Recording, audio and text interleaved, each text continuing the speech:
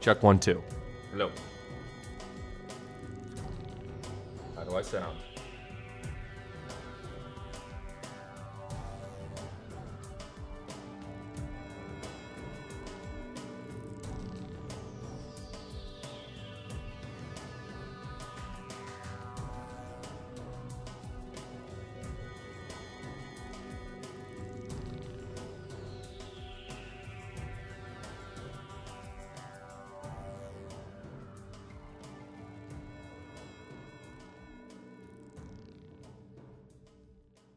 Testing. Hello.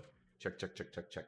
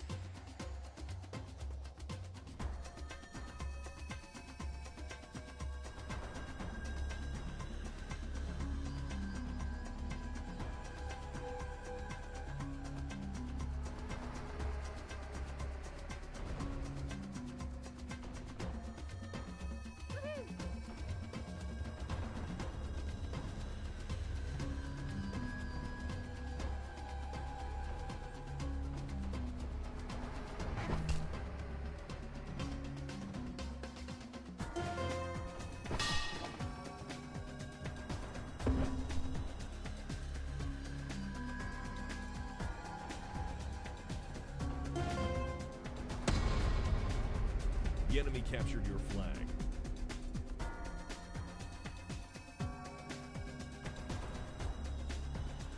Hello. What's up, chat?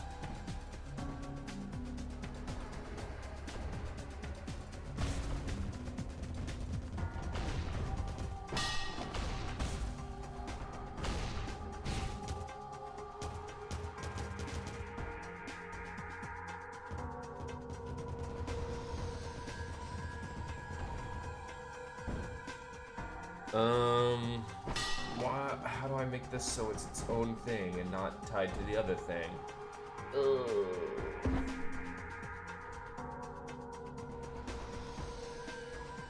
All right, I guess I'll just make a whole new text thing.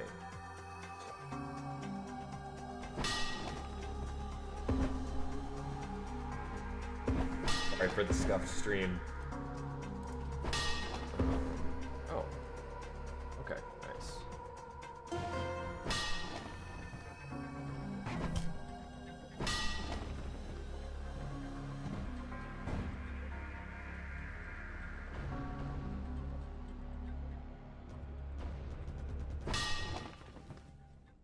New source. Okay. Text. Add source. Add a new source instead. Okay. There we go. Now I gotta choose the font. Oh my god.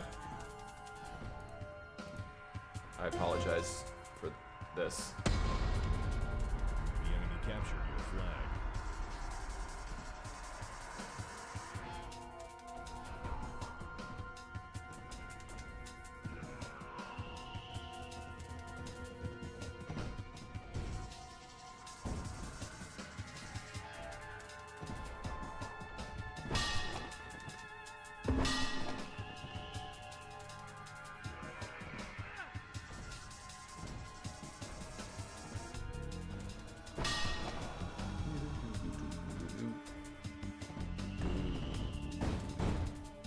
Oh wait, what? They can put their own team names up there?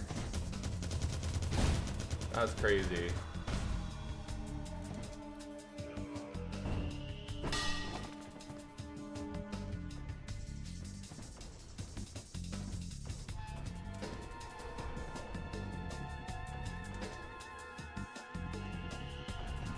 Okay. This should be...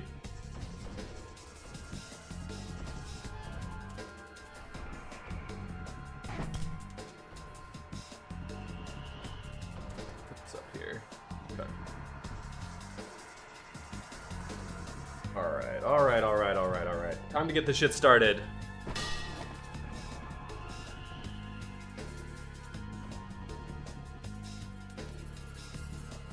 What is up, Mr. Sin? My goodness. Woo! It is the start of a tribe-style The tournament. enemy captured Yes. I mean, I can't talk because I'm still getting my overlays set up, and I'm awful at this, but, hello. Hello. We're gaming. Well, we're not gaming. They're gaming. They're gaming. If you're just tuning in, welcome, everybody. My name's Fishstix. I got Sin with me. Today we're going to be casting the Midair 2 draft tournament. I love a good draft tournament, Sin. Don't you? They're so much fun every time. They're great. There's never any subs. There's never any drama. It's always just a smooth ship all the way through. I can't Oh wait. yeah, no question.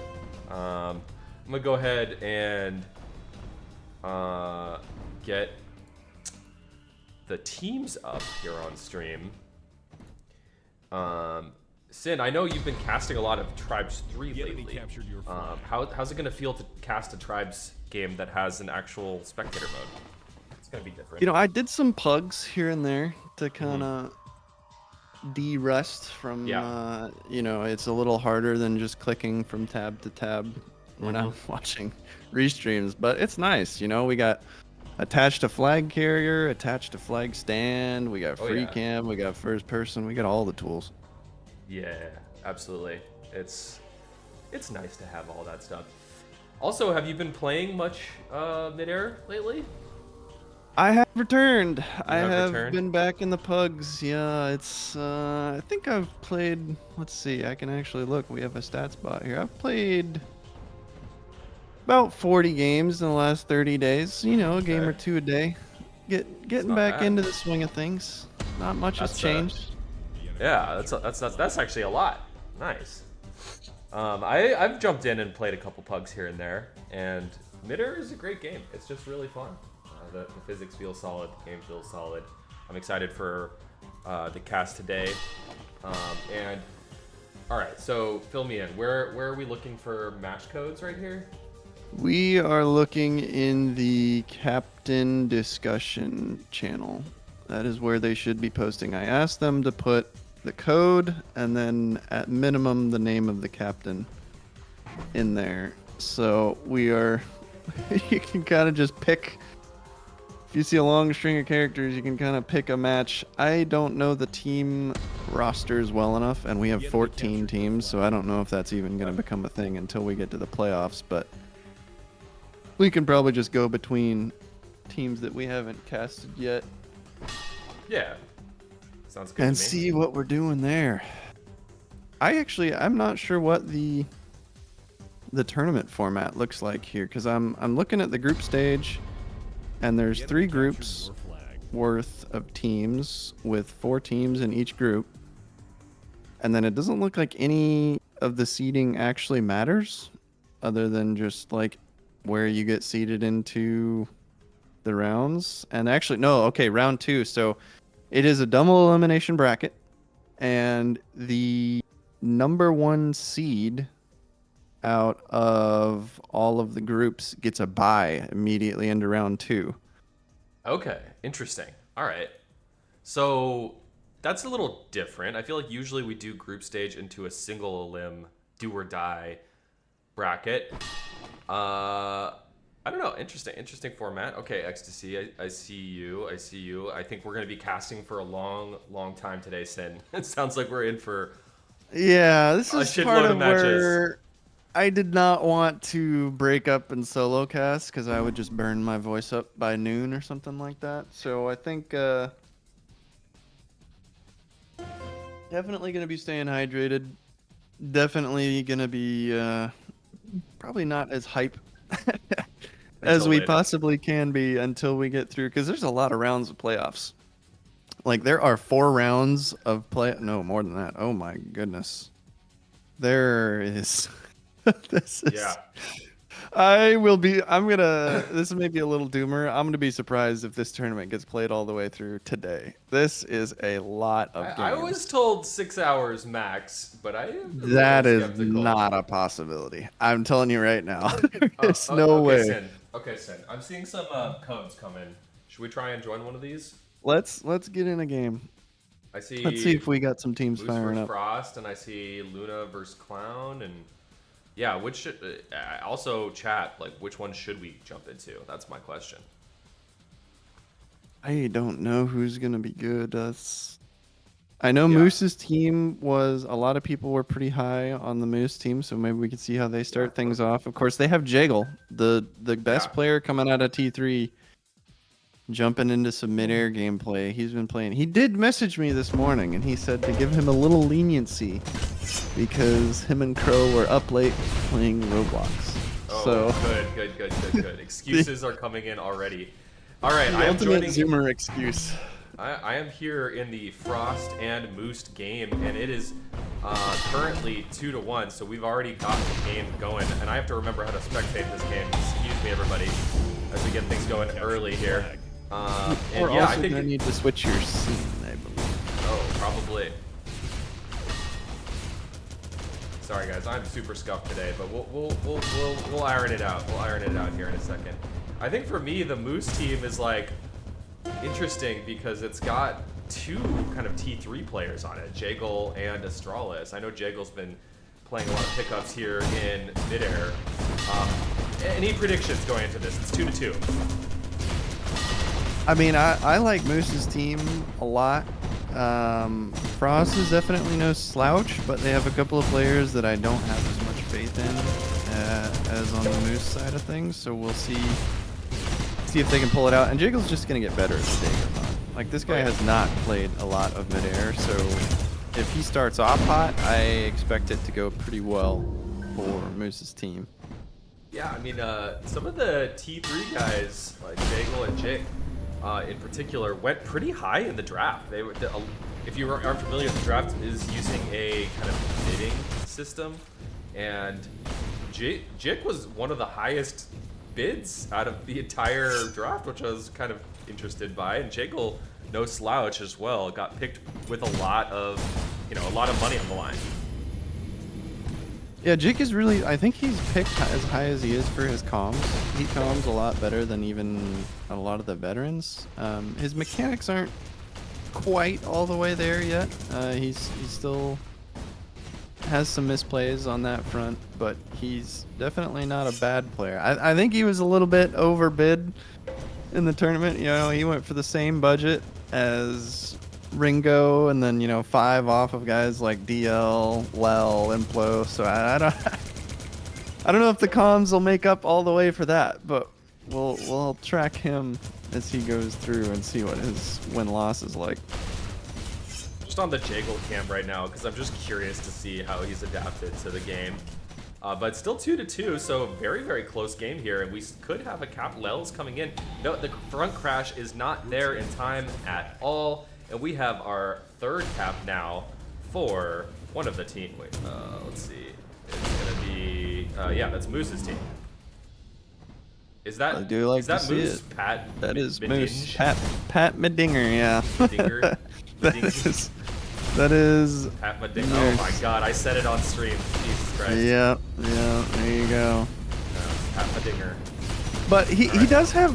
I wanted to. We're talking about Jaggle a lot, but on Moose's team, you also have Astralis, another Yeah. T3 for the most part of the game. Astralis has been a T3 player. Obviously, he started in T2, so Yep. he's not like a fresh T3 guy. And neither is Jaggle. He came out of TA. But two guys that really have not played much Midair at all, but were both, very active in the competitive scene in T3, and definitely no slouch on either player. So Moose kind of just going with the get good players from other games and hope that they can get into shape. And with the amount of games that we have today, I mean, we could definitely see them get pretty solid. Yeah, I mean, even if you're not experienced with Midair, you're about to be by the end of this marathon. It's going to be a marathon today. A couple quick caps there for Moose's team. Now putting them up in a 4-2 lead. And, we got 12 minutes left, so plenty of time here, but almost a cap on the board. But Lon, nice timing with the front crash. Lon is out, but Jaggle's on his tail. Lon taking a whole lot of chain gun. He's going to have to pass this thing off. His teammates are kind of there. Frost is there, but he's going to take a direct disc from Jaggle. Frost now moving through the backside of the map, but he's super slow. He's going to look for some sort of pass off here, I believe, Sin, because he's super slow. He's super low. He's got to be calling for that pass ASAP. Where is it? Nobody's come to him. I don't think this is going anywhere. Jaggle's on this. On the other side of the map. Oh, we got, okay, returns on both sides.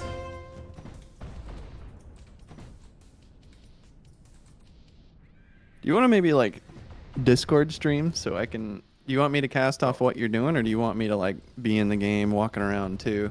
Because I can also just get in and spectate, or we can do the Discord. Right now I'm watching your stream. Okay.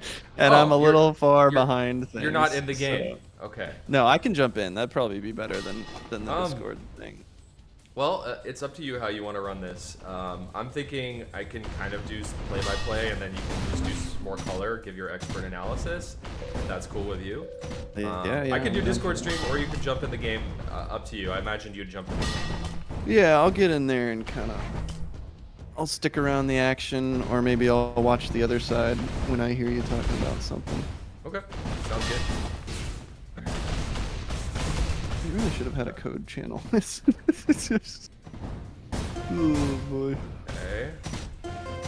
Both flags return. So after a couple of quick caps, it's really slowed down here. Lon's gonna be moving down the middle. He's one chain. He actually does get the flag toss off in the very last possible second. But Astralis there. There's a lot of crash. Jaggle's there. Malice does pick up the flag, so Malice gonna be moving this on in. And there's a lot of red here, not that much blue. Although here comes all the crash. Of course, this is how this map tends to go. Elite is very front crash heavy, because you can kind of scoop that flag and move it to the back pole.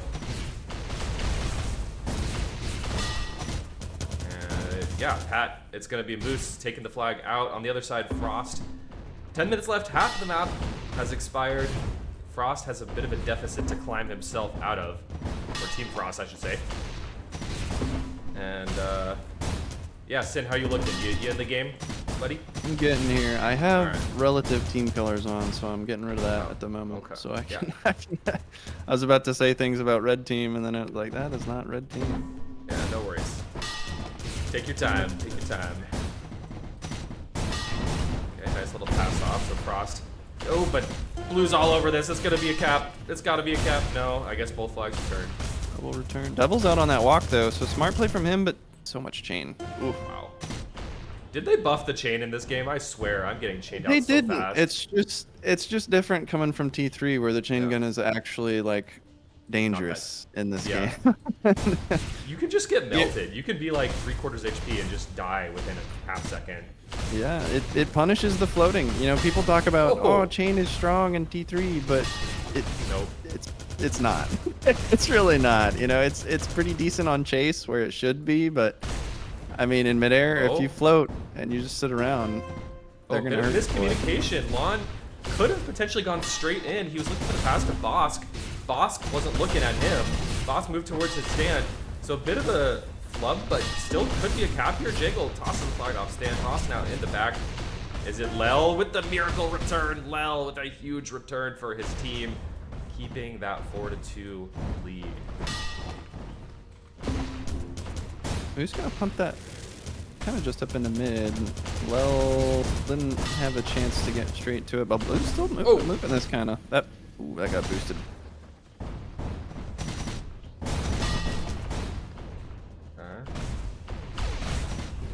Bosk's trying to play hero here, survive as long as he can, and I don't even know how he's still alive, but Jaggle's coming in. Is there a return? No, the return is not good. The flag was in the back bowl, but not returned by Frost's team, or sorry, Moose's team, so Frost's team is out. Malice is moving this thing home. Let's switch over to Malice's POV, watch where he's going. Getting chained. Oh, misses the flag toss, another bit of miscommunication there. Jaggle gets the return. Oh, Lon!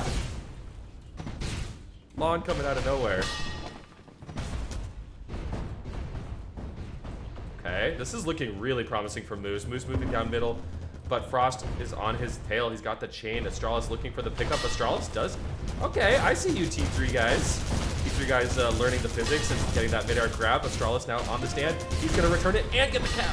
One after another. Flag.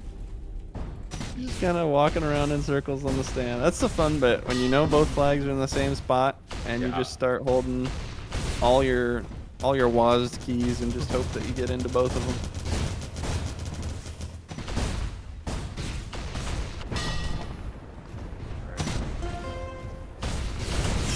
Okay, watching Moose's POV now. Nice little route. He's out 100% clean. He disc jumps, but I don't know if that's the right play. Didn't give him that much speed. Nonetheless, he gets the flag off to Astralis. Astralis now has it. Astralis getting bullied though. Bunch of front crashes here. Bosk is going to move that flag off the stand and off in the back goal, looking for a pass here. Needs a pass. Frost is gonna maybe. Nope. That would have been unfortunate if Frost was able to sneak that away. Lel feeling the heat. It looks like they have Noff playing home D. Noff has traditionally been a chase gamer throughout tournaments, throughout pugs, so curious strategy from Moose's team. I wonder if they're just trying to stack offense and make sure they get the flag home, because I think they're having Moose, Lel, and I would assume Astralis on offense. I haven't really taken a full look at their defense here, but I would expect they have Jiggle on chase. And their passing is really good with Noff. They are just back and forth. Lel, former home D player, I guess a couple of years ago at this point, but he used to be a home D player for the most part. So yeah, great synergy between them. Nonetheless, it's gonna end up getting returned. Curse. Yeah, of course. 5 minutes left, and Moose's team's looking like pretty good. Astralis is gonna disc jump this down mid, get the pass off. Jaggle's there. Oh, Devil with the clutch return. But what do you think needs to change on the Frost side? Like, what do they need to do to get out of this funk? Because it was 2-2 not too long ago. I think just the time for Jaggle and Astralis to warm up probably was it. I don't think it was much of anything that changed on the Frost side of the flag. I think it's mostly been Moose's team that's kind of just waking up. I would expect, this kind of to be the outcome. Maybe even a little more lopsided. Moose's team is going to just get better as things goes on. Okay. And I don't like a couple of the picks on Frost's team for what he picked early, and then some of the decisions he made later on in the picks. I just didn't agree with it. But I don't want to flame everybody, starting off the first game of the tournament. But I do think just out of rosters, innately, this is going to lean towards me. All right. Fair enough. When I look at Frost's roster, I see fairly well-rounded team, right? Like a bunch of like solid players, but you go over to Moose's side, and it's a bit of a more wild card team, I guess. A lot of wild cards. If you consider Jaggle and Astralis to be, I think any of the T3 guys aside from like Jick, who has just been exclusively playing Midair now after T3 has ended, you can be a gamble. They can be inconsistent. They can be great at some maps, terrible on other maps. So it's a risk to pick one, but two is pretty brave. With Jaggle, obviously it's less of a concern because he's just a god at pretty much every game that he picks up, Including Roblox, apparently. Yeah. I don't know if they're playing that fashion thing that's become popular, but you see him picking up a return there. Good camp, and I think you see Devil walking away with it right there. I think that's what they're going to be missing on from Jaggle and Astralis is in T3 camp is really not a heavy strat at all. So if they haven't played a lot of LT, oh no, Frost! Oh, He just went for it. a little too eager there. That was a really important cap. That was a really, like, if that cap happened, then Frost has a chance. Now it doesn't really feel like they're having much of a chance. But anyway, Sin, I cut you off. Yeah, I mean, I think that's a really valid point to make. Like, it's a huge difference between these two games. Camping in this game is super, super strong because of how strong the disc jump is. Yeah, and there's just less players to make things happen, right? When you get people respawning, you got 7 on defense. It's a little harder in T3. You got, Snipe can knock people off pretty quickly if they jump out, but in Midair, it's everybody has the same loadout. Everybody's doing the same thing, and the flag gets really, really chaotic. It's not as easy to, there's no reach in Midair, so you have to actually walk into the flag to make things happen. And if you're not used to playing LT and the comms that come off of like an instant, okay, we're losing it, need a walk. If you're not used to that and you're not used to positioning on offense to be ready for that, I could see that hurting Moose later in the tournament. But for right now, I think they're just going to outgun these guys. There's just more fragging power on the Moose side of things, especially with a couple of players that I really haven't even seen play Midair in the past, at least during my time back.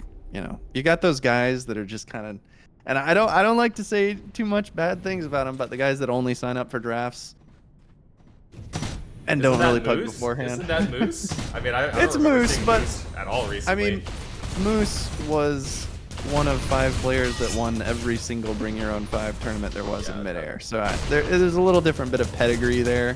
Moose can kind of do that. He is not the Moose of old. I will say that. He is definitely long past his prime, but he's still definitely a serviceable player, and you can see they're just kind of laying it on at this point. Yeah, and if you are tuning in, maybe you're a T3 viewer or not as familiar with the Midair scene, Moose basically the equivalent of T+ in T3. Oh, it was T+. It was T. It was literally T+. It was literally T+. Stork, Moose. I think Stork is the one player that's like the connection between the two, right? Yeah. So Stork brought his dominance. T+ has been the #1 team in Midair in multiple tournaments. Probably the best team in Midair history, if you want to go that far. And then, of course, he brought it to T3 and created the best team in T3 as well, rocking that T+ name. Yeah, I mean, they were dominant forever, and I don't think. I think Moose might be the only player from that crew that's still playing in this tournament, at least from the original Midair T Plus crew. Frost maybe with a chance to just kind of get a, a little bit of a feel good here, and he's gonna beat Astralis for the stand. So it makes it a little more respectable. But if you pull the scoreboard up right now at the end of this, Fish, you see. Good game. I mean, Knopf with 35, I Your wouldn't team won the match. normally pin Knopf as a guy that's going to drop 35 in a game, but he's up there, Jagel with 32, so he's already slotting into things. I mean, I think Moose is my personal team to watch for this tournament. There's a lot of teams that just have like a boat anchor player that I won't specifically call them out until we get to the, playoffs or something like that, just to be nice for the time being. But there's a few teams that have a player that is just going to eat their chance at winning something. And I don't see Moose having one of those players. They're all pretty good. There could be there's a chance for some tilt there, but I don't think as much as some other teams. You have some teams with the mental strength of a toddler at some point, so we might see some rage outs. But a decent first game. It wasn't like an 8-0 in 10 minutes or anything like that. That's another thing that we can talk about. 8 caps to win in Midair. Right. It is a lot. It is a slog to cap this game out. It is way different in T3. You get 5. You can turn around, 2 caps off of a regrab or something like that, and the game's half over. In Midair, it is a long game. It's 20 minutes. You got to put 8 up on the board. So you have a lot of time to make adjustments, mid-game, make changes. A lot you can do there. At the same time, even though it's a longer game with more caps and longer time on the scoreboard as well, you've also got 20 minutes to do it. I feel like it's more swingy as well, and I think it's because of like the camping meta, right? Like in T3, you can't really camp the flag as much and get it home successfully. It doesn't really work that often. But in Midair, if you get a cap and there's someone waiting on their stand, you can just get another cap within, a good 15, 20 seconds, depending on the map. And things can swing really, really, really fast. You can definitely turn it around. It's the projectile speed. I know we rag on that a lot in T3 on how fast everything is, but if you're spawning in T3 and you're not spawning on like dry dock or something, and you get your free disc jump towards the flag, like that is huge. You already have impulse. You haven't lost any health as a chaser. You pretty much just get a free silly putty glue to the capper. But in Midair, you don't have any free damage. If you're taking a DJ, especially off spawn, with no momentum, it is tough. So if somebody's on the stand, you don't have the projectile speed, you don't have that like free rage perk or anything like that. It really punishes positioning. Midair is a lot more. Some people are like, oh, it's just LT, but there's a lot more mind game to it than people think.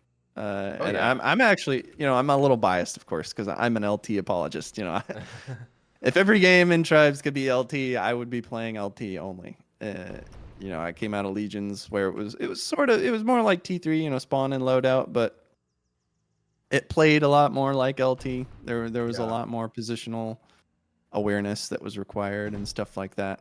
But yeah, I guess you're listening to 2 LT apologists here. I mean, I don't get me wrong, I love base. I love the concept of base. I have so many fond memories playing, Tribes 1 base.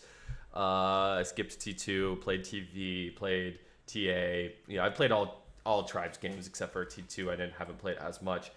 And I played pretty much all the main game modes, but LT, I think there's an infinite depth, really. I mean, the level of coordination and skill that has to happen for teams to be successful. Anyway, sorry, I should have mentioned that I did see the first lobby code. The first lobby code I saw was Rex's team, so I have joined that match. So I'm in the lobby with Rex versus all right. Who is the other side versus Team Team Swappers. I don't know the names, guys. Team Swappers is, yeah.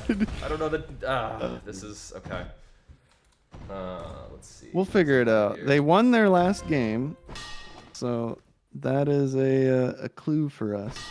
Oh, actually, we can scroll down in Discord. I think maybe. Mm, Did we? I don't. I wonder if there's a title of a team somewhere. I think. Can they set the team names in the server? Because that would be very nice. I don't think they can do. Oh, you mean in Discord or in No, I mean in game.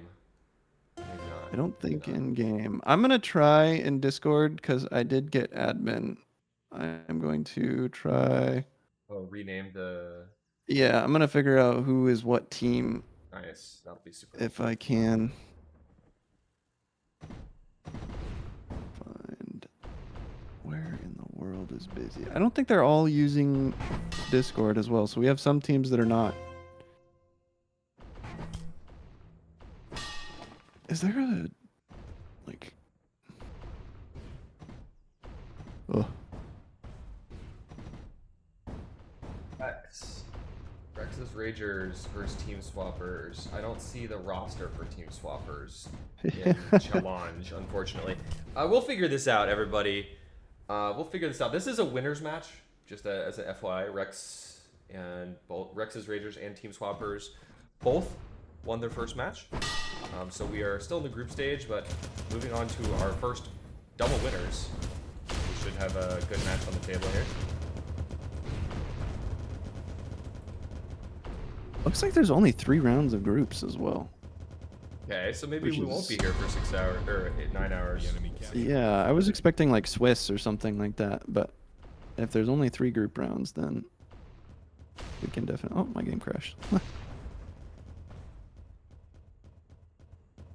Thought that just happened in T3.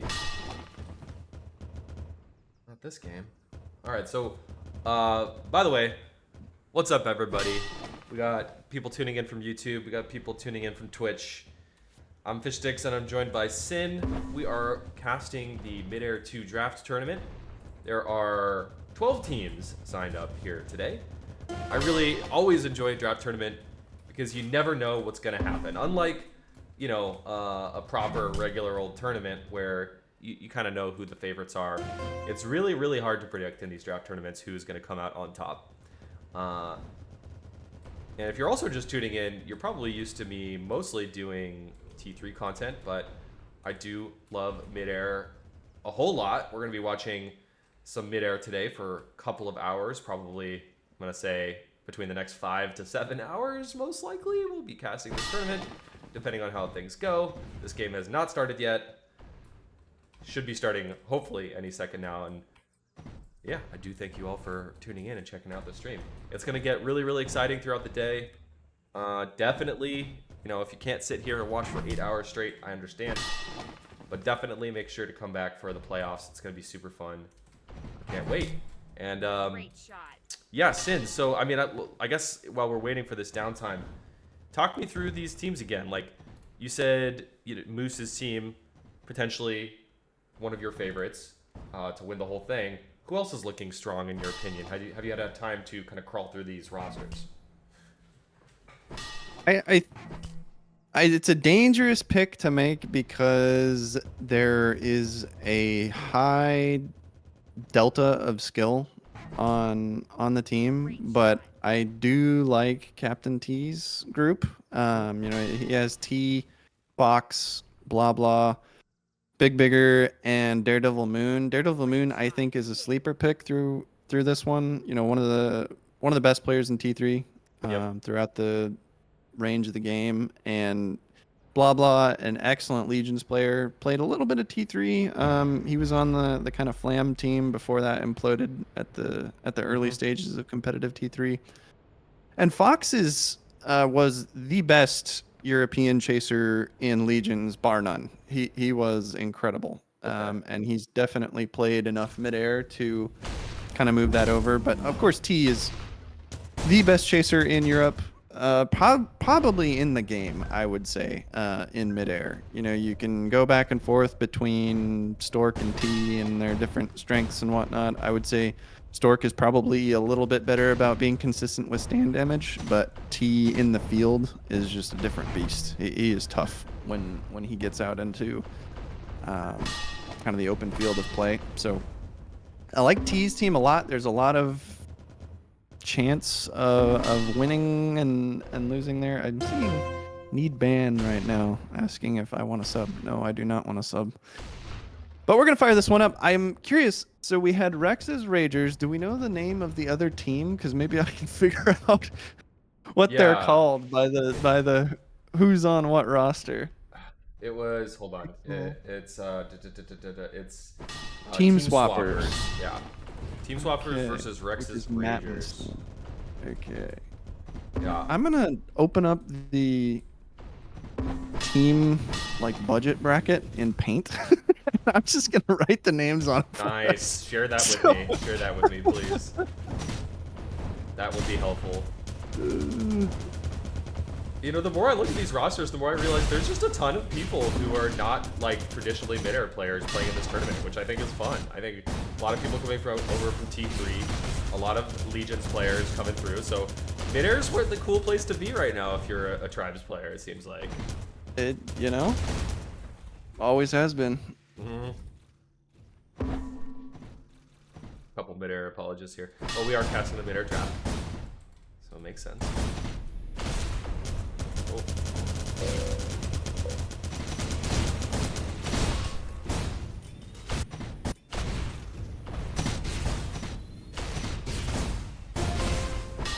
Wow, huge return there. But someone was camping the stand. Of course, we have lots of people using not their real names in the game, so I have no idea who Pigeon Master is. Maybe you have an idea. Pigeon Master. Oh, that's just Ace. Yeah, AES. That is his name. One of the newer players to Midair. Oh, I see. Definitely still new. That's how I'll put that. Okay. Rex, absolute beast of a captain as well. Matten, one of the best cappers in the game. So lots of talent here in the server. Let me go ahead and watch Sunwind's POV here, holding on the back hill. I might be mistaken, but I think Sunwind is also a sub for Matten's team. I think they had Silver Eagle with some internet trouble this morning and not able to get him in just yet. So Sunwind is playing as a substitute. Okay, interesting. All right, I'm sure that won't cause any drama at all. Well, with there not being any eliminations, and I say just a bye round. Yeah. You know, it's not as big of a deal, I don't think, but you can definitely have some people complain. I wouldn't be surprised to see it if we do have it happen. All right, scramble here on the flag, still 0-0 with 3 minutes left. There's a ton of blue here. This is another map where the front crash can be incredibly strong, but nobody's here at all. It's going to be our first cap on the board here for the Team Swappers, Matten's team, taking the lead 1-0. I'm still trying to figure teams out, so if I sound a little quiet, I am trying to get there. Yeah, no worries. Okay, it's going to be Pixel out pretty good, and Inzi with a nice little grab here, but Matten gets the direct disc.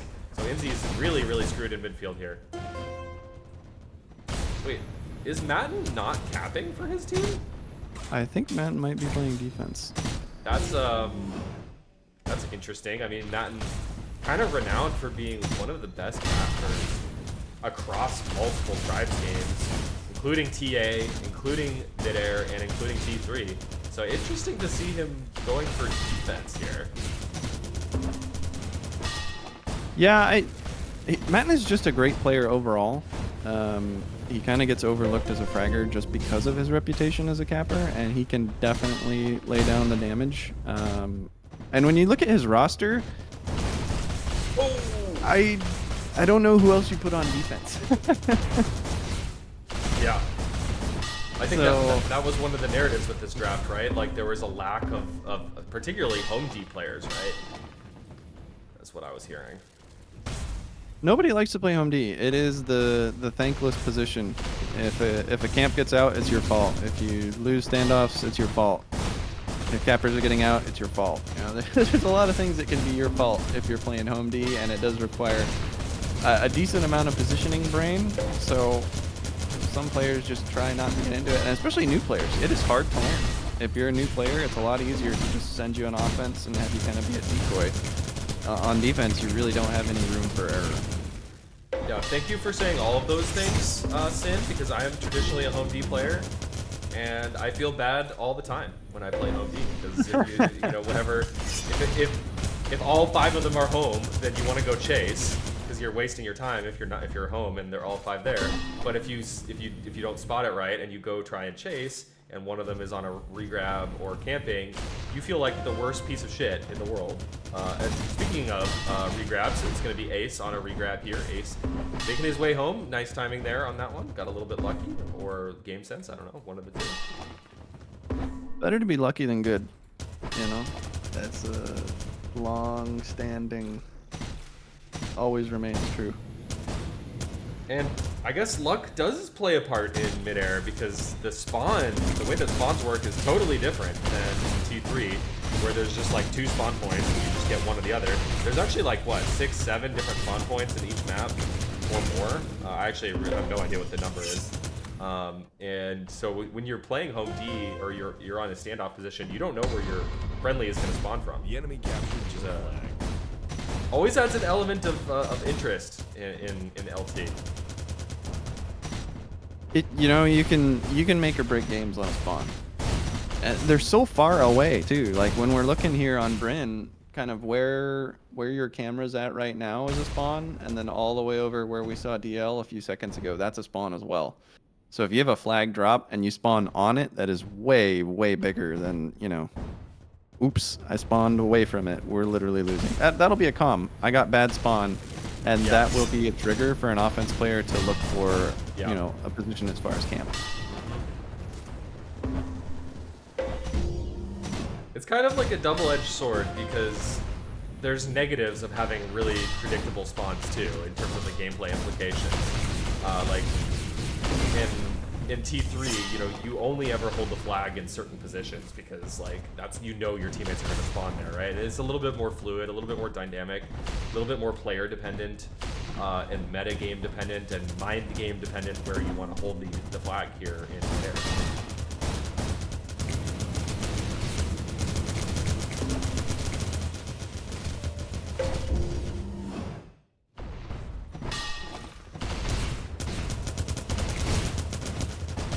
Pretty slow game here so far on Brynhilder, whatever they end up naming this map.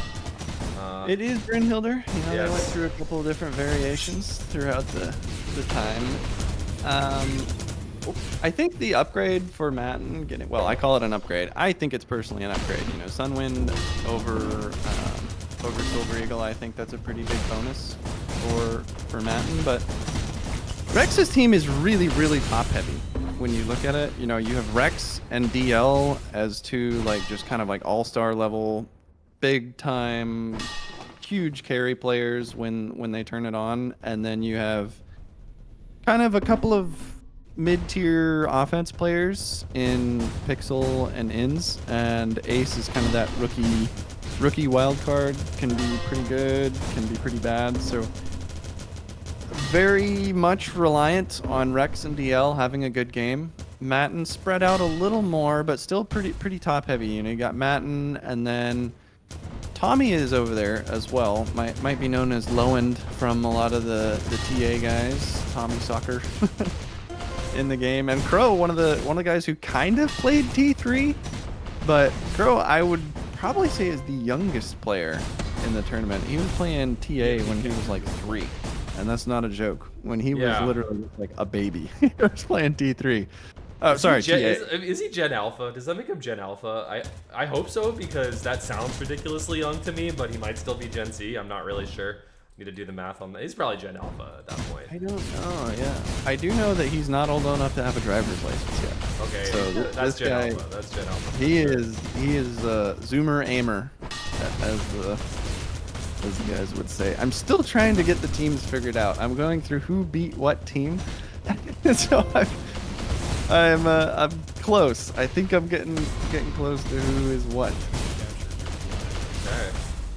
So as you were saying, Sin, the very top-heavy team of Rex's Ragers, Rex and DL, is now 3-1, and it is an interesting team because, you know, well, I guess DL is playing offense. I guess DL has been playing offense a bit more lately.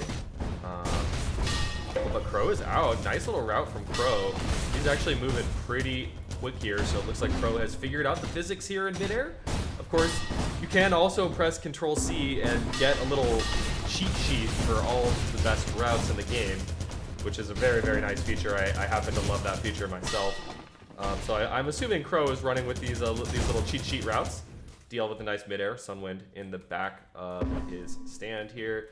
We'll be passing it off. Plenty of time to get comfy and settle in here. And Ace is coming. Actually nicely timed offense here by Pixel and Ace. Where's their third? DL is on the way, and this should be a return. This is an easy return. And Rex is not anywhere near the flag stand though, so in comes Rex, but there's blue all over this. Rex is gonna be patient, not gonna try and force it, passing it off to Inzi. They're getting all the kills. They've cleaned up very, very nicely. Just 2 more here, but Inzi tries to pass it in, DL going in, and the nades are not good. DL gets the cap. The Rex's Ragers now 4-1, 3 cap lead here. So it started as a pretty slow map here on Bryn Hilder. It's really picked up at the pace here in the last couple of minutes.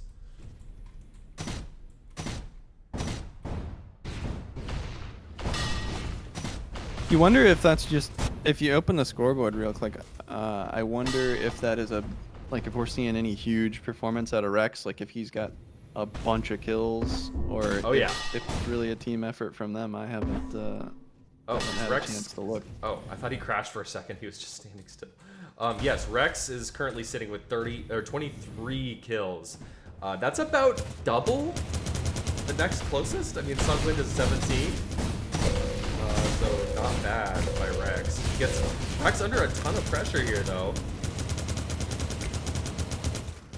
His friendly spawner, nice, good spawn for his team. They're gonna tee up here, pretty strong. Couple DL taking some pot shots, but Rex needs to pass this thing off.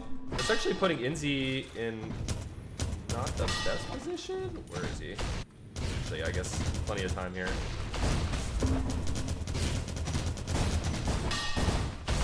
Inzi now under pressure. Rex doing his best to frag, but Inzi's down, and this is going to be a return, barring some sort of miracle. There is the return, but Ace is out. I mean, this is just kind of the way that midair can go sometimes. If you're running a crash route, you know, those can be converted into into routes depending on the map. And that flag is home, so it's looking really good, and nothing converted.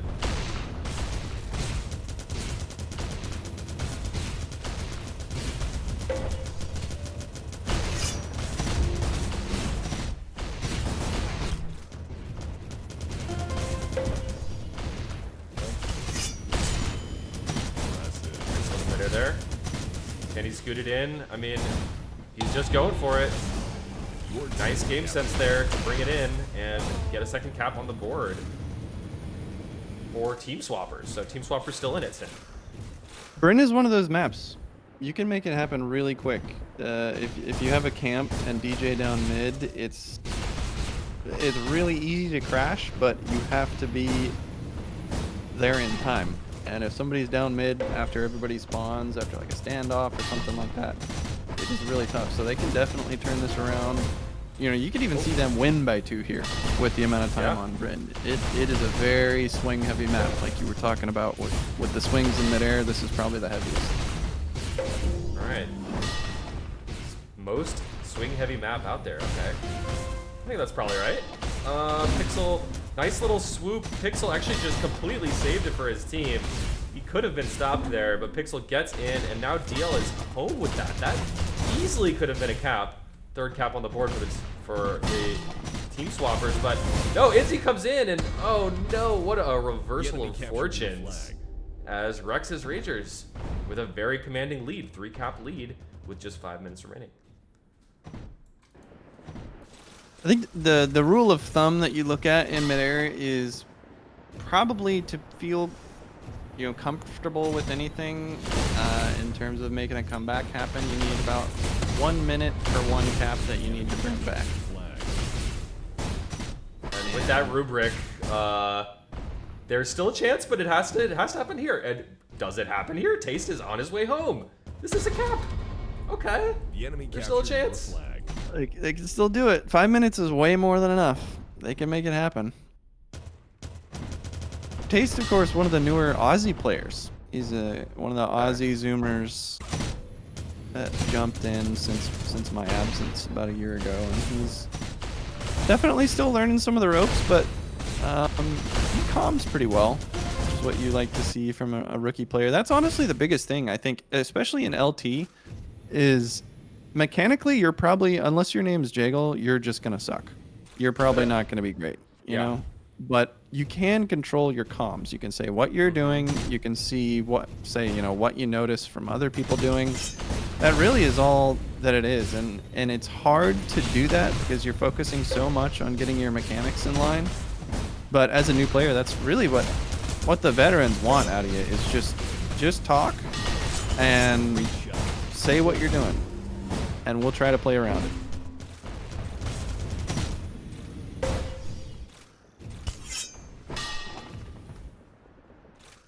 I do love to see new blood coming in. Midair, whether it be Midair, Tribes 3, whatever. New blood playing Tribes makes me pleased. So it's good to see, and I'm really glad to see so many new folks playing in this tournament. It's going to be fun and exciting to watch them evolve as players. But Inzi coming in. Oh, let's get over to the flag stand as quick as we can. This could be a nail in the coffin potentially if this flag cap converts. Ace is taking his time, but maybe too much time. And the flag is right there on the stand. Inzi trying to bring it in, but he's now behind the stand.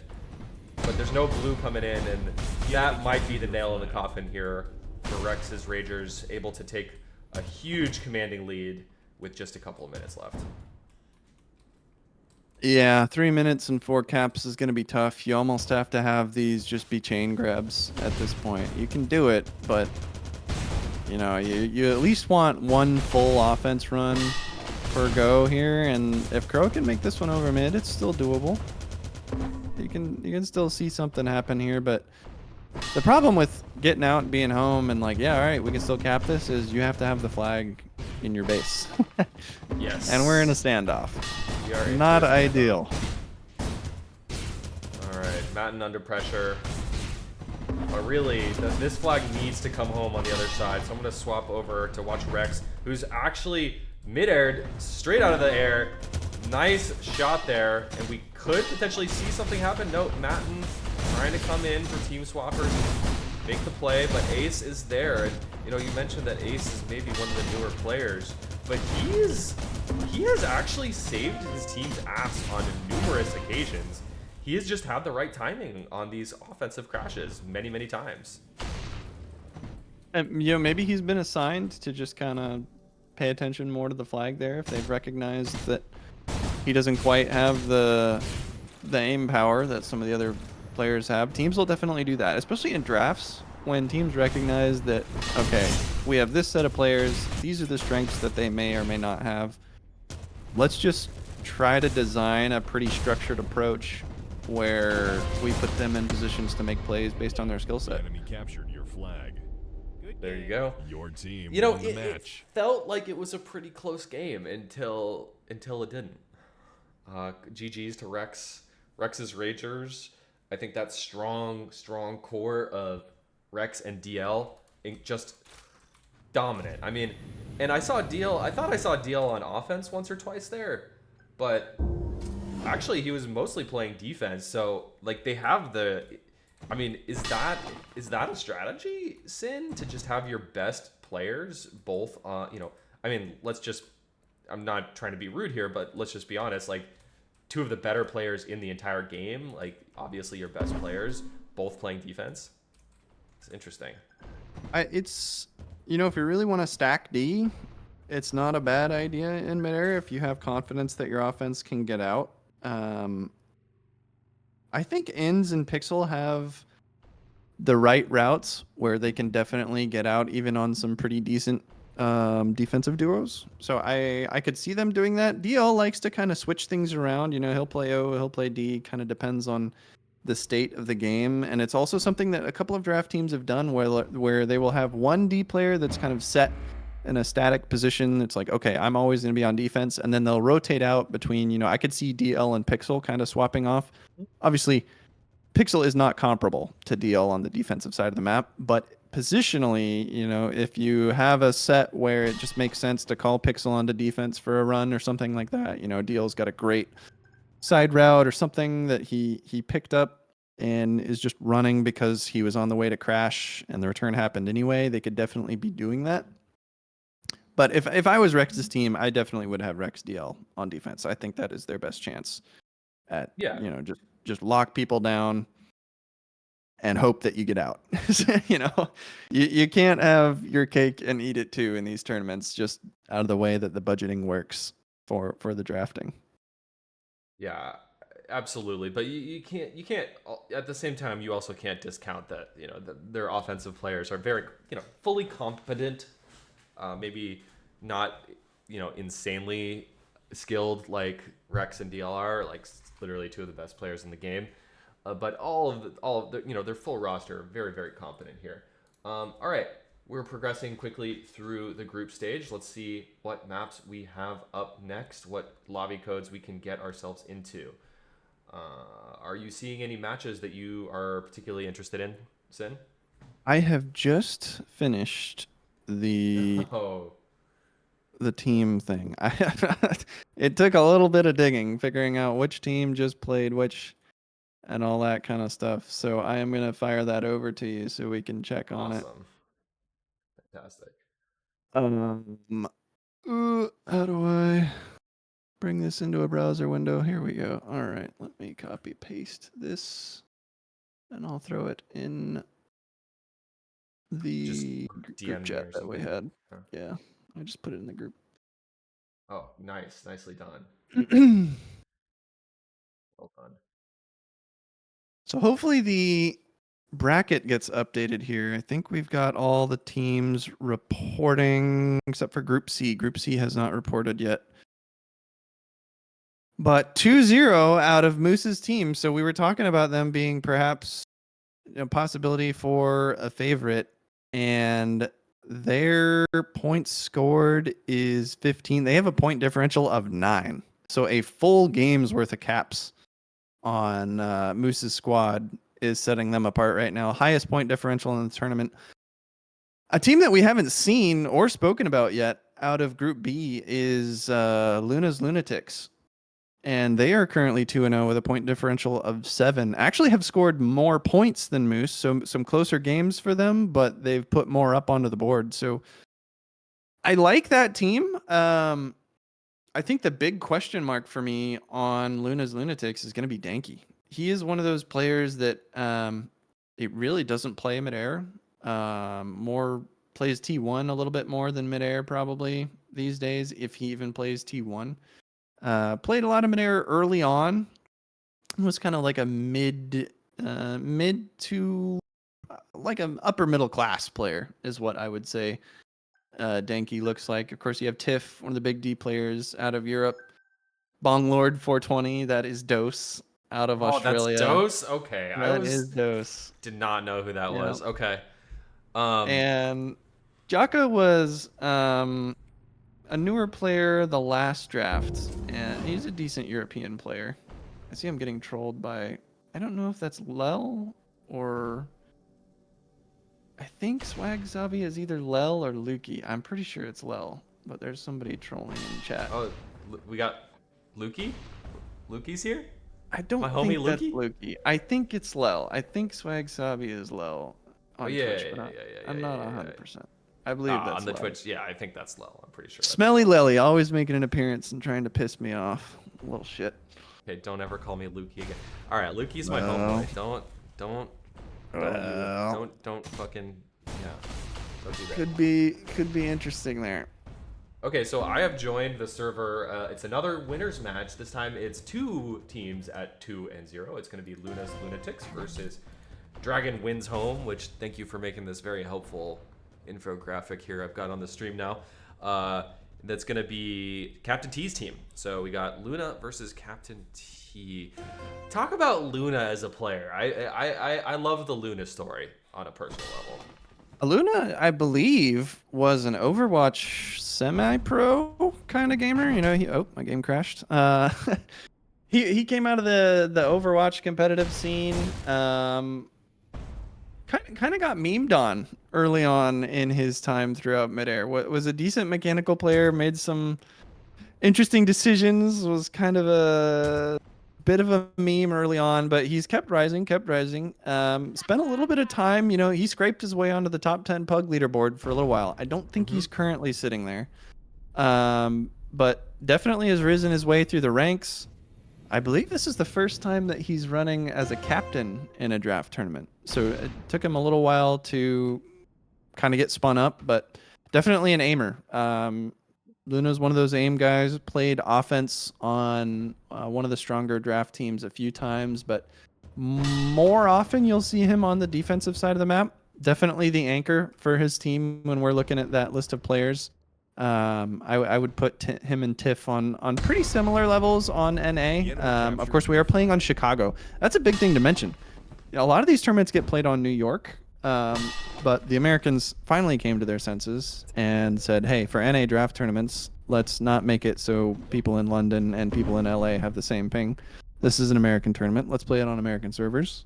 I definitely don't have any strong feelings towards that, as you can tell. But Chicago instead of New York.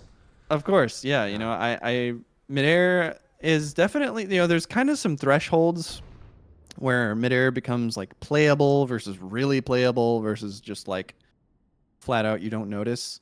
I would say like 36 to 40 is the point where you don't notice things as much. And then there's kind of a break up to around 70, 72, and then you notice it a little bit. Once you get over 90 to 92, chain gun gets a little funky, and you have to lead a little bit more on that. 100 to about 120, 130 is pretty similar, and then after that, you can definitely see your projectiles hitch a little bit. So obviously the Australians have a little bit of a tough time here, but you're seeing some of the Australians... the Europeans, like Tiff and Jaka, they're sitting on that like 120, 124, kind of around that ping threshold where it can be a little awkward for them. So definitely not playing at capacity. But, they're still going to be able to do things. I want to see Captain T's team here. I want to see what they can pull out. Yeah. My player to watch in this one is going to be Blah Blah. I think he is kind of the linchpin for this team. You can expect Fox to get out on offense. You can expect T to be a really solid defender. I don't think we're going to see much variation in that. But Blah Blah looks like at the moment is out hunting. So I don't know if he's playing home D or chase. I would really expect Blah Blah to be playing home here. I don't think they put T onto home D duty. I just don't think you do that. First run here, they're going to let Dose out full, though. So. Ooh, Dose is cruising. Oh, this is not looking good. Dose is practically home here. Here he comes. First cap on the board in 32 seconds for Dose. And that's a nice little statement here. A little bit of confidence, a little bit of swagger. But I'm expecting this defense. Blah Blah is again trying to hunt, but he actually has not hit too many of those chain bullets. And will he even respawn to be in a good position? It depends on which spawn he actually gets. Danky is out but slow. Danky does take a diss from Captain T. So this defense does get a full stop here for the second run. They let them out. They let a cap happen. Second run, they're getting a full stop. I wonder if this is... You see Blah Blah on the hunt again. This has to be a strategy decision from T. One of his things in these draft tournaments is he really likes to talk about what his team wants to do. He's been a big fan of these like kind of bring your own two style tournaments. This is of course just a normal draft where there's a captain, but T is huge on coaching players and kind of determining what works for their team. And with Blah Blah on hunt a lot of the time, I bet you they have Blah Blah playing home D But T is probably just releasing blah blah to play a little bit more where he feels comfortable, where it can be really scary. You know, if the hunt doesn't go well and you're staring down the barrel of a capper coming in over 200 as a new D player, that can be pretty rough. So maybe they're just saying, you know, T's the experienced one, even though he's on chase, let's have him play closer to the stand for the start of the defense run and release blah blah onto that kind of pre-stand chasing role, and then we'll swap back. And you do see T is over here, blah blah's over here as well, actually. So the whole team is crashing right now onto the blue side of the map, and they'll get the return there. But that's really interesting. I haven't seen a team try this, and you see there that this is what they're doing. Blah blah is always out early on the hunt. You see he gets called back there from T. I think they recognized he was spending a little too much time off the base, so T calling him back for this one. But so far, after that first one, they've been fairly solid. Nice route from Jaka. Jaka's out. It's kind of a back left route. Gets you home very, very quickly here. Jaka passing off to Denki. Denki now holding the flag for his team. Denki is getting pushed off the flag stand. Can he get up here before the front crash? It looks like he can. Tossing it in for the alley-oop. You always like to see that. Give me all the alley-oops. And that's going to be the second cap on the board now for Lucy, for the, what do we call the Lunatics. There you go. I like the little play on words there. What I don't like is the routes that I'm seeing from the offense on Dragon Wind's home. These are, it almost looks like they were crash routes. And you see Fox now, he's going to be coming in kind of off-timed with the rest of the group. Bigger and Daredevil running shorts to kind of pick up, but we haven't really seen them get out clean. Fox is just trying to do some clear. He's coming into the sand. Bigger, very slow. These routes are just terrible. I mean, I'll be straight up with the cast. Like, it's just bad. They're so slow. You're not going to move the flag against Tiff and Lunacy with routes like that. You're, you know, super slow to the stand. You're not even hidden. You're not going to move the flag like this. And you see, again, Bigger, he's just kind of... Yeah, he's in no man's land. He's doing nothing. There is nothing going here. They need to... Uh-oh. Guys.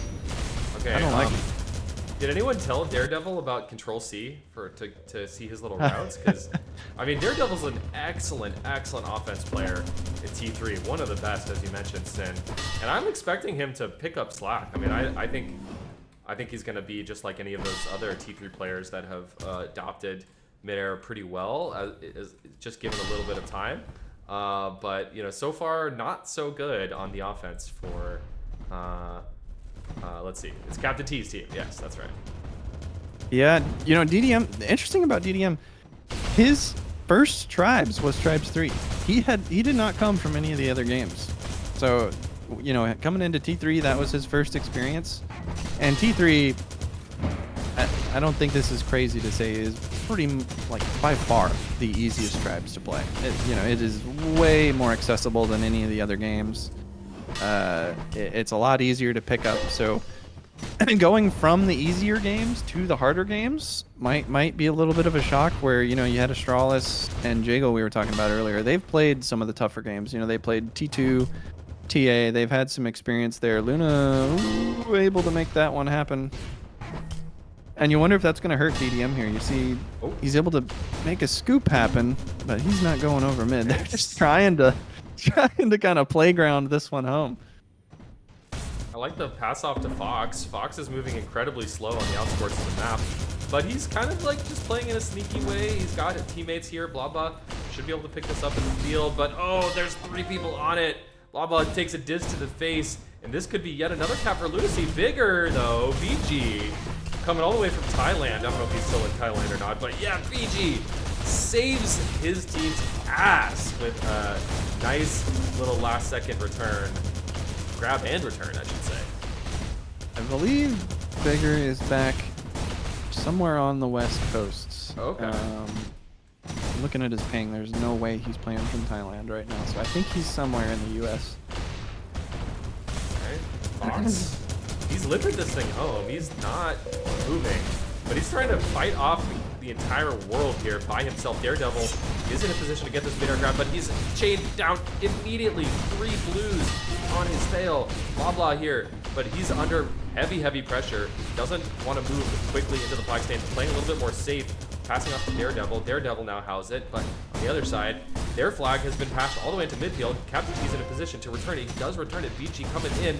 BG looking for the cap. BG gets the cap, and it's 1-2 here on Brynhilder. That's a good sign for T. I mean, if well, I may have spoken too soon. Danky with a DJ route. He's a, Weird pass. A little bit of rust coming out of Danky there, so not gonna get that one back to his base. T's gonna put this one back to the stand. But we were talking about the routing earlier from T, and maybe they just have to try the playground style on Bryn. Bryn is not a hard map to figure out some fast routes on. And I know you mentioned practice mode earlier. It's not available while you're in tournament mode. So Okay. if they've been practicing, it might be pretty solid, but they're not going to be able to pull them up here. So if they've been crutching too hard on that, and suddenly they get into this and they weren't ready to do the routes without the little dots in front of them, it could be tough. And even Fox though. I'm watching Fox's POV. Nobody on this team is running big routes. They're all kind of running these crash routes. Yeah, and I don't like it. Bigger has never been one of those kind of big fragger players, regardless of the ping that he's on. So, I would really like to see some longer, just like actual routes from him. Nobody there to meet Fox. And they're all just kind of doing these crossing short routes. And I really hope this isn't what they had decided to do as a team. All you got to do is find kind of one big route on Bryn, and as long as you have a player running it, you can make something happen. But they're just not moving the flag. They're just getting absolutely crushed on stand. They just don't have the speed to get past these guys. I don't know if they're underestimating Tiff and Luna or what's really going on, but you're just not going to move it like that. That said, they are still up 1 cap, so neither team is able to get out easily here. That's for sure. It's a really low scoring game at all. And another flag return. So let's see. Can Dose make something happen? See, these are the kind of routes that are common, right? Dose is running a normal kind of Brynhilder route. It takes a couple more seconds to set up, but not that much, and he's able to go quite a bit faster. All right, let's see if Fox pulls out something new. No, it's another really just kind of mid-tier route. Fox is going to be clearing here. Let's see if he can effectively clear Luna off the stand. No, Luna is there. Everybody misses. So another failed offense for the team. It's tough to watch at this point. I think the problem there also is... boy. Goes into the back, but crash is already low. There's just not going to be enough there. They're going to cap us. The enemy captured your flag. I don't think Fox is he's not really like that floor general kind of player as well. He'll be vocal enough, but I don't think he's really going to take control of Bigger and Daredevil and tell them what they need to be doing. And I think that's what they need right now. Wow, my goodness. DDM just got airstriked. He got mid-aired and hand grenaded within 1/10 of a second and just went 100 to 0. He just absolutely deleted by Lunacy on the way in there. And that's just been the story for T's team. It is just really hard. Okay, here's a route from Daredevil. Can he pull this off? Okay, this is the kind of routing that I want to see. But he was the first one in. Fox is a bit slower. He's going to make this past mid. Question is anyone here to pick up the blue flag across mid? Nobody's coming out to look. Here comes T. Nope. Dose gets the return. And here comes Jaka, and it's another cap. Wow. The enemy captured your flag.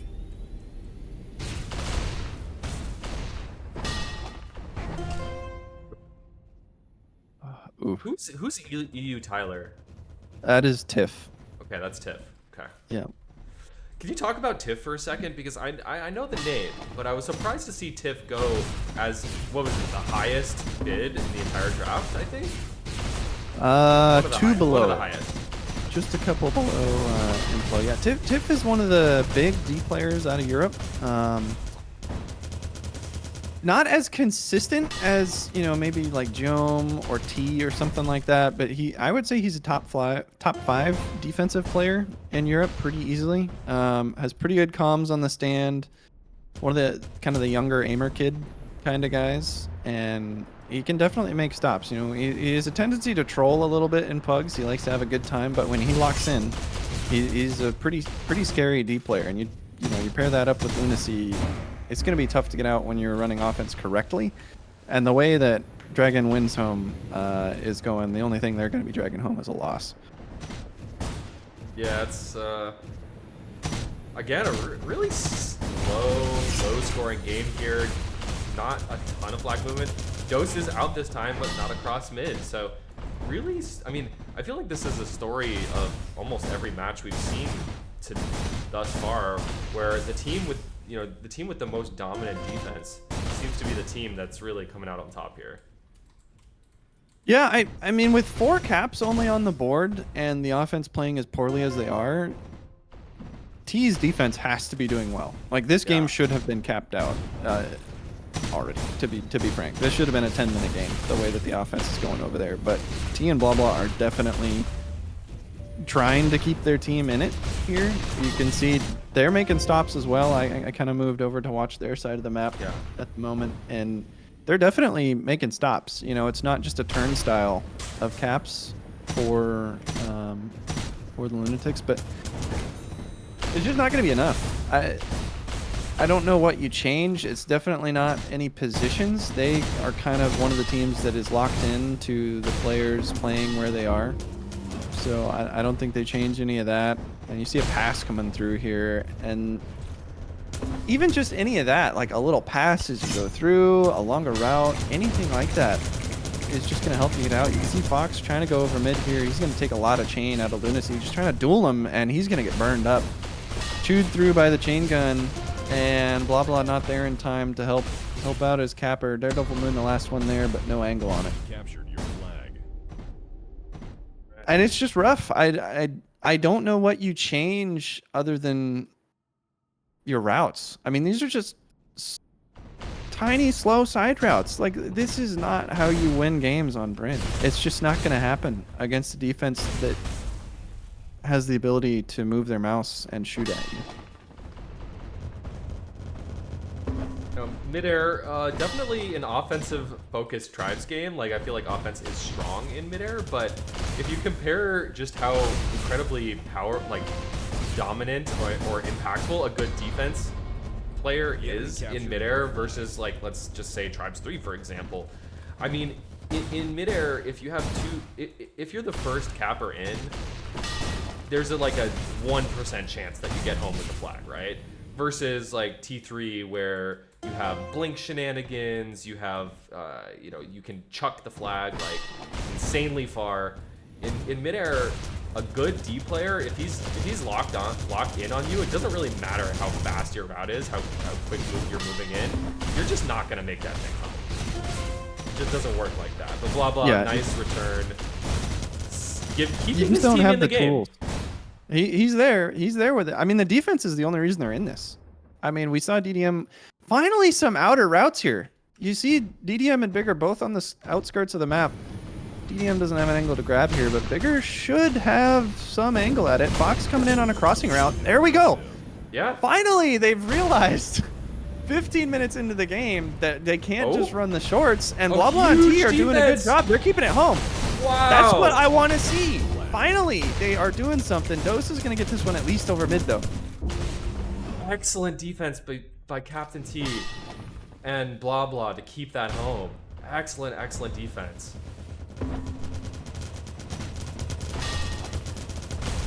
It's dangerous now. They need a touch. Figure's already through. Blah's already through. No! Enemy captured your flag. BG tried to go for the midair. He could have done it. Fox just walks in front of his other capper. Maybe a little bit of a miscommunication there. He's not going to go very far. It's going to drop into mid. Bigger just kind of crashing through. Nobody on a route right now, and we're hitting that danger point. Clock's ticking down towards 3 minutes. Well, and they just needed to start doing this earlier. Now you can see DDM on the edge of the map trying to do something from the side, and he's going to kind of, not even kind of, he completely fucked that up. So Oh no.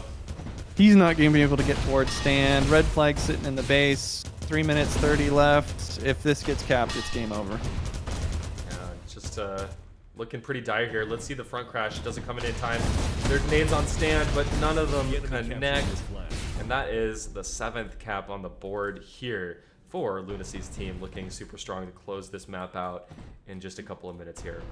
Really, really fantastic defense by Blah Blah and T, trying to keep themselves in the game, but a bit of miscoordination on the offense. I wonder if we're going to see things swapped up at all for them, or different strategies. Maybe a different map will be a little bit better for them. Who knows? But I mean, they are currently 2-0, right? So this team, they've been able to take a couple of wins.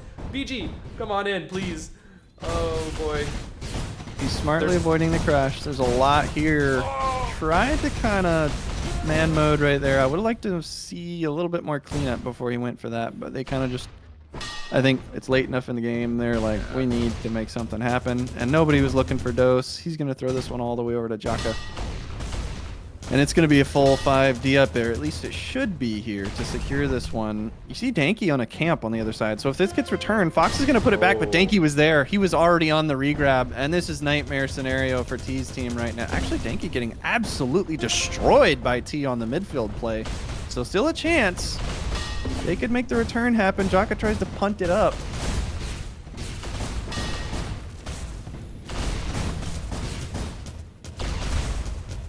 But, I mean, with 2 minutes at this point and the flag sitting there, it's either going to be a cap out or time's going to expire. They're trying to get players in, but they just... Those first 15 minutes were just painful from an O perspective on Dragon Wind's home, you know, T's team. It was just really hard for them to move the flag, and by the time they kind of realized that and switched up their strategy, it was just too little too late. And we talked about the defenses, Fish, and you see Blah Blah and T right now have combined 43 kills. How about 70 out of Lunacy and Tiff? Wow. They have been dominant on the defensive side of the map. That is, you see Tiff eclipsing, he's at 39 right now, so he could get over 40 in this one. Just a straight up carry performance from kind of a combo of the defense playing well for Lunacy's team and the offense playing poorly on T's side. So that's something that they've got to get fixed up. You're not going to go very far in a tournament if your offense can't move the flag. Yo, pause. I don't think we need to pause, guys. The game's over. I don't think they need. I think that's on. I think this is BM.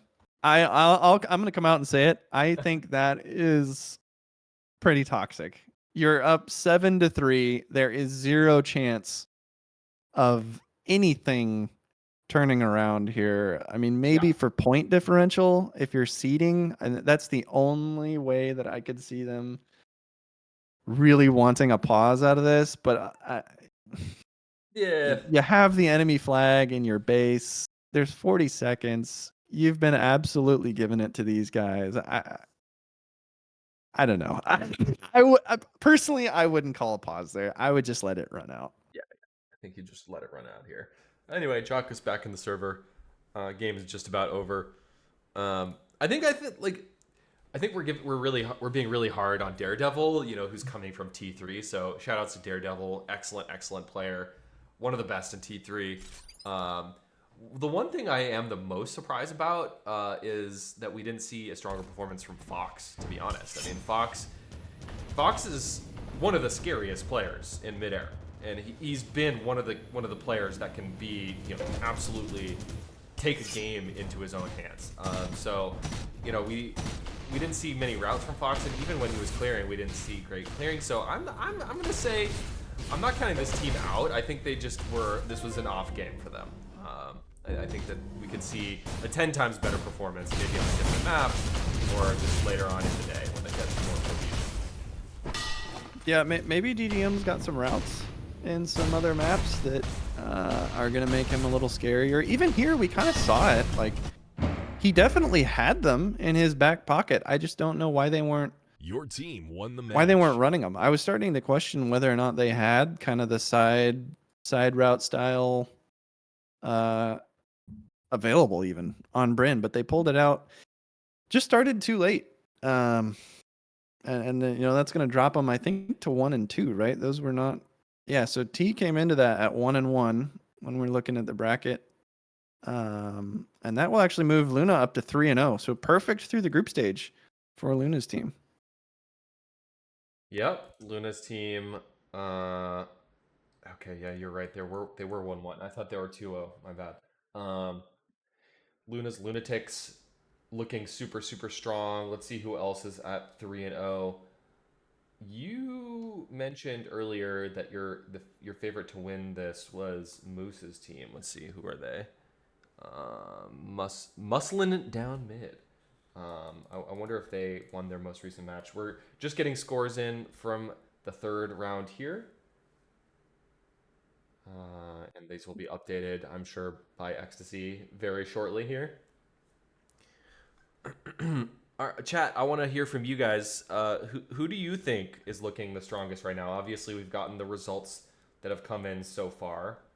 But yeah, like I'm curious, like who we thinking is going to be the strongest teams here? Let us know in the chat.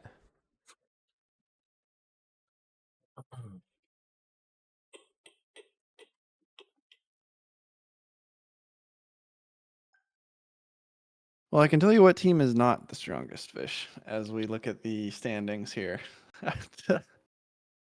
At the very bottom of things, and I don't want to give these guys too much grief because of the way that their team kind of got formed. It just kind of, they had a captain swap across teams because of some animosity between a couple of players. The one captain didn't actually get to pick his team because he was late for draft day. But the leftovers are sitting at 0 and 3, point differential of -16.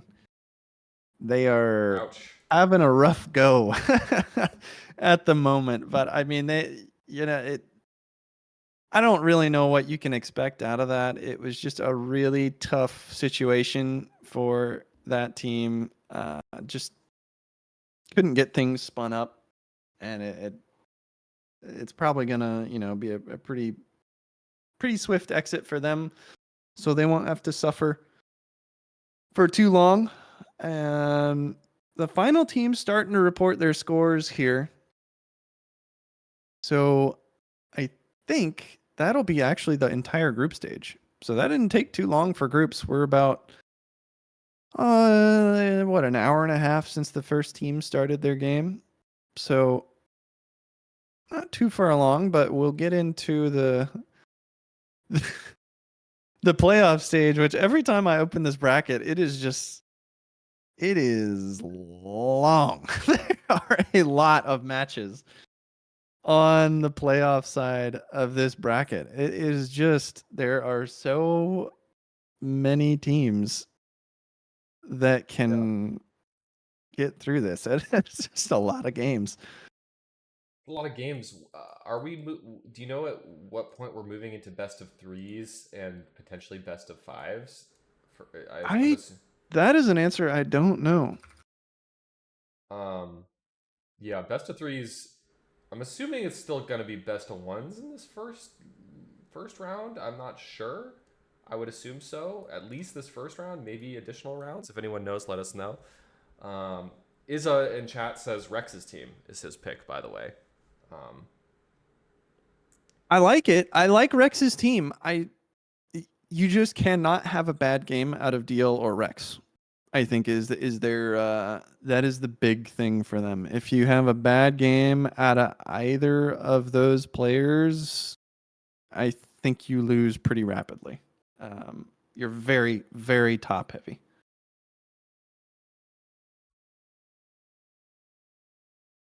You guys should ping that this is the stream if you haven't. In like the announcements channel, yeah, let's do that. I'll just actually I like didn't post the stream anywhere, and I also didn't tweet about the stream. I'm not doing. I digital marketing is my career, but I am not doing it. My bad. My bad. Jiggle, just can you make like a Roblox map or something so we can just promote the stream to all the Gen Alpha kids or Oh something like no. that? That's how that works, right?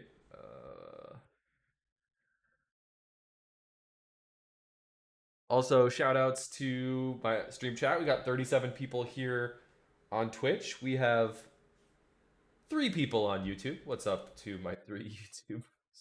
I guess like my YouTube viewers are more used to the Tribes 3 content or something, but um so we're gonna be getting into our next game here in just a minute, guys. Thanks everyone for tuning in. We are watching the Midair draft tournament. It's been a lot of fun today. Thanks for the follow, Toots. What's up? Long time no talk, dude. And also thanks to Cal Beck for the rating party of 2 earlier. Appreciate it. And they have populated the bracket. If you hit the good old F5 there on the challenge, I think we do have all the teams. I don't know why it's called BYO2. I think Ecstasy may have been a little eager to. This is a singular captain draft tournament. There is no bring your own 2. And you can see a couple of teams that we talked about. Actually, pretty much all the teams that we thought were going to go far in this, and chat as well, have achieved their bye into round 2.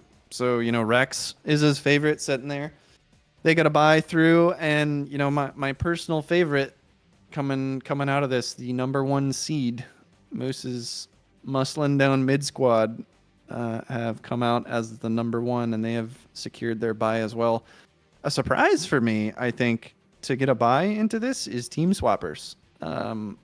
Although maybe the now that I say that, maybe the Sunwind sub may have kind of pushed them over the hump a little bit there. They might have gotten a little bit of a boost from a bit of a scum sub there to get things moving.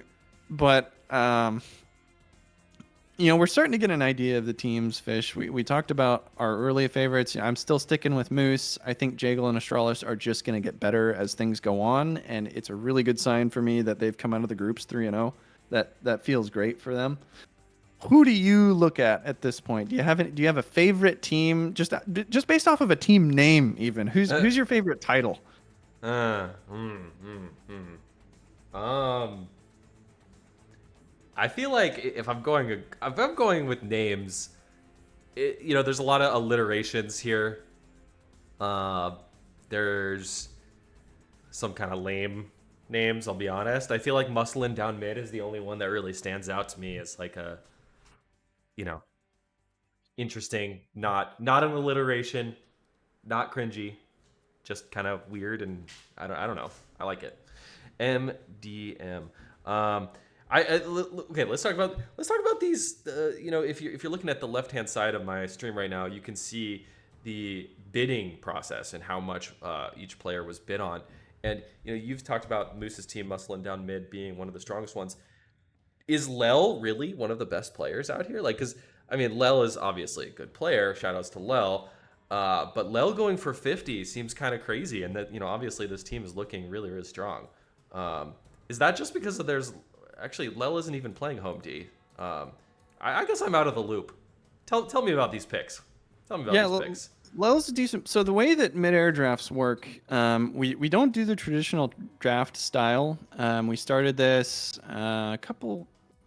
probably a few years ago now with the drafting. So the way that we're doing this, of course, Midair pugs are all based off of a true skill bot. So teams are picked by a bot who tries to even people up based on their true skill rating and Mew, which is familiar to a lot of the guys from T3. T1 uses the same system. So when it comes time for a draft, everybody that signs up to be a captain, their current rating through true skill is taken, and it is fed into kind of a budget creation tool where the highest rated captains in the queue will be assigned a budget number that is lower than the lowest rated captains. So you can see on the left here, the captains going, from the top, from Clown, Captain T, Busy, Matt and Fire, all the way down to Moose. So this is actually in order. So Clown is the highest rated player in North America. And out of the captains, at least, Moose was the lowest rated player. So what this results in is when we were doing the bidding, Moose actually had double the budget of Clown. There was that big of a disparity. So it is an auction style draft. So when he gets assigned his budget, Moose can kind of throw his budget around and he can kind of bully players out of picks. So I think the reason that he went for Lel so high, I don't think Lel is, Implosions or DL or Tiff. I think he definitely is, I would say he's better than Lon for sure. He's above Fox and Tommy on America. I definitely a better player than Jick. So I would say for the amount of budget that Moose had and the level that Lel can play at, I think it's a decent pick there. But throughout the auction process, all the players are kind of just listed with in order, so the captains can kind of see what their rating is through True Skill. If they don't know the player, they can get a general idea. And then it's just an auction process. So somebody gets bid up, say I'm going to pull up Lel for $1 or whatever you want to call the currency, and they'll run through that. So that's the way that Moose built this team. Is Moose had a really low rating. He doesn't play pugs a whole lot, so he tends to lose more often than not when he plays the pugs. So his rating had gone down over time, and he just kind of was a big spender. You can see a lot of his 50 and 37 and not just being completely out of budget at that point, still points to spend. That kind of evens things out among the captains. And you can see Clown did not have much budget at all. And I think it actually, Route 61 may be a call through to the amount of budget that he had. If you look at the players and combo those up, he did start with 61 budget, and I think Moose was like 125 or something crazy. Bro, Moose spent almost Clown's entire budget on Lel alone. Yeah, it was close. So that's the way that things work, and it works for us. We have a lot closer drafts a lot of the time than if you do a snake pick or anything like that. You just kind of end up, your seeding kind of defines your placement. We saw that pattern happen a lot when we did snake picks or just try to, have the worst captains pick first. You really just don't have a lot of good drafts in the midair space, at least. So the auction style has worked out well for us in the past. At this moment, I think Moose might have gotten thrown a little bit of a bone. He's definitely not as bad as his Mew would suggest, and he will keep improving as the tournament goes on. He'll de-rust a little bit. But I honestly don't think that Jagel should have gone for 37. I think people should have bid up on that, and there's just not enough players that are familiar with how much he can be worth. He's going to get better as the tournament goes on. With it being double elimination, you can definitely plan on being in the game for a little while longer. So I would probably bid him a little higher than that. Certainly over, I'm not going to get too toxic here, but definitely over a couple of other players that went for a little bit more budget. I think Jiggle would have been worth it, especially for a D player. The O players, as long as they know the routes, you can move the flag. But with a player that you can rely on to actually shoot things on defense, I think it's a pretty good set there. And that's really why I liked that team a lot. I think Moose's budget is great, and I think they will just keep getting better as the tournament goes on.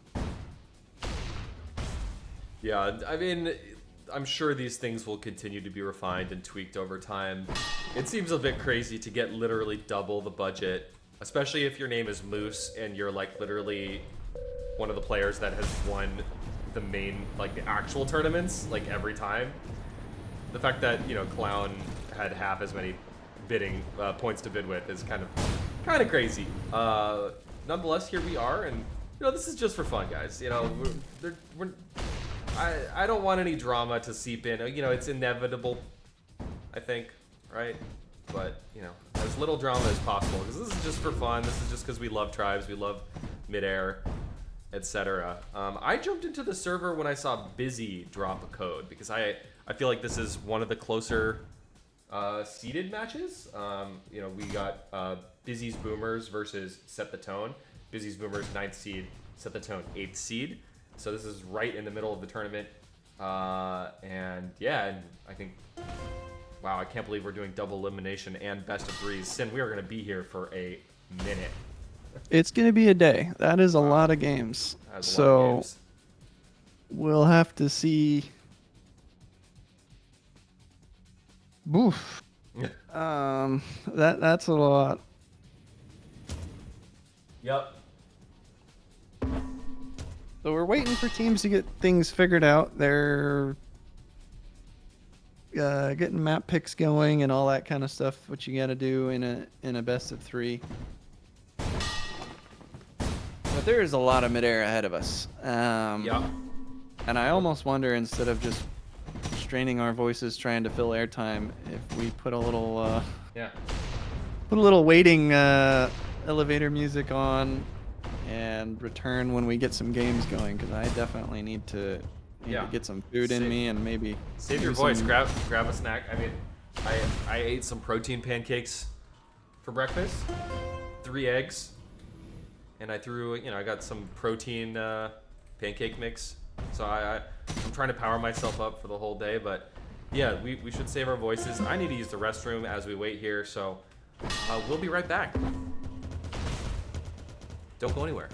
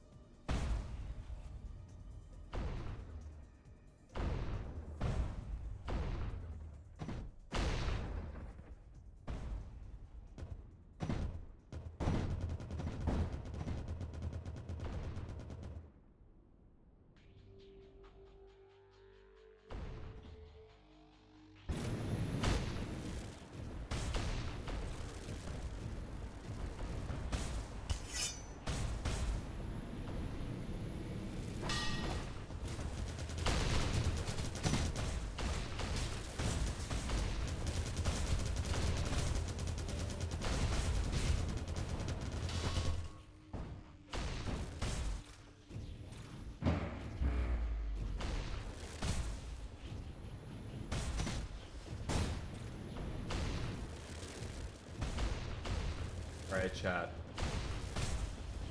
I'm back. Match still has not started. Which it doesn't bode incredibly well for this tournament. not taking 10,000 hours.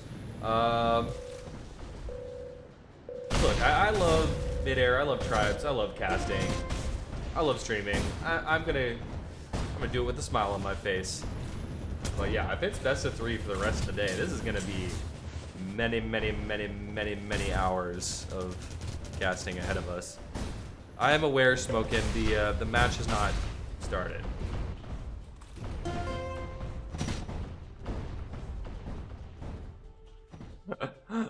Busy's Boomers, I like the clan tags. They're putting their birth dates.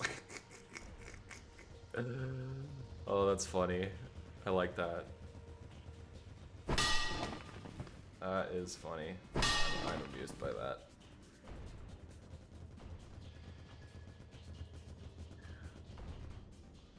By the way, thanks everyone for following the stream, subscribing on YouTube. Appreciate it. I know I've been a little bit more absent lately.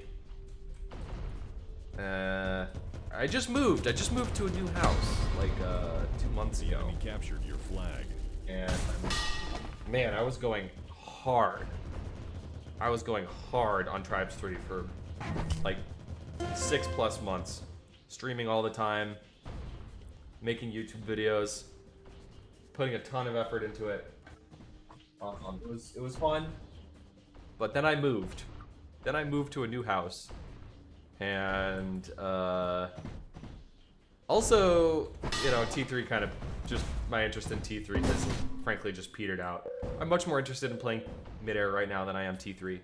Don't get me wrong, I'll probably come back to T3 at some point. And I definitely want to keep creating content on Twitch and YouTube. I enjoy it. And I just want to help, I just want to see the Tribes community grow. Really, I mean, that is my main goal with all this stuff, is just to play some small role in helping spread the word, the great gospel of Tribes. So that's really my goal here. But yeah, I've been very AFK. I've been tending to my garden, getting the house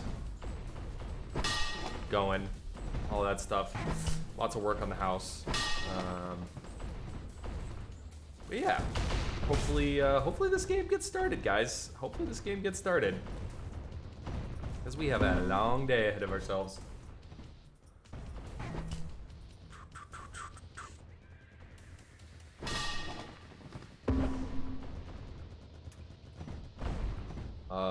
There is no sniper in Midair. That is correct. 666 hatch, which is an interesting user name. Midair is a game mode called LT. Everyone spawns in light armor. Everyone spawns with the same weapons: a disc launcher, chain gun, and grenade launcher. If you're a Tribes purist, that might sound like blasphemy, but what it does make for is just incredibly skill-based, incredibly team-based gameplay. I mean, it's all about the close coordination between your players. Flag tossing in Midair is more kind of exciting and viable than I would say any other Tribes game. I love Midair. I love this game mode. It's maybe not quite as crazy and complicated as, you know, a full-on base Tribes experience might be, but it's still an absolute blast. I personally love it. Meaty making his way home. He does not get the flag toss off, so this should be a return and a quick cap, potentially. No, Ryan is there with 1 HP. He gets the flag off the stand. Fizzy has the flag. I don't know if he's got any friends. He's got friendlies. Maybe Toots is his home D. I'm assuming it might be Toots. Meaty is moving this flag once again. He actually does get the toss off this time. So it's going to be Mavi picking this flag up in the field. Mavi gets Midair though, so Mavi is going to need to look to pass this off. Ryan is there. Kind of an awkward little place for that flag to stop though. Ryan holding with Mavi here. That's a pretty scary duo. Sin, are you back with me, or are you taking a break, or are you having a snack? Are you AFK? No worries. No worries either way. And, you know, Tribble, if you're newer, if you're not familiar with Midair, just watch how these players are passing the flag off between each other. Back and forth and back and forth and back and forth. This is something that is very unique, in my opinion, to LT. like this sort of game mode. Flag tossing and this coordination, especially during standoffs, is incredibly strong. And these players have so many hours playing with each other. There's kind of like a sixth sense for just communication and passing the flag back and forth.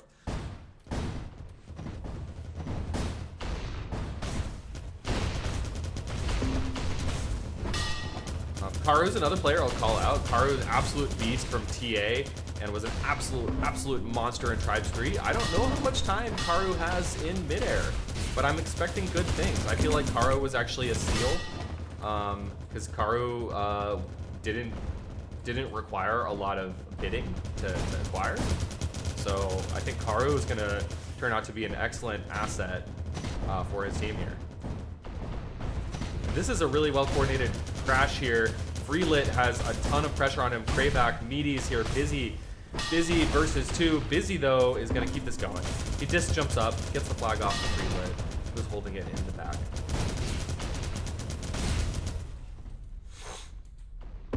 I see Sin has rejoined the server. We're back. We're gaming. Okay. All right, Frog Kebabs is telling me that Karu has a ton of hours old hours in Midair. Okay, I didn't know Karu played Midair. I'm really surprised Karu didn't go for a higher bid in that case. Frog is trolling me. I don't think Karu has played Midair. Okay. If he did not play in the competitive scene, and I was around for a very long time. Yeah, actually, So, I feel like I would know that as well. yeah, Frog Kebabs, get your lies and deceit out of here. Pubs don't count.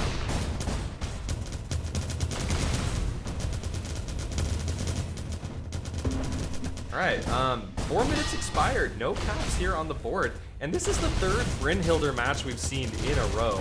Each one of them has been relatively slow out the gate, but we could have our first cap on the board. It is Cravog, or apparently Cravebag. BAC. See what I did there? Karu was a pubber in Midair. Not many, if any, pugs back in the day. Okay, there you go. I'm kind of curious. I wanna hype up this Karu storyline. Let's see what he can do here. Okay. But clears for his teammate, Busy. Busy is out. Busy, of course, one of the really old school Tribes players, all the way back in the T1 days. This guy was an absolute beast in T1 for decades, and I mean that literally. Translating his T1 LT skills to Midair quite nicely. One of the strongest players in Midair. Really hammering it home there. The The decades that there, Fish. Yeah, I like that. Look, I was playing with Busy for that entire time, so I am dating myself as well. Oh my gosh. Nice little trade here. I do want to point out, for Set the Tone, Mavi is not tagged up. Mavi a little bit of a lone wolf here on the STT side of things, so he is not conforming to the norm with the rest of his team. And then Implu and Karu on the other side. Also, I wanted to point something out about Implo here, as both teams are going to get the flags at least over mid. Implo signed up for this tournament and selected his position as offense on the form there, and lo and behold, look what side of the map Implo is playing on. He's been playing defense. Yep.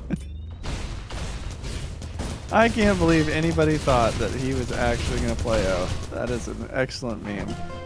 Implo, for those who are unknown, probably top 3 Home D player in the game. I actually, not even like probably, definitely top 3 Home D player. They maybe haven't played Chase here. Might have feel it on Home D. Just great D player overall. Yeah, excellent D player. I mean, I know him, I feel like, almost equally for his chase prowess. He can do it all. Captured your flag. Except save the flag right there. Yeah, that's true. Watch Implo. Let's see what Implo can do. Also, Implo spawns is a thing? Can you Implo spawns. inform us Implo. about Implo spawns? Implo is probably the luckiest spawner of all time in Midair. He consistently gets incredible spawn locations to save flags on standoffs. It is like to the point where he has been accused of spawn cheating by a couple of different players. But he, it essentially just coined the term Implo spawn. And if somebody gets a great spawn and you're pissed about it, it's usually just like he got an Implo spawn. But we may have 4 on the board here for Set the Tone, and they are definitely doing so. Wow. Okay, let's take a look at the offense for Busy's team. I want to see what's going on here because the flag has not been moving all that much. Busy is an excellent offensive player. So I'm curious what's happening on this side of the map. It looks like Mavi is trying to kind of go out and hunt Busy as he's en route. Freelit actually is cruising. He's home. Yeah, they swapped players. Feelit and Toots have swapped. So Toots was on offense, and Feelit was playing home B, so they switched those around on this run, and it's going to pay off. They get a cap. There we go. Curious if that is a permanent change, and it looks like they're going to stick with it. So it wasn't just like a, hey, I got a good spot for a route. They are trading off Feelit and Toots here. So Busy very willing to do that. He will switch positions on his teams in pugs, drafts, normal tournaments. If it's not working, he changes it up pretty quickly. Yes. Maybe too quickly sometimes. Nice little like half DJ there to get up to the flag. He's gonna be able to grab a nug, but going for the nug was not the right play. But he gets there anyway. He gets there anyway, and that's 2 very quick caps for Busy's Boomers. Busy's Boomers now with a whole lot of momentum. The wind is behind their backs and it looks like they're gonna put up a fighting chance here on Brynhilde. And that's dangerous for the for Set the Tone. I think this particular team has a very, very high chance of mental dooming. If things start going poorly, I could see Set the Tone implode. Very rapidly. But Ryan's going to move that one, so he'll prevent the tie-up for the moment. But both teams, I think, going to be able to hold this one for a little while. Meaty's going to pick that one up, DJ back over and toss it towards Ryan, so we'll see a full standoff. Gonna watch Mavi holding this flag. Mavi, another incredible player to watch out for. He's very strong in T3, but also incredibly strong here in Midair. He took a bit of a Midair hiatus, kind of like I did for a while. Returned to Midair a little earlier after he kind of exited the starting roster in T3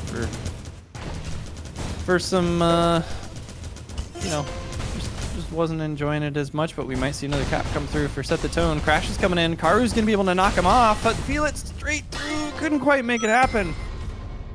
And they put one up. Okay.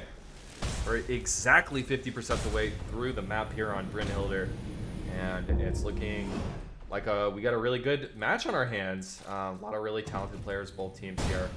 Let's see, who do we want to watch here? I always like watching Busy on O. Can Busy actually snag this in the field? Karu's the one who snags it in the field, and actually not a bad play. He's going to be able to stop this from going out of bounds. Implo does get the pickup, so Implo will keep this going. Kravox on his tail. Implo, a whole bunch of chain bullets whizzing by, none of them connecting. And Implo, actually a really interesting place to hold this flag. I think it's just opportunistic. Not ideal, but he has to chuck it away. Where is his other... I don't think anybody stayed. Friend, nobody stayed. It was the Nobody Implo stayed show. with Implo, so they better get this return, and they do. Yeah, so they do. Not too tragic out the gate, but Karu may be forgetting I have to stay if I bring it home. But you see Karu, 17 kills, most in the game at the moment out of him. So lots of slaying power coming out at a minimum. Feel it trying to do some clearing right now.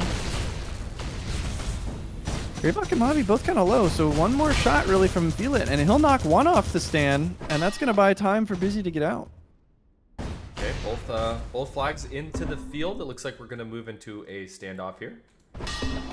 neither team with any chase to speak of. Oh, let's watch Freelit and Busy holding it up here behind the flag stand. Freelit takes a lot of damage very, very quickly here. Busy, did he...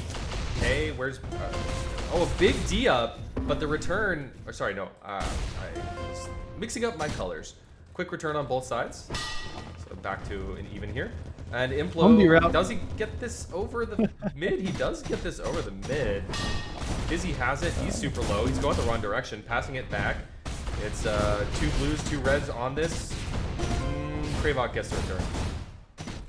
I love those playground plays, man. When they just start throwing everybody at it. Ryan unspotted there, and nobody's got DJ health for the defense on Busy's side of the map here. Gonna go over to Gambit. Expect him to get chained out here. There's a lot of chain gun near him.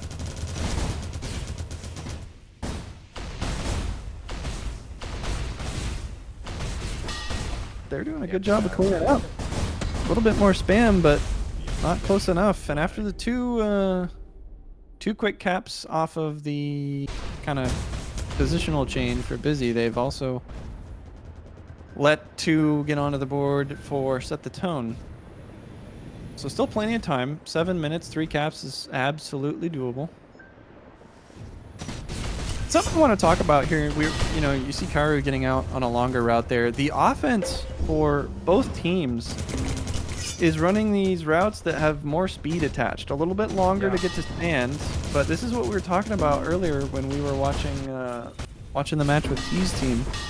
And this is what you want an offense on Bryn to look like. Spend the extra 5, maybe 10 seconds of setup on Bryn if you can. If the flag's not out, you can spend some extra time to make your run a little more worth it. And both teams are moving the flag. So this is really what you want to see out of Bryn. We saw both ends of it now, where you saw a team not getting out and us kind of criticizing their routes pretty heavily versus a couple of teams that are getting out quite a bit. And they're running those routes. We've seen Ryan a number of times on that really high dropping back right with a ton of speed behind it. And a chance here. Gambit gets absolutely marked trying to get away from the stand. This should be an instant return and a cap for Busy, and it will be. Bit of a misplay between Ryan and Mavi there. Mavi decided to just K out even though he was full HP, which I understand. He was not in a great position to receive the flag, but on the other end, Ryan kind of let it rip maybe a little bit too early. He could have held on to it for another quarter of a second, half a second. That's going to lead into a cap here. We're watching Ryan clear for his team. Meaty is not out with this whatsoever. He is slow and he is low, but he's got an armada helping him. Ryan is right here. Is Ryan? Oh, Ryan's calling for the play. Pass it back. Pass it back. Okay, we're going to do the alley-oop pass going into Gambit's hands. And then immediately into Ryan's hands. Meaty does respawn, so Meaty now gets to pick this up on the other end. Man, Ryan is really lucky that worked out, because he bashed his face into just about every possible thing he could on his entry there. Alright, Busy's trying to bully Meaty. As usual, Meaty needs to pass this off to Mavi. Mavi has it. Red's in a tough spot on the other side, so return could be coming home here. Oh. Gambit trying. Gambit 1v2. I don't think Gambit gets this, but Ryan coming out of nowhere. Oh, could Ryan get this? Ryan does. Huge return for Ryan, and Mavi brings us in. 7th cap on the board. Captured your flag. I'm honestly pretty surprised by this. I feel like the players on Busy's team should be winning against Ryan's crew here. I think it should be going differently than it is right now, but maybe Set the Tone's got something figured out. Feel it out full though, and the offensive run is stopped, so unless somebody makes a mistake, that should be a cap. So 4 minutes, they got time. We got our first really close one. Yeah, super close, although 1 cap could do it. All we need to see for SCT is a single cap here. Gambit's first in, Meaty's second. Meaty actually grabs it. I wasn't expecting for him to go for that grab. Meaty's very low. He needs to pass immediately. Doesn't get it off. He does. Mavi's there for the pickup, but it's a little bit of a miss. Inflow gets the disc. Mavi's a little bit low, but plenty of time. Nobody's here. Easy. Okay, Meaty could dish up this in. Oh, he kind of screws up the disrupt a little bit, but he got it. The enemy got it. captured your flag. What a gamer. Your team won Meaty the match. putting things up. And of course, these are now best of threes. Oof. Fishstix. This is we are in round 1 of a best of 3 type series in a double elimination bracket, which is gonna be a barn burner. We're gonna be here all day, maybe even all night, depending on what the what the games go. We just have to hope for some blowouts, I guess, to start things off. I don't know. Oh, Even if my there are goodness. blowouts, like the one round can't complete until all the teams are done. Yeah. So, That'll be something. yeah, we're here for a while. I got invited to two pool parties today. I haven't been invited to a pool party in like a year, and I got invited to 2 in the same day. Here we are casting Midair. Sin. Is it worth it? I mean, I'd say so. it depends on how warm it is, man. If it's over 85 outside, you got a judgment call to make here in a couple hours. I mean, I'm in LA, so yes, it is 81 degrees right now. It is pool weather. Well, we'll see. We'll see as the teams kind of get thinned out as we go through the losers rounds. You know, it'll pretty rapidly. We'll see some eliminations. We'll drop 4 teams out of losers round 1, so that'll kind of thin the herd, and then we might have some voices that are able to cast. Not a whole lot of casters remaining in Midair. You know, we had some guys early on. You know, we had Sound Guy, Freaky for a little while. He was around. APC did a little bit of casting, but not a lot of guys have stuck around who do any of the talking about things. Of course, Meller, who I didn't know, he's been kind of running a B stream today, solo casting some games that he thinks look interesting, kind of doing some commentary over there. So shout out to Meller. I think he's still running some stuff. If he's still live, if he's not, I don't know for sure. But he is still running some games. So he's, if you're not interested in the series that we're sitting on right now, I believe Meller is on another grouping. Maybe we'll pull him kind of absorbed later as we thin down into the later matches. But to talk about this one, you know, I spoke to the kind of mental, you know, the capacity to tilt on Set the Tone. And, you know, Mavi's usually got a pretty good head on his shoulders. I think Ryan is fairly anti-tilt. I think that's probably one of the reasons that they haven't yet. But when you get Kravok, Gambit, and Meaty all on the same Discord channel, there has gotta be some form of tilt going on. So I don't know at what point we're gonna see it, but at some time during the tournament, there just has to be some sort of explosion there. I don't think they're gonna make it all the way through this thing without having Captured your flag.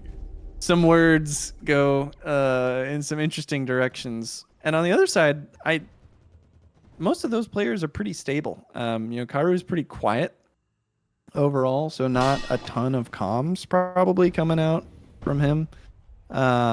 You would expect that Busy and Implo will be running most of the comms.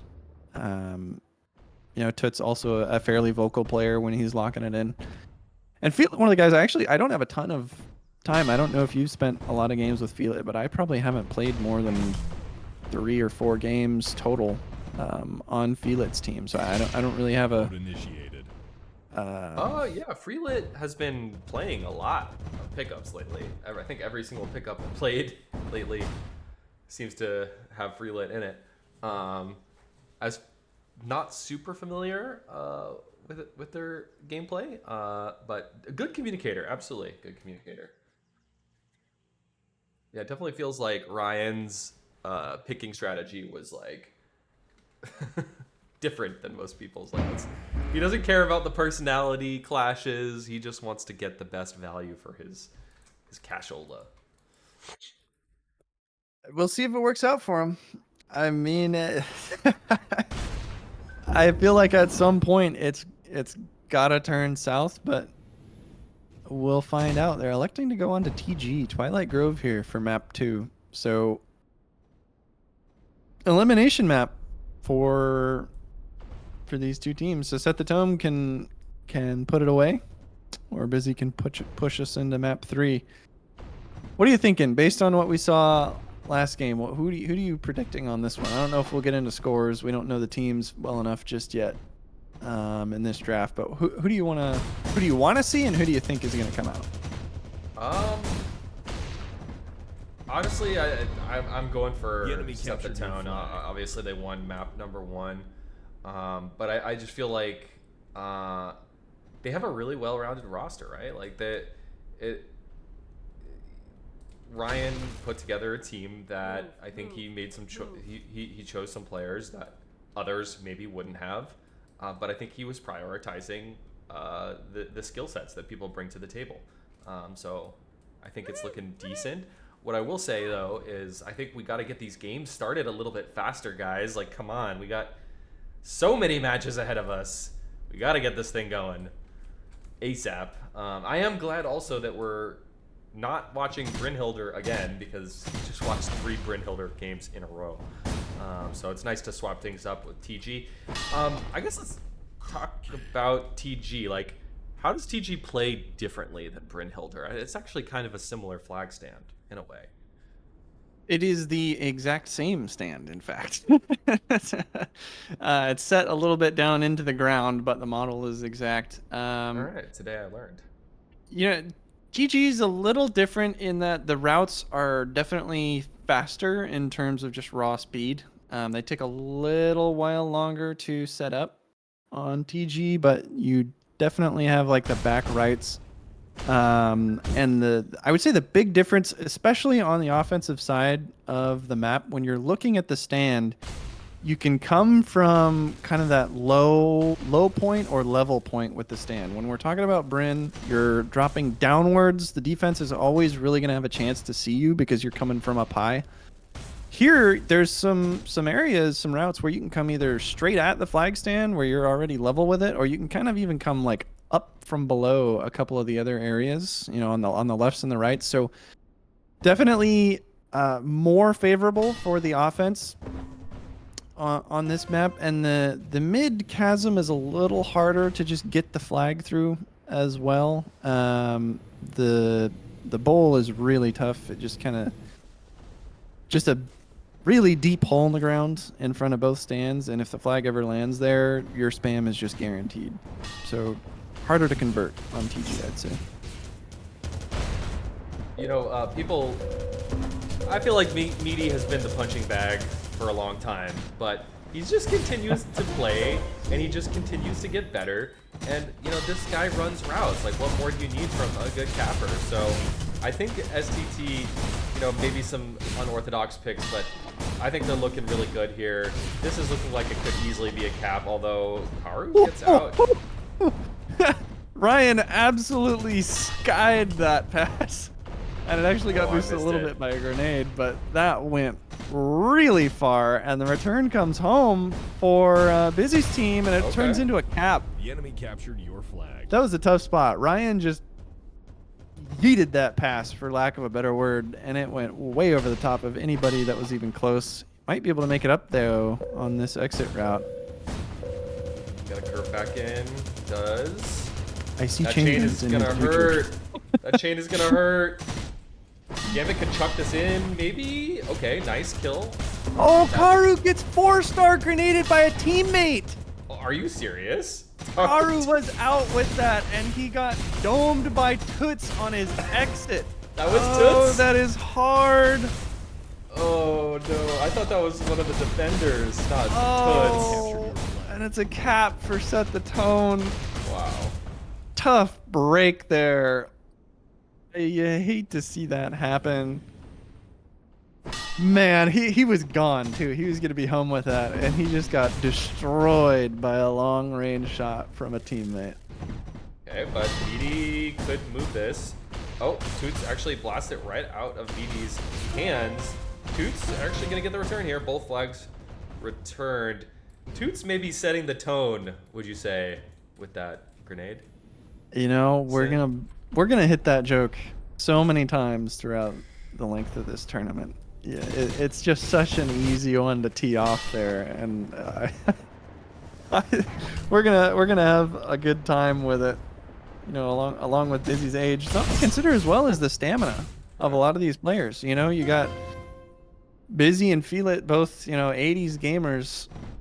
They by the end of this thing, they're going to be getting pretty tired, as opposed to some of the younger guys who might be a little more used to sitting at their computer for 16 hours. I think Busy's been sitting at his computer for 16 hours for the last 25 years, so. Well, he's got some mileage on him. Nice little scoop there from Meaty, actually, behind the base. He's going to move that one most of the way home. Karu just trying to chain duel as he comes over mid. Something's a lot more. He does need a toss. There's nobody at home at the moment. Implo should pick that up.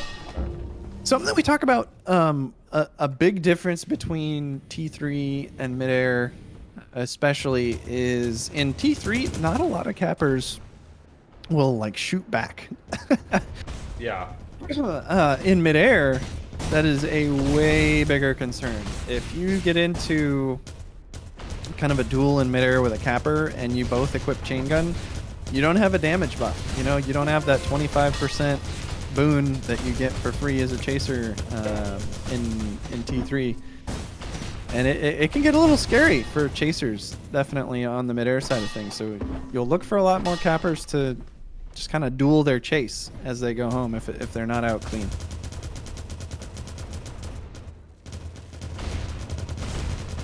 Absolutely one of the many, many very substantial differences in the flow of Midair versus T3. Midair really is, it's closest to T1 LT. I mean, it obviously this LT, but we see a cap here. Kravok bringing this thing in.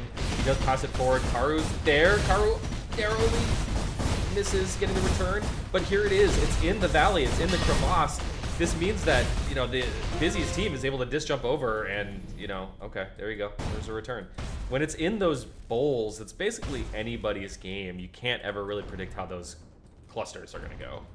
Yeah, the divots in front of the stand are basically no man's land. There is just so much spam that's going to be coming in and slapping those. It's really tough to move the flag out of it if it's been called and everybody's looking at it. Both cappers out full.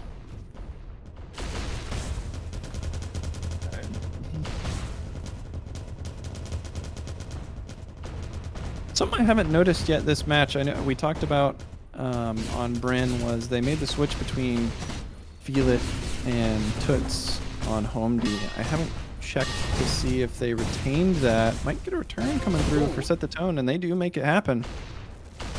And Mavi's going to hit the stand, so Set the Tone putting up first lead of the game. So who is playing defense for these guys? They are sticking with Toots. Yeah, so I mean, even Toots, across maps.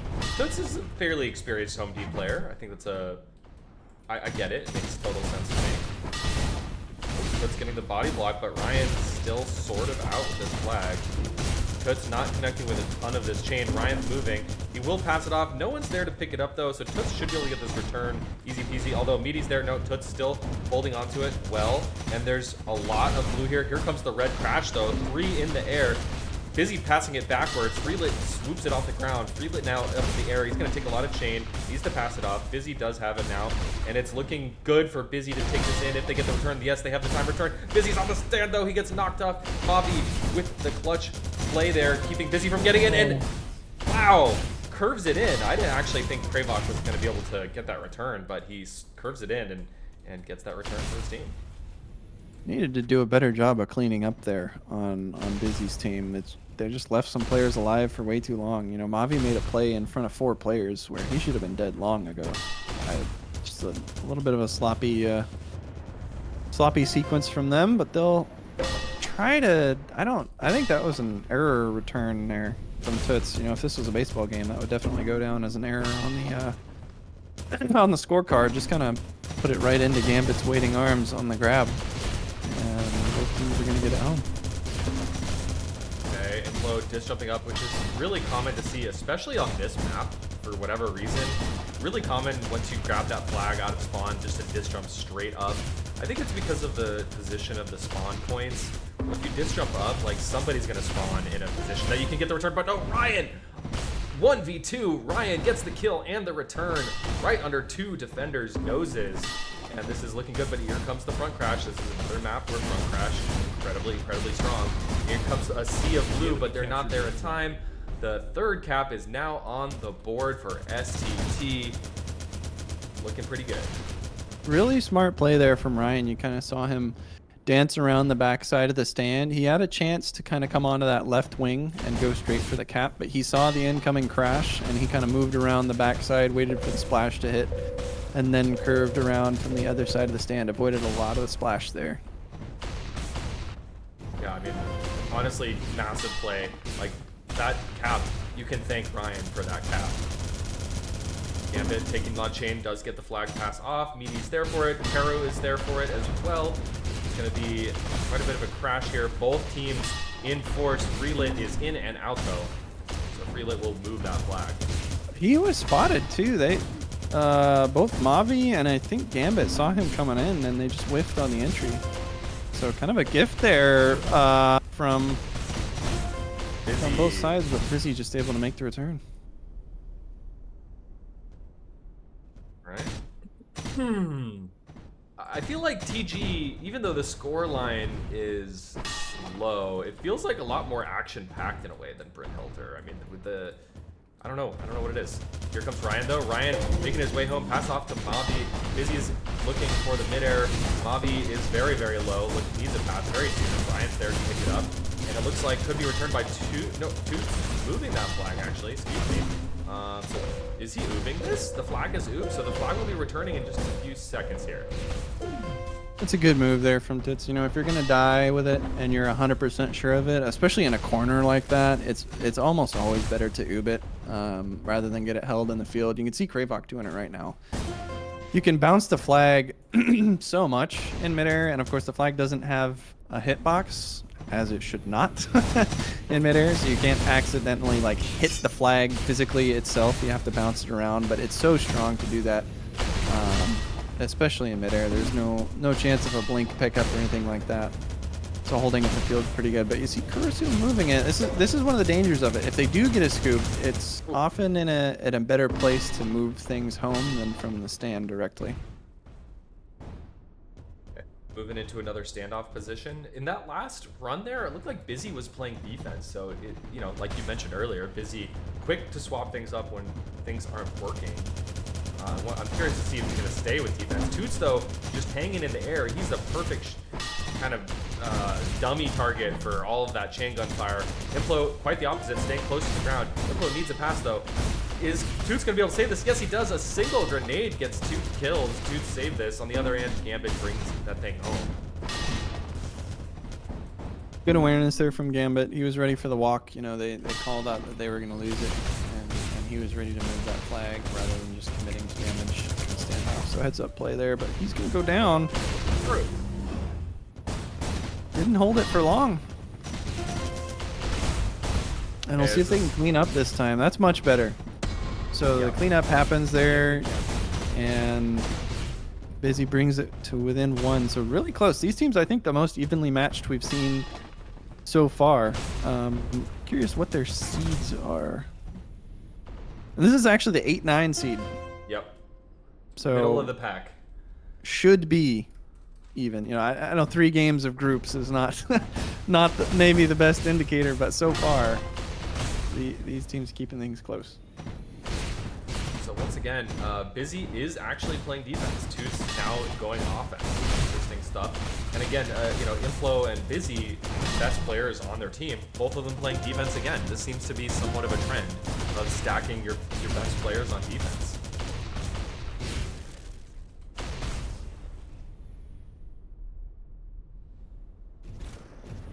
Very interesting to make. Yeah, I don't. So what was that? 2 positional changes now across the series for Busy's team. Okay, Meaty can move this. Meaty's Nobody's hot on his tail just yet. Here comes the chain gun fire. BD will need to pass this thing off. Greyhawk's there for it, but doesn't connect. Ryan's there, Mavi's there. They're a bit all clustered up. Bit of miscommunication or too many people trying to do the same thing at the same time. That makes you very susceptible to getting just grenade launchered to hell. Nonetheless, they hold onto the flag, and here comes Mavi. Could be a cap here. Freelit gets it off. Oh, huge front crash, and Busy swoops in at the right time, right place. That was massive from Feel It. That would have been a cap if he didn't just move it for a couple of seconds. That can make the difference. You know, even if you know for sure you're going to be dead, just getting it off the stand for a couple of seconds where Mavi couldn't ski through and then he took that spam damage from Busy, it was huge. We're seeing a lot of kind of clustery play in the midfield for STT, whether it's Meaty, whether it's Gambit. Just kind of picking up the flag midfield and disc jumping it home has been working out. Yeah, it's kind of their style too. They don't have a lot of like. I would say the only person who's really known for just running big, crazy, strong routes is Ryan. Yeah. You know, Gambit, not really that guy, and Meaty can run routes, but he's definitely more of a clustery kind of guy. So not a huge surprise in what they like to do. I am surprised that it's working though. I would expect that Implo would be just kind of feasting on kills at that point, but maybe he's just a little bit handicapped by having to hold the flag. And it's Implo and Busy on D here. It's a very, very strong duo.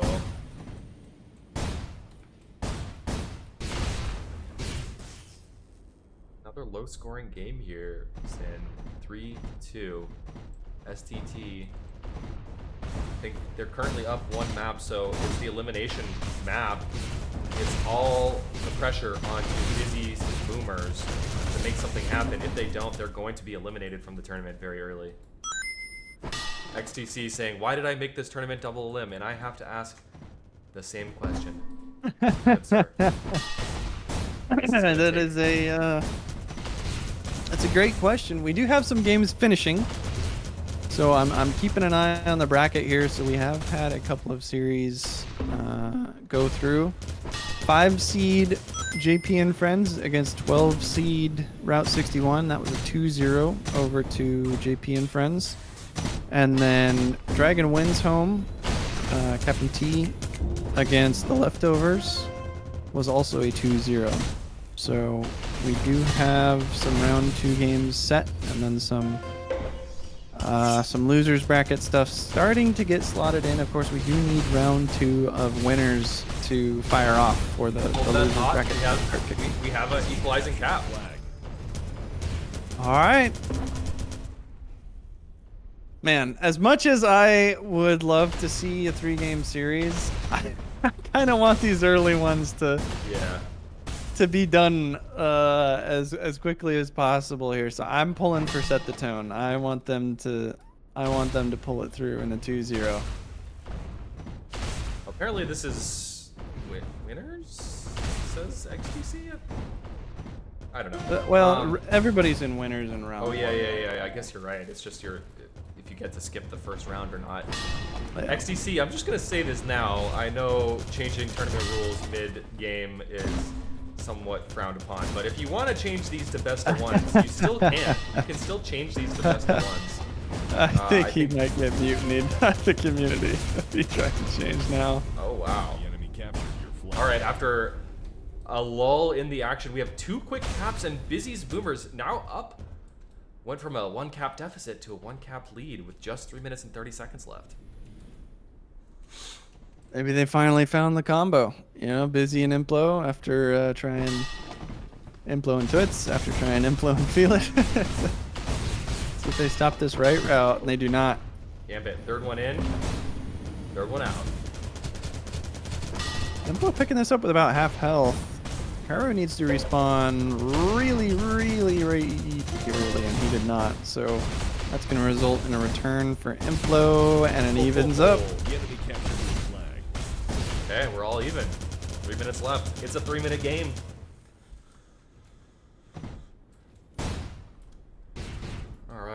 we watched? Let's watch some meaty POV for the meaty fans out there.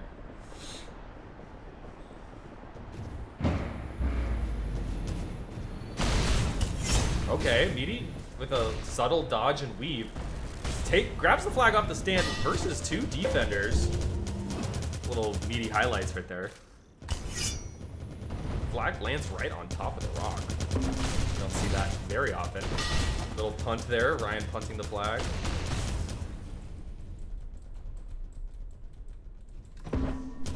He's holding strong.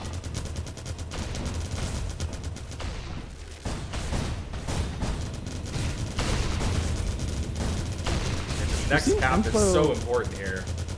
Yeah, this could be the decider. We've seen Implo and Karu be the standoff defense for Busy's team. And I don't know if that's because Karu is just getting out all the time. Or maybe this is like a pair that they've decided, all right, these are good kind of respawn style fraggers. Maybe we have the best chance of holding when they're there. I wouldn't expect that you'd put a new player in that position. I mean, But maybe Karu's been getting out. I think Karu was honestly a steal for how little points he went for in the bidding process. Because yeah, he's absolutely been getting out. He's running decent routes. Went for 10 points. That's you know that's pretty cheap. Busy with a chance to basically, I wouldn't say put a pin in it with a minute left, but the cleanup needs to happen. You can see Busy just trying to avoid the damage here. Nobody getting killed. Just Ryan and Mavi, and finally chain guns come out from Busy's team, and they make it 5-4. And here goes the 60-second timer. Here, 60 seconds, and we might have this going to a best of 3, or the final map of a best of 3, I should say. Gonna watch the defense here for Busy's Boomers. It is Busy and Implo. Meaty is out again against Busy and Implo. Without even that much clear, Meaty making it happen, but this flag will be returned in just a second here. This could be the absolute nail in the coffin. But no, STT gets the return. Still in Ryan chance. was camping. 30 seconds left. Moving Ryan it. camping. He punted down mid. So this is going to be the call. The entirety of the red team needs to cluster onto the flag at the moment. Mavi's going to try to get it towards Stan. Takes a weird route. Almost fucked that up, but he got it all the way back to the stand. And we're going to hit overtime. All right, Meaty is also looking like an incredible pick at I think what did he go for, 17? Because Meaty is making plays right now, 100%. Okay, Meaty doing a super big route. This is probably one of the longest setup. Okay, but no, it's gonna be Ryan out. Ryan out very fast, almost full HP. Karu's out on the other side, but 1 HP. Ryan's moving. Flag is in the field. This red flag, nobody's here yet, but red will get the return, and there's the cap. It's gonna be over. It looked good for just a second there for Busy's team, for the Busy Boomers, but STT does take it out in the end. Shoutouts to Meaty making it happen for his team. The tone has been set. You know, they make a statement in their first match of the playoffs, and they move into the second round. Not the ideal team to be running into, however. They are going to be running into the #1 seed out of groups. My personal favorite to take the whole tournament. They are going to run into Moose's team. Do have a couple of other matches, so I wonder if we can get a match that we haven't really seen teams in yet. I'm curious. I don't think we've seen. Actually, we have watched at least one of all the. Have we seen JP's team yet? I don't think we haven't we've watched seen JP's team yet. JP. So hopefully. Have you? I'm seen looking a to code? see the code. It is the most recent code in the Captain discussion channel. And it was only a couple of minutes ago, so hopefully we'll be in at the ground level of this one. Nice. Okay, JP and friends versus Team Swappers. It's 2 Euro bros, Matten's team versus JP's team. Oh, spectate that. No, spectate. What the hell? Yeah, do you get that bug where when you hit escape, it tries to exit the desktop? Yeah, I'm getting that right now. Let's see. I'm gonna rejoin the server, I guess, and try it again. Yeah, if you hit cancel on the exit to desktop prompt, then you can get to spectate. I can't hit the cancel button. I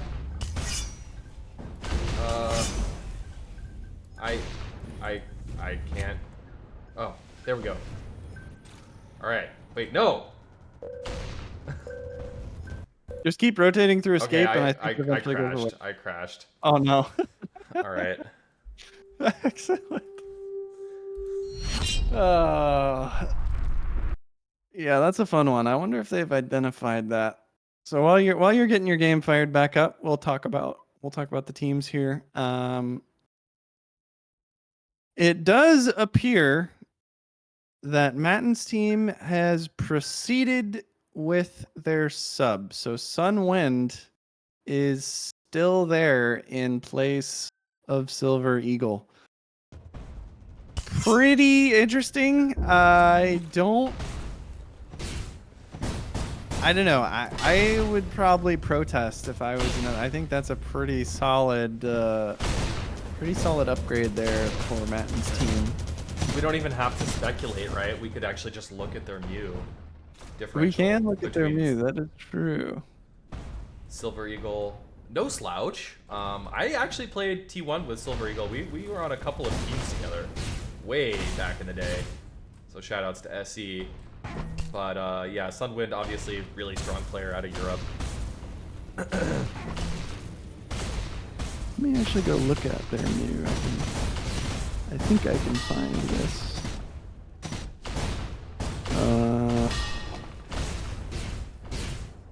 No, it has been changed.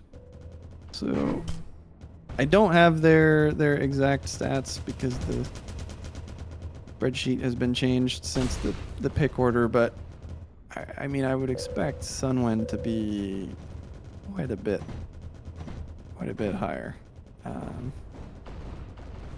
But as you know, when we're on the topic of T3 players, as we have been so often through this one, Tritium Jones, he's there on the JP side of things. I'll be interested to see what position JP's got him playing. You know, well-known chaser in T3, played on Avalanche through most of the competitive life of the game.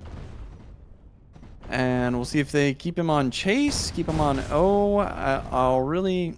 I want to see what the defense looks like from JP's team, because you got 4 players who can realistically play defense. You know, Tritium, Ringo, Top, and JP. I would expect it to be probably Top and Tritium. I don't think they would go with a different pairing. We do see Top looks like he's playing Home D, and Tritium is on the hunt. So they are playing Tritium Chase probably, and Top Secret on Home, which I like that call from JP. Yeah, I'm not surprised to see Tritium playing Chase. That's all he did in T3. He was great, actually really one of the better kind of like route campers in the game, or like chain gunners. Yeah, solid player. So I'm curious to see how Tritium has picked up into their world. Tommy didn't get the throw off, so that one's just going to drop into Ringo. But Matten was waiting for the camp there, and didn't look like he was spotted. He's actually very slow, so he may have gotten some impulse on the front of him, and JP puts the cap home. And I think I am rooting for JP here. You know, the Sunwind sub is a little a little interesting in my opinion, so I'm pulling for JP's team here. I got my overlays still up. My bad. Did anyone tell me that my overlays were still up? Jeez. Okay, guys. Now they did. I am just now seeing the chat populate with the overlay. So, only a minute in. You guys didn't miss a whole lot. JP put the first cap onto the board as well. Also on there is Crow. You know, we talked about him. Super young player. Really new to the Midair stuff. You know, you mentioned Matten, one of the premier cappers, but it's Matten and Sunwind on defense for the pretty strong team swappers. Yeah, it's pretty solid. Ringo gonna move that one. Looked like he had a back to front actually, so he's gonna be home. Crow saving it for the moment, and he's gonna get over mid. So we will enter a standoff if he can get it past Tritium, and he will.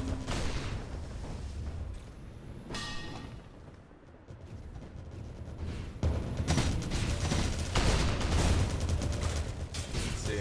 All right, Tommy Soccer in the back by himself at the moment. Silverwind, aka Sunwind, up in front. Tommy's using the terrain to his advantage, trying to just dodge and weave as much as possible. Here comes Tritium. A little bit late though. Tritium not quite synced up with his friendly offensive players, and now he's not quite synced up again. I don't know if he wants to disc jump to get there a little bit faster, but Ringo in a great position to do a front crash. It is picking my Apex, though, who does grab the flag. He's super low. Not long for this world. This flag could be returned in short order, and only Tritium's really here. JP actually decides to go. Interesting play for JP. A lot of times the safer move is just to crash the stand, but JP instead kills whoever was on that flag to return it and is going to move this thing home. So good heads up play by JP to take advantage of the opportunity, but Crow is going to get the return. Taken by Apex is there though. He's waiting on that stand. He brings that thing straight down middle. Matten though, almost in a position to midair return this. Not quite. Matten gets the midair on Top Secret. Top Secret returns that midair to Matten. So Apex now holding this flag, and we're moving into what looks to be a pretty stable standoff position in just a second here. Sunwind and Tommy holding on the team swappers side of things, and they've been doing a decent job of a hold so far. Haven't killed off the standoff offense though, so Tritium and Ringo both a lot of health. Tommy's got to get this away, and he will get over Sunwind, so they'll prevent a return for at least a little while longer. You can see Ringo just waiting for JP to show up. Good move from him, not burning his health yet, and no damage on the Sunwind yet. Just kind of dancing around. Now takes a shot or two from Ringo, and he's in a bad spot. You can't get out of this back spot very easily. Just barely gets the toss over towards Tommy, but Tommy in no man's land. That's going to be returned. Both at the same time. Gosh. It happens so much. It's the classic Tribes move. Just identical return timings. And 0-1. Really low scoring so far, even with the scum sub from Matten's team. So JP looking pretty strong. It must have been a back, or was it just a disc jump? I don't know, but that flag is home. Ringo gonna pick that up. Two European brethren. Oh, but didn't Pace quite comes get out to it. Yeah. Okay. Looking very dangerous. Sunwind disc jumps in. He's gonna toss it, and the toss is good. Tommy there to collect. Excellent toss from Sunwind there. Right into Tommy, who was just waiting inside the flag.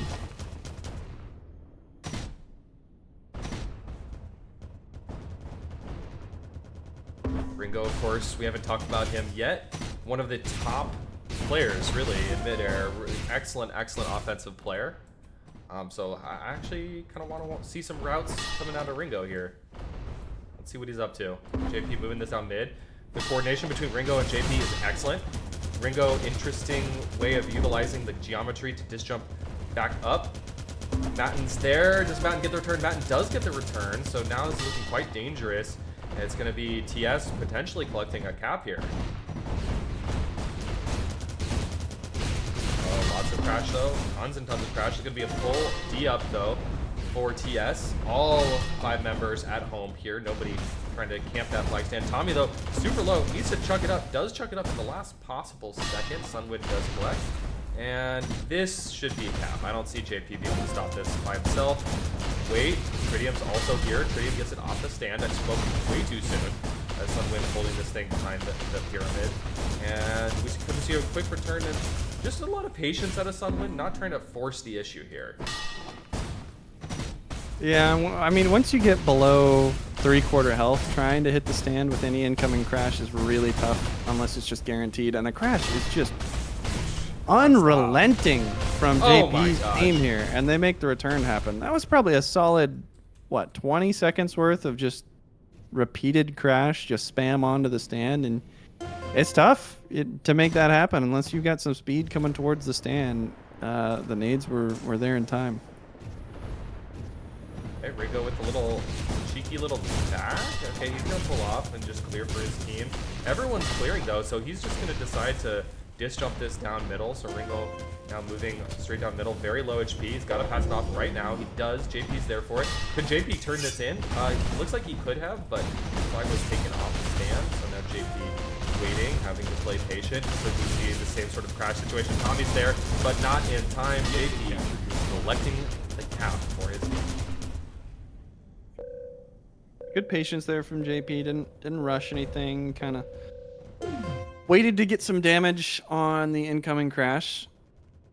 Able to make 2 happen. I'm pretty surprised that this is as low scoring as it is. I would expect that on the maps with the faster routes available, like Exhumed, I would be expecting to see things get out a little more. But you know, actually, we're just seeing a lot of standoffs. So maybe it's just both teams moving the flag, and we're not seeing a lot of stops on stand because we have been playing, or sorry, watching. Pretty much just every run is a full standoff, and whoever can win the standoff seems to be able to convert in most situations. Of course, we saw JP's team a ton of crash, and that is going to result in a return for them right there. But Matt just camping. Lots of camping and a lot of standoffs. Yeah. That's been the story of this one. It's not really a lot of like standard defensive set scenarios. Tommy just getting absolutely burned. But you'd think Sunwind can probably keep Ringo off of that, and he will. So another standoff. I mean, it's just standoff after standoff. Nobody able to keep it directly on the stand. It's just who can win the duels at this point. I mean, the front crashes. That's also been the story of this map. Ridiculous amount of front crashes. Just making it really hard to collect points on the board. Alright, Apex gets it. Oh, yeah, top secret just a hair above Matten there. Matten looking to intercept. Doesn't quite get it. Top secret low, but plenty, you know, he's playing in a smart position. Trying to avoid Taste as much as possible. Taste misses the midair that would have saved it.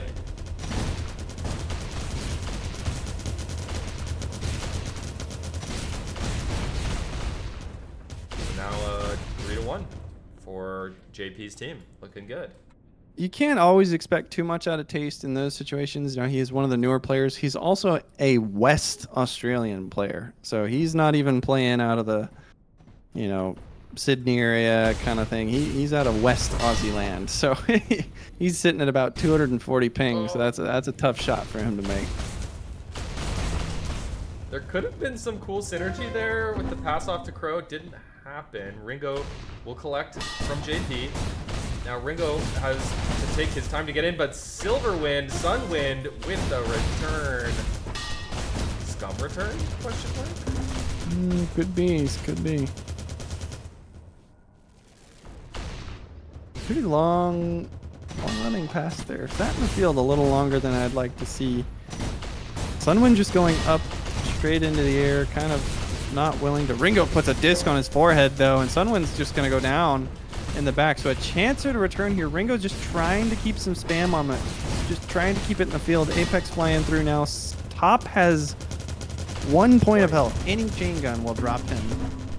He tries to punt it away, but Matten's going to have that return timed. So now Sunwind can make his way to the stand. And we'll see if they elect to still do it or not.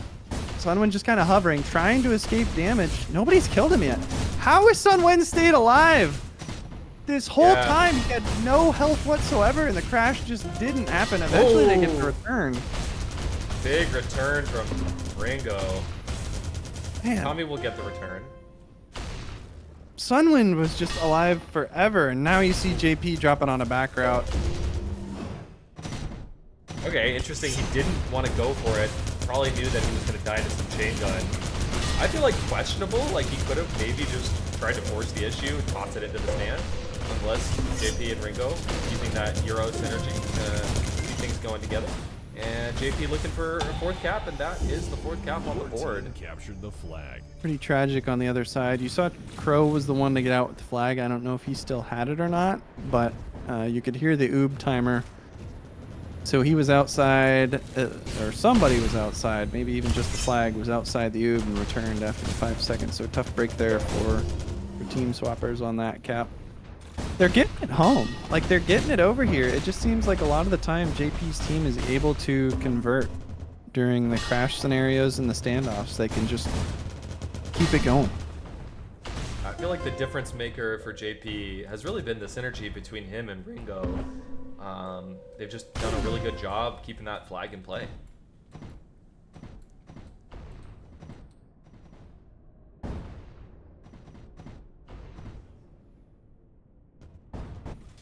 All right, we haven't watched the JP POV yet. Let's go ahead and do that. JP preparing for his teammates.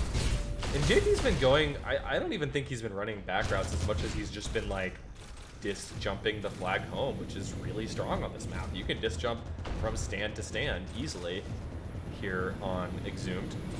So let's see what he's doing here. It looks like this will be some sort of back route, back right-ish. That's just a straight on back. Will he K or is he gonna camp?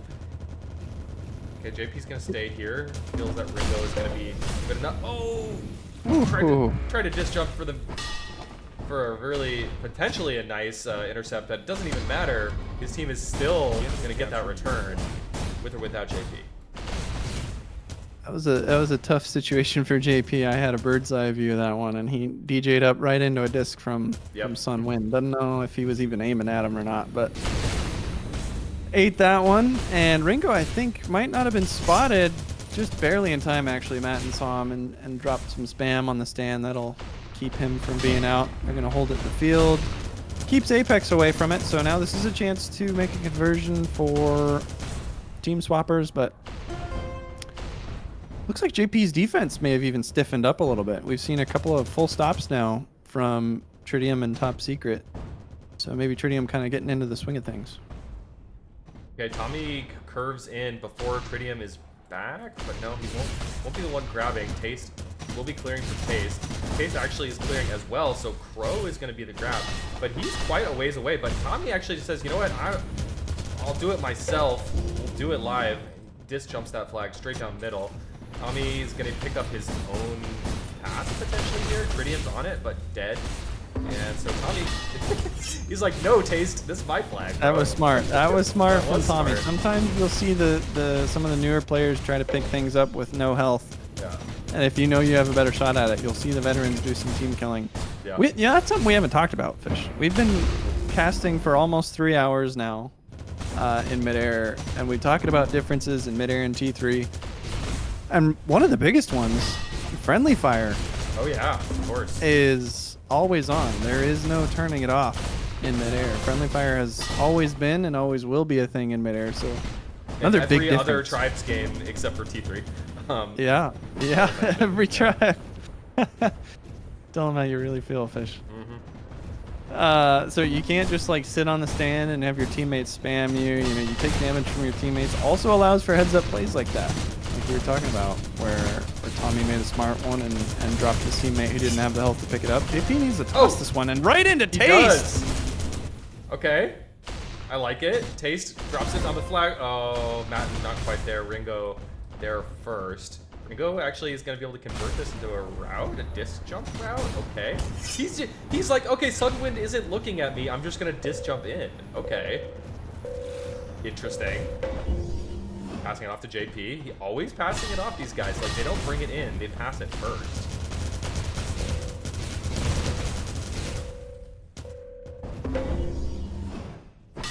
That Ringo JP synergy.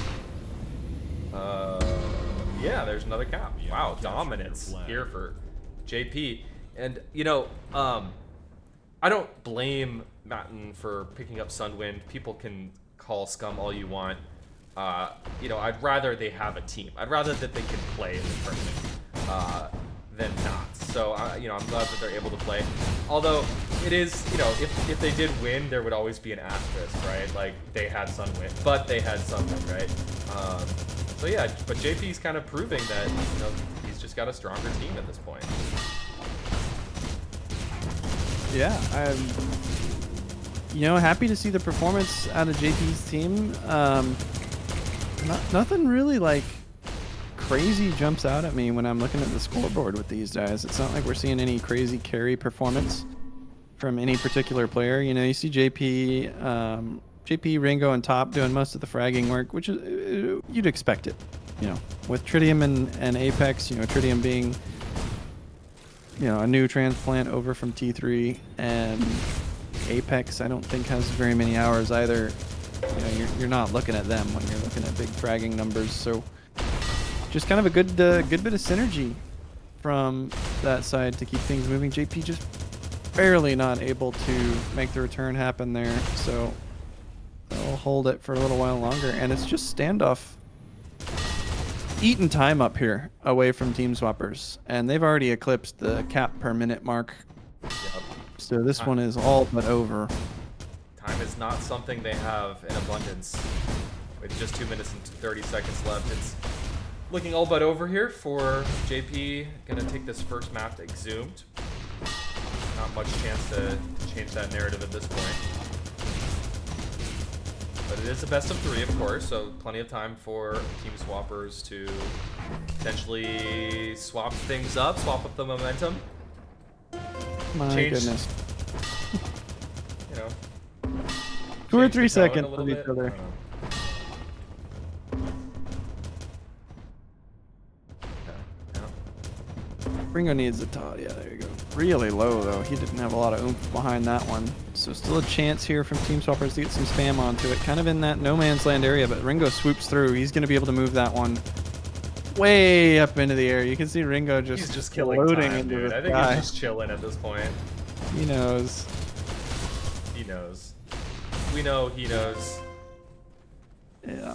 At this point, everybody in the server knows this one is a go next. You probably start talking a little bit about what you want to change, if anything. You know, if they have to do any map stuff. I don't think they have to do any map stuff, but I guess you know, talking a little bit about the difference between Midair and T3. We've talked about a number of major differences. One of the biggest differences is you can't throw the flag across the entire map in Midair, even if you are moving, cooking. If you're chucking it from midfield, it's probably not going to make it all the way home. Unlike T3, where if you're on a back route and you chuck that flag, it's making it home, like no matter what. So flag play definitely super different in this game.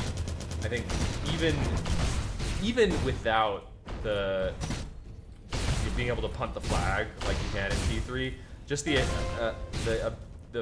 distance that you can chuck that thing is so much less in Midair. yeah, it's got a lot more gravity. It goes kind of in an arcing motion. Yeah, it's just more predictable though. So it's much easier to toss the flag between players as well. It's just a little more refined. The flag mechanics in Midair have seen a lot of work throughout their various versions. And this is going to be 6-1 in favor of JP's team. So the scum sub not working out Your yet team won the match. for Team Matin. I think JP's team, what stands out to me is like it's just a great core of European Midair players. Top Secret, JP, Ringo. I mean, these are names that, you know, if this was a regular old tournament, not just the draft tournament, you see these 3 on a team, you're like, okay, that's a strong team. And then Tritium, of course, holding his own. I think picking up the chase position pretty naturally, as that was his position in T3. Apex, no slouch. So it's just a well-rounded team. Yeah, I mean, absolutely. JP and Ringo occupy the number 4 and number 5 spots on the leaderboard on the European The enemy Oh, wow. captured your True flag. skill ratings. So definitely some strong players there. Interestingly, you know, Sunwin number 6. So right Wow. behind him there, sitting there. So not like he is anything insane, but you know, we talk about Sunwin. Matin is number 4 on the NA leaderboard.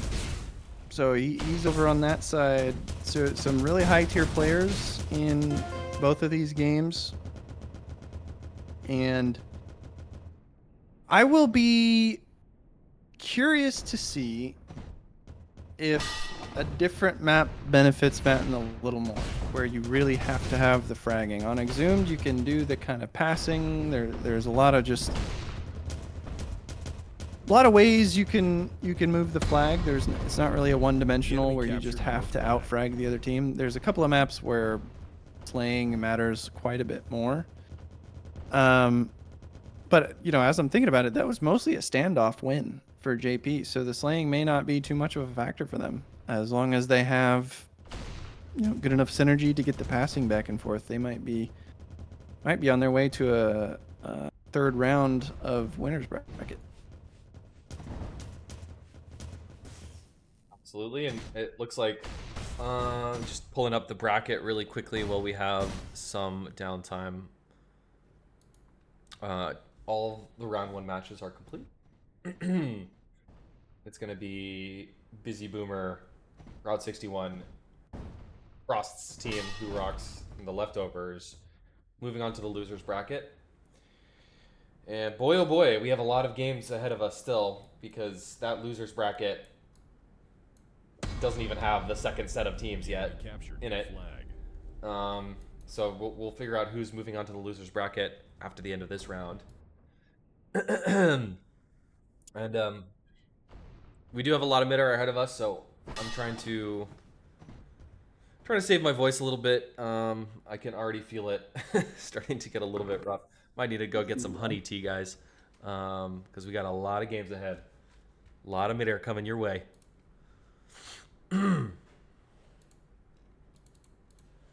Okay, just in from our admin, XTC. Losers bracket's going to be best of 1s.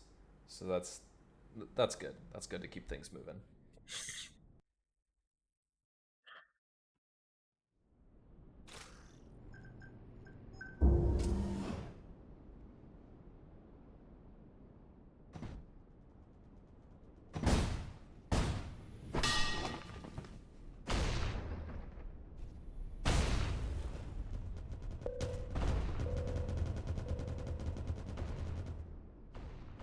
Guest is as good as mine, Spades. I think it's probably going to be a little bit more than 3 more hours. I'm guessing 4 or 5. But it's there's a bunch more best of 3s left. But actually not that many. I don't know, we'll see. We'll see. Losers bracket is best of 1. So that'll speed things up. Alright, we are going to TG for map number 2 here versus JP and Matten's team, so Team Swappers versus JP and friends.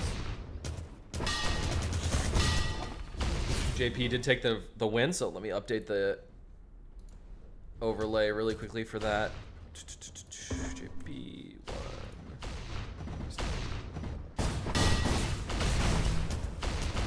And they did so in pretty dominant fashion, right? So what was that, a 6-1, 7-1, something like that?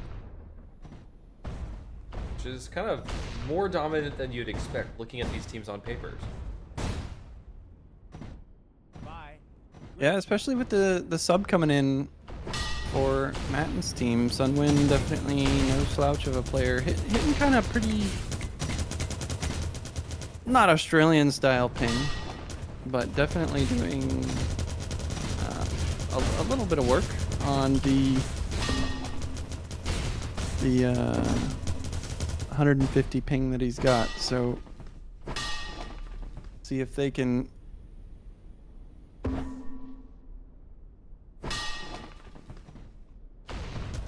move things through. And TG, so TG a pretty popular second map for all the teams so far. I think we've only seen like what, 2 or 3 maps this whole whole time we've been looking at games. So teams definitely leaning towards some preference. No Starfall. No Menorah. I'm a Menorah fan. Menorah's a really interesting map. It's kind of the most, I would say, unique in a way. I would love to see some games on Elite and Menorah. Menorah kind of that big, Capper's Paradise map where you can run some really big routes, and then Elite kind of that almost a community favorite with the mapping stuff. Taste almost able to fly into that one. It's gonna just get bounced into Tommy. And Crow has a chance if he takes, doesn't even need to take a DJ, but looks like Apex may have been unspotted, so he'll be able to take that one home. Elite, of course, is Stonehenge, basically. And I think Stonehenge is probably the greatest Tribes map ever made. So, you know, Elite carries that forward to Midair. There's a spicy take. What is the greatest Tribes map ever made? Captured the flag. Oh man, you're gonna start some fights. It's Stonehenge. Come on. It's gotta be Stonehenge. Fun fact, Elite and kind of a now defunct map that doesn't get played much anymore, Cryosis. We took in early Midair the height maps from the T1 map, Stonehenge. We took the height map from that, and of course in T1 maps are not mirrored straight across. In Midair maps are mirrored, so you can run the same route on either side.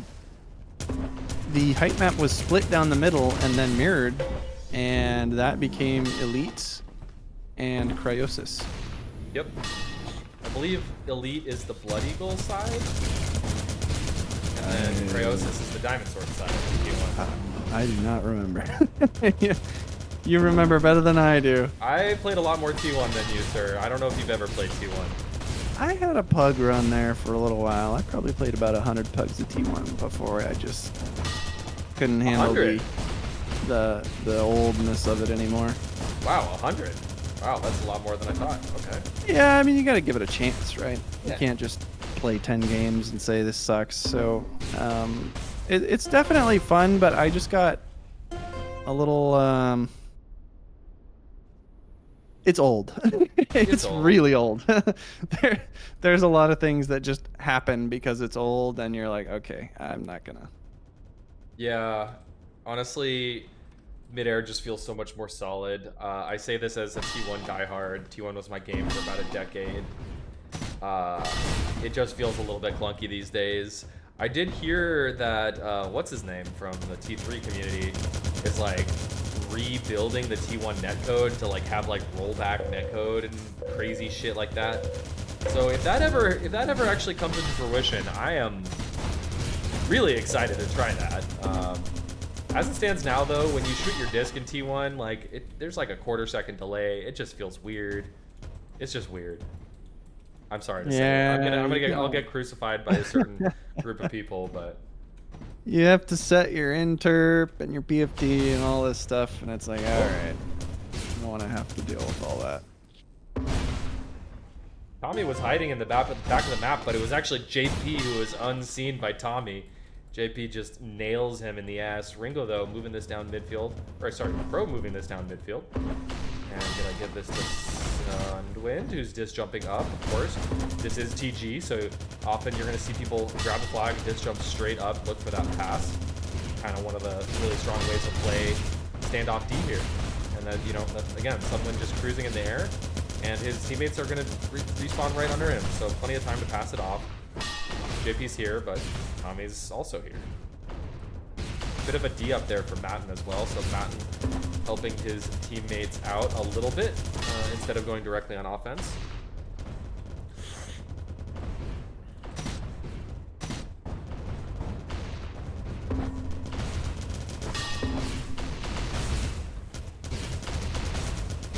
So far, Tommy and Sunwin handling the pressure very well. You know, not a whole lot going on for them. Crow's able to make the return happen on the other side, and that was just a solid standoff. Your flag. Tommy and Sunwin, they were able to maybe not make it look easy, but they definitely held their own there. Didn't really have too much trouble. Yep, and pretty low-scoring game again. I feel like we've said that a lot. And it's like the first halves of these maps are low-scoring, and then like the second halves tend to pick up the pace a little bit. Ooh, Case gets knocked out of bounds. He's gonna have to chuck this back in. He doesn't get the chuck off, so that's gonna return automatically because it's out of bounds. Out of bounds grid means it's going to return, and there's the second cap for TS. TS now equalizing the score here on TG, Twilight Grove. Yeah, Taste there actually doing a little bit of jousting with Ringo and lost the joust there. Ringo was the one who knocked him out of bounds at that. Ringo just stopped. Did he was that a beacon stop? I haven't really seen people using the beacon stops yet. I'm not sure. There if is the a beacon bug stop- right now where you will just rando dead stop in midair, and if that's what happened to Ringo, it could have looked like a beacon. I wouldn't have expected him to hit a beacon on that particular exit route, so he may have just hit the dead stop bug and decided he had to go the other way. I'm not sure. It looked intentional, honestly, but may not have been. I don't know. Hard to say. Watching Ringo top secret hold this thing. Matten looking to hit the midair, doesn't hit. Top secret's there, but he's in a really bad way. He gets disc jump up. That's kind of lucky, but unlucky spawn for Ringo. He spawned right in the middle of 3 of them. That's one of those spawns that you're just like, well, I couldn't do it. There's nothing I could have done there. It's 0. Yeah, he just got burned up immediately. They didn't get any kills. You know, they were getting the passing going. Yeah. But if you don't start cleaning up the base, you know, eventually you're gonna get a tough spawn spot, and that's gonna spell some trouble. A shot there from Apex to kind of keep Matten out of the play. He's not gonna be able to move out of the base. Sunwind, the only person who's even got half of a shot at Ringo, and he's gonna get it all the way home. Tommy just walking it from the other side too. So both teams able to make it home, but Crow didn't even intercept. The pass was just a little bit wide for JP's team. And now they're in a tough spot. Ringo doesn't really have a play on red here. He's going to try to get towards it. Top now body blocks Crow from getting into the stand. Ringo forces him off as well. Sunwind just kind of bouncing around the stand, and he's eventually going to make it happen. I know Crow is newer to the game, but good game sense to look for Ringo for the pass. You have to be so quick about chucking that flag out to your teammates in that position, and he did exactly that. Converted into a cap, but on the other end, it looks like JP's team could very comfortably go for a cap. Matten is the only one that can stop this. He's very low. Nice midair to kill the incoming capper. JP collects, and that's going to be 3-3. Playing it really close here. Have to see if they kind of open it up towards the end. You know, last game we saw JP kind of turn things on in the last 7 or 8 minutes. We're getting closer to that point in the game here. Ringo is just moving the flag all the time. I feel like every time we see an O-run, it is Ringo getting it at least back to a pass, if not all the way towards stand. Tritium and Top have a chance at it, and Tritium makes the return. Nice little ski through there from Tritium. Crash is going to be in time. Yeah, Tickle's hopefully going to wise up to this one, and he'll just toss over towards Ringo. JP gonna get knocked down by Crow in mid though, and Crow takes a DJ up, so Crow will save the play for now. He needs a toss back at base. Tritium is already right up in his grill, and the pass doesn't go straight over to anybody. JP and Tickle My Apex both DJing out towards him. Crow still gets the pass off, and if they can kill off JP, Oh, JP! No! 1 HP JP! That feels so bad if you're team swappers. All it took was anything at all. Man, just one chain bullet, half of a hand grenade. But they couldn't get it figured out.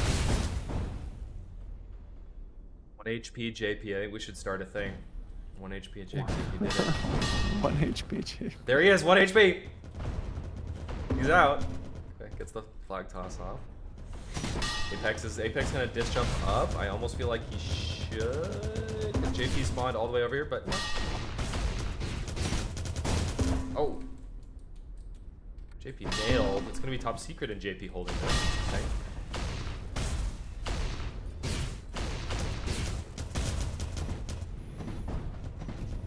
Watch from top secret POV. Got JP's POV. Passing it back and forth.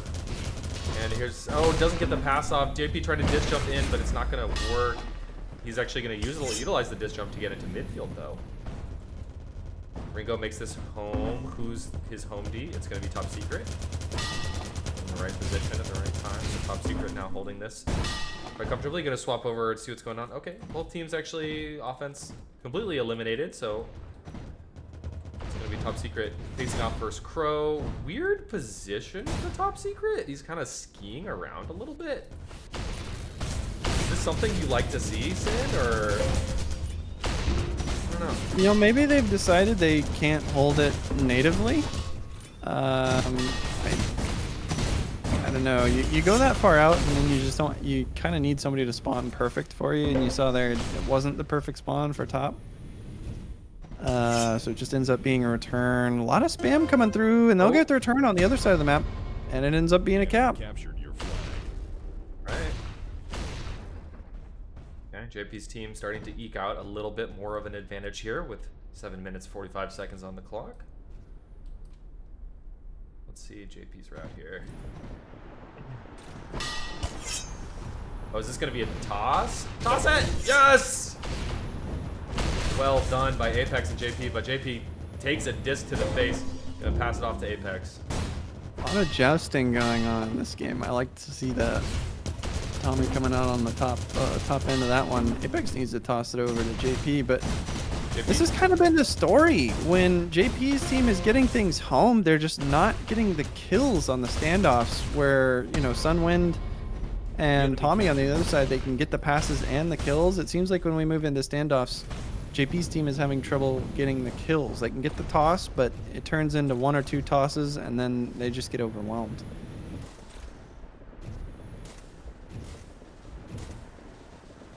Let's see this route from the Australian player. Not much of a route. Looks like he's actually just... It's Tommy. Tommy's out, even though Taste wasn't there to do any distracting. Ringo on the other side gets mid-aired or something.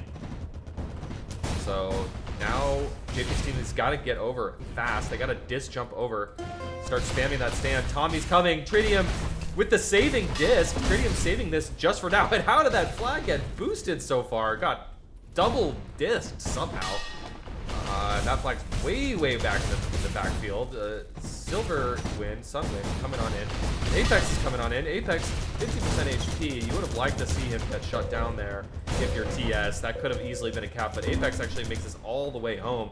Matten looking to try and intercept. He's actually going to get the mid-air disc on Top Secret. Nice shot by Matten, but it's not enough. Matten is going to die here as Apex comes to fix this up. Yeah, I would have liked to have seen a little bit more help from Matten there early. It looked like TS was just trying to kind of secure the flag, and they needed to. I mean, they're still dealing with 3 players in their face on the standoff side of the map, and you see the cleanup is just there. They're able to get the kills, unlike JP's team so far. That's really been the only thing that I think is keeping team swappers in this. Is they've just been able to be stronger on the standoff side of things. It's almost JP's team is just kind of capping off the back of the out clean, get through the stand without there really being a full standoff, and Sunwind is just in orbit right now. Way up here.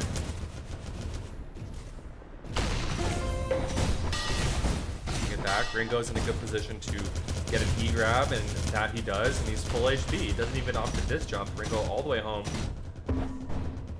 Stop free. Tritium Jones pretty much alone, but gets a great mid-air. Is anyone from his team gonna be there quick enough to capitalize on this? Apex is here to keep the pressure on, but Apex dies instantly? I don't know. He just evaporated. JP, though, in a position to try and stop this. Sunwind is gonna come straight into the flag stand. He says, "You're not gonna hit me, JP. I'm just gonna curve this right in. I'm not afraid of you."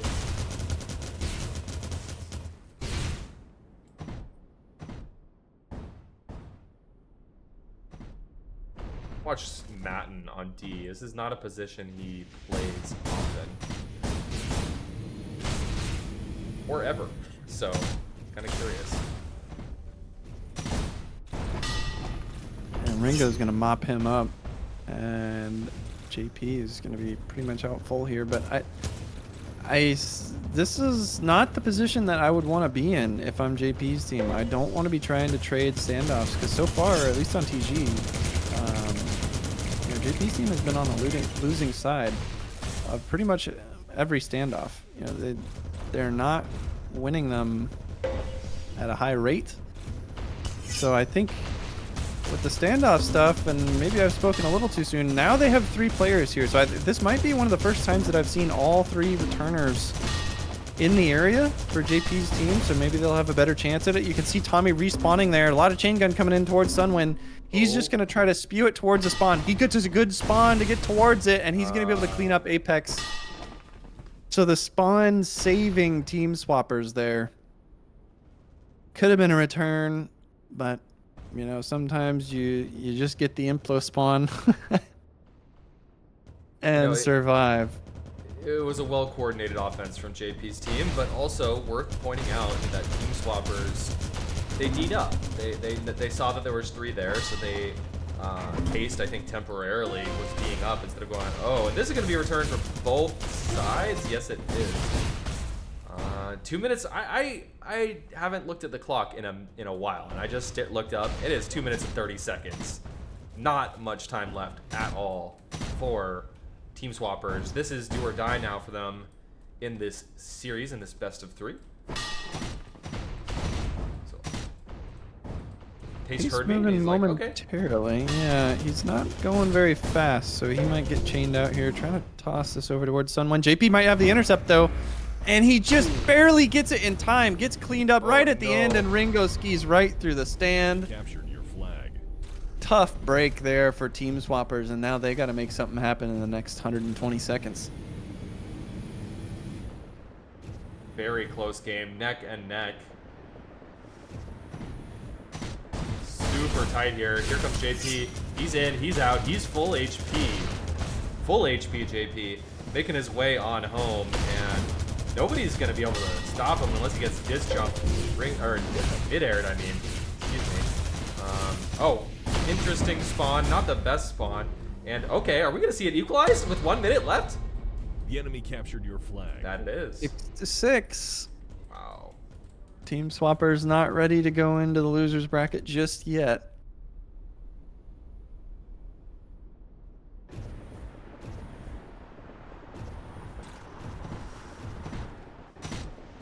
Ringo pulling off here. Gonna clear for JP. Everyone's clearing for JP. JP's out clean. Can JP's defense put up a defense? No, Crow's out clean. So we're back into a standoff potentially here. Solid route there from Crow. You can tell he's definitely been practicing on at least a couple of the maps. He was moving pretty quick coming from that back right perspective. And this is something that you can see team swappers doing. Crow was the one that was out with the flag, but they have set Sunwind and Tommy as the standoff crew. So even with Tommy being not the one to bring the flag home, they have decided on these 2 being the carriers. Sunwind in some trouble. Needs to get it over towards Tommy. You see Matt, and he's going to D-up here. Yeah, and that will delete Ringo instantly. The D-up very strong from Matt, and the return gets home on the other side. So 2 players able to make it happen. Apex just barely saving it for the time being, but nobody's going to be there in time. I say that. Where's the return? Where is the return from team swappers? Matt is just holding in the field, so maybe they didn't think they had the timing for it just yet. Being very patient. Sunwind now throwing it over to Tommy.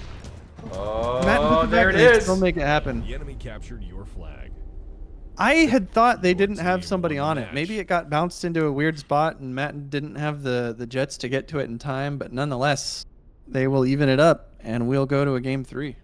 I think they actually made the call to leave it in the field. JP was on a front crash. Maybe a mistake? We don't know. I wonder where we're going for this 3rd map, and is it elite? Hopefully.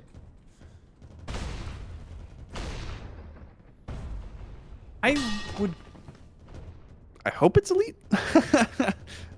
I don't know if JP wants to run against this team on elite though. That might be a little bit scary for just the frag ability.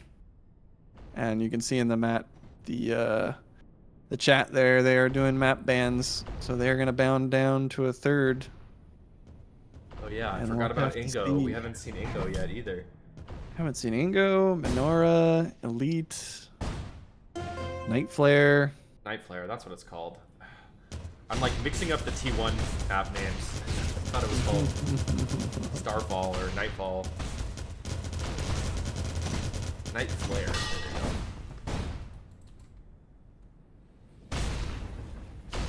So definitely some discussion going on in the JP team channel. Maybe talking about where they feel confident. Maybe where they don't feel confident might be the important factor here. So nothing else in chat yet. So they're taking a little while. I'm waiting. See if any of the other matches have been reported yet. I am not seeing it at present.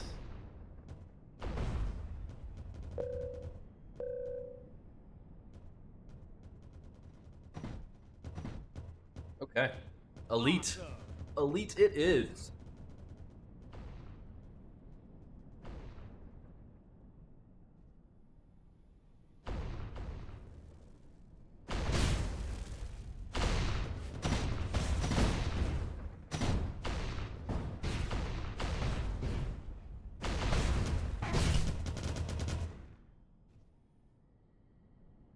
Doing a score report on the other games. So in one of the other upper bracket matches, we have Lunatics against Big Budget Losers. And Big Budget Losers actually take that one 8-4. So Angry Smurfs team putting down the first win in that series. They were still on map 1. So a little bit of delay for that particular squad. Jump through and see a couple other games.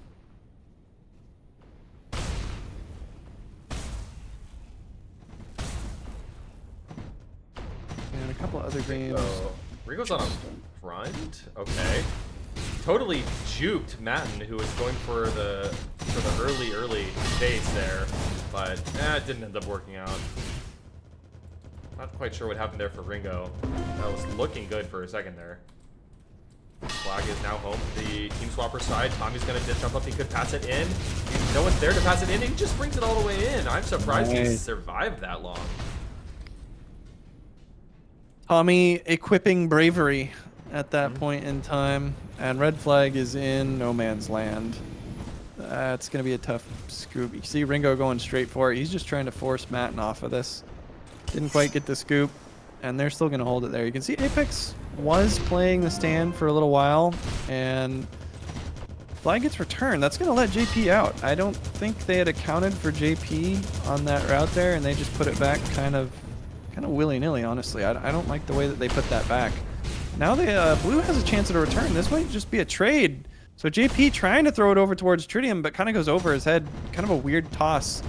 Matten with a half a chance at this, and very low skis through it, so a bad pass.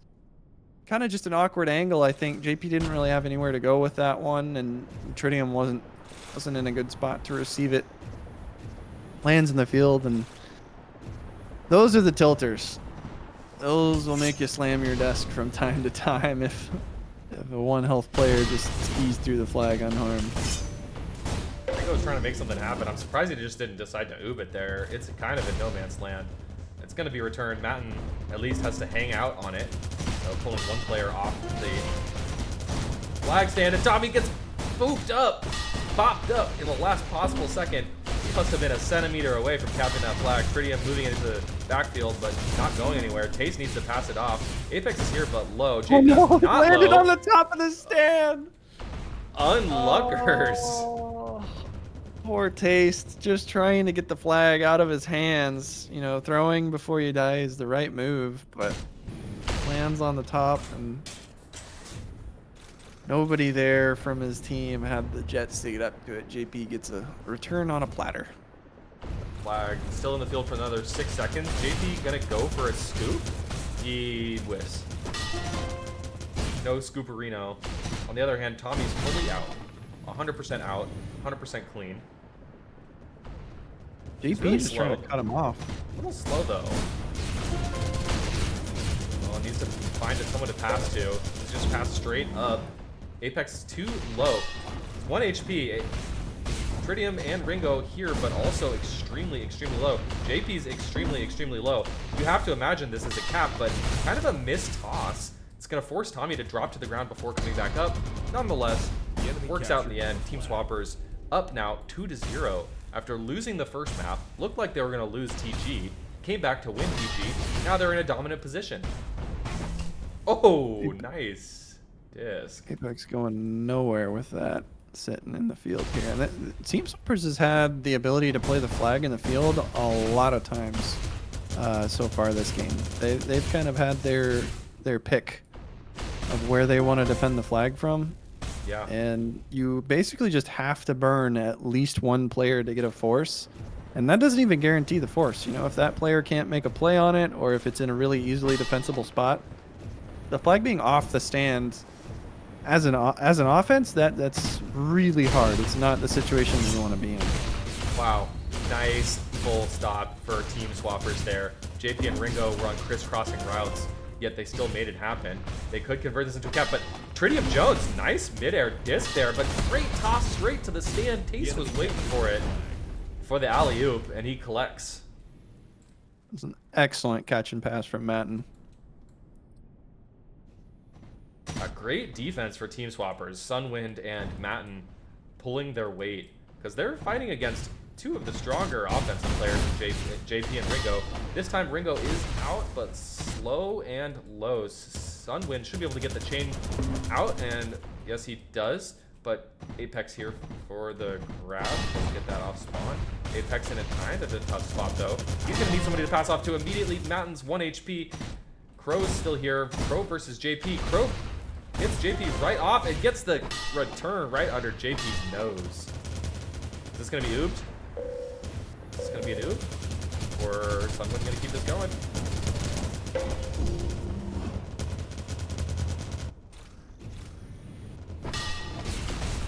Pro playing pretty well for, you know, somebody who doesn't have a lot of hours in there. He's playing pretty well around the flag, which is not easy to do as a new player, especially in midair. Good to see that coming out of him. Frog kebabs in chat rooting for his bro Crow. I think a couple of Tribes Ascent diehards there, as far as I am aware. I think they both got their start in Tribes Ascent. Correct me if I'm wrong. I don't think they're old enough to get their start in any other games. Yeah, exactly. Yeah. Someone just flying straight up here. It's not the first time he's done that. He likes to just go straight up. So does Tommy. Been working for him so far. I mean, Sunwind and Tommy have been holding it down pretty well on the stand FD side of things. JP's giving chase here to Tommy. Gonna put him out in a weird spot. And the crash just kind of slow to get here from JP's team. Now Tritium and Apex coming in, and JP's gonna get dispatched from by a disc coming out of Sunwind. Apex and Tritium have a shot at this, sitting in the back there, but the spam from Tommy and Sunwind will knock them both out at the same time, and TS will hold. The other end, Ringo, desperation play, punts it off to team Top Secret. Taste is there. Taste is Australian though, which means his hitting is horrendous. He's gonna do his best. Crow is here as well. Ringo, full HP. He's using the base much to his advantage, dodging and weaving behind the geometry, and he's still full HP. Switch on over to the other side and see what's going on. JP's hot on Sunwind. Sunwind dead. JP 1 HP, but doesn't get the return. Oh, no hashtag that time. No hashtag. No. Oh, Couldn't but quite get it, but Tritium can. Tritium can. And it's a cap. The enemy captured your flag. That was a long standoff for JP's team there to convert, but they did make it happen. Of course, no standoff timer in midair. Thank God. None of that cheeky business. You actually have to win to get rewarded. Okay, Tritium gets the return. Apex needs a pass. He's too slow. Doesn't have anyone to help him out. So it's going to be a return from both sides. But Ringo was camping the flag stand, and this is the strength of camping in midair. Ringo all the way home very easily. If you're a home D and you let that happen, you feel awful every single time.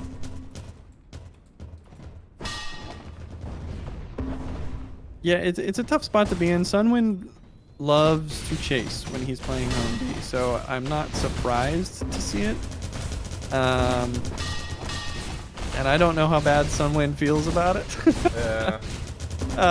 But he loves to do it all the time. We'll see if JP's been spotted in the air here. He's gonna have the drop on Tommy, so if Tommy is not expecting it, could be interesting, but Tommy just kind of flying to that back spot, and he was not expecting JP to be there. Just dropped immediately, doesn't even get the toss off.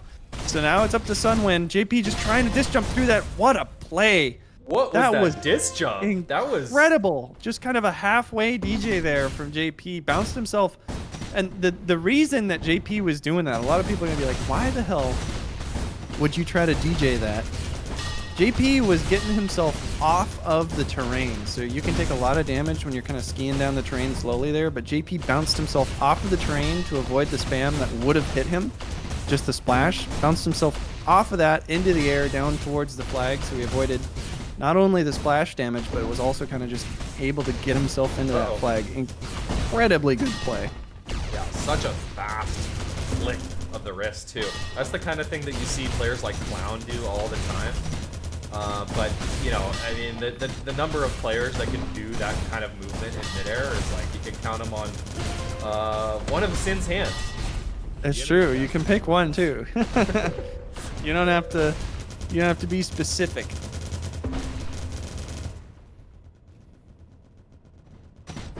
Nice catch there from Ringo.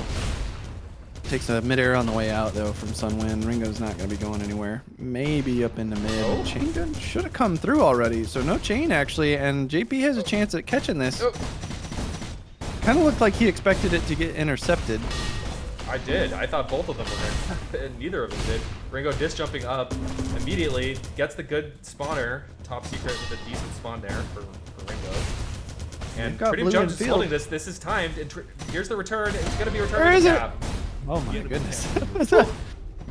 In terms of timed returns, that wasn't a good one, but it won't hurt them in the end. Worked out. And they'll bring it to within 2.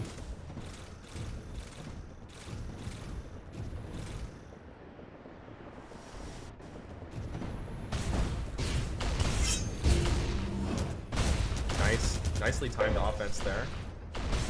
Tommy on the back route, gonna bring this all the way home. Taste does not grab the flag on the field though, so Taste now has to toss it off. And I think Taste is gonna go offense. Yeah, I think what you talked about is exactly right. On the Team Swappers team, they know who they want to hold that flag. So Taste, you know, Aussie player, a bit harder for him to maybe hold the flag, a bit more effective if he's maybe on the other side of the field. But Ringo is gonna get a cap. Now 3-4, 9 minutes left. It's a very, very tight game, Sin. Yeah, game 3. I mean, you gotta win it here. Of course, this is winner's bracket, so nobody goes home at this point. If and or when they lose, they'll be dropped down into the loser's bracket. Double eliminations all the way through this tournament. Tommy maybe looking for a pass, and he is gonna go a little bit over the top of Crow there. So blue flag again, held in field. So unless Apex can save this from Matten though, it's gonna go back, and it will. Crow trying to walk it up mid. I would expect him to die. Tommy with a shot at moving it though. Nobody there immediately. Tommy just goes straight up, tries to throw it over to a teammate, but JP heads up from him. He DJ'd up as soon as he saw Tommy pick that up in mid. He was waiting for it. Okay, Taste, this is looking good. Taste ahead of everybody, but he doesn't get the flag toss off. That could have gone straight to Tommy. In the end, it goes right home. Back to JP's flag stand. Apex grabs the flag, but he's gonna die here very, very quickly. He actually gets further than I thought. Does this get over the rock? It does, just barely, so we're gonna cluster here. Oh, Sunwind actually playing home D. There he was chasing. So Sunwind has to K out and go back home. JP's out full HP. Tommy has it. On the other end, JP takes the disc jump to get all the way home. And he'll chuck it off to his teammate. Something that's nice about having this dedicated pair on the standoff defense as well, you saw Taste coming in there, and he had 2 passing options. So a lot of the time you'll have the home D picking up the flag from the capper coming back, but you saw Tommy calling for it, and so the pass went his direction. Originally, Taste was looking over towards Sunwind, who was covered So a nice bit of strategy from this team. He'll get the pass off for now. And Tommy's in a bad spot though. 3 players in between him and Sunwind. So unless Sunwind pulls something crazy off here, we should see a return. Everyone's whiffing right now. Everyone's whiffing these flags. Let's see. Good camp from Taste. Oh, okay. Taste is moving home. Oh, I think... I was about to say this is going to be a cap, but man, that chain came in fast and furious. Burned up. Oh, it's music to my ears to hear multiple chain guns on somebody in mid in this game, and for it actually to result in something. How am I going to get towards the stand? Spam not able to hit him in time. Enemy captured your flag. And TS puts their buffer back up to 2. Cap lead for Team Swappers, Matten's squad. Of course, there is that asterisk, that Sunwind-shaped asterisk. Both teams out with each other's flags, both teams full HP. Moving across the midfield, they're going to joust a little bit here, maybe. Ringo doing some weird stuff. I mean, this is not the first time Ringo has, like, completely altered his route from what you might expect. And I think it threw off his chaser, so he's still looking good. Passes off to Top Secret. Top Secret's here in the back. Taste actually nails the disc. Ringo in a actually decent spawn, given the scenario. Ringo's holding this. Top Secret gets another decent spawn, so he's got to get it up to Top Secret. And no, there's a return. Could we see another cap on the board? This could be a disaster for JP's team. No, JP's there. He doesn't want this to end here. Just not yet. Not like this, JP says. But there's a return anyway. Sunwind in a position to collect the cap, and yes, he does. It's a 3-cap game with 5 minutes left.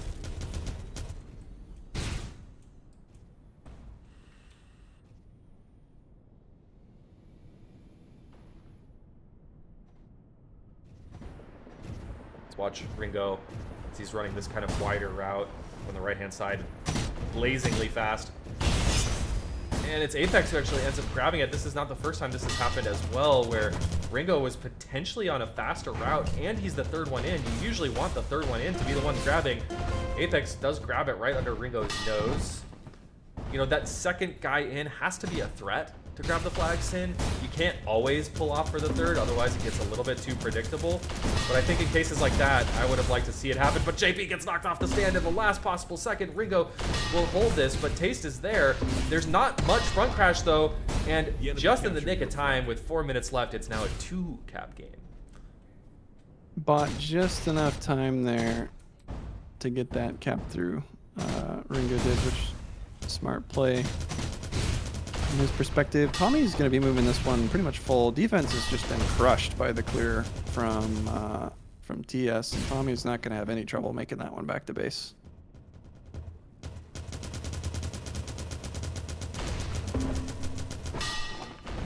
Starting to get towards the danger zone here. Definitely still doable for JP's team, but starting to get to the point where you really need to bring it to at least within 1 to feel good about it. And this one's not going to be coming home anytime soon. Tritium going to get burned up pretty quickly by the chain gun from Tommy and Sunwind. Tommy down to about 3/4 health, and he's probably going to take a little bit of spam as he flies up into the air here. A couple of chain guns both in his face. Sunwind now with the scoop, but the DF's going to come through here for TS. Matten spawning, and he's going to help do some damage. Tommy takes a disc from Tritium on the way in, and another disc from Tritium. He has a chance at the return, but the spam coming through. Crow D's up onto it and makes the pickup. Almost a hero Heads play up by Tritium, play. almost. Yeah. Tritium very close to making it happen, but Crow recognizing the need for the D up there, and he holds the flag just long enough to keep it realistic. Ooh, that was a little close to Apex, but Sunwind will pick that one up. Took a disc to the face, and now trying to punt it over towards Tommy. Of course, when we say punt in midair, we're talking about if you throw the flag over the top of a little bit of terrain and then shoot the terrain under it, that is a midair punt. You cannot hit the flag directly. Not an option in this particular flavor. JP, oh, Tommy! Tommy knocks him off of it, but it still goes into the hands of Tritium Jones, and it was sitting on the stand on the other side. Oh Oh. my god. JP may be calling that he had the intercept blocked up, and I would be interested to see if that was the comm, and maybe they went for stand just thinking that it was coming home. And when it took just a little while longer, the spam was there from TS. And now you're at a minute 30. This is... You gotta get out and get home and get this one capped. But Crow camping there, there's just a lot of pressure from TS on the offensive side, which is going to make it hard for JP's team to really set up. Tommy getting towards the Tommy stand. here. They don't have a lot of crash. Okay. JP needed to make it happen. It had to be him. It had to be there. And he does. So JP's on his way home. We need to see a return right now. Like, this needs to be returned. Yep. But no, Matten's there. So 60 seconds on the clock. Only 2 caps between these two teams. But it's got to be a cap and probably just getting the flag off the stand. Like, I don't think there's enough time for 2 caps to happen. JP's coming in first. He has to clear this flag. He has to clear this defense.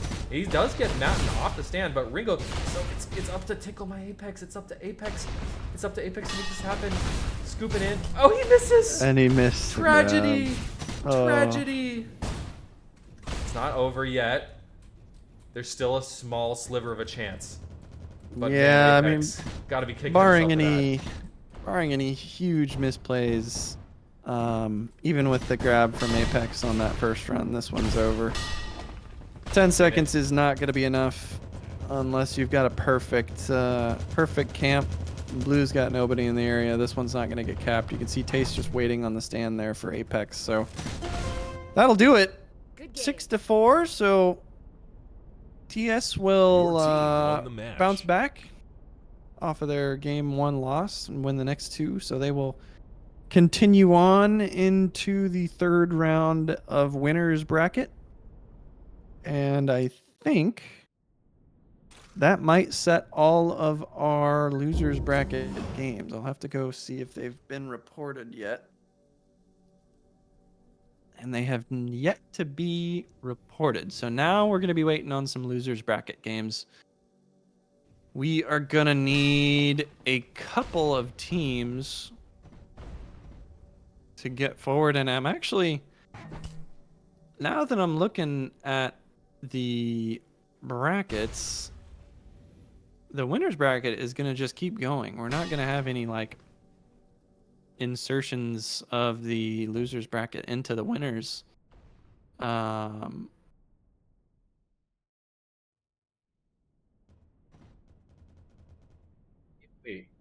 Huh? I am not actually seeing how this... Yeah. So the The enemy captured winner of your losers flag. bracket will come in the finals, right? Right here. So whoever gets through the, yeah, this will be the semifinals, and then whoever gets knocked out here goes down to losers, and then whoever wins this losers will go to finals. So the grand final is a double best of if the winning Yeah. the team coming out of winners. Okay. If the loser bracket team ends up Interesting. winning, they're gonna have to reset the bracket and then win again. They're gonna have to win twice. Very curious. And we're running this like a Call of Duty tournament. I don't think we've ever ran a bracket like this in Midair, so it'll be curious to see how it scoops out. If we can get somebody coming from the sewers back up to claim the trophy. Still waiting for one of the winners round 2 games to get going. And actually, something that might be a little surprising to us, at least, the team that we criticized quite a bit on Brent Helder for, kind of just a little bit of sloppy offense play. Dragon Wins Home put up a 2-0 over Rex's team, and they have continued on into round 3 of the winners bracket. There you go. So maybe Fox and Friends getting some offensive stuff figured out. And I would love to see I would love to see them in that I guess we kind of have to pick at this point, right? If we want to look at any, I don't think we really want to watch any losers bracket games, or do we? I don't know. Those are eliminations at this point. Yep. Question is, Kind of depends on where we want to look. There's I 4 want- games to look at. Twitch chat, like what do you want to see here? Because we can watch the cream of the crop in the winners bracket, which will be best of 3, or we could just watch elimination elimination matches, which obviously have a little bit of spice, a little bit of flavor, because one of these teams is going home. So yeah, let us know. What do you want to see? We want to watch Musselin down mid and Team Swappers. We just got a chance to watch Team Swappers. We watched Musselin earlier. Moose's team, I think, again, Sin's prediction is Moose's team is looking maybe like the strongest team here versus TS, which is Matten's team. We just watched them play. Or do we want to move into the gutter and watch somebody get eliminated? That's the question here.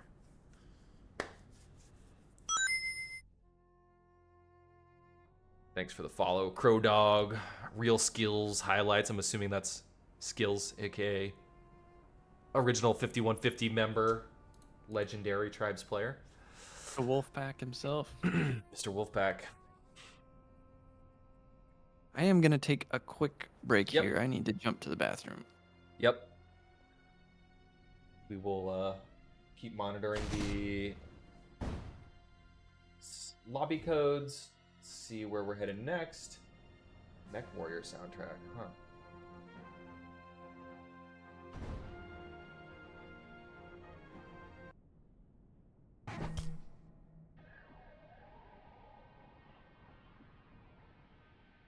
Watch someone get eliminated, more fun.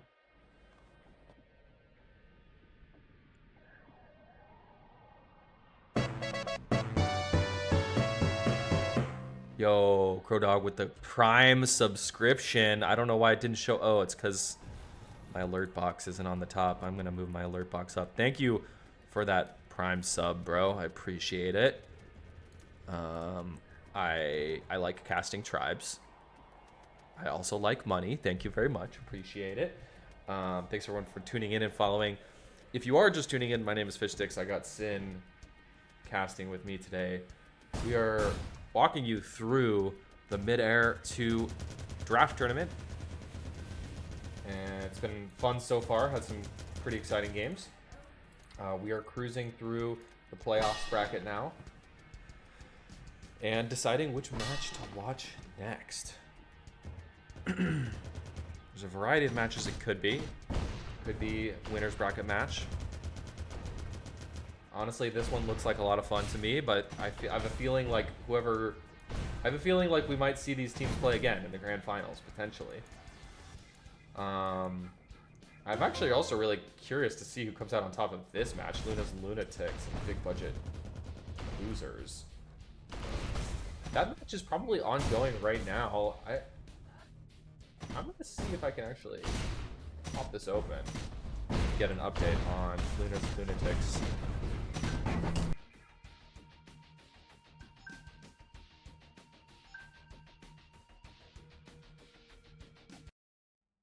Wait, nobody's in the server. Okay. Looks like that match just ended. Wait, no. Wait, what? This is the server I was just in. Hit on code.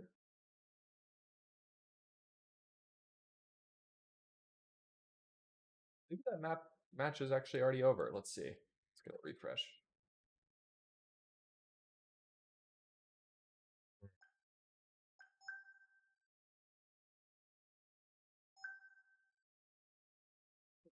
Okay. All right.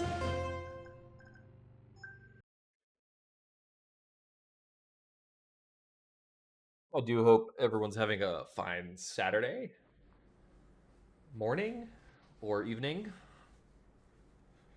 Perhaps you're joining us from Australia and it's tomorrow. Very well might be.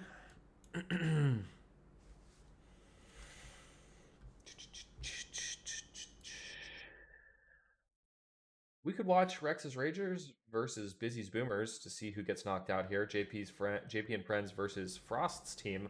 I don't think we've had a chance. Actually, did we watch Frost's team from the get-go? I think that was maybe the first match we watched. Again, chat, I want to watch the match that you want to watch, so please let me know. Out of all of these matches, we actually haven't had a chance to watch Clown's team play yet, which, you know, I feel bad for. You know, he had the tiniest little budget for his draft picks, which kind of sucks to be you, Clown, because yeah, other teams had filled out their entire rosters before he even got a single pick onto his team, which was kind of a funny little thing. Let's see. Do you have any lobby codes? We got JP versus Frost going on. We got Ryan versus Fire's team. We haven't watched Fire's team yet either.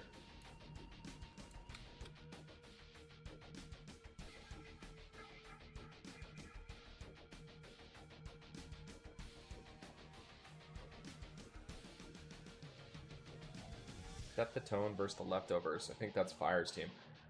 Is this the match we want to watch, guys? Because we haven't seen Fire's team play yet. We haven't watched the Leftovers.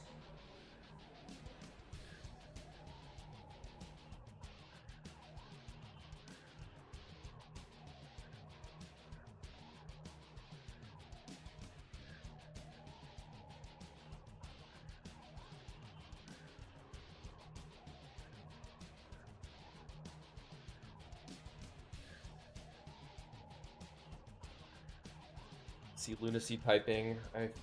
Oh, new code for Lunacy versus Angry. I think since this match is ongoing, we can jump on in.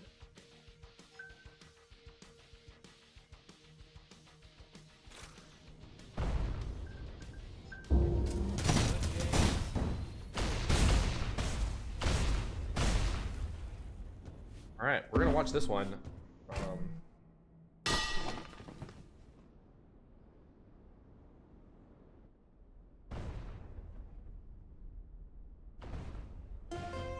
Alright, looks like we are tied 1-1 in this match. Cool. So it's Lulu. Oh, frick. Lulu on right team.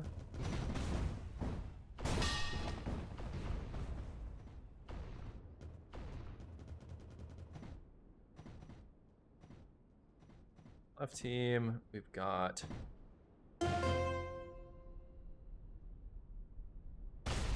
called the Losers or something, the Big Budget Losers, BBL. The Losers or something. Yeah, Dang. BBL. That's tough.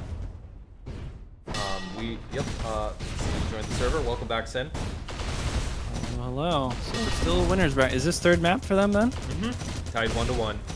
Oh boy. Not seen. I don't think we've casted the Big Budget Losers, have we? No, and this is an interesting team because they had the second to most points to bid with out of any other team, and I was very surprised to see that Jik was actually selected first for 45 points by Angry Smurf. If you're following the stream for T3, you know Jik is one of the top cappers in the T3 scene. He's been playing Midair pretty seriously for the past couple of weeks and has improved markedly. Thus, let's see if he can prove the value of that kind of first pick for Angry Smurf. I'm curious to see. There's a couple, or at least one player on Angry's team. I don't know how much Frey plays Midair these days. Played quite a bit back in the 20 teens, but I don't know The enemy captured your how much he's been playing as of late. And Lulu will put the first one on the board. Target destroyed. I think Jik playing home D, if I remember correctly. Jik is I believe so. home D position. Super interesting because he's like. He is a capper. That is his identity in T3. Making a pretty bold swap up. Jik had played, I and they'll even things up. Jik had played offense on a team with me and Shady and blah blah in Legions, and he had always wanted to be a D player, but Dose unchallenged there to the stand.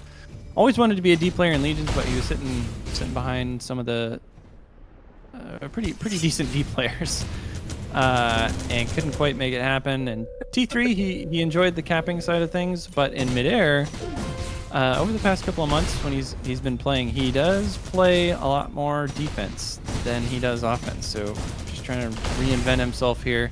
Definitely more known as a D player in Midair than as an O player. So I'm not surprised to see him playing defense. All right, Jik, I see you. All right, okay.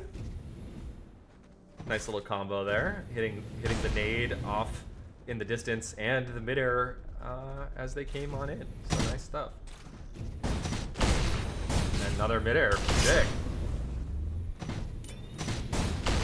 Oh, doesn't hit the third midair in a row.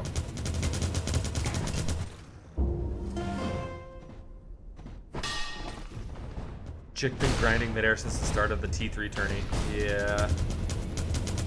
Yeah, Jik famously kind of destroyed the flamboyant T3 team by essentially just jumping over to midair. That was kind of the start of the beginning of the end for the Flam team. Well, whose fault was that? I feel like that's more JP's fault than anything. The enemy captured. I don't know. Jik and JP maybe similar blame, but Yeah. I think Jik the main culprit, you know. JP might get charged as an accomplice, but I think Jik would be the main target by the prosecution if we had to get down to it. Dose coming in here, really the only grab threat at this point. Jik gets cleaned up by, I think that was Jaka and Danky comboing up onto him, and defense is strong on the other side of the map. I actually Whoa! see this like ghost player on the top of the blue stand. No. Or is this a don't. bug for me? I see a ghost player just standing on top of blue stand. So I don't know what bug that is for me, but there's like a weird, there's just a model there. Very curious. All right. By the way, as we've been kind of talking, the highest scoring game we've seen to date is unfolding before our eyes. We're seeing 5 caps with 5 minutes in. 1 cap per minute is a high-scoring Tribes game, to say the least. Doesn't matter which Tribes game you're talking about. It is a lot so far, and Dose just flying straight through 2 players. Lulu Wow. trying to make a statement here in game 3. Emphatic. Domination.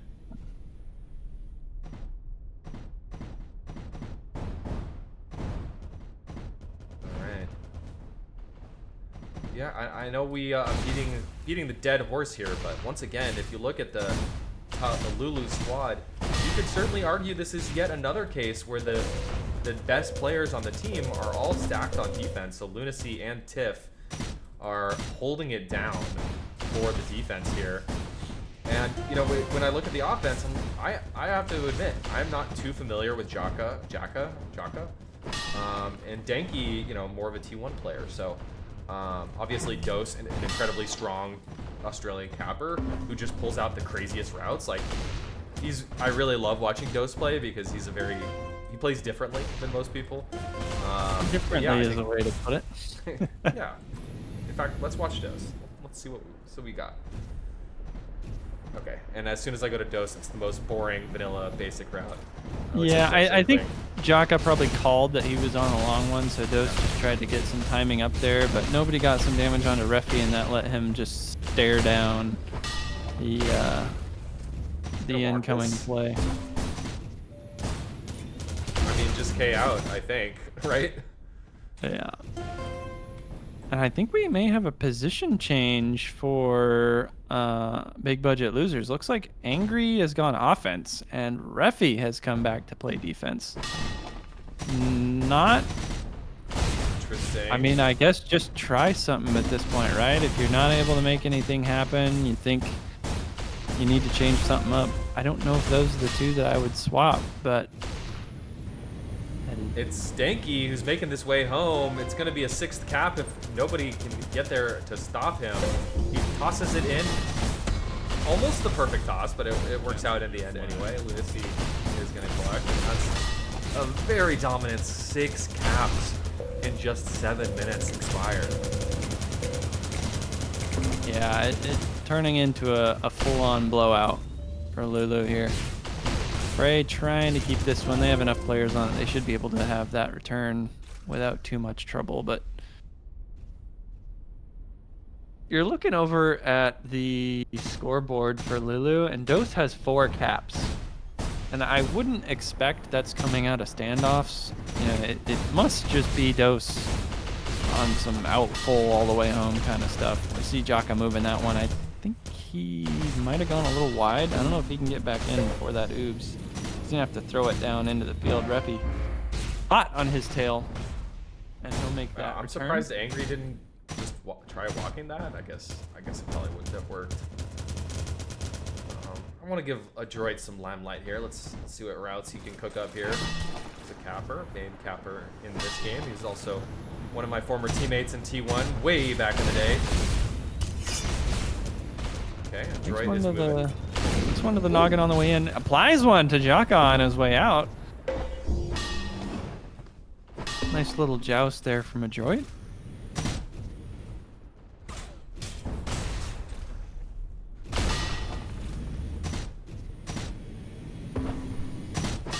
Droid is trying to disc jump to do some early damage to Lunacy. Doesn't get any damage done. No harm, no foul though. He is able to respawn with plenty of time. He's trying to, wow, actually he just destroys Lunacy in no time flat. So Lunacy is out of the picture. Jik is hiding. I don't think they actually know where he is just yet. They're looking for him. They're hot, you know, Jik is a little scum move, you know, but it's all part of the game. Nice midair. Jik. Uh-oh. This is actually a for sure return. It's got, wait, no, the perfect spawn for Jik. The perfect spawn doesn't actually end up working out. Almost did though. Man.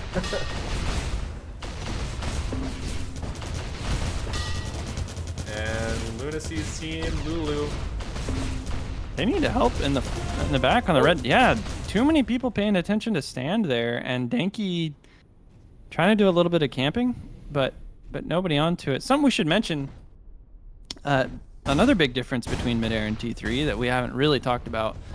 You know, Fish, you mentioned Jik was hiding with the flag, and somebody who's played T3 a lot might be questioning, like, what do you mean hiding? Like, just standing back there. Unless you have someone on your team has line of sight of the flag carrier, their IFF will remain hidden.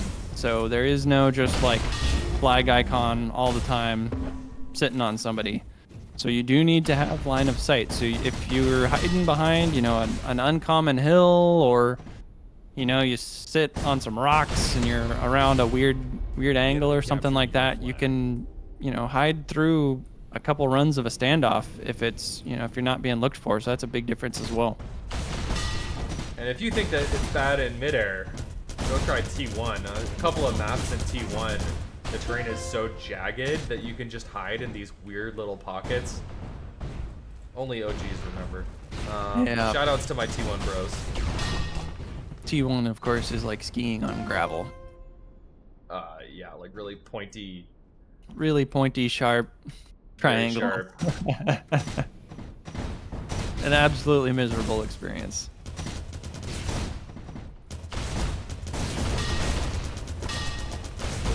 Angry body blocked. Angry in no man's land. He's got to pass it off to a droid. Misses the pass. A droid will DJ. So a droid. Why is there no chain on him yet? No chain at all. Jik is going to be here for the pickup. Jik gonna keep this moving. He's going to dish jump home, and he's going to pass it off back to the droid. The droid now has a flag. They got to kill Lunacy though. Lunacy's low HP, but he's still a threat. So please kill that man. Lunacy's still up, still doing a ton of damage even with 1 HP, and that's going to be an easy return.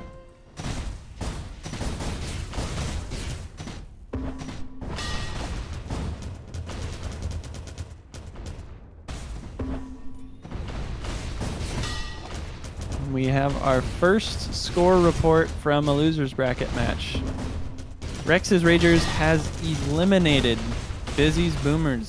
So Busy's team, the first group to bow out today. They will not be playing any more games. Kind of a surprising one for us. We had seen them be fairly strong on a couple of their starter matches. So Yeah. we bid farewell to that particular team. Yeah, Rex's team also looked fairly strong, I would say, one time we got to watch them play. So, yeah, I'm assuming that was probably a pretty close match. Wild guess, but I feel like it probably was. Here comes Dose with a front to side route. He's nailed in the ass by a disc, doesn't get it up over the hill. But with 7 minutes remaining, it's a lot of pressure on. You can't make any mistakes if you're BBL. There's no more room for any mistakes whatsoever. Yeah, the margin for error has been eliminated. So, gotta make all the stops at this point if you're the defense. Flag's gotta move. How is he still alive? Jocko was just sitting on top of a droid there. I'm kind of surprised to see a droid still alive, and nobody was looking for Danky. He just home completely free. Actually, absolutely clunks his exit route. Yep. So a half amp here. They got to get this return like right here, and the droid's coming in, doesn't quite angle it. Just no damage there onto the pass. You know, he was on the ground. That cannot happen if you are BBL, and it's gonna turn into a standoff, this is the worst case if you're Angry's team. Other than a return by a 1 HP Lunacy, which is a reality. No. Unlucky. And that's Enemy captured your flag. it. That is GG. Your team won the match.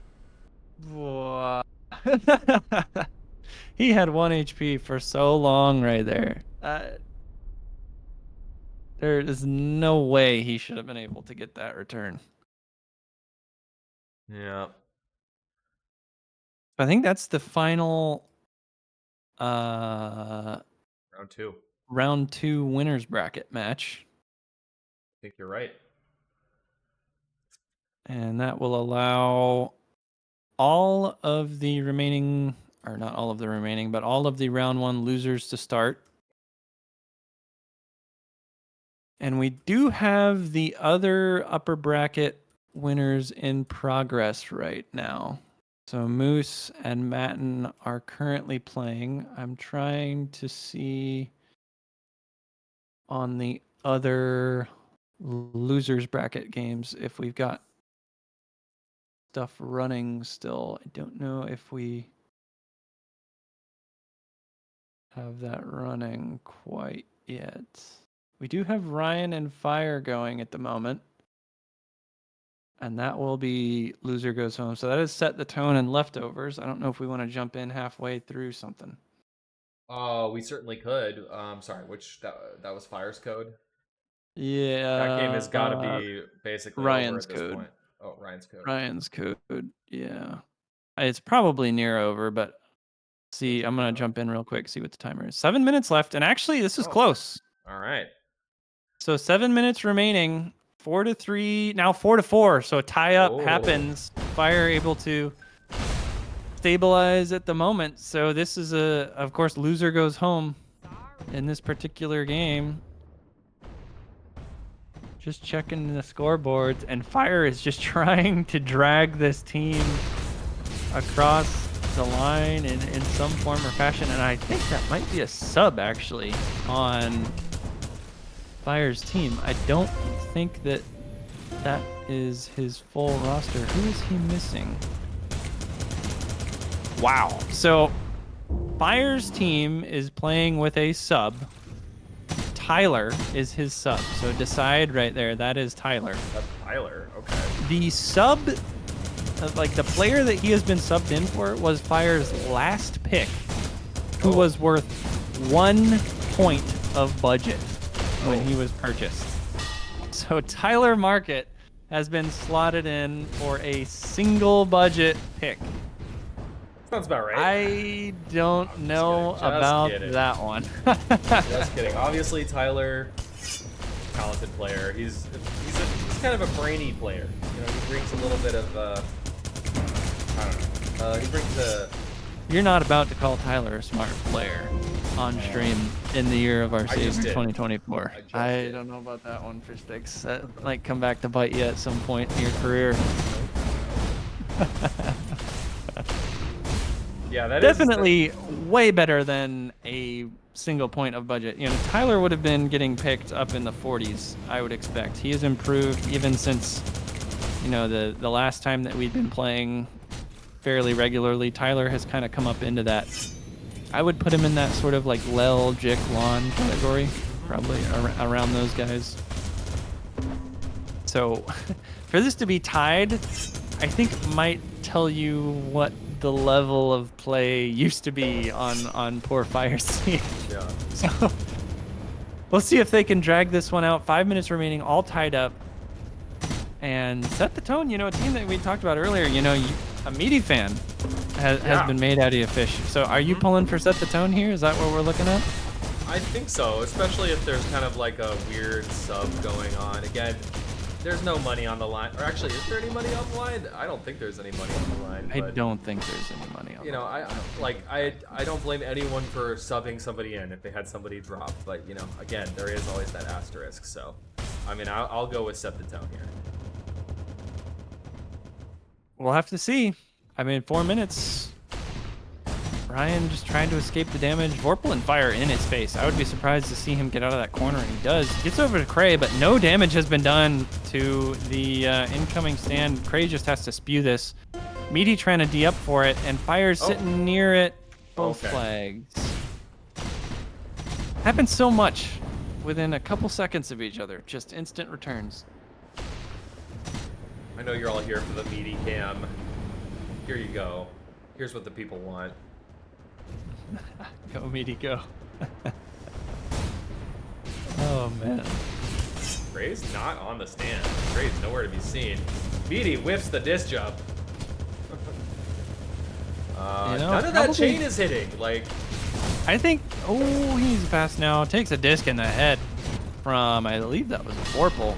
Now, all up to Fire to make a return here. Day's going to try to walk this one through mid, but tons of red in the area. Everybody's D'd up. But Gambit's going to try to get it over to Meaty. Oh, no!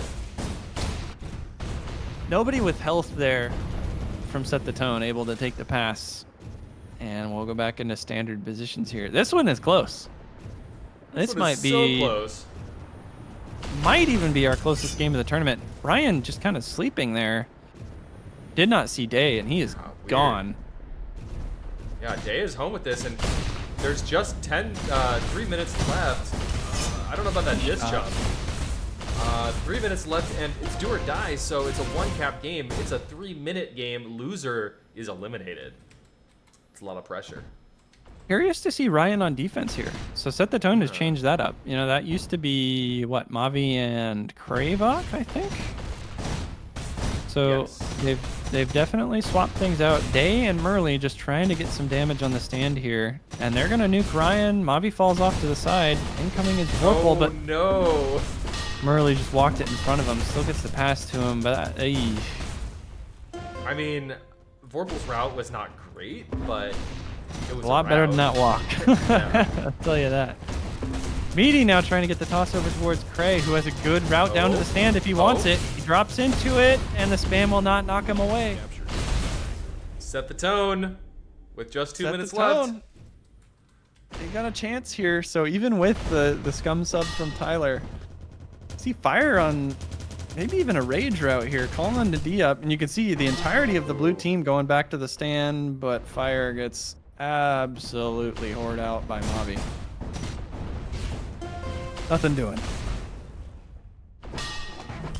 All right, pressure is on for Fire's team. Minute and a half, 90 seconds left.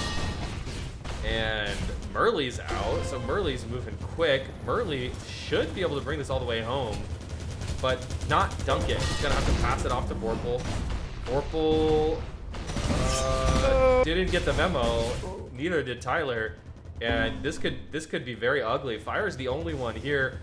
Yeah, neither did the home D for Set the Tone, though. So Day was camping on the stand. But Oh! Bobby, nice midair intercept. And this could be 2 caps. This could be the nail in the coffin. All up to Murley. And he won't be able to pull it through.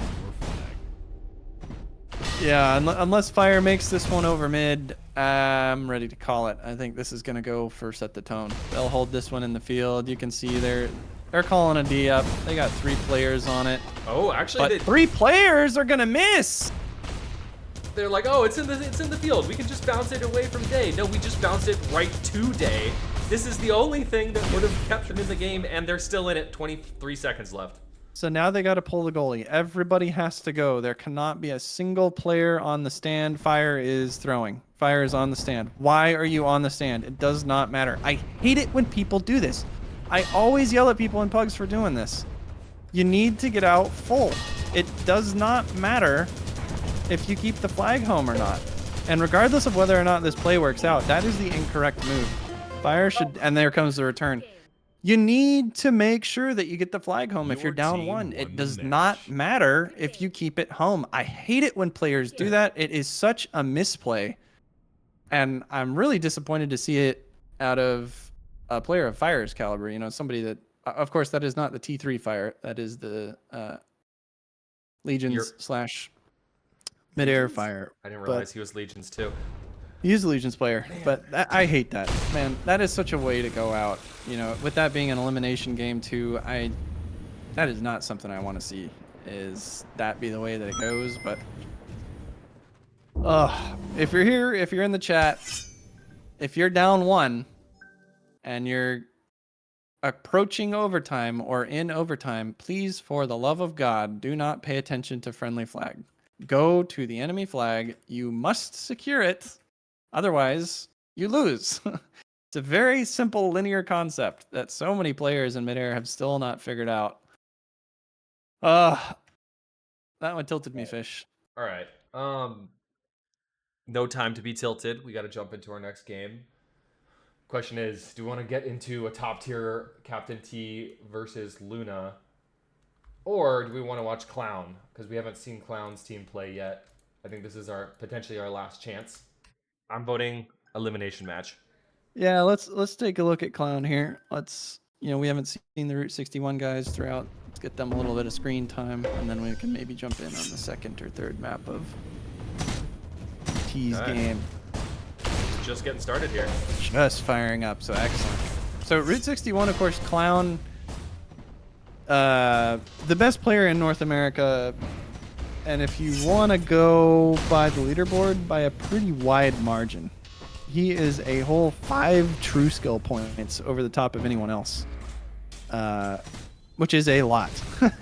When it's capping out at around like 30, 5 is a ton. So Clown, the biggest, baddest player in North America, kind of made his name in T1 and then transferred over to Midair. Really low budget for him. You're looking at the players on his team and kind of what he was able to scrounge together, and he doesn't have a whole lot of help. He's got skills, who has been really grinding on the home D side of things. Morning Light Mountain is a decent Aussie capper. Ecstasy, who put the tournament together. Round of applause for Ecstasy here, but one of the lower mid-tier players, and then Sagent, who is also kind of a mid to low tier, usually seen on defense. So curious to see him on offense here, up against BBL, who put the first one up on the board. Yep. I'm giving Clown the limelight. We talked him up. He is easily one of the best Tribes players across all Tribes games. I mean, really just a god-tier player. I was super bummed to see players like him just not even give T3 a shot. Like, I know it's not everyone's favorite Tribes game, but when T3 first came out, I'm like, I just want to see everyone in it. Would have been nice to see him in it, but anyway, he's been playing Midair the whole time, and he's gonna show he's gonna put his carry pants on as hard as he possibly can.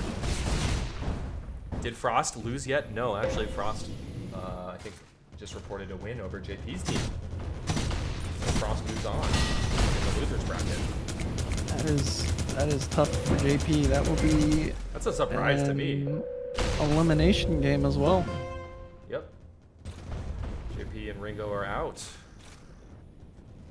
That's rough. I mean, they put up such a fight against Matten's team. It was neck and neck. It was so tight.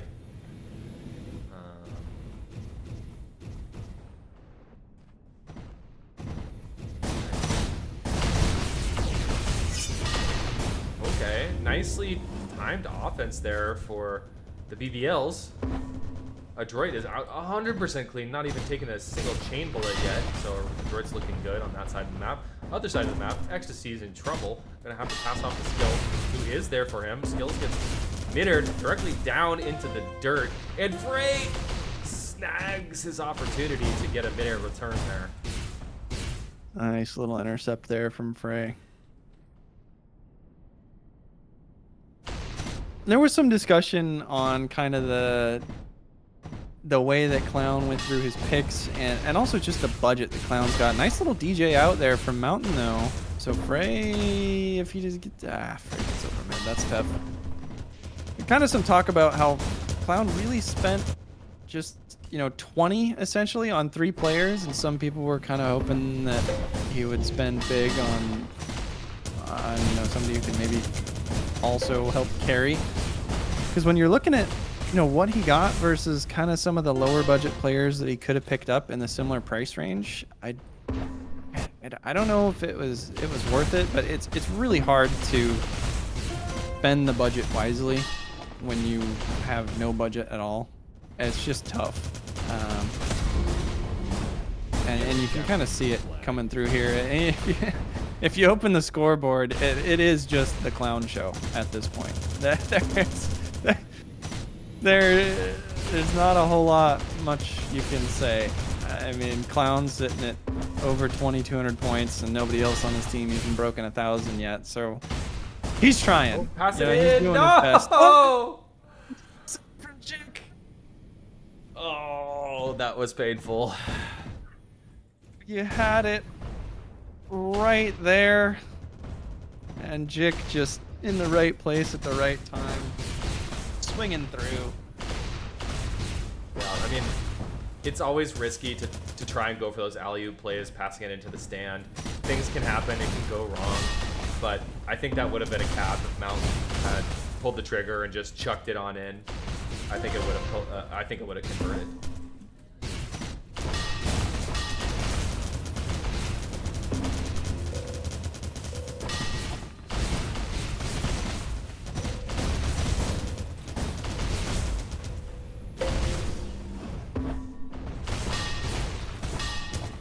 Ecstasy taking one to the dome as soon as he picks it up. That's going to be a return for BBL. And Route 61 also putting it back. And Mountain, a little bit of a... kind of looked like he was just flying up from the side, so not quite a route, but not also a direct camp. Just throws it into mid, but nobody's going to be there. Maybe Sagent. But he's dropping into a tough spot to be in. Oh, no! Oh, just threw it right under Mountain. Ooh. Droid does bring this all the way home, and here comes a flurry of front crash. Just a whole bunch of bodies getting thrown here. Mountain's gonna try and move this, and even though he's low HP, nobody was on the stand, so you can't blame him for going for the opportunity. That said, it's gonna fall into this bucket, into this bowl, and Angry is gonna hold on to this. It's a timed return, so Angry can hold on to this for a little while, but no, he is forced to return. Now Frey could chuck this into Jig. Here's the chuck. Jig needs some help though. He's gonna have to pass it off. Pretty risky toss there. There was a lot coming in. I don't know if I would have made that exact play. A lot of spam starting to hit stand at the same time they were throwing that. Doesn't burn them at the moment, at least. This is looking good for potential return for BBL here. Maybe not. Yeah, I think it's gonna happen. Yeah, returns on both sides. And now Red Bay looking to try and do something sneaky. Nope. Okay, Clown's moving it. Gets it up pretty high. Straight up punt. Straight up and straight down. Not a whole lot going there. A lot of players coming for it from Route 61, but it's in a tough place. Jick and Angry both sitting there. If they put it back, though, there's somebody on the stand. Oh. So Sajent was waiting for it. He'll come out from under, and Jick and Angry weren't ready for him to come out from under the crane, so he'll get it all the way home. Needs to toss it. Finally gets the call over towards Ecstasy, who's going to be able to pick it up. But on the other side of the map, Jick's in trouble. Clown's going to be able to clean him up. But I don't think Clown gets that return. Yep, Angry and Refi going to stop him from making any hero plays. And we'll go into a standoff. Alright, only 2 caps on the board. It's looked pretty good to date for BBL. But, I mean, 2 caps is absolutely nothing with this amount of time left on the board. And here's a return for Route 66, but Frey is there. They got the return, but their home D is all the way back behind the back bowl.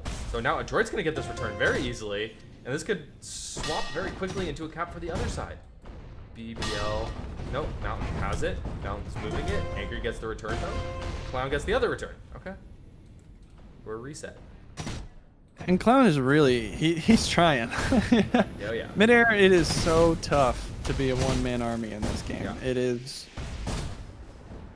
just so hard to carry when you need that cohesion. And not to say that his team's doing nothing. I mean, you have players definitely contributing here. You know, Sajent and Ecstasy both in double figures. Speaking of And which, now put one on the board. So here we go. Bring it to within 1.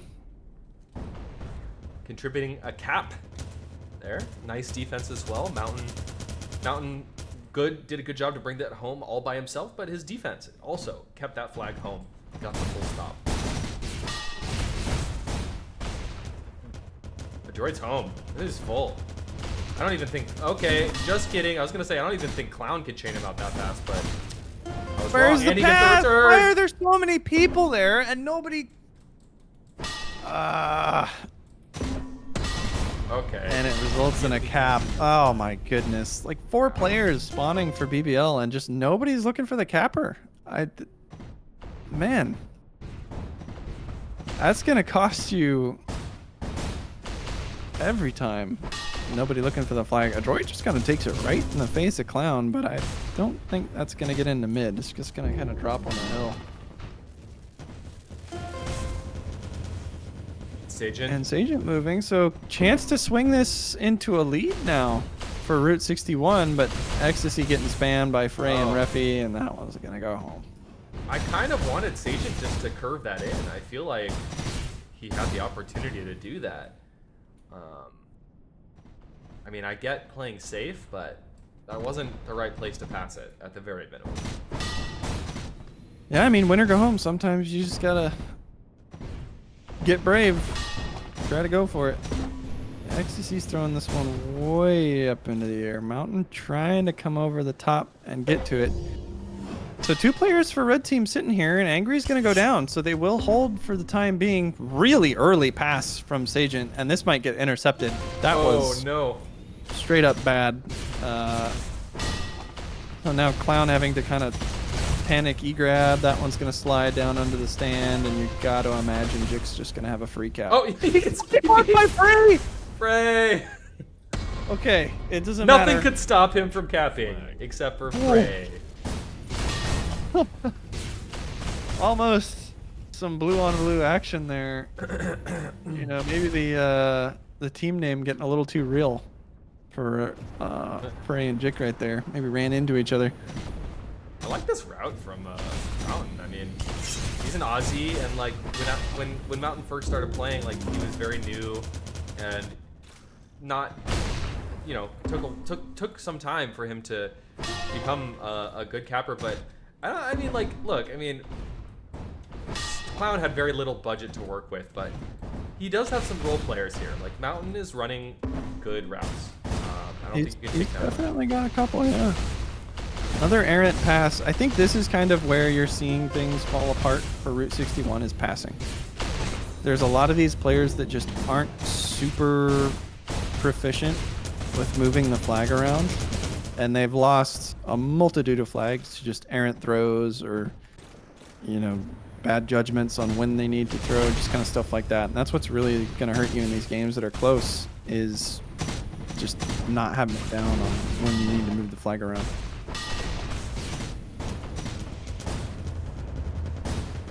Okay, Refe is moving. Full HP.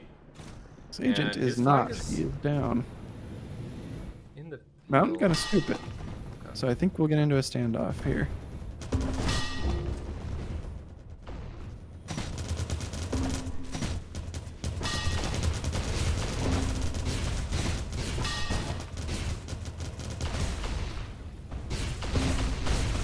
Oh!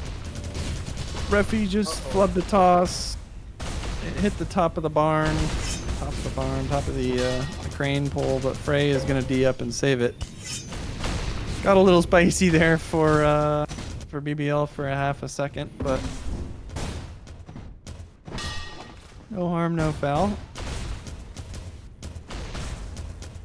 Gills holding Gills it down on definitely the likes to side. hold it back behind the base, which has its pluses and its minuses. And that's going to be a quick return. BBL has a chance to get a cap here. Clown's here though. Clown on this will get the return. But as I was saying, you know, Skills definitely likes to hold the flag back in these sort of crevasses behind the base, which, you know, you're protected and you can potentially hide from your enemies. But it also means that if your flag gets returned, you don't have a lot of chance to get there before the front crashes. So, I don't know, just a trade-off.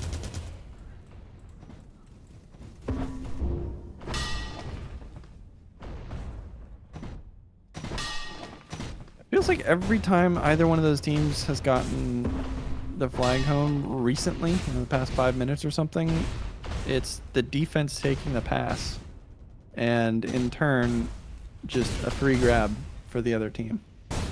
It Yeah. doesn't seem like either team has respawning offense to take the pass, which is really the ideal situation. You would prefer an O player to take a pass if you can get that to happen. But so far, it's just these teams. The standoffs seem to be pretty short, honestly. The teams are getting kind of just bopped on both sides of the map, and then it's either a camp or an instant return. And Ecstasy has a shot, so a spawn is going to be required here. Spam's coming through, but he should still have it. And Sagent is in Willy Wonka's chocolate factory over on the side of the map there. I don't know exactly why he was flying over in that side of the map. What's going on with this? It looks like Adroit's going to be picking this up at the midfield. Clown is hot on his trail, but Adroit does get the toss off. It's not quite far enough. I don't think anyone could collect this. No, Clown's on it. Clown's waiting. I mean, okay. Alright, Adroit's gonna run a quick front route. I think he's like, okay, Clown just respawned. Do I have a chance to do this? And he does. Smart heads up play there from Adroit, knowing that Clown had just respawned to run that front route. But Clown, there he is. He's on him again. You gotta fight. You gotta fight. Okay, Refe's here. Okay, Refe does have this. Clown is 1 HP. Just chain this man. Thank you. Okay. Nice bit of passing from big budget losers as well. They're getting it into multiple O players' hands, and then it'll go over towards Jik now. But Jik's landing. I thought he was going to go down to the side there, but Clown is all over it. He's full health. Return comes through for him. But Adroit on a walk again. A lot of flag movement. Neither team really able to hold it on the stand for any amount of time. Seems like both flags are just kind of moving at will for the offenses. Oh, skills. Skills. Skills. 1v3. He's gaming. Hello. What a guy. And again, He look, does he's- like that little back left slot, He doesn't he? really likes this spot. He loves to sit there. Oh, Refe knows it too. Uh-oh, this Agent. is terrible for Route 61. Boy. This one's going to be hard to recover. And they will not recover. So Adroit with a chance to put his team up by 2. The enemy captured Ooh. the flag. And I mean, look at the scoreboard. The biggest Clown lead we've at seen. almost 6K points. Next closest on his team is 3 grand. That is rough. Doing what he can. Okay, Sages. Oh no, Frey with the midair gets the lucky spawn and the midair. Oh, and the midair return too. Nice little sequence there from Frey. Oh. This has got to happen for Route 61. Like right here, they got to keep it. Otherwise, I'm... Oh no, and we have a pause. Oh, an angry DC. Well... You could cut the tension with a butter knife. Honk shoe, honk shoe. Like an ecstasy.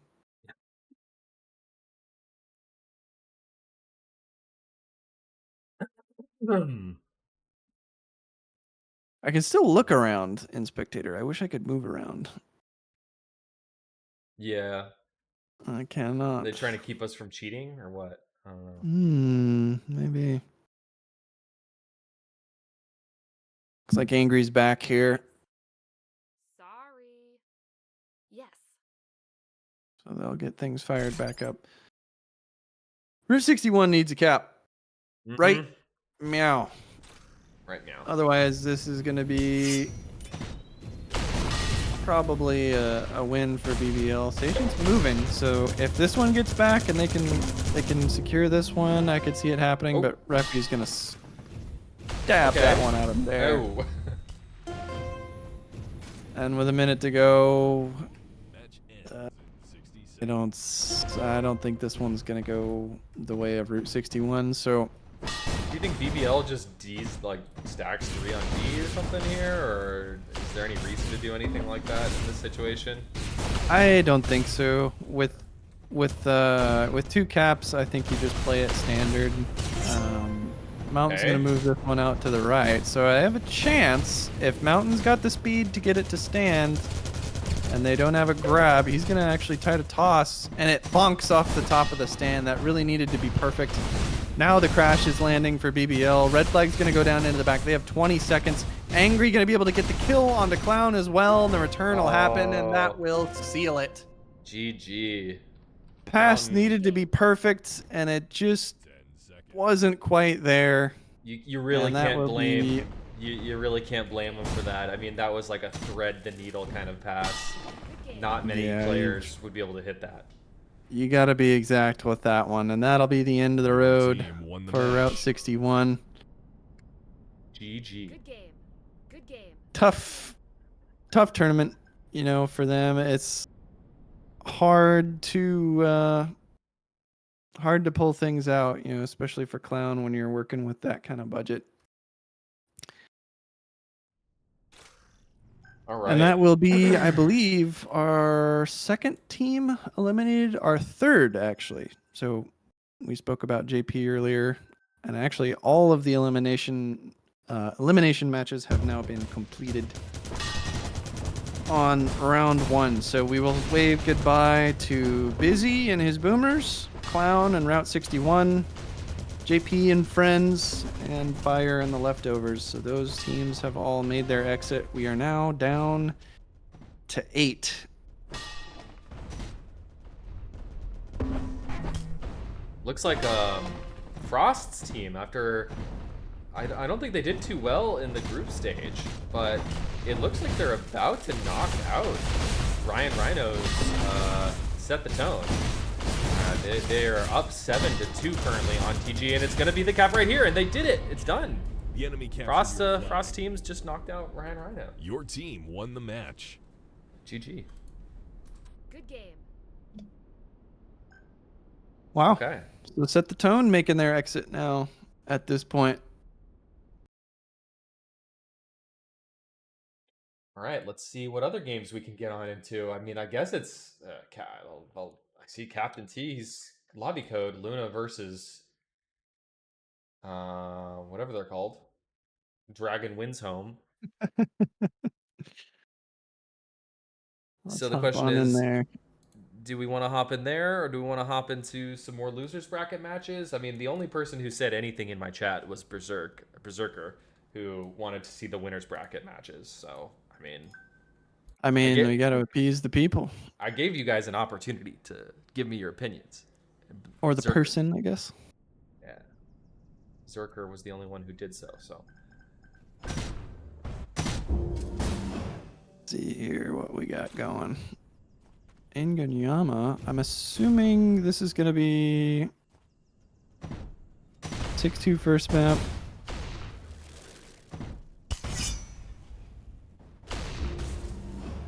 okay. I mean, you can never count Captain T out of these drafts, man. I feel like he won. He even won the T3 draft, the EU one, didn't he? He did win the T3 draft on the Yeah. EU side of things. Yeah. Yeah. Can never count this man out. Absolute monster. Easily, I don't know. I mean, you're talking about top 3 in a single position. I feel like you could argue Captain T is like top 3 in all of Midair, period. I don't think it's arguable. I think it's pretty cemented as a top 3 player. You know, you put T up there. I think Guillaume gets overlooked just because he's kind of a quieter player. Doesn't say a whole lot, but I would definitely put Guillaume up there, and then you could sprinkle a bunch more into the top. Of course, you're talking about right now versus eras, and we get into the whole conversation, but just kind of waiting for them to filter into map 2. I will be interested to see what the offense looks like for Dragon Wins Home, Captain T's team. We were very critical of them on Bryn Elder, but clearly, I mean, they're still in the winners bracket. They're up 1 Vote initiated. in this next round, so we'll a little bit of confusion on the mapping. Man, I was excited to go to a different map, but apparently we're only gonna play Elite, TG, or Bryn. Like, that's it, all day. This is what we get for letting people pick. Like, I would have liked to maybe have seen the kind of thing where, at least in the group stage, where it's just like a set predetermined list of maps. I don't know. I think was they were excited to trolling. see some Ingo, and I was excited to see, and I still want to see some Minora. Yeah, I'm really surprised we haven't seen any teams getting onto Minora. It has traditionally been a very popular map across pugs, pubs, drafts, bring your own tournaments. It's very popular usually, so I'm kind of surprised to see it not getting played regularly tonight. Of course, maybe we've just gotten unlucky with the games that we've picked.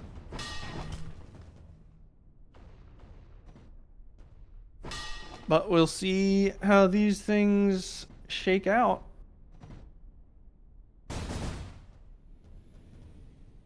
Map score is 1-0 over to T's team, Frost.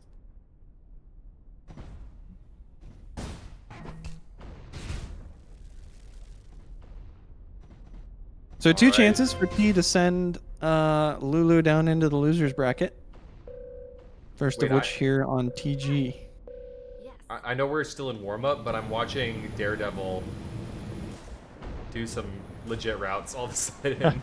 Maybe he knows TG much better than Bryn. Maybe DDM just didn't practice on Bryn.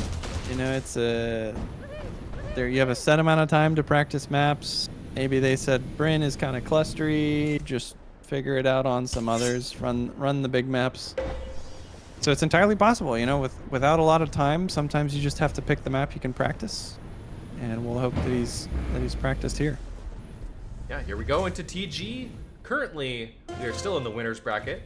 And in this particular set, Dragon has 1 map win, and Lulu has 0, so it's best of 3. And Lulu has looked really, really, really strong. We were very critical of Captain T's team Dragon, especially their offense earlier today. But clearly, they're in the lead. They're in the driver's seat in this winners bracket match. So maybe they've just found a way to cohese together. Fox has put on his carry pants or something.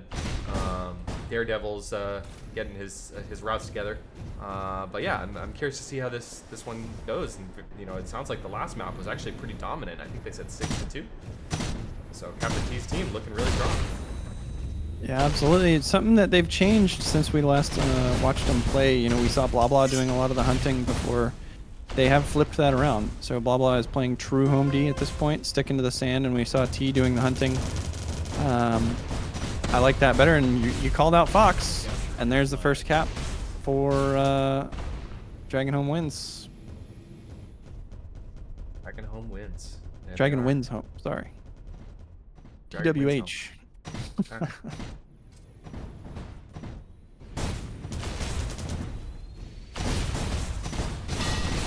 And this is actually a rematch of what the game that we watched, isn't it? I just completely had forgotten. You might be right. This is the same team that they had played before, at least in groups. Danky with a nice body block, but Fox another cap. The enemy captured this flag. Wow, they really got their shit together. Maybe it just took Fox some time to warm up and remember his routes. Something similar. See Dose getting out pretty much for free on the other side. Took a DJ and some damage from Blah Blah, so that pass is going to come out early. And the Did they get this in before the cap? offense, I don't know. The offense run from Captain T's team is late, but there's DDM. And he's gone. No damage at all. Takes a bit of a crunch there on the way out, but 2 quick ones and then into a standoff for Captain T and his crew. Alright. Man, I feel like Legions was the smallest Stripes game. Very, very small community. But there is such an outsized presence of Legions players in this tournament. They're just all over if you look carefully enough. Blah blah. Yeah, Captain three T. 3 out of 5 players on Captain T's team. I got Tyler over on the other side. Came out of Legions as well. Tiff did too. That's actually Oh, sorry, that's fucking God. different Tyler. Yeah, that's Tiff. I just saw Tyler and I was like, yeah, Tyler came out of Legions. Not Tiff. No, Tiff was a TA player. Jaka getting one, so a chance for Lulu to put one onto the board here. Crash is starting to file in though for Captain T's group. Pass goes over to Jaka and just getting it off the stand for a little while. Jaka has a sliver, but The enemy captured. able to make it happen, pulls it back within 1.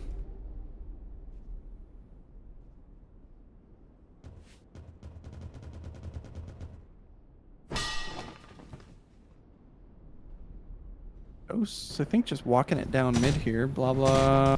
Gonna be able to combine with T for a little bit of chain onto that. T's gonna hopefully not put it home right now because it would have been a grab for Danky and he wisely kept it in the field, but maybe a little bit too long. Jaka's gonna pick that up. Removes Captain T from the equation. Gets the toss over towards Danky, so held it in the field maybe a little too long from T. Just kind of a bad spot. Couldn't move it anywhere, and Fox is not going to be able to stop Danky. The enemy captured. Oh, your man. flag. And Lulu will tie things up. Well, you were play-by-playing everything on that side of the map. I was watching Bigger BG come home to nobody. Blah blah, if he's playing home D, was just not playing home D for that run. As BG brought that home pretty well, but just didn't have the help when he got there. First 2 stopped for DWH, but Jaka's gonna move this one not really fast, but nobody in the area right now. T with not a lot of health, so unless this is an instant return, it should be a hold for Lulu and the rest. But T is still alive. Need to get him chained out. He was snaking his way towards that one, but they do eventually knock him over. Got a little too close for comfort.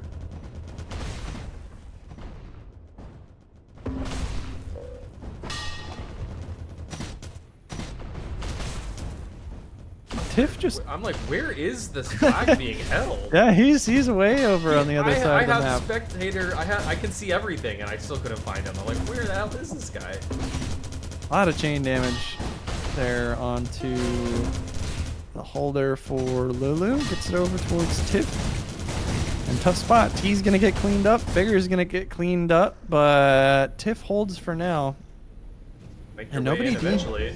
It's just Oh! a slow crash here. Fox able to make the kill, but no DJs there from a couple of players, and that results in the third unanswered cap now for Lulu. Yeah, quite striking back hard here after being down 2-0. Lulu now in the lead. Look at that defense. Tiff and Lunacy holding it down, but Daredevil was a bit late and he gets shut down. So now Daredevil is way off time once again with Fox and Bigger. We're now coming in, but Fox grabbing the flag. He's only 50% HP when he touches that thing. So he's not long for this world, but he's longer than I would have thought. And that's gonna go right into Denki's hands though. Daredevil is looking for that pickup, did not get it. Bigger though, he's standing on the flag stand, able to disc jump straight down mid. Fox will pick this up in the midfield. Oh, no, Fox whiffs it.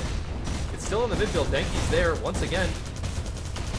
And it could be anyone's flag here. It's a cluster play. Everybody's here. Both teams crashing onto this flag stand. Bigger trying to pass it up. Fox, actually, where is that front crash? It's not there. It's not here. Captured your It looks like Jaka was starting to run a route. Would you prefer that Jaka just disc jumps down mid in that situation? Or I would like have that loved he- to. Man, I wanted to see the crash there. Yeah. If the flag was further away from the stand, he's still going to kind of move this, which he really shouldn't. Actually, looks like T and blah blah will make sure that it doesn't go too far. But if the flag was further away from the stand, you know, I can understand a route in that situation. But really, he should have been crashing there. Yeah, you called it out. Seemed like they had time to crash. But it just didn't If come he's through. spotted on this back left, he is. And Danky actually gets body blocked, tries the DJ up, but that's going nowhere. That's going to drop right into blah blah. On the other side, Fox is moving very quick. He And is nobody's- moving. That guy is gone. Nobody's here. The enemy Wow. captured your flag. We have So a 3 game. unanswered originally for Lulu, and now 2 in the other direction for Captain C. So kind of just coming in waves here. A couple of different tide shifts so far. Jaka will get nuked by Blah Blah trying to exit the stand. Denki gonna have some spam onto it, and he'll actually kill off Blah Blah. So if T didn't get a good spawn onto this, this could move into mid, but the grenade spam is there. Dose gets BB'd actually on his way trying to go over mid to absolute nightmare scenario now for Lulu. They need to make this extend, and Tiff is trying to keep T away from it, but actually just boosts him into it. Oh, rough break. Wow. All right, Dragon Winds Home are dragging themselves towards a victory here. They're already up 1 map in this best of 3, so it's looking good for them. Now up 2 caps as well. And you're starting to see Blue Flag just not exiting their base. Yeah. As soon as I say it, of course, Dose is going to DJ this one up over mid, but Blah Blah and T have been doing a good job at making sure the flag at least has to get clustered home. You know, there's no real like out full threats. And the pass actually gets missed there. Don't know if somebody got shot in the back or something like that. Fox just swoops in for a nice return. Pretty close. I like to see, you know, a vast improvement from T's offense. You know, Fox and co have definitely stepped it up from their first performance. Yeah, absolutely. Their offense is looking night and day different. On the other hand, it's lackluster offense from Lulu. They just haven't been able to move this flag. Yeah, you see Dose just kind of coming through off time here, and the Australian first in is not what you want. As much as Dose sees himself as a clearing kind of player, you don't want the guy with 230 ping to be the first one reporting for duty on the clearing section. DDM might get that one over mid. I don't know if it quite makes it all the way. Tiff kind of flies over the top of it. Nice little kind of half DJ from T. Fox picks it up. He needs to toss it as well. Might just go into Dose there. He flies just a little bit too far. Don't think he really had the angle to get to it. Now dropping into the back. Luna has a chance at it. Look Tough at break for Luna. Fox. Yeah, Luna 2v1 gets the return. But Vigor's on the stand. No harm, no foul. They're going to keep holding on to this thing. And it looks like they're holding onto the flag as well. They can return their own flag, and it's a timed return. Daredevil Moon calls for the return. And there it is. Captain T's team is looking stronger and stronger. This is such a stark difference from when we saw these two teams play in the group stage. At this point, T's offense is just almost like at will out with the flag. It hasn't seen a lot of stops this go through, and of course the caster curse may be in full display as we see a full stop come through for Lunacy and Tiff. And Danky's going to move this one towards the stand now. Tries to throw it, bounces straight in, but goes to the side just a little bit. Luna, no health now. Anything will knock him down. Just barely a little bit of splash hits him. Tyler with a nice shot on the Tiff. Saves it for now. Blue flag just sitting on the front of the base. Fox going to move out towards the right. Chase will not be quick onto him. And for the time being, T has escaped the cap coming in from Lulu. Oh, and that pass, tough break there for Fox. Just kind of slams into the rocks, but again, bigger. What a difference. I mean, I don't want to beat a dead horse here, but Yeah. their offense has completely turned it around in the winner's bracket. Absolutely. Oh! Danky, though, has been in the right place at the right time on more than one occasion.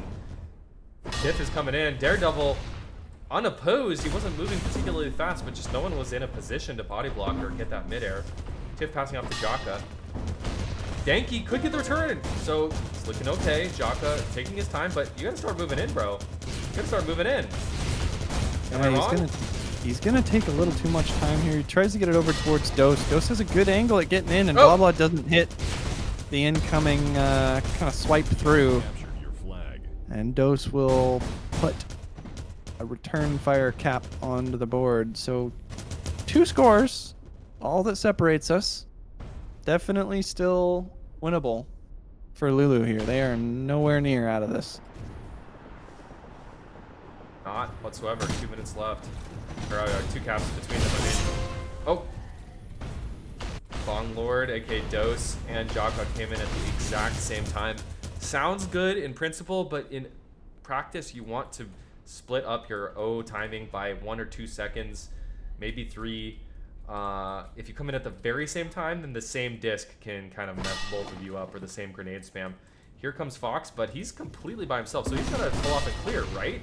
Or wrong. Fox is just gonna grab that thing and move it. Says, I don't care, there's 2 people on the stand. They don't think I'm gonna grab it, so I'm just gonna grab it. It's mind games, right?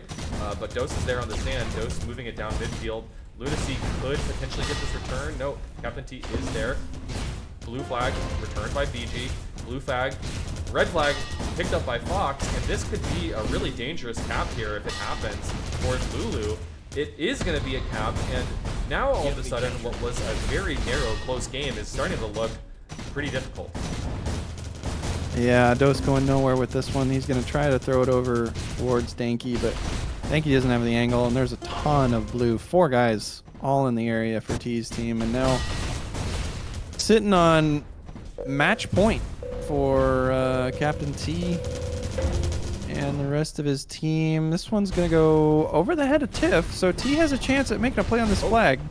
He's going to drop into the field, and Dose will try to walk this one out mid, so could be a turnaround here. Might be clawing one back for Lulu. But Blah Blah is there in time. Still plenty of time. Let's not get ahead of ourselves. Lulu's still in the game. Both flags now in the field. Fox doesn't go anywhere. Looks like Danky, no, okay. Both flags kind of awkwardly in the midfield now. But Jaka actually is able to make his way out to this. He's gonna do a half dish up, no. Just pass it off to Tiff. Over Tiff's head though. Captain T. Oh no. Tiff got one. absolutely dumpstered. A quick 1-2 coming Uh-oh. out from Fox It's and all T. up to Denki now. He gets the flag off the stand. Where's the front crash? Is the front crash coming in time? Is it going to come in time? This could be the game. This could be the set. Fox actually pushed off into the wrong direction from the flag stand. He's got 3 people on him. He's going to go down in short order. But the pressure's still on. I don't think... Oh! Gets the return. But there you go. Daredevil was running a route. He was just... You know, he's just doing his thing, running that route. And Daredevil is almost all the way home now. Dose just doing a desperation front crash. Not really on a route. No, you know, nobody's on a route for Lulu. Nice They're just toss. crashing Good after toss. crashing. Denki kind of the last hope here. He's gonna... Oh, he should have held on to that. There wasn't anybody behind him right away. Throws it into the field, and now Blah Blah's got it held. Got the T. Oh, tough break there. We are approaching the church bells for Lulu here. Denki's got to make this one home, but 3 caps down, approaching that 3-minute mark. That's really that's where I'm looking for these guys. If they hit that point, you start to sound the alarm. Dose, Jaka. Ryan, run Man. some more like proper routes. Well, you mentioned it earlier. Fish does he does play differently Yeah. than a lot of players in midair. I mean, he's doing it again. He's not really just clearing. I mean, he's an excellent capper. He got routes, and he's the Australian with the high ping. I want to see him running routes. Jaka is out, but not looking good. Does this pass connect to Denki though? No, not quite. You know, I don't want to harp on Dose too much, but this has been said many a times across the NA career. And Red's going to land in the back now. So, dangerous spot. Kind of just seems like Lulu has had to crash repeatedly. Flag is always getting home for Dragon Wins home. And Fox now kind of DJs out from the back. This could do it. The enemy captured your And there it is. Your team won the match. Wow, nail in the coffin. So the team that we were criticizing viciously earlier today has pulled it together and has put themselves in the winner's bracket final. Excellent turnaround from them. I mean, props. You can't say anything else other than, you know, maybe just Bryn is not their map. You got to wonder if maybe that's going to be their ban moving forward. You know, they've gotten through, at this point, 3 rounds of winner's bracket, all with a 2-0. They have not dropped a map through the winner's bracket at this point. And maybe Bryn is just their kryptonite. Maybe that is just their impossible map where they can't get anything done. So that'll put Lunatics into the losers bracket round 3. They'll face off against Frost. And we are currently waiting for Moose and Matten to be finished. And I would have to expect that is into a game 3. Yeah, I'm looking for a code. I don't see a code for that one. Yeah, I'd love to jump in and see it. I'm also not seeing a code. Maybe Miller's got ones that he snuck in or something like that. I do not see one on Miller's stream either. Is he streaming that game? He's not, no. Okay.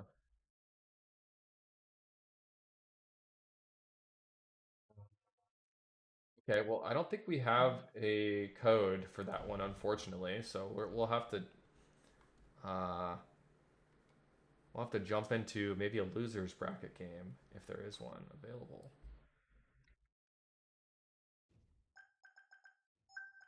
Kind of looking to see. I don't think we've got anything fired up right away.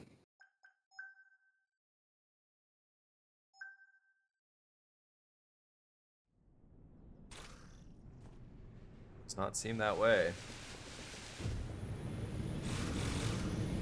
We could take a short break. Yeah, I think we are locked out of the other match that is currently running due to no custom We have code the enemy flag. post. So We will have to see. Maybe it's in a different channel somewhere.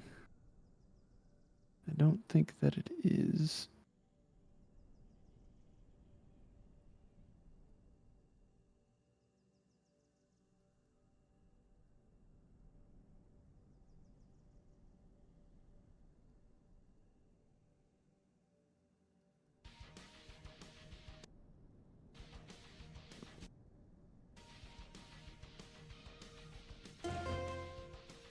Okay.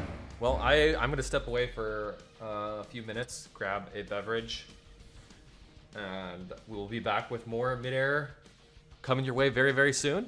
Thanks everyone for tuning in. We'll be right back.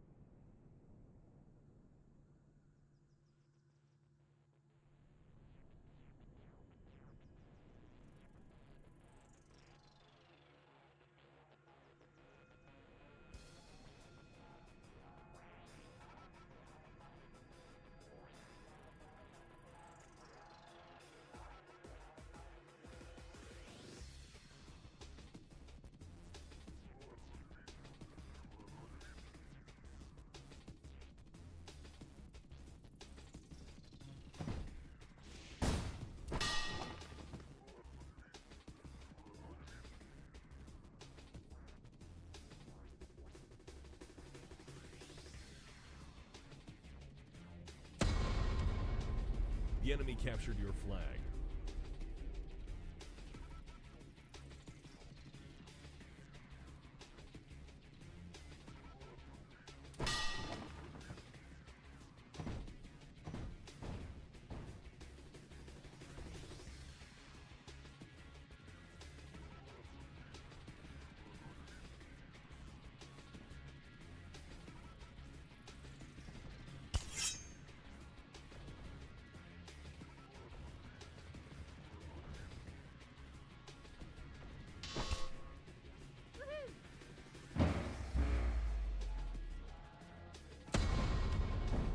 The enemy captured your flag.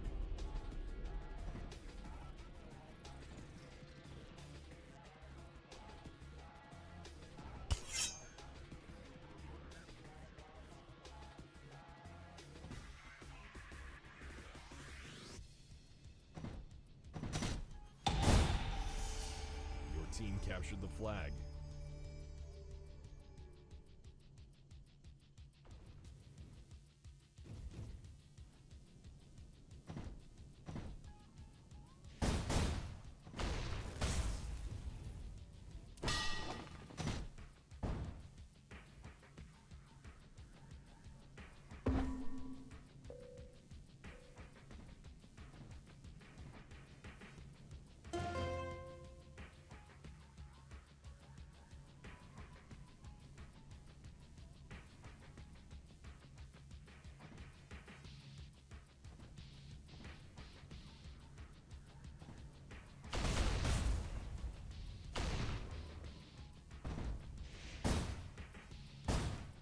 I'm back.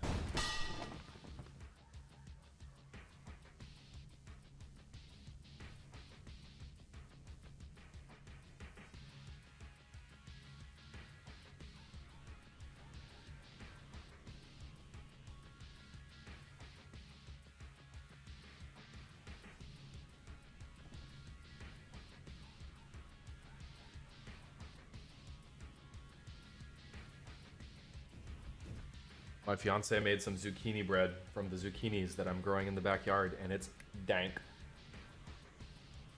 Boom. Delicious.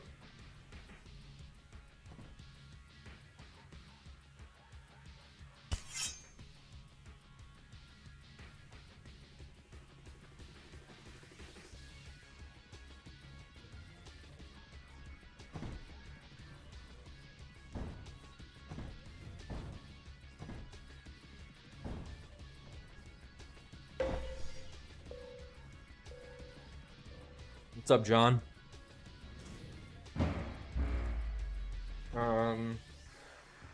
Yeah, I don't know why my Twitch doesn't auto-publish my VODs anymore. But I do also have the YouTube stream going. Twitch is going to be better quality though, so how do I do this?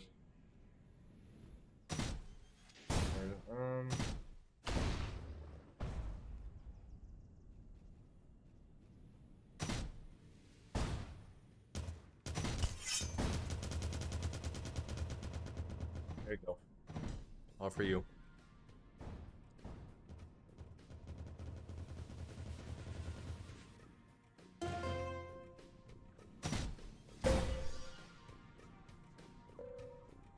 Sin, have you rejoined me, sir?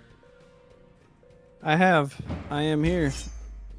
I am paying attention to the captain's chat. So, Moose went 2-1 over Matten. Oh. So, Moose's team will be so they're the number 1 overall seed, moving into winners bracket finals, along with T's team, who of course we just watched, also headed into winners finals. And then in losers semis, we have Matten versus Rex. And also on that side will be Luna versus Frost. So I think we will probably just want to stick to the winners mostly from here on out, because the losers stuff will kind of eventually be pulled together. Your team captured Yeah, the flag. I'm down. I'm down with that. We can stay in the winners bracket. Because we will have to get to we'll hit a point where the winners is going to be waiting for losers, I think. No, it's always going to be. Ugh. I hate Call of Duty brackets. We'll be waiting for losers, because I think the losers matches might be best of 3 from here on out. I think starting actually, in wait. round Not 4. round 4 will be best of 3. Okay, Yeah, so So- currently best of 1s. got it.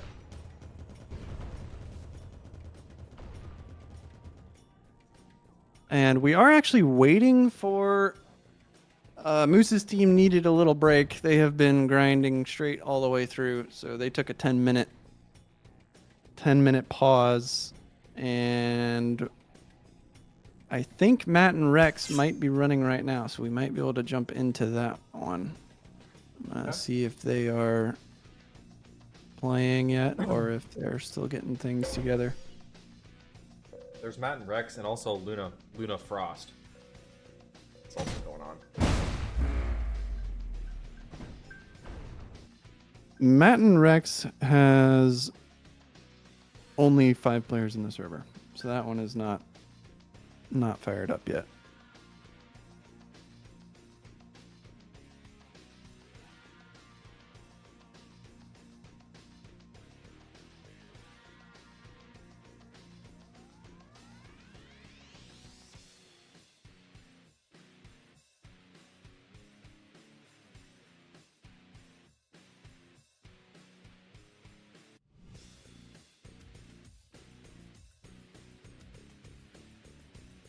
Well, Luna Frost then. You can check that one out.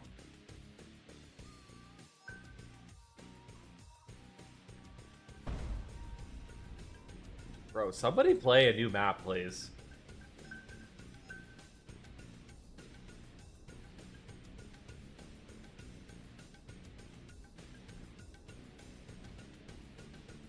When are we going to Vegas after the release of Midair 2? Is Midair 2 going to be released? That'd be great. I'd love to see that. One day.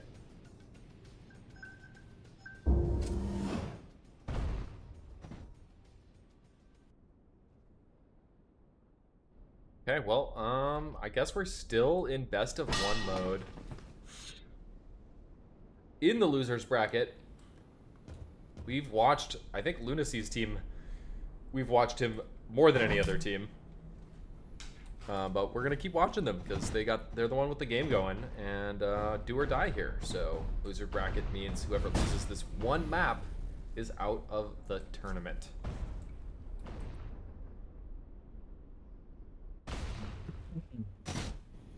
All right, Lulu on the left, and then Rox is on the right.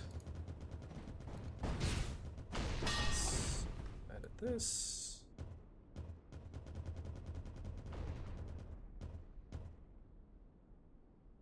The enemy captured your And we're back to Twilight Grove. So much Twilight Grove, man.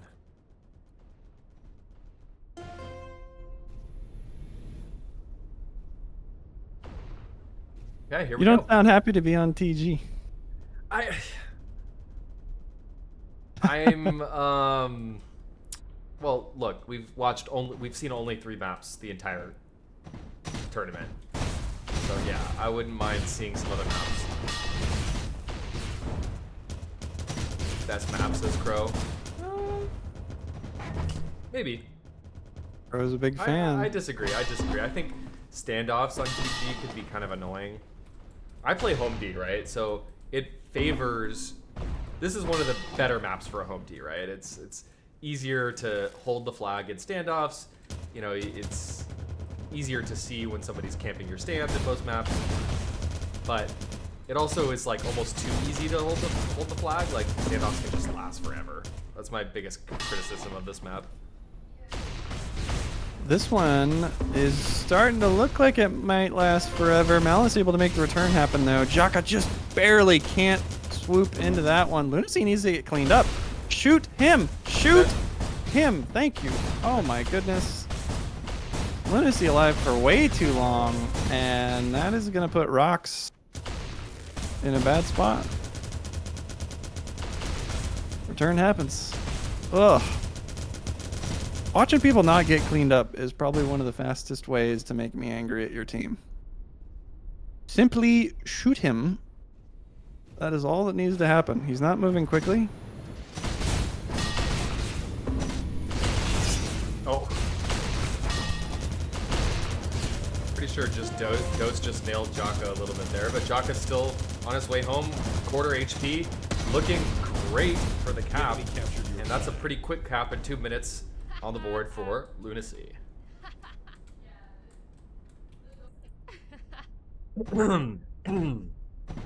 Solid start for them. I am going to be keeping an eye on the chat here. If this one starts to look like it might get lopsided, we may want to just jump over into winners. I don't know if watching a single limb game is worth the time for all of our friends at home. Jaka out again with this one. And Tiff sitting on it in the field, so a timed return here, but Lon makes the stop. He's gonna knock him off, and now you have the crash coming in from Rox, so we'll have to see if Dose can keep Devil off of that. He will not. Couple of nice plays there. I mean, Lon with the hero play, and then Devil, almost equally so. A nice play there to keep that going.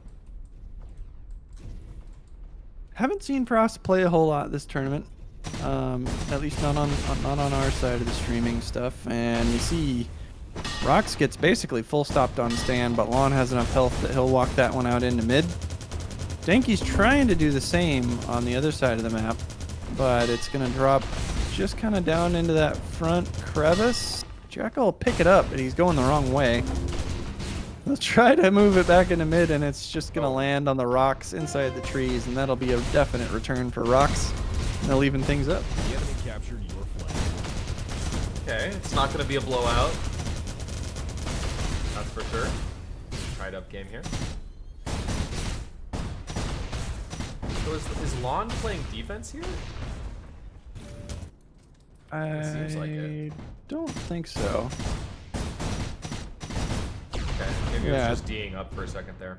Yeah, probably D'd up on a run when he got hit on his route or something. It's a full stop for both sides. Bit of lull in the action. Lon and Devil starting on the right, Malice starting on the left. But Dose cowboy capping just first in, and he's out anyway. He's gonna chuck it, even though he's quarter HP. I feel like he maybe even could have kept bringing that in. Flag stand, Tips now holding it into the midfield. Malice is out, but very slow and quite low. I expect that flag will be returned relatively soon. And is Frost in a position to return? He does do so. Both flags will be returned, and we are back to a neutral position here.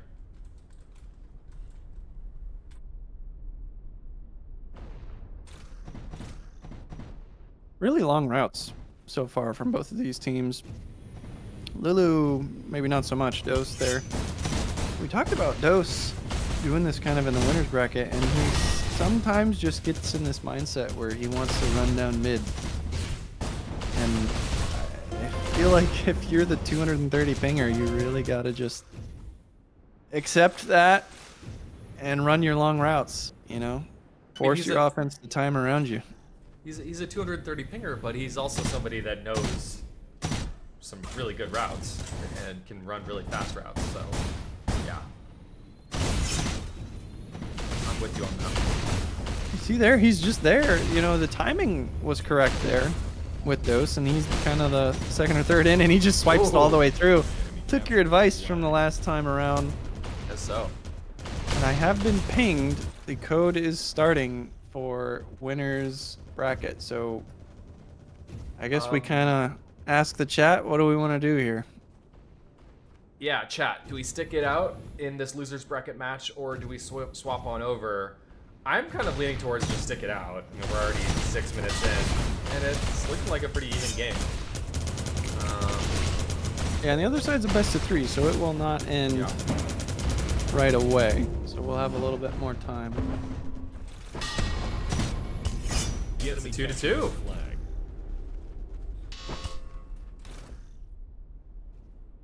Okay, we got a game.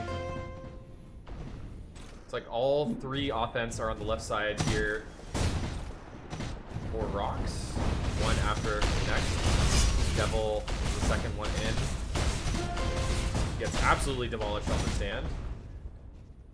You usually don't want to have all 3 of your offense coming from the same side. It's just a little bit easier to follow the action. Ideally, you got one person like hard clearing and then 2 people running crisscrossing routes. I think that's like the perfect world situation that you usually want on offense. Not always the easiest to organize that kind of thing on the fly, especially Chaka. Flicking his mouse in a little bit of frustration, just ran straight into the terrain. Doesn't have enough jets to get over that little trivet, little hill.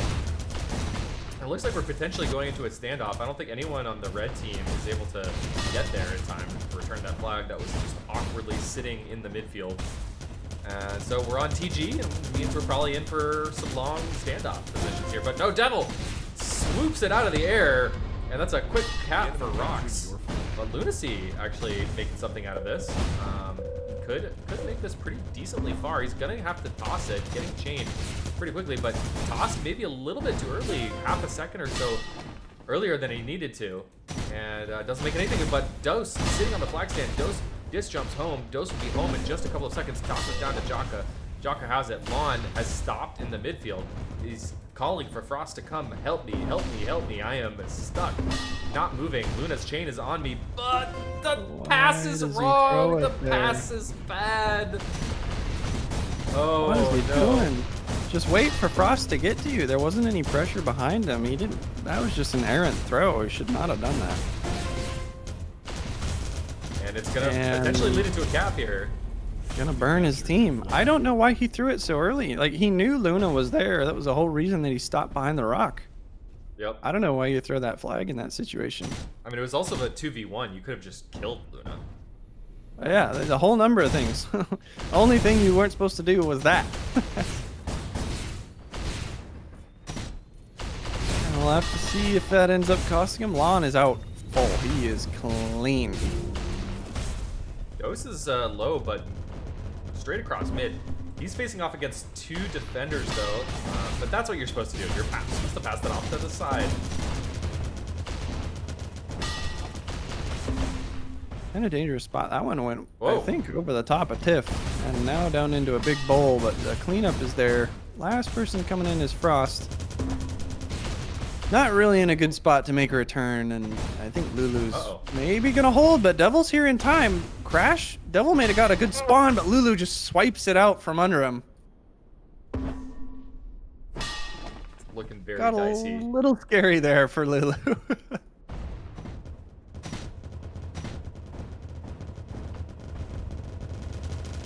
Tiff just going straight up into the air, calling for that respawn. There's the respawn, but Lunacy mid-aired immediately, so this is looking really, really bad for Lulu. There's a return. Frost is probably going to disc jump this in. No, doesn't do so because Dose is out with the camp. Dose does seem to be in the right place at the right time often in these sorts of situations, waiting for that flag to get returned. And now Tiff is holding the flag once again, but he's got 3 blue versus 1 red. He needs some help. Jaka's coming out to him. Flag gets tossed to Jaka. Jaka misses the grab, but there's still some numbers for both teams. It's anyone's flag grab. Nope, Malice can't do it. It's going to be Lulu holding on to this and moving on to another standoff.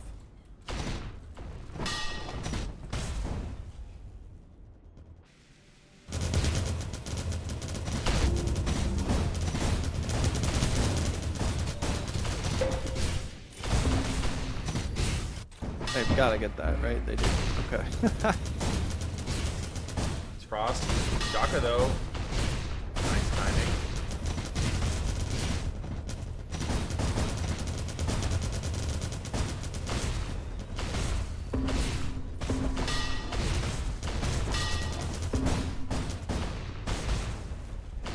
Frost now in some trouble, kind of trying to get it back and forth with Lon. And they did a couple of early tosses there. Probably could have afforded to hold for a little while on 1 or 2 of them, but won't hurt him too badly. Now Danky, the only one in the area, and Lon just floats onto the stand. Return came home at pretty much the perfect time for Rocks. Danky didn't have a play on it. And they will take a small lead heading into the back half of this one. Must have been some communication because Lon was prepared for that return. He knew it was coming, or he knew there was a good chance of it. But here comes the crisscrossing routes, and Dose is out relatively slow. Gotta chuck it, does chuck it. But no, Basket's there. Basketaru is there, and Lon collects the cap, and Lulu was looking like one of the stronger teams in the tournament. Now Frost has them. Has the high ground or something. I don't know. This is the best I could come up with. See a really high right route coming in from Dose. He's going to take some crater if he even gets the stand. He's not, but it was enough distraction to move Jaka out to the right side. He's probably going to get chained out here. He's not moving very quickly. Frost and Boss are both there, and that'll go back to the stand, and Lon's going to make another cap happen right here. 3 in a row. Rocks maybe figured something out. Well, we had a moment there where we got to point at Lon and laugh and say, "What are you doing, Lon? That was a bad play." But Lon just got 3 caps in a row for his team. I mean, he was the one who brought it in. Like, obviously, team effort. But Lon looking super strong right now, bringing this thing home.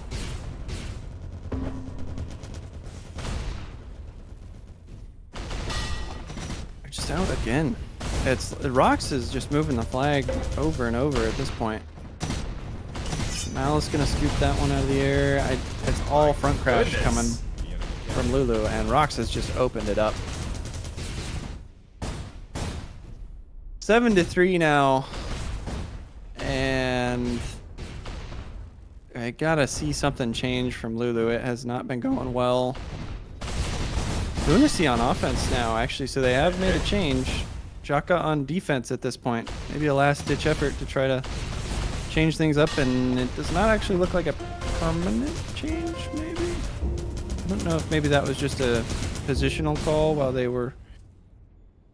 they had the time for it to see, and it is in fact not a change. Or it is a change, yeah. Jaka's back on defense now, so they are putting Lunacy on O, and Lunacy just going straight down mid, trying to get some clear out. Dose didn't have the angle for the grab, so it's all up to Denki, who is really slow coming in on this one. Dose still having health, just K's out. I believe in Lunacy to walk it, who had half HP. Dose was full health there. That should not have been a Lunacy walk situation. And now Oh Oh, dear, Lon. Tyler gets cleaned up. Doe's getting back to it from mid, but he's not going to get across even that little divot. And so now absolute panic mode. If you're Lulu, Lon needs to toss this, but everybody's got to be crashing on the sand because this will end your chances in the entirety of the tournament. Jaka will prevent it. All right. Is there a chance here for Lulu to strike back and shift the momentum now that Lunacy is on offense? It looks like Lunacy is not really capping. He's just playing this dedicated clearer role. And I wonder if their thought is like, we're not getting stops even with Lunacy on D, so we might as well put him on O? I'm not really sure. I'm not familiar with Jaka as a player, but he has been the one bringing this thing home quite often. I mean, it's been Dose, but it's also been Jaka. Ooh, a bit of an errant toss from Lon goes over the head of Devil, and that results in a return for Jaka.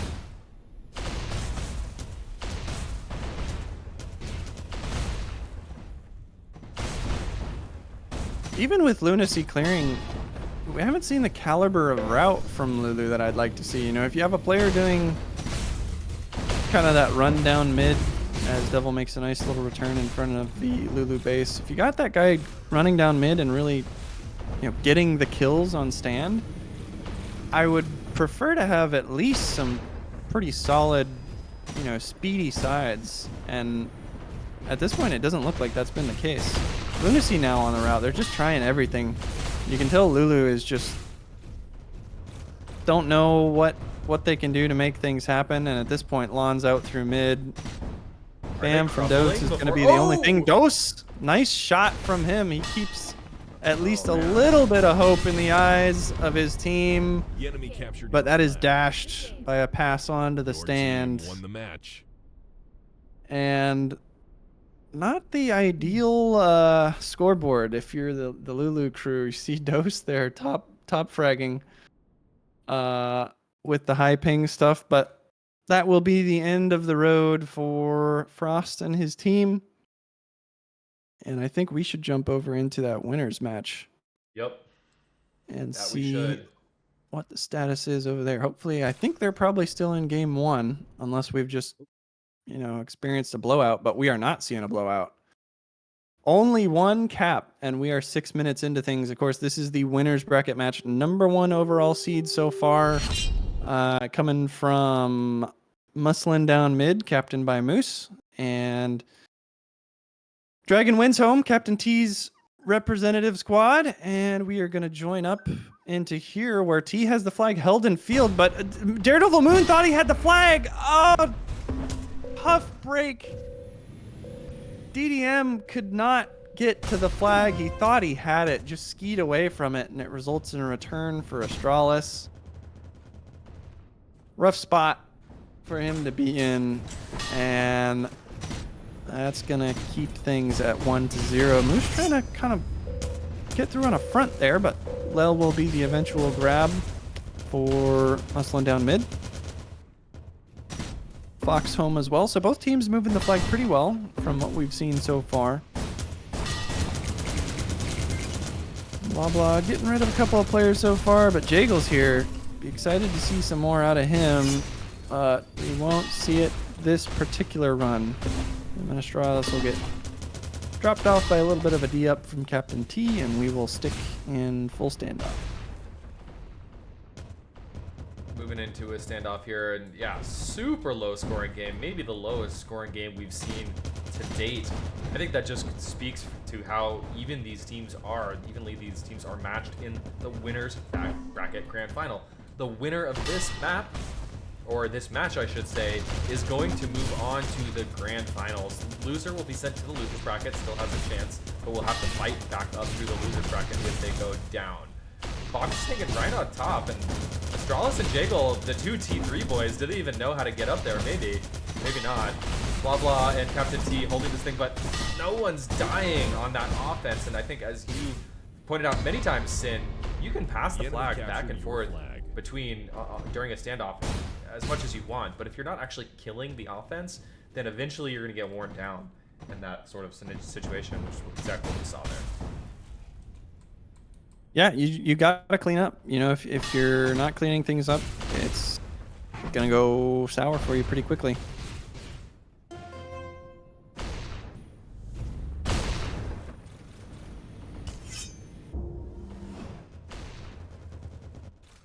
Couple of standard lefts here coming in for Moose's team. Moose coming in, just trying to do a little bit of clear. Gets blopped on stand. 3 guys there from blue. They're getting the flag home. So Fox is kind of just wheelchairing this one through mid. Lel's going to have to take that just into the back. And I'll be curious to see, you know, I expect Lel to kind of dance around back here. I think he will kind of sit on that oob line. And he doesn't, actually. I think that's a mistake from Lel. He's going to let that get held in the field now. So Fox, if he just gets this pass off into blah blah, excellent timing from T. I think that is Lel's fault completely. You cannot let the flag get held in the field like that and just give your the opposing team whatever timing they want to get onto the stand. That was just a bad move. Doesn't get the toss off either. He's gonna drop into another poor position into the field. Captain T just decides to return it though. I'm not quite sure why.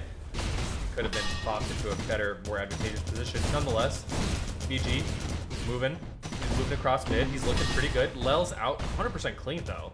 Nobody had a spot on Lel. So Lel is home. Captain T, one of the best chain gunners in the game, so Lel's health rapidly declining.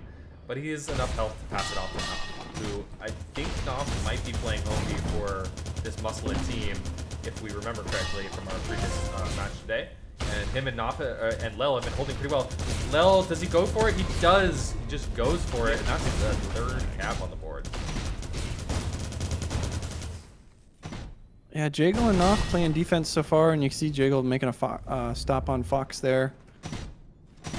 And the later this team goes, the better they're gonna get. I mean, Moose de-rusting from his his long exodus from the game. Astralis and Jagel just kind of getting used to the game, honestly. I mean, they haven't played Midair really at all. Just, you know, several pugs here and there, which is not a lot compared to the experience that most of the players in the draft have got. Nice little toss over to Fox there, and they'll scrape back within 1, and Bigger was camping on the other side. So you mentioned Knopf playing home D. Bigger, a really bad walk actually from Bigger. He did not take a DJ on his way out, and it costed him. Nice shot, Jagel. You expect to see those hit in T3, where discs are really, really, really fast. But those shots in midair, a little bit more satisfying, a little bit more rewarding. Oh, Jesus. That's a tough break if you're Bigger. You know, walking into the jaws of Jagel is never a fun experience. And the return actually comes home. Blah Blah putting that back. Fox takes it straight through. Astralis untouched so far. Nice shot. Blah Blah hits him on the exit. And that'll go over it into the hands of Lel though. So we do need to see some crash come in from the blue side.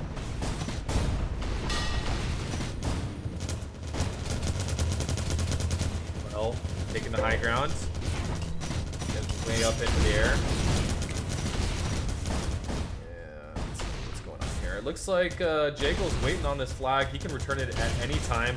Knopf's just waiting for the right time to move on in. He gets disjumped or mid-aired in the face, but passes it up to Lel. Another nice alley-oop for this team.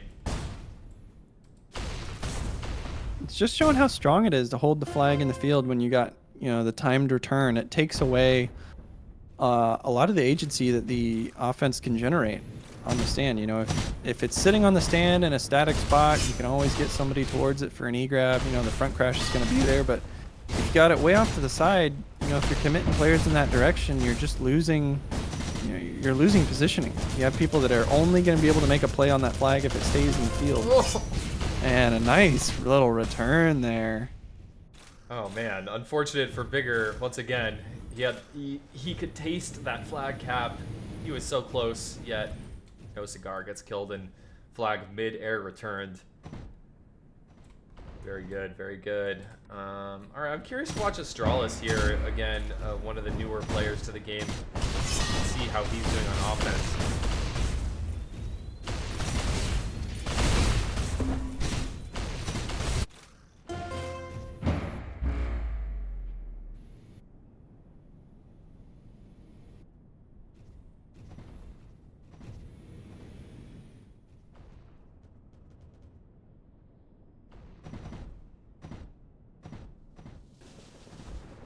Astralis on a left route. He'll be the third one in. Oh. Oh, it's Moose who actually snags it under Astralis' nose. Moose is fully home. Fox on the other hand has half HP. He does grab a nug really quick, but Captain T's got to take this from Jaggle's there, and Captain T can't bounce it out of Jaggle's way in time. Here comes Moose. Moose coming in for the cap. Bigger is there in the nick of time, which he does have a knack for being there at the right time, but Bigger gets mid-aired in the ass. Does Crater as well, so taken down quite quickly. And there's the return. Didn't quite catch who that was who got that, but wait, who was the... Okay.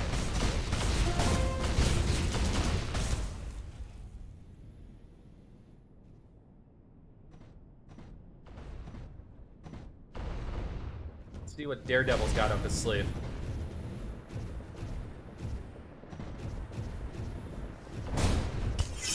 Well, Fox first in, but decides to grab it anyway. You have to be a threat sometimes to do that. You can't do it often because it's usually the wrong play, but if you do it every once in a while, you might catch the defense off the guard. And Fox needs to find someone to pass to. T is scrambling for it. Knopf is on it first, though. Can they get it outside of Knopf's point of view? Yes, they do. Devil gets it, but he's way too low, so now Fox is the one who has to chase it, but he's getting chained straight up the ass. And Moose, it's 3 versus 1. And now on the other side of the map, we could have a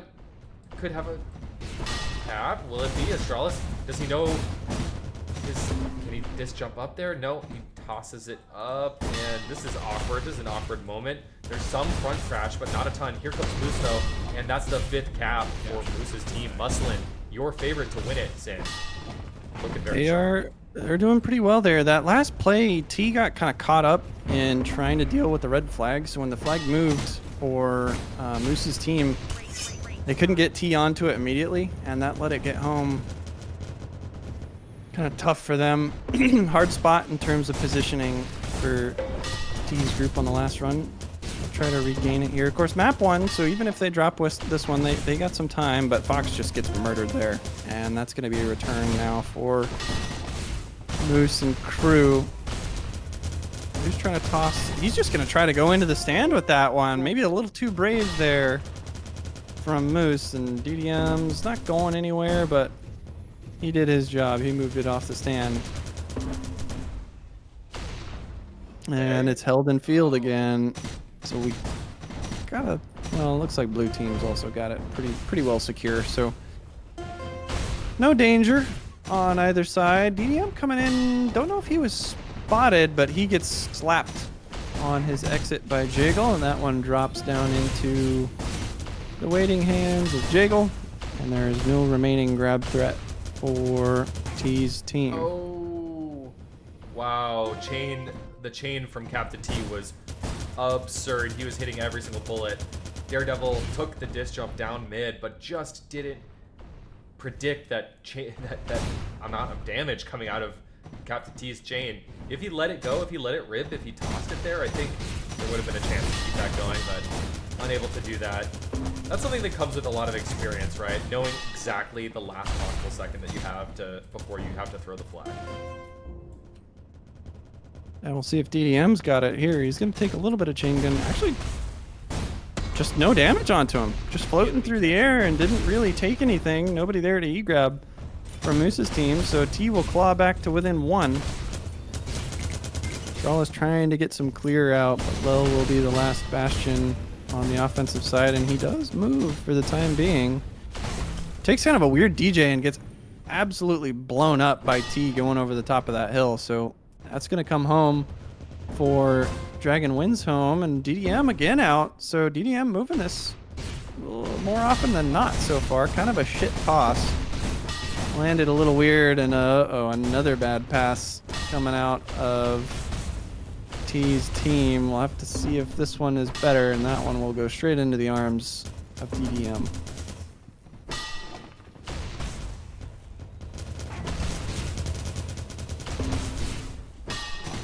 Blabla might be newer-ish to the game, but he already knows about the punting mechanic, using the integrate effect there to get it off the Fox. But Jaggle's here. Does Jaggle bounce it into himself? No, Blabla saves it in the last possible second.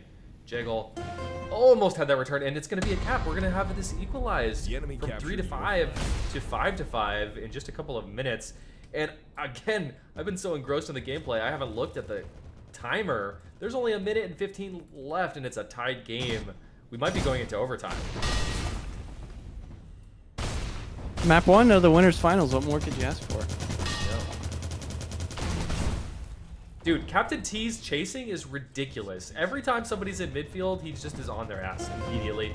And this is terrible for, let's see, what is their team name? Muslin?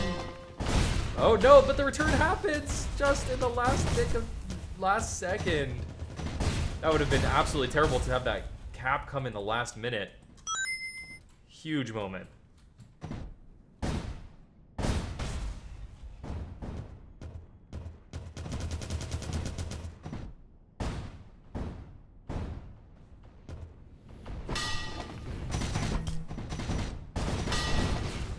Okay.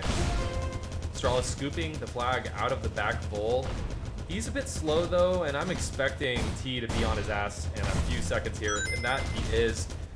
Moose is there, but not there in a position to do anything with it. So that flag's gonna be returned, and we are going into overtime, Sin. Winners bracket finals. Overtime. Let's get hype. Fox wants it to be a short one. He's out full over mid right now. Some chain gun coming in from Jiggle. A lot of chain all the way down. Burned him all the way from 100 to 0, but Jiggle can't quite ski into it. He did at the end. Nobody in the position to make the return, or sorry, the pass happen for T's team. Now it's kind of sitting down into mid. DDM moving on the other side. So Lel's got a tall task ahead of him. Just kind of floating up into mid, trying to win a chain battle. Him versus a couple, and that's not going to be a fun one to make happen. Knopf kind of trying to DJ back up into mid. Doesn't get the toss off. That's going to float down into a return for sure. Jagel camping on the other side. Heads up play from him. And he tries to get it over towards his team. DDM full health in the Dragon Wind's home base. Now tries to get the toss off towards Blah Blah. Blabla's in Blah a Blah's very, in a very bad weird spot. Kind of just spewed it to the left. He didn't have to pass it just yet. Jagel didn't know where he was, but Jagel versus DDM is going to come out in favor of Jagel, and both flags will go back to their stand. All right, back into. I mean, you could just pretend this entire map is a one cap map. Whoever gets the first cap here is going to be the winner. Let's see, Moose is the first one in. Is he actually going to go for the grab? He does, but oh, Astralis. A little bit lucky or nicely done. Speaking of lucky, there comes Lel from the front in a good position to pick this up. He's absurdly slow though, so he's going to bide his time and hopefully wait for one of his teammates. Looks like it's going to be Moose. He's going to be trying to connect this flag with Moose in some way. I'm not really sure how this is going to work. He has actually not been spotted. T and Blah Blah couldn't find him, so Lel played that hill almost perfectly, and he just skis down the back bowl, and he's going to get at least into mid. Probably looks for a pass here over and off. He gets it all the way home, and it could be a cap. Lel completely avoided everyone. Bigger makes the play on the stand to make sure that doesn't come out really embarrassing for T's team, but just nobody had line of sight onto Lel there, and he took it all the way back to the base. That was big brain play because, I mean, he was like hiding in plain sight, moving straight down the middle of the map, but nobody, including myself, expected that play. I was expecting him to look for a pass off to a teammate, not just to squeeze through all the chaos.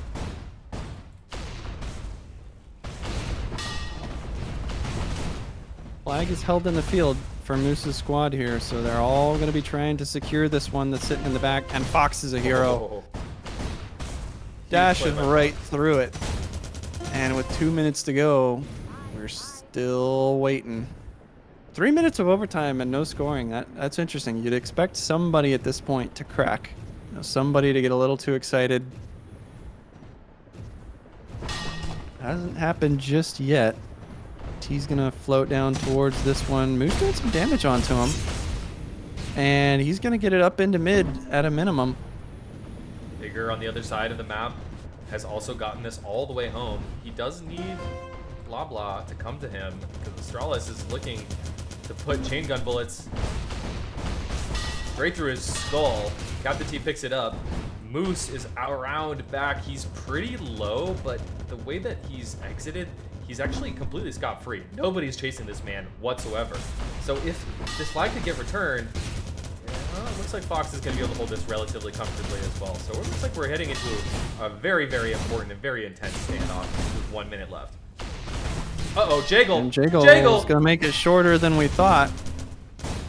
Again, that last situation, it was T having to pick up the red flag and then having nobody to get on the chase immediately, but he's going to bring it all the way home. Fox, he couldn't quite ski into it.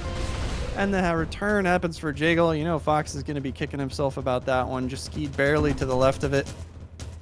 Astralis, no pass directly in range. That one might just stay oob, and it will. That one's going to go return on its own. All right, 35 seconds left. What happens if nobody caps? Do we just restart and do a first cap wins kind of situation? I don't know if that's been listed in the tournament rules, so we'll have to find out. I think Moose probably maybe should have left that one for Astralis. We may not have to wait for it. Lel will drop Fox, and the return will happen, so we will expire. Nobody's going to cap.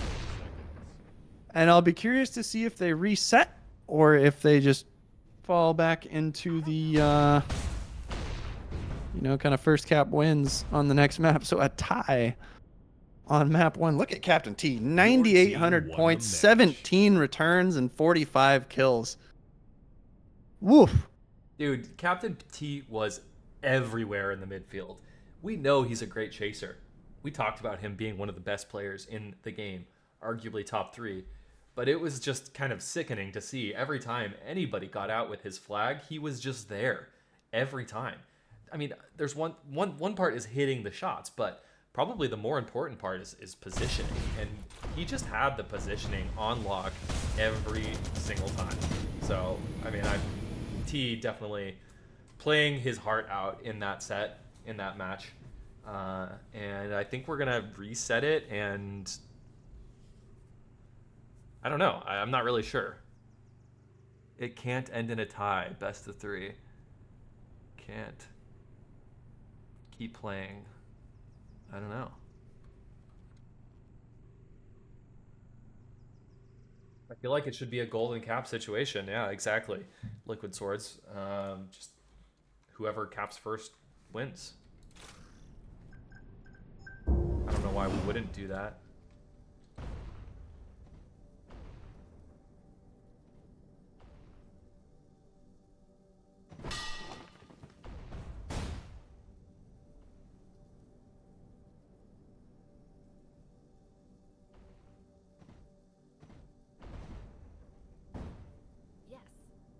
And they are going to go into sudden death. Anytime. So first cap wins it. I still am unsure, like, why do you even have a tie mechanic? Just overtime should be unlimited. I don't think you should ever end the game in a tie. I think it's worth mentioning that this is exceedingly rare. Like, this basically never happens. Yeah, it's like 5 1 in minutes of 100. overtime with nobody capping is pretty rare, but man, seems like they're still figuring things out, or maybe somebody had to take a quick step away.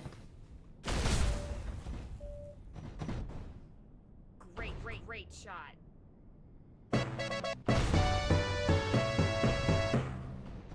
Yo, thanks for the gifted sub, Hot Rod Appreciate it. Rigged for Jim Christ, though.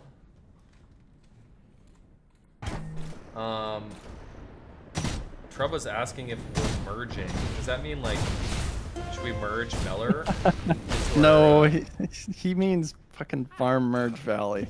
Oh, what is that? That's a Discord Zynga Facebook mom game that's got him hooked. Oh, what an embarrassing comment from him. I mean, I was hearing a lot about Roblox gamers, so I don't even know what's going on these days. Well, Kids. after Treba's, unfortunate, absolute smackdown in the T3 tournament at the hands of T+, his mental kind of cracked. So he's going pro on the Facebook mom games at this point in his short and not so storied career. So it's been tough to watch such a fall from grace for that particular triber.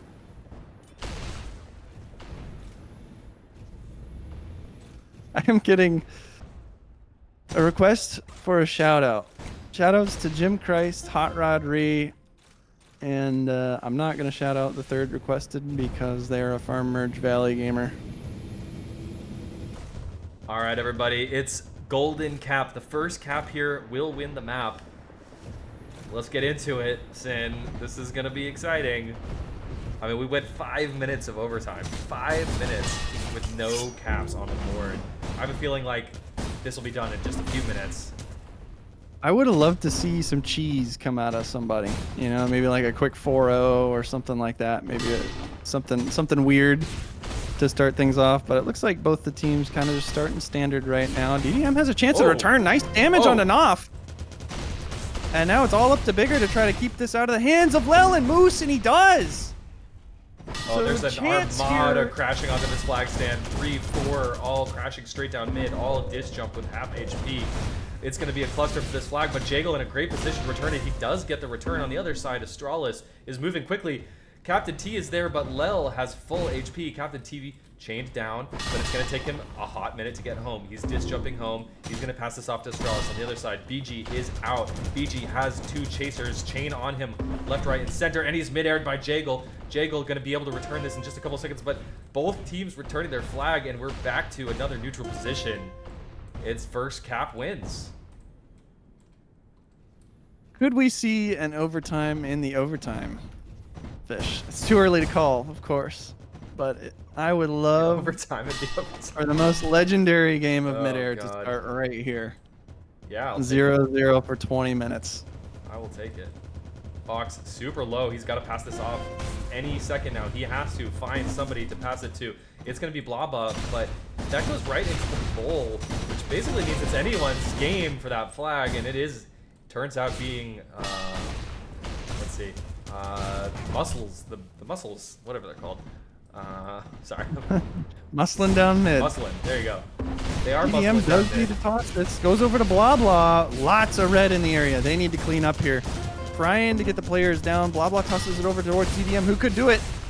Again, 1 cap is all they need. We're in an extended overtime, and Knopf with a hero return. Just a sliver left on his health bar, and he makes the most of it.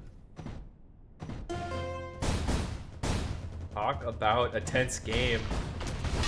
Golden cap, first cap wins it. All the pressure is on, and both teams are performing. Astralis is moving, but super low. I don't think anyone can pick this up. This has got to be a return from T. T is there on the other side. Fox totally stopped in his tracks. I'm not really sure what happened. He's going to punt it, but Knopf is in the right position. He saw that punt coming. Don't call him Knopf, call him Nostradamus. That sort of worked. Nice. Moose getting some good damage. Lel's Lel out. is moving. This is the best chance we've seen yet, but Bigger grabs it. Chucks it down middle. Fox is there. Lel stops on the outskirts. He's going to have to duel against Captain T. Not the person you want to be dueling against. Look how quickly his HP just drained from 100 to nothing. That chain gun was ridiculous. Now Moose is in a position to try and cap this. No, Blah Blah has it. This is just ridiculous. Sorry, Moose is bringing this home. My bad. They're Captain so T could get the return. evenly matched. Fox cannot get to the stand from here. He just tried to toss it over to Blah Blah, but there was 2 people in front of him. Probably should have gone somewhere else with that one. Camp doesn't work out from the other side of the map, and we are approaching 10 minutes of overtime. Yeah. Wow. I mean, let's give it up to Knopf. He's been playing excellently in these overtimes. But Daredevil's out. Daredevil is completely full. Actually, both teams are out and full. Moose takes a disc, and Moose is a tad slower. It looks like BG's in a position to do some damage. Captain T, of course, is here, letting that chain gun rip. So Moose needs to pass this off. He does. T almost intercepts. Oh, I don't know what the call was there from DDM. Kind of just threw it to nothing at full health. I hope that is not what costs the game here, but it's looking like it might. There's not going to be anybody in the area. And there it is. Moose takes map 1, and it was a lag out from DDM. DDM lagged out. Are you I was really serious? wondering what was going on there because Daredevil kind of just floated in the air for a little while and then just tossed the flag at full health into nothingness. That's And it fine, ended dude. up being a return. So that is a tough break for T's team. Hot Rod Yeah, says I hate run it to see back. that. I mean, That is rough. welcome to I don't know. Welcome to games that don't have a lot of developer support and a lot of crashes. Sad. Yeah, that was rough. I think it actually might be DDM's connection. He's been notorious for having a bad bit of internet throughout his time in T3. So that'll go 1-0 in favor of the Musclemen.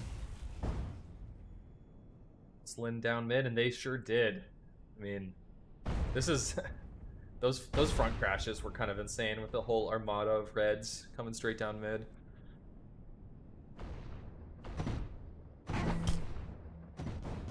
Have to see what they decide on for map 2 here.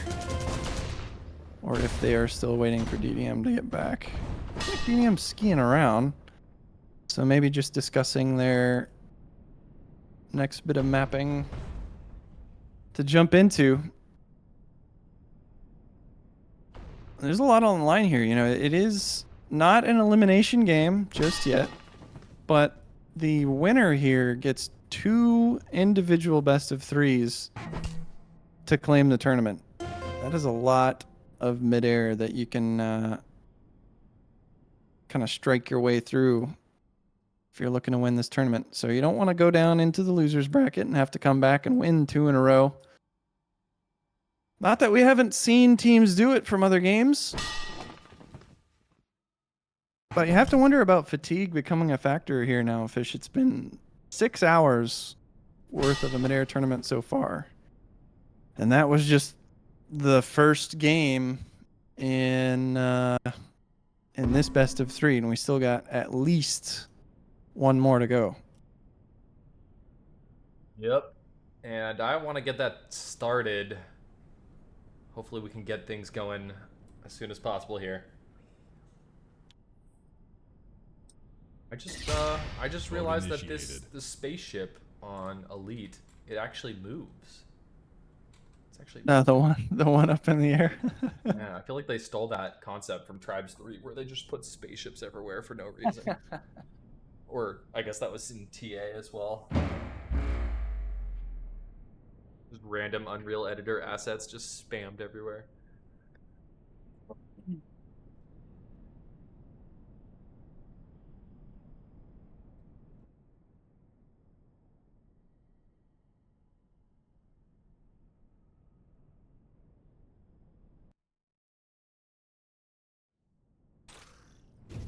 And finally, we will have a match to spectate on Engon Yama. Thank God. The Lion King map making an appearance here. So now it is losers bracket vacation on the line for Captain T and crew. So they will have to figure out how to bring this one home. Great shot. Great shot. Sorry. Waiting for players to filter in at this point.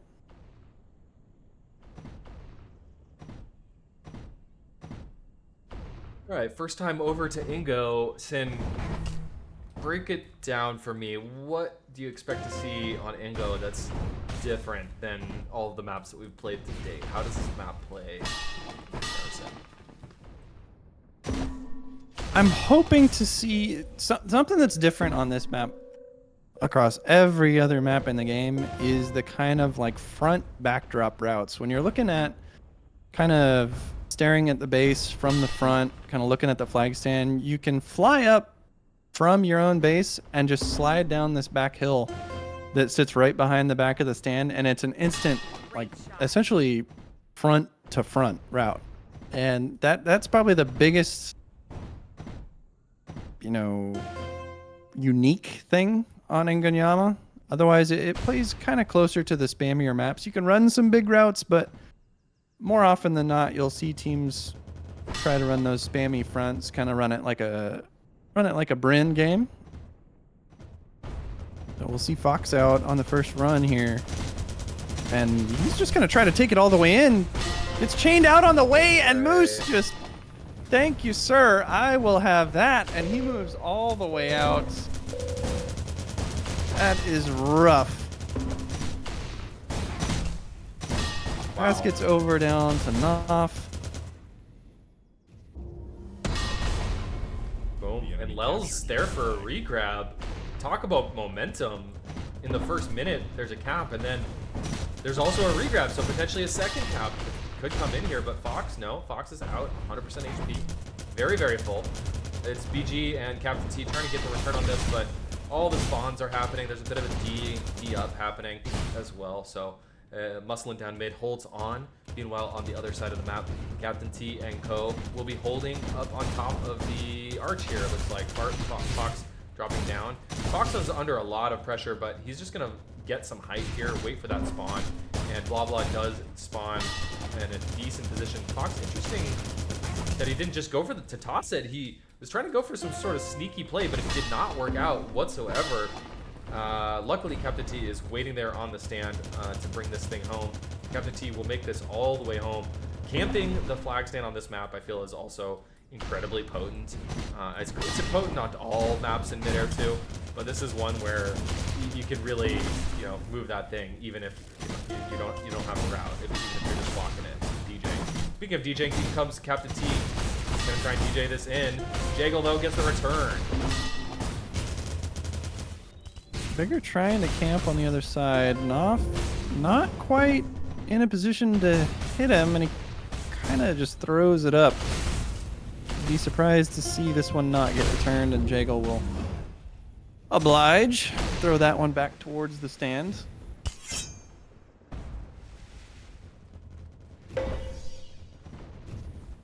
Got some flag movement down the midfield. Blah Blah is hot on this though. Looks like he should be able to get the return. Yes, he does. All right, let's watch Pat though. Okay, Moose just caught that Blah Blah just respawned, so looked like he was trying to go for a front. It didn't work.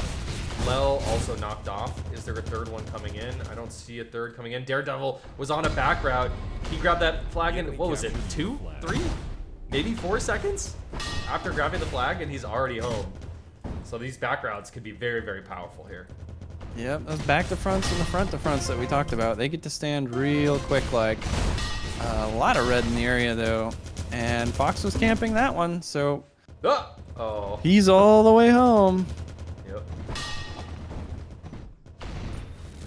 Takes quite a bit of crater damage though, so he'll toss that over to Blah Blah. And, ooh, emergency now, and Astralis makes the return. So kind of a flub toss is gonna cause the alarms to start going off. You need to get the flag off the stand at this point if you're T's team, and they're all trying to do some damage. Wisely, Moose is holding top rock, and that's going to be a cap. Talk about patience there. I mean, Knopf tossed the flag to Lel, even though Knopf, he had 3/4, 75% HP. I mean, 75% HP, but he still decided to go for the flag pass instead of dunking it. It ended up being the right play. Almost too cautious, but it was the correct play at the end. Back to Blah Blah and Fox trying to hold this one. Blah Blah just throws it up onto the top of the rock, and now an E-grab is required for Moose's crew, and that's going to happen courtesy of Astralis, but Bigger's got him on the exit. Jaggle able to make the return, though. Nobody there for the pass on the stand. And I almost feel like there was a player missing, so I wonder if somebody was trying to camp and got cleaned up by Knopf playing home D, but unsure at present. Fox moving again. And DDM trying to clean up some of the chasers, and he's going to draw enough attention at least to pull Jiggle off of Fox long enough to get Fox into the base, but Fox has no pass. Blah was kind of looking over at the exiting Capper, who T had already chained up. And still Bigger out again, so just flags moving all over the place for both of these teams.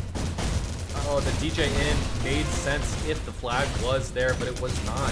Flag couldn't get returned in time for that aggressive DJ from Fox to bring that flag in. Great. Unfortunate, because that was a cap.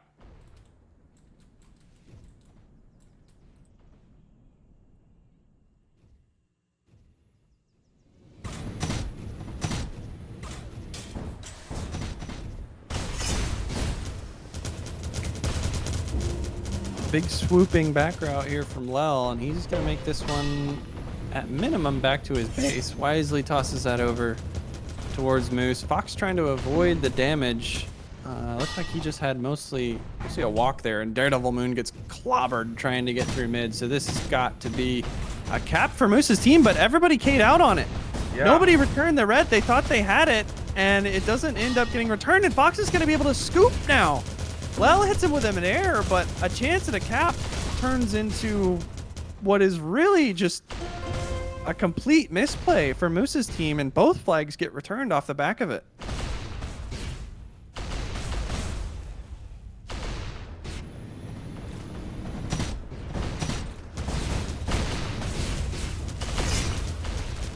Okay. TDM is slow and pretty low, but nobody's really hot on his trail, so he does get this home. Gonna be able to pass it off to Fox now, and if this is returned, Fox is in a position to DJ at home, but no, Jaggle is there. Jaggle sniffed out the DJ. Meanwhile, Bigger was camping the flag stand, so Bigger will move it home. 4 chain guns blasting. I feel like we're in Star Wars with all the lasers zipping by, but Bigger is in a great position to bring this in, although he's got a couple people trying to stop him from entering his flag stand. He's going to pass this off to Blah. Great pass, actually, from Bigger to get that in. And a nice body block from Captain T. Captain T stops the front crash. And I think they have enough time to bring this in. Yeah, nobody left. Fox was able to take the pass from Blah and he'll ski straight through the stand. Back to 2-2. Really evenly matched. Even, across maps, these teams have been just kind of trading caps back and forth. Nobody getting a significant advantage either way. Lel might be too far. Just barely gets it back through the oob grid, and he takes Blah out of the play as well. Could have been a return there for T's team, but a nice intercept shot from him. And Bigger's moving on the other side. Tons of speed from him, so you'd be surprised if Jaggle hits this one, but Bigger's giving him an opening. Jaggle didn't hit it, so nothing crazy just yet. Oh boy, he needs... Okay, Fox is there. It's going to be a bit of a tee up for Blah and co. But they might still lose it. Moose is likely to get this return. Yes, there it is. And I don't see any blue crashing. I think that this could be a cap, although they're really slow. They're really slow to bring it in. Fox does get the crash, and they were looking at the stand, though, so Fox killed, and there's a quick return. Lel collects. Nice stuff by muscling down mid to make that happen. Good defense. The 1 seed showing why they've been the 1 seed. They're keeping it close. Where it matters, they're able to make it happen so far. You see Jaggle lighten up the scoreboard. It's really good to see out of him. Not a lot of games so far in midair, but he's just gonna keep getting better, keep getting used to it as time moves on. Astralis got like half body blocked by Blah, but it actually helped him. It angled him home a little bit faster. That actually brought him home extremely quickly. It was almost like Lel camping. He's probably going to intercept that.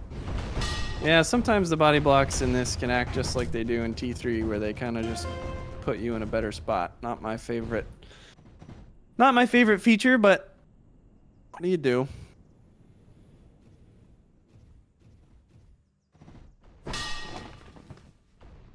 Okay, Lel's cooking. Let this man cook. He's out. 55 HP though. Needs to look for a pass. Doesn't have anybody in his sights. Noth was probably chasing a little bit too much or something. I'm not sure, but he's actually manages to get it. I thought that was easy return. Noth wasn't Landed there on for- the side of the rock, and Noth spawned directly above it, so he had a disc straight to it, basically on spawn. And that kept it alive. Got a little bit of an inflow spawn there.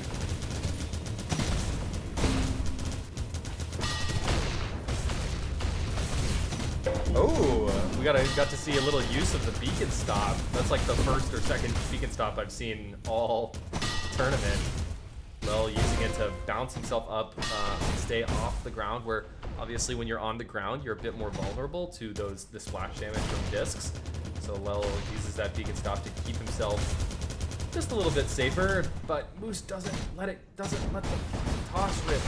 Noth is there, but is it enough? It is not.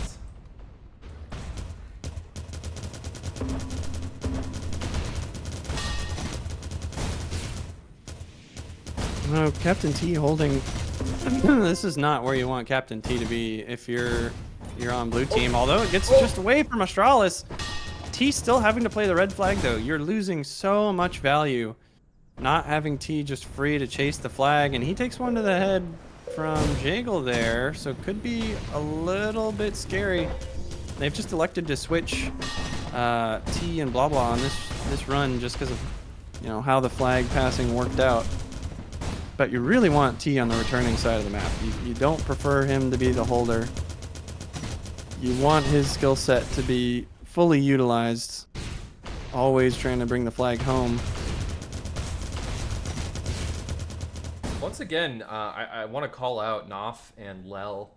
Their synergy on standoffs has been superb. I think both of them have a lot of experience in the home D position, and I think that's really showing here. Noth playing in this back position, blah blah. I don't know if you knew blah blah was coming from this angle. Noth is actually totally screwed. Just caster curse, as always. Here comes Fox, gonna try and drop directly onto his flag, and he does it, even though there was a couple of reds right there. It's a slam dunk, and then Bigger's out on that kind of like backslide dropping route. Flag goes a little bit over blah blah though. Lel has a chance to bring it back. A lot of crash now coming in. Tons of red chevrons in the area. Tons of red, but they're dropping like flies. They're melting. Jaggle full HP though. And Fox just has to throw it at T, who's got both flags right in his lap. And he's trying to get it back towards the base now, but it goes into the hands of Lel. Tough spot if you're T. Having a timed return and then the enemy flag shows up in your house. That's a weird place to be in.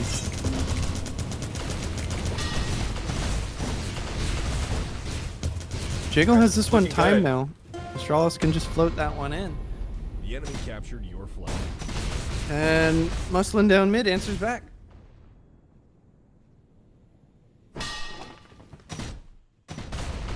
Somehow Fox completely undetected there. And is this gonna be just the quickest cap out of nowhere? Just instant reply? Your flag.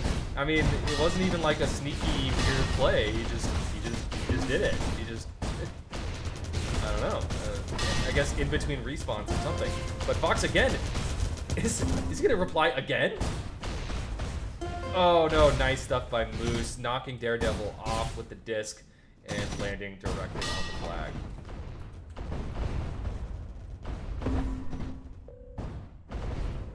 I think Fox is really starting to come alive here for his team. Trying to clear this as best as he can for Daredevil. In comes Daredevil, but Jaggle and Noth are still up. Where is the third capper? Wait, Daredevil's just out. He's full. He's 100%. That's a back cap, and he's going to be home with this. This is the equalizing cap. The enemy captured your flag. His back caps. They are so fast to get home on Ingo. Truly. And once again, Fox is home. They've really turned it on with this offense. to get there, but he's got a lot of people waiting for him. And he just kind of throws it to a spot where he hopes he's going to spawn. Blah Blah spawns on top and is able to knock it away from the incoming players. Return happens, but Lel is there for the camp.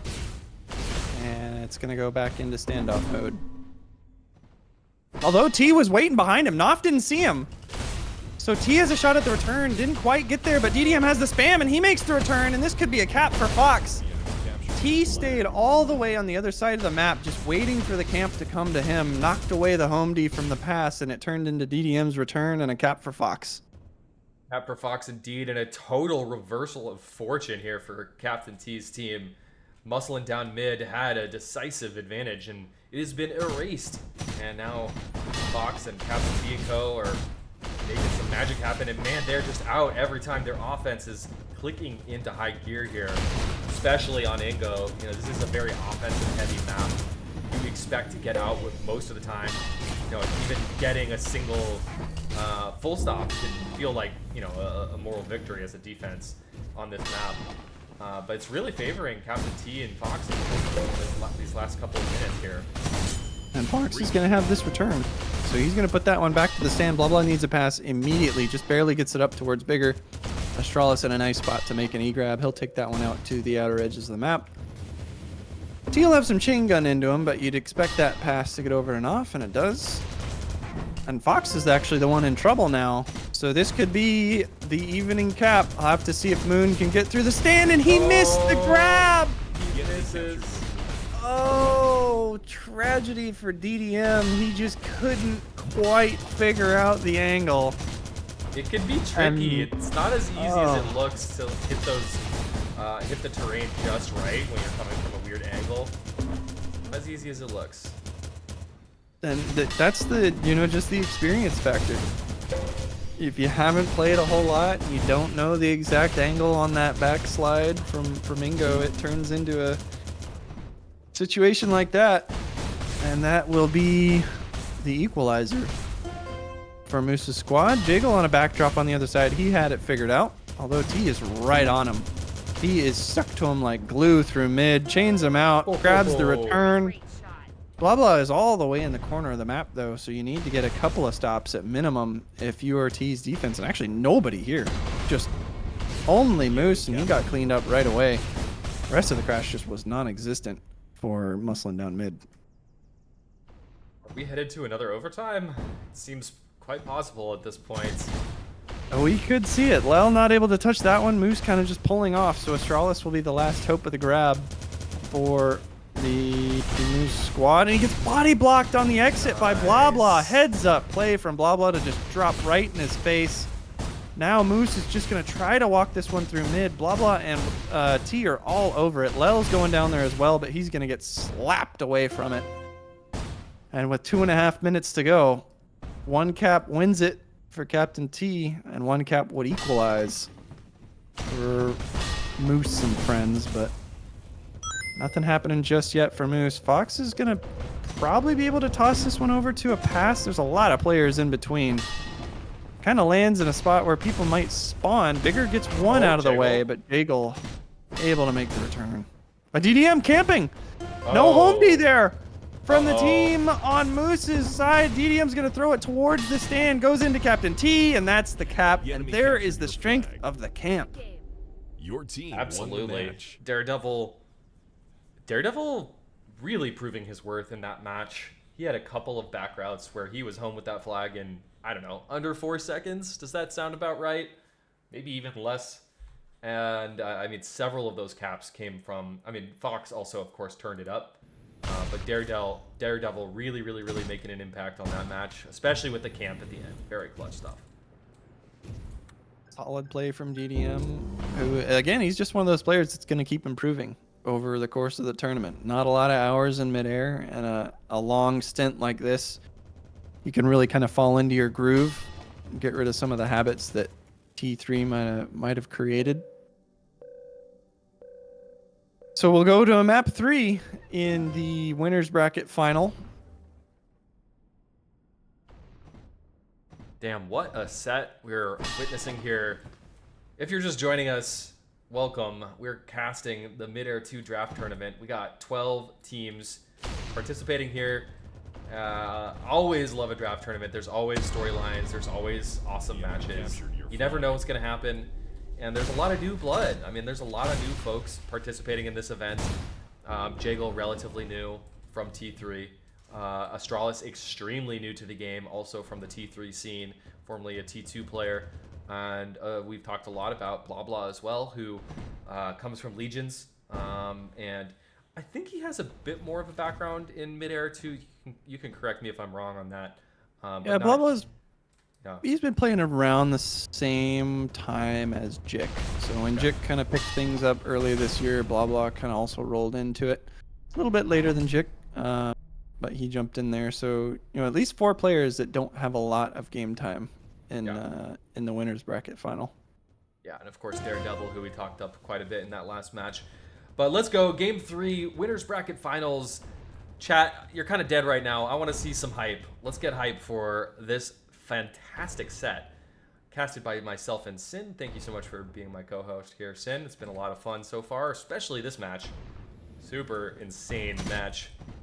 Let's get hype. Come on, let's hear it. Who do you think is going to take it? Is it going to be is it going to be Moose's team muscling down mid, or Dragon wins? Vote initiated. Led by Captain T. Who do you think is going to win it? I thought they were going to play on Bryn here, and I was having flashbacks to our casting of the Captain T offense on Bryn in the group stage, but they will move to Exhumed. A really wide, kind of a just. This is a capper's map, in my opinion. There is a lot of kind of back over the shoulder routes that have some serious speed to them, and I don't know. I this is one of the less popular maps as well. So if we don't have routes coming out from T's team, this could be a little bit tough. Lel will move the flag here for sure. Lel is gonna get out, in my opinion. He's definitely got the routes on Exhumed to move the flag, and if DDM doesn't know him here, it could be tough. You can see I'm watching DDM right now. He's just out in the very corner of the map, actually riding the oob, trying to drop down into something, and that didn't look very promising. He just kind of hit the ground and K'd out. So I hope it looks a little better than that for DDM on the offensive side of the flag.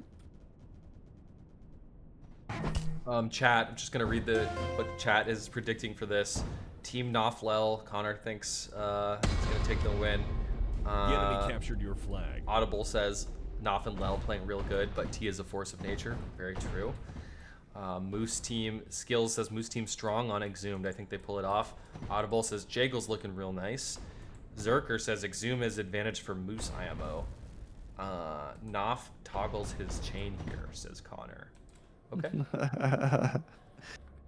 Well, here we go. 20 minutes on the clock and a ticket to the grand finals is on the line. You can see Lel coming through mid. I'm surprised to see Lel doing the clearing and not some routing. He just gets deleted.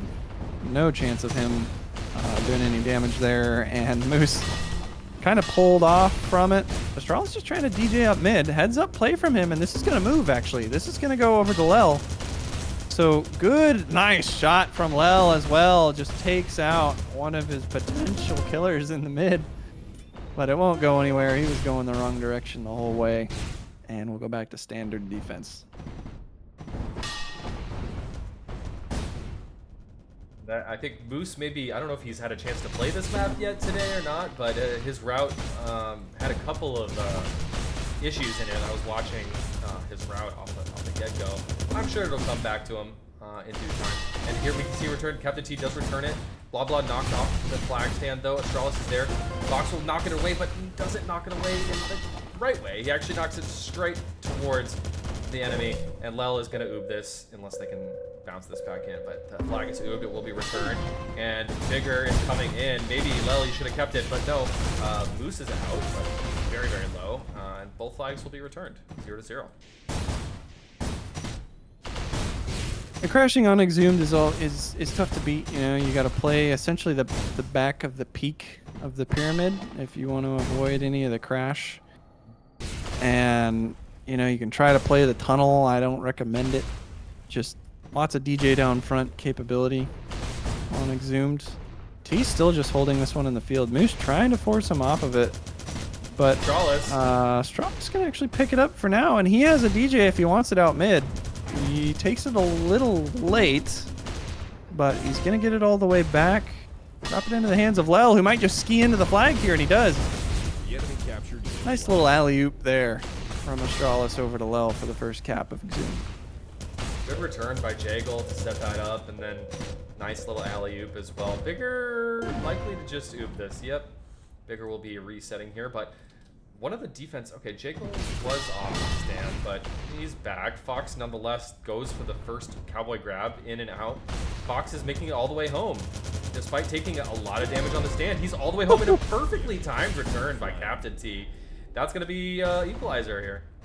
That was really close for T. He almost did not have the timing on that. He was dropping straight into it to try to make it happen, and he just barely landed in time. 2 full health players now for Moose sitting on T's stand, and that's going to let Moose get out with it. Kind of an awkward DJ. Didn't take as much, give him as much speed as he would have liked to see, but we're going to enter standoff, it looks like.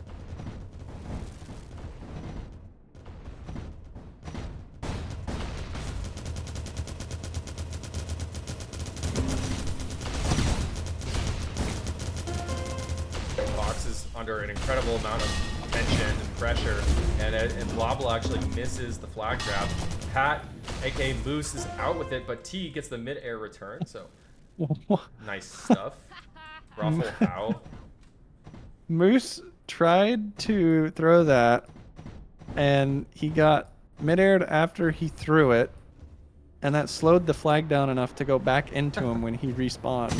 Wow. Tough break there for Moose, but he will not make the same mistake this time. He is out real fast, already across mid. Did a little bit of jousting with Fox, but neither one of them will hit the shot. And we'll go back into standoff. So both teams moving the flag pretty well here. Nobody having trouble getting out just yet, and that's kind of seeming to be the theme, is the offenses are starting to, as we get later in the tournament at least, the offenses definitely have the ability to move the flag. They're not, you know, we saw a couple of group stage games where teams just did not move the flag whatsoever.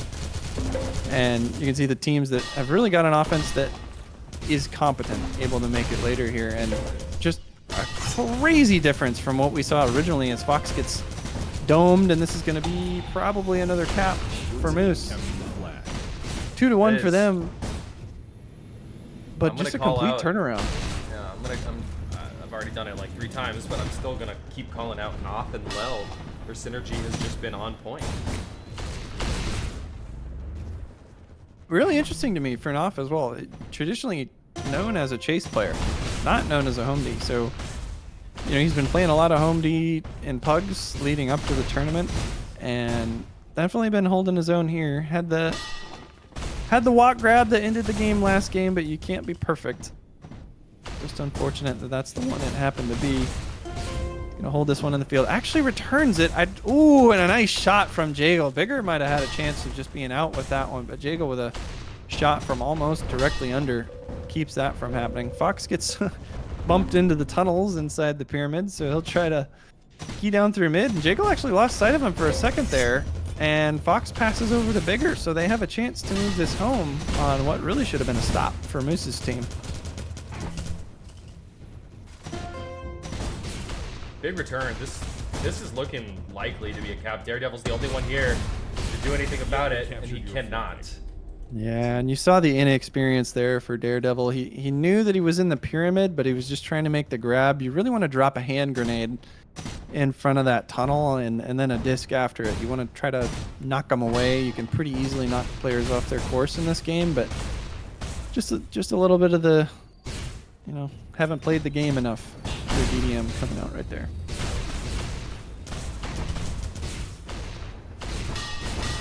Daredevil, he's going to be known for his back routes, not just in Types 3, but in Midair as well at this rate. Running another effective back route here on Exhumed. He's great clearing by his teammates as well. Getting that flag stand very clear, very distracted. And, you know, what's really interesting is usually in Midair, whoever takes the flag home will be the one to hold it in standoffs. But we've seen in this tournament in particular, a whole bunch of teams just deciding these are the people who do the standoff. So even if another person brings home the flag, I'm going to pass it off. And that's exactly what's happening with Lel and Noff on one side of the stand. And they're not the only team that's been doing that. We've been seeing that quite a bit. It's a strategy that works really well. If you have some players that just are not comfortable playing standoff defense, switching things up and having a dedicated duo, and also letting that duo kind of build synergy throughout the tournament. You get a couple of benefits from doing that. Jiggle's gonna hold this one in the field. Approaching the halfway point. Maybe Bigger will be out with that one, and he's on a back to front. Pretty slow one, but he'll still make it. Kind of looking for Fox on the pass here, but Red is all over the blue stand at the moment. And Moose is just gonna walk that one right down Main Street, all the way back to his base. T on top of him, but he'll get the toss over towards Lel. Lel actually had a little bit of trouble on the handling for the pass there, and Bigger just skis right up through it. Other side, they've been cleaned up, and that's going to be 2 caps on the board now for Captain T.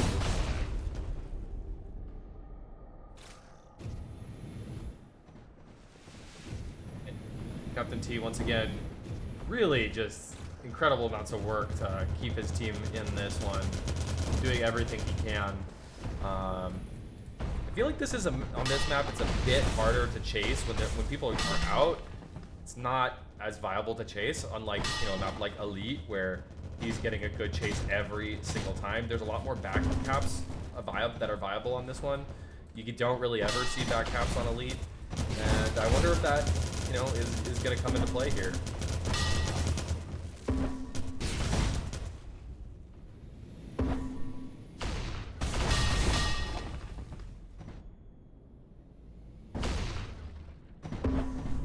Get a little of a Jaggle POV here.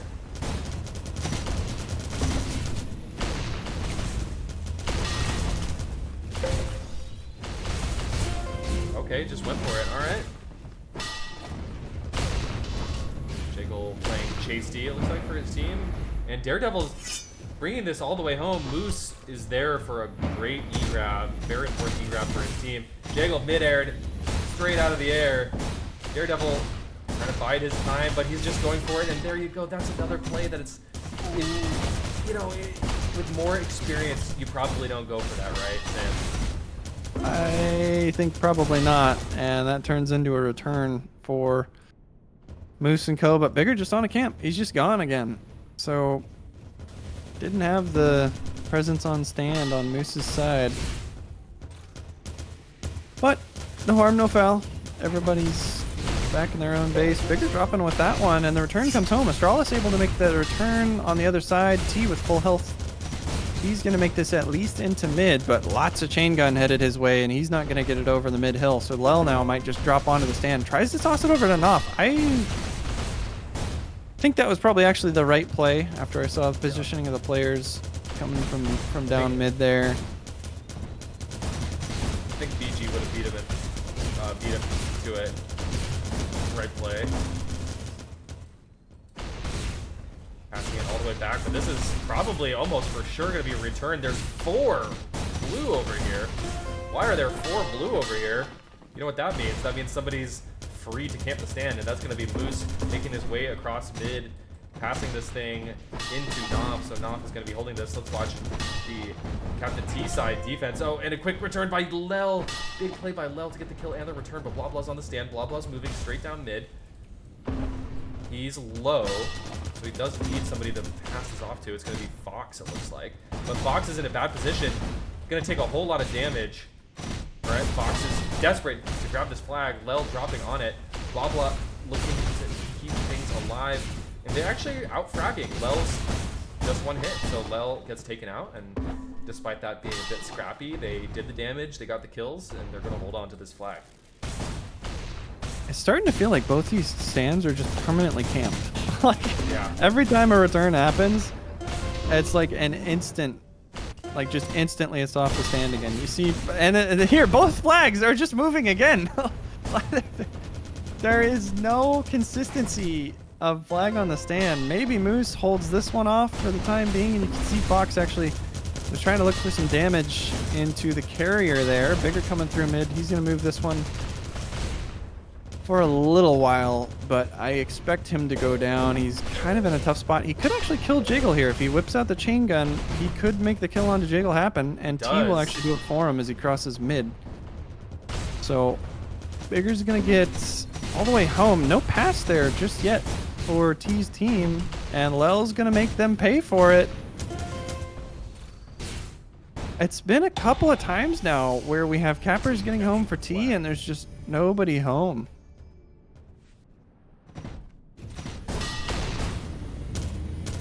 Fox will oob this. Okay, 7 minutes left. 2 halves. What are you watching in these last 7 minutes, Sin? What do we need to see out of Captain T's team? Who's the key playmaker here? I mean, we gotta keep the stand a little cleaner. I think the just kind of rotating grabs is hurting them really bad. I think, you know, Blah Blah's gotta stick to the stand a little more. I don't know if they've decided that just double chase and let the flag go, but I think you really need to make sure that you've got your stand locked up. I don't want to see those walks just straight down mid immediately every time a return comes home. It just takes your team so, like, out of whack. Yeah, it puts you in those more chaotic situations. There's set plays and tribes, and then there's these standoff, like, chaos situations. And it does feel like Moon and Co are driving more in the standoffs. Astralis with a huge midair there onto DDM. We'll see if it ends up paying off. Pass over, and a nice E-grab there from the home D. Knopf moving that one away from the stand. Let's see, I only see 4 players from blue at the moment, and actually Bigger has now respawned, so they are committing everybody to this. Jiggle gets the midair though, and the return! Oh, okay. Both sides returned. Huge return from Jiggle, though.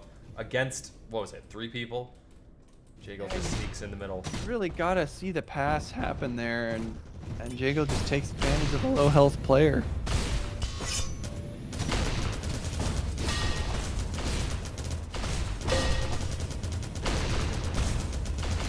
And it's not like they're having trouble moving the flag. Like, you see Bigger coming over mid here. He's gonna drop the pass down toward T, who's not your optimal flag holder. I think Blah Blah might have been able to stay on stand a little longer there. Maybe let that come to him. And now this is one of those situations where you've got to convert a straight to stand pass. Really ballsy there from Blah Blah. That could have gone wrong a number of ways, but again, this has ended up with T holding the flag, and that's going to result in no chase for Dragon Wins home.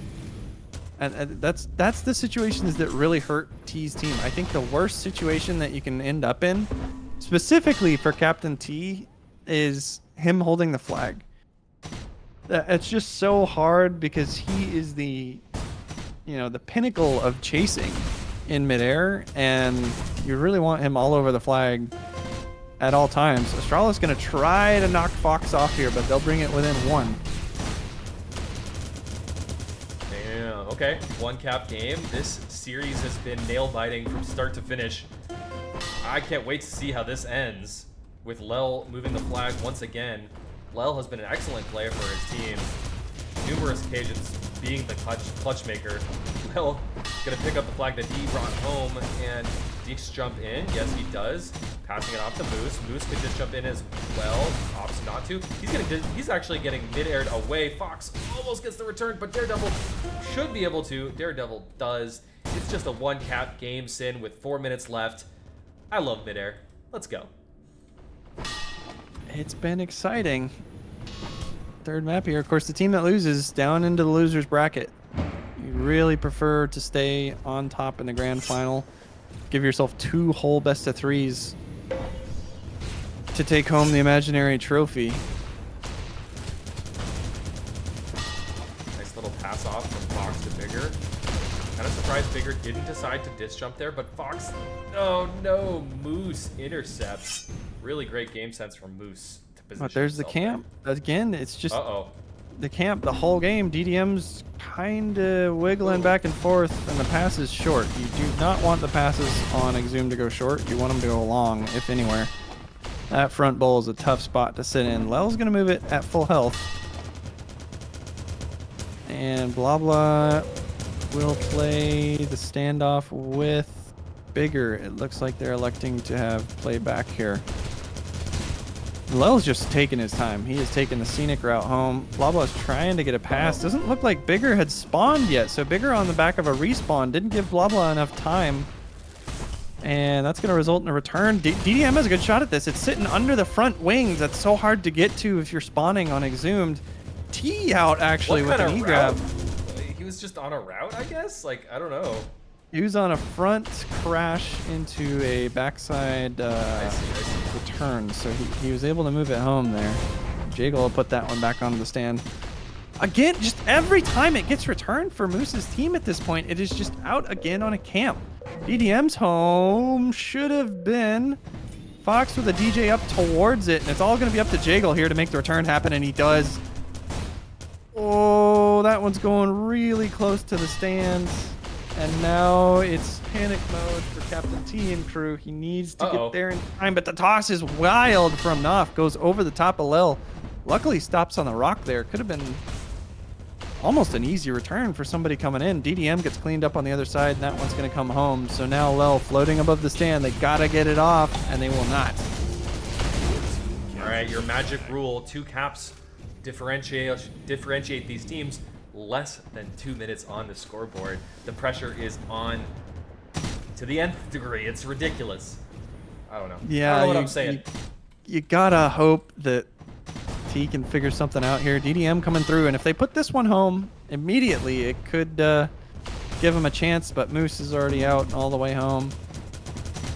Gonna throw that one over to Lel, and if I was Moose's team, I might do a little bit of D up here. I might just kind of keep everybody on the flag, but Astralis might not even need the help. He just solo returns.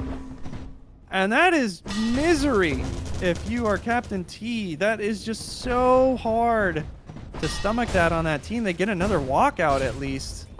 But you need a cap right here. You don't need continuous walks. You need a cap, and then you need to focus on moving the flag again, and it doesn't look like it's going to happen. Blah Blah just trying to throw it towards the spawn. DDM spawned on the other side. That's going to be a return for Jagel. And with 30 seconds to go, I am ready to call this one. This is going to be Moose moving on to the grand final. Comes the nail in the coffin. There it is. And there it is. That's a tough break for T's team. You know, the solo return, that just hurts so much. Astralis able to make a huge play at the end, and really the backbreaker for Captain T in terms of the winner's bracket final. Of course, they're not out of things. Nope. As time expires, they are going to have another shot Good game. Good game. at a best of 3 down in the losers bracket. Your team won the match. And I don't think that losers semifinal, or sort of final, first final, I guess, has been called just yet. So that would be Rex and Frost still battling things out down there. But Moose, the number 1 seed, yet to drop a series, and they will move into the top of the winners bracket. So that is going to give them a best of 3, and then if they lose that first best of 3, another one. Yep, So absolutely. the dream scenario for them. Rex and Frost are in OT right now. Lunacy is letting us know. Let's see if we can find that.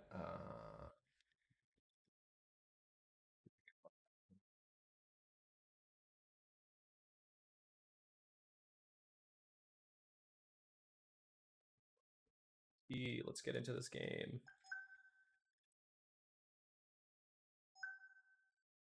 I see people connecting. I think it must have just ended. Yes, it must have just ended. So it swapped servers. And Luna just pinged with a code, but I think it must have just ended. I wonder if that was map 2 or map 3. We have the Don't enemy see any flag. score reports. Rex1, Avisk says. Fish Rex is one, very, very okay. quiet in the mix. Why does no one tell me this You're until 5 hours into the cast, if that's true?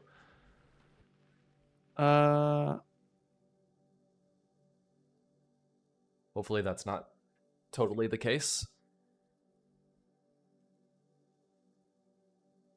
Thanks for letting me know, people.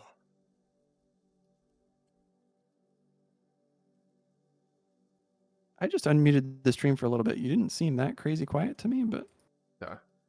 I feel like we would have Gotten had quieter more. over time. Okay. Maybe my mic moved further from Maybe my you face or leaned something. back. Yeah. Ooh, it And is. Rex did complete the W over the top of Frost. So Rex having a tough go, getting bounced down into the losers bracket. Not as soon as you could, but pretty quickly down into losers bracket in round 2, and so far they have scraped it all the way through to losers bracket final. So they will now play Captain T, who we just saw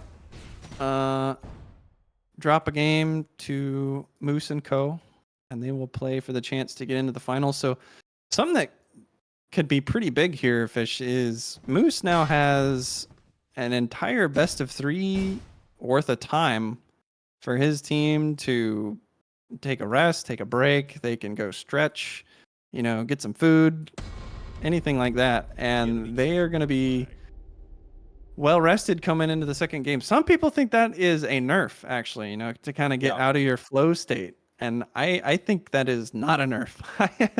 I think having a break, kind of letting yourself reset a little bit.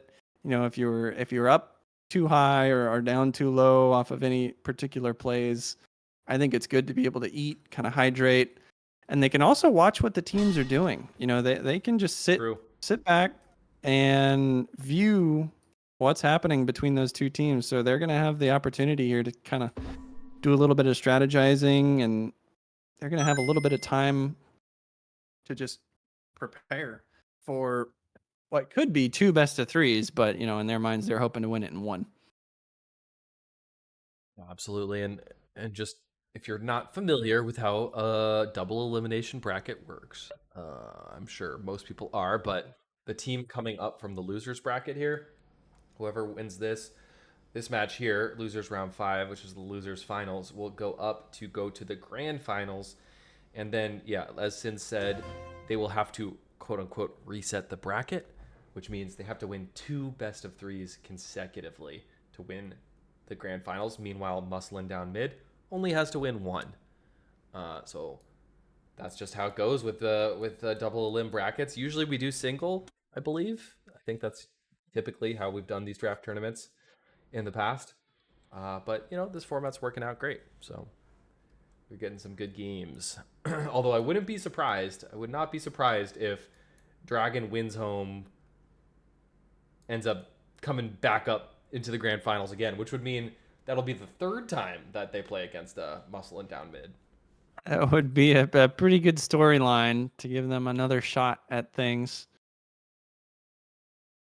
So we'll have to see here. Just kind of waiting for the teams to get fired up, and I am actually going to take a quick break before we get into the next one. I need to get some food in me. Go for it.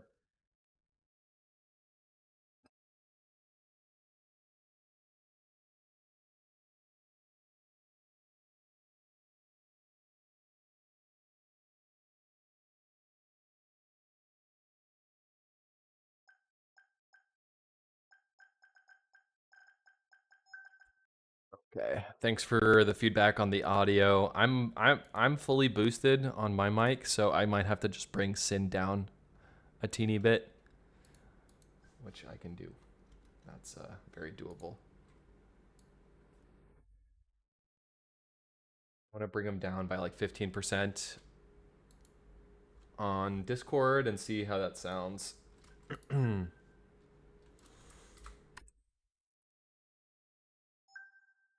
right, we're heading into the loser bracket finals. Thank you everyone for tuning in. Really appreciate it.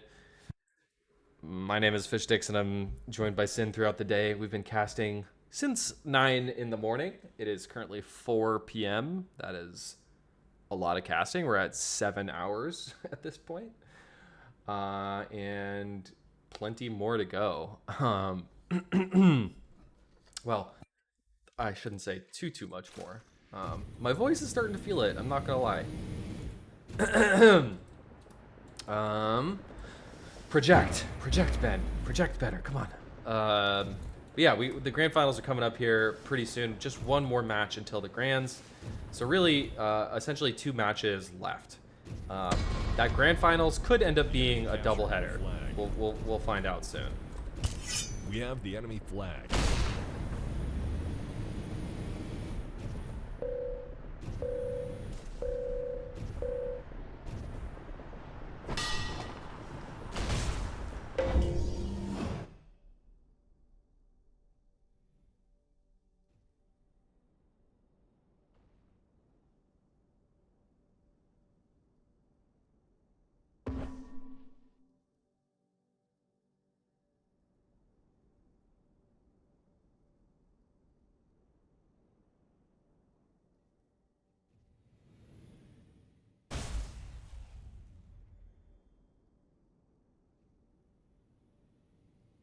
All right, we are currently sitting at 60 viewers on Twitch. Shout outs to all 60 of you for tuning in. Midair is a great game. It's I always enjoy casting. Honestly, as soon as I signed up to cast and told Ecstasy I would run the mainstream and cast, I started to instantly get a ton of FOMO. Because I really enjoy playing in these things too. As much as I like casting, playing has been a blast. I've really been enjoying Midair 2 lately.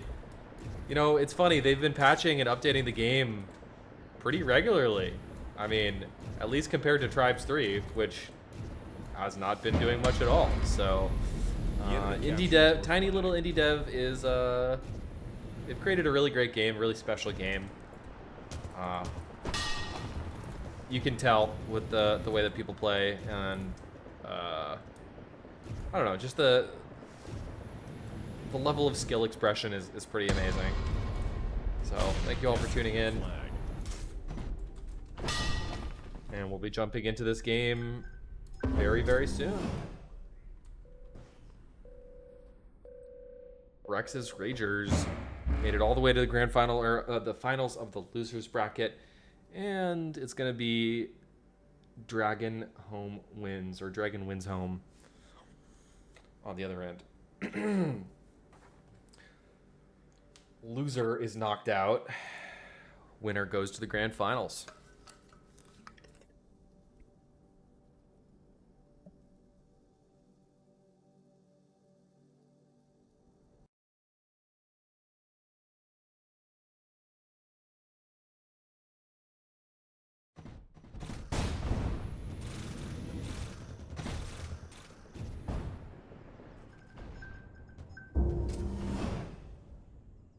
Looks like we're gonna have another match on Ingoyama. I'm down for that. I'm down. Oh, everyone's disconnecting.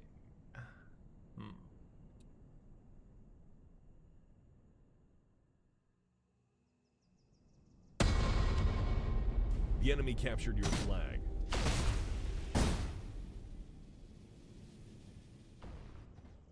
Wow, JP out. Yeah, JP got knocked out. What was it, 2 rounds ago? Frost's team, I think, did not start out too strong in the group stages, but JP's team got knocked out pretty early. Actually, like a bunch of rounds ago. JP made his exit in losers round 1. Yeah, losers round 1. That's pretty fast.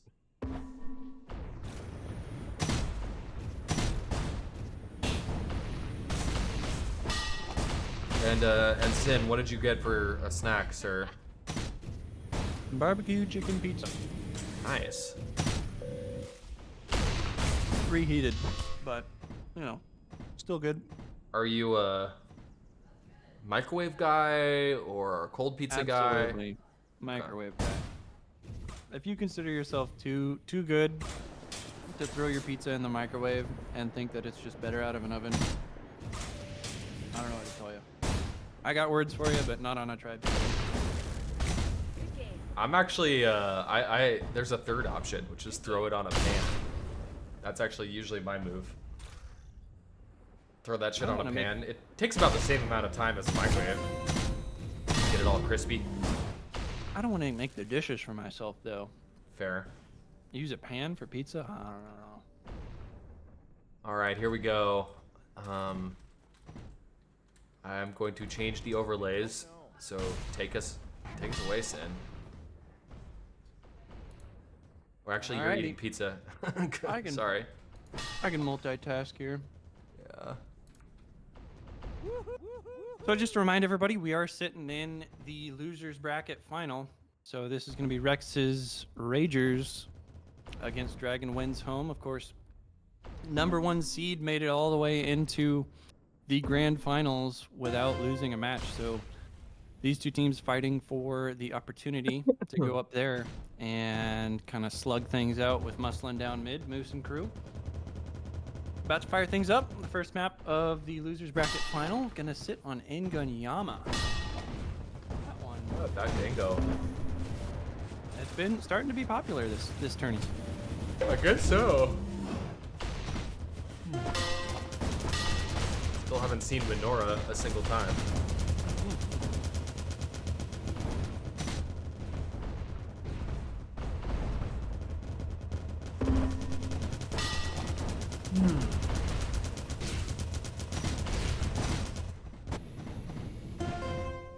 Okay, could be our first cap here. Captain T is the big blocker in the way of Inzi, who wanted to come straight on into his flag stand. Captain T said, no, sir. Inzi's going to pass it down to Rex. Rex now holding it. He kills Fox, but BG's there for the quick regrab. So again, we're in a situation where there seems to always be somebody on the stand. I don't know how you need to alter your gameplay, or if that's just how Midair works these days, but somebody always seems to be there.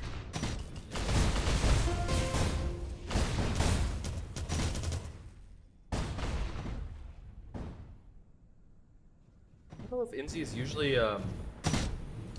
is he always a capper? Mm-hmm. Yep.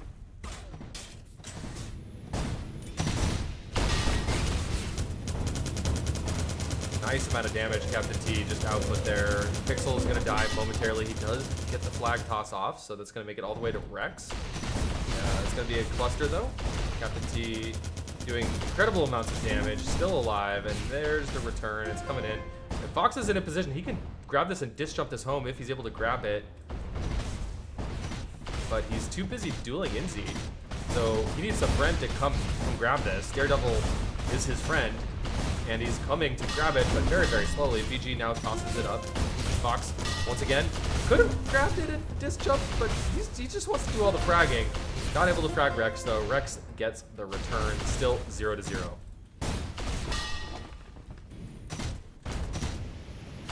See Pixel out. Kind of taking advantage of the chaos back to that standoff.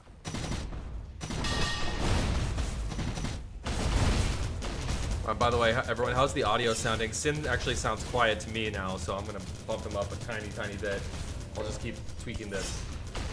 Let me know.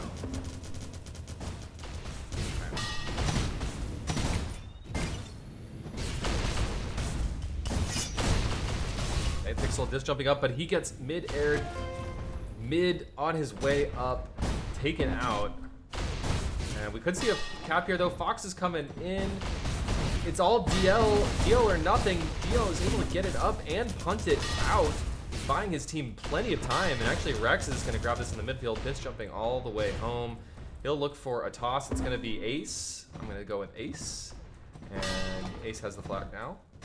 So it'll be Ace and Rex holding it here. Daredevil in a position to try and stop Ace, but Ace is dropping right on it. Daredevil doesn't get the midair, but he does get a little bit of a cheeky grab of the flag, bringing this home. Bigger in a position to keep this going. Blah Blah here as well. Might be Bigger and Blah Blah holding this at home, but Pixel's right on Bigger's tail. Bigger still full HP, but he's going to start. That's not going to be the case very long here. He's going to pass it off to Blah Blah. Blah Blah now in a terrible position. Got a DJ up. I like that DJ to just get out of that dicey situation and pass it off to the other side of the stand. But Incy in a position to now get it, do a D grab. So, you know, the gives and takes of playing home D.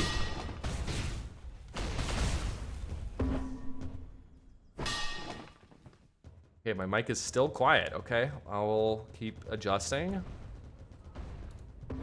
I don't know what's going on with my Streamlabs, but it's like getting really chunky and slow and unresponsive. I feel like it's gonna die shortly, but we'll see.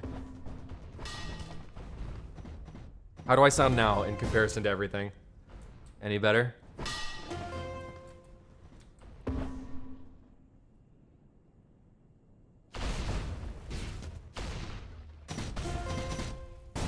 Yeah, I am turning the game down slightly. Yeah. Okay. All right, cool. We're Gucci. All right, I have returned from my foraging. I Nice. should be fully able to to get back in the action.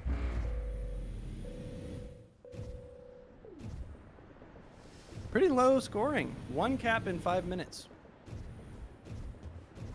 This is a stark difference from what we were casting earlier. You know, teams getting up to 6, 7 caps pretty rapidly. But T's team, their offense still just moving the flag all the time. There's what an improvement, honestly, over the first round that we watched. They figured something out. Or maybe just woke up. Maybe it was a little too early in the morning for a couple of their West Coast guys. Laba gonna go down with this one, just throws it right into the hands of DL, who thanks him, maybe even offered him a tip on the way out there. Teal make that E-grab, bounce down into mid, and Bigger has a chance at a DJ up for that. He needs Blah Blah yesterday, but Blah Blah is just now spawning. What a spawn, though! Oh my goodness. Excellent place. That is an Implo spawn, if I have ever seen one. Bigger just kind of spewing it and heading right for him. Very nice spawn, but Blah Blah in a very, very bad position. This has to be a return. There's blue all over it. Let's swap on over to the other side, but it's a return for both sides at the exact same time. The tribe special.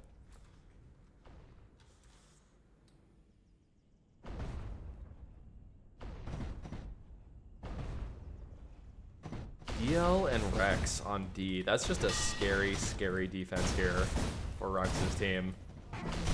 Very, very scary. It's a tough nut to crack. Two of a couple of the top D players, but they just left it in the field a little too long, and Fox will gladly scoop that one, and now it's all up to Ins. He's going to have to make this grab happen. He will not get there in time. Ace, though, just barely gets it into maybe a quarter mid. Blah Blah will DJ out to that one, and they're going to be calling for the timing here. Fox drops onto the stand, but Blah Blah didn't have it in time. The mistimed coordination there, and Blah Blah just couldn't put it back in time for Fox to drop into it. Now In's going across the side of the map. Blah Blah hot on his tail. A lot of red here, so this should be a return for Captain T and crew, but they're getting cleaned up. Rex has got out the mop, but he gets mopped up. Ace gonna go down very shortly to Captain T. Actually stays alive. The red flag sitting in the field, and the return comes home. DL makes the return. Nightmares. Your flag. Oh, flashes of a couple of games ago. What should have been a return for Dragon wins home turns just into a free cap for Rex's Ragers. Fox getting there a little bit too early for his friendlies. And this is kind of a discombobulated offense here. Daredevil not going to make it happen, but Fox is on a quick front, and he'll make something of this. I don't think this gets over midfield, though, so it's going to land right on the midfield rock. Captain T came out to it. Even though he's playing Chase D, he's like, you know what? I'm going to make the move. I'm going to make the executive decision. I am the owner of this team, after all. Inzi, though, making his way along the side of the map. Goes right over DL's head, but he picks up his own toss, and this is gonna go straight into the flag stand. Rex just, oh man, that could have been a cap if things went a little bit differently. Rex now is holding the flag on top of the arch, and I think they're timing this up. Rex dropping straight onto it, and now 3-0.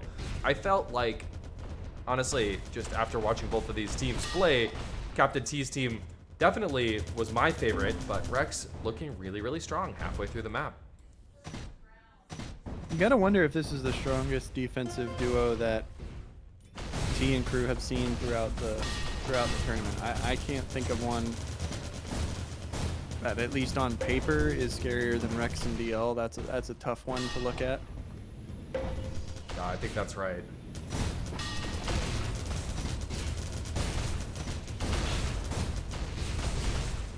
Pixel panicking a little bit, but Inzi is there. Full HP. Now he's not. Passing it straight up.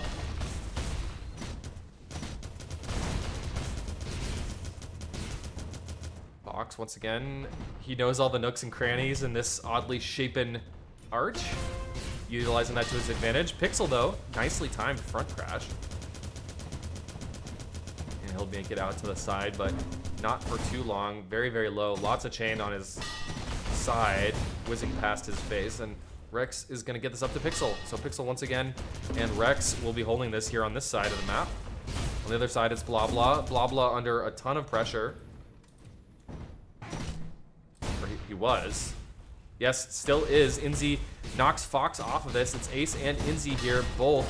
And there's the return.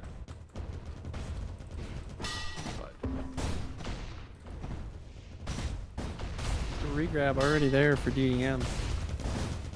Nobody looking at the stand on Rex's side. Uh-oh. Awkward. Ooh! Wow, I thought that was going to be a return for the red team. And it still might, because this flag has been hit into a very awkward area. The Captain T able to collect that return.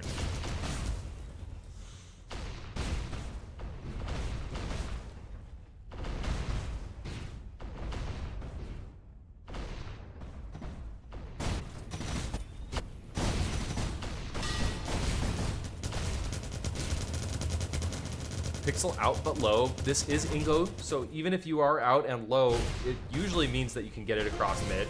Nonetheless, Captain T is right there for the return. Ace is on a weirdly timed route, though. Usually you wouldn't expect that to be a good thing, but in this case, it ends up working out, and Ace is gonna try and drop this right on into risky toss there. It does not pan out for Ace. Yeah, it's a hard situation for him. He didn't really have the momentum to throw the flag anywhere else but the stand, but when there's that many players around, it almost becomes a coin flip on who comes out with the flag. Pixel just completely gone, so just a turnstile at the Dragon side of the field. T trying to get some damage into Ace here, misses a couple of shots that I don't think Ace even really knew he was there for a little bit, so T may be starting to feel the length of the tournament. It has been a grind for a lot of these guys. We're almost, what, 7.5 hours into this thing, so the teams that have been playing, they have been going for a long time. Big D up, though. DL definitely went out of his way to help his defense keep that flag where it was, but now Rex is all by himself. I think DL D'd up, and then he went offense, and I think there was maybe some miscommunication because Rex was left high and dry all by himself. Nonetheless, both flags returned, and Inzi could be another cap here. Could be the 4th cap. Yeah, heads up from Inz there. He took the end of that kind of chaotic standoff, crash return scenario, realized he still had some health. And he turns it into a cap. So 4-0 now. Not even one on the board for Captain T and crew, and that's just a really tough Yeah. spot to be in mentally. You know, I say 1 cap per minute, but they haven't even proven that they can get a cap at this point on Ingo, and that's going to be in their head. You know, they're thinking, geez, can we even score 1 on these guys? And it's the first map in a best of 3, so all is not lost if this one doesn't end up going their way. But starting to get to the point where you're worrying a little bit about moving the flag, and you see DDM's just going to get chained before he even pops over that mid hill. Really good defense at the moment coming out of Rex's Ragers. Although T is there, kind of a heads-up play from the Chaser. I don't know if that's where you want your resources spent, but he at least gets it back to base and throws it over to Bigger, who is going to play the defense now with Blah Blah. Taking some spam on the way in, though. Inns has already some good damage onto Bigger, and Blah Blah's in the middle of a duel with the L, so Bigger has nowhere to go with his flag at the moment. Has to wait for the spawn to come out of Blah Blah, and the toss is a little too short. Actually, Bigger and Blah Blah get blown up by the chase coming in as well. So now a really hard spot. Inns gets spawned on, sorry, not Inns, but Bigger spawned on the wrong side, and he just knew that he had to ski towards the base, so he immediately started for the enemy stand. Would have been great if it got returned for him, but it didn't. He kind of just, with a sliver, pokes it out into mid. And now DDM's going to try to keep it away from DL, but that's going to be a tall ask for him. Your team captured the And flag. we have hit the threshold, Fishstix. Yep. 5 caps in under 5 minutes. They've got to make it happen. Okay, well here's potentially one of them, but Pixel's timing is good. Pixel's in and out. He's gonna be making his way back home. We'll watch Rex POV here playing home D. Nice midair there by Rex with the grenade launcher.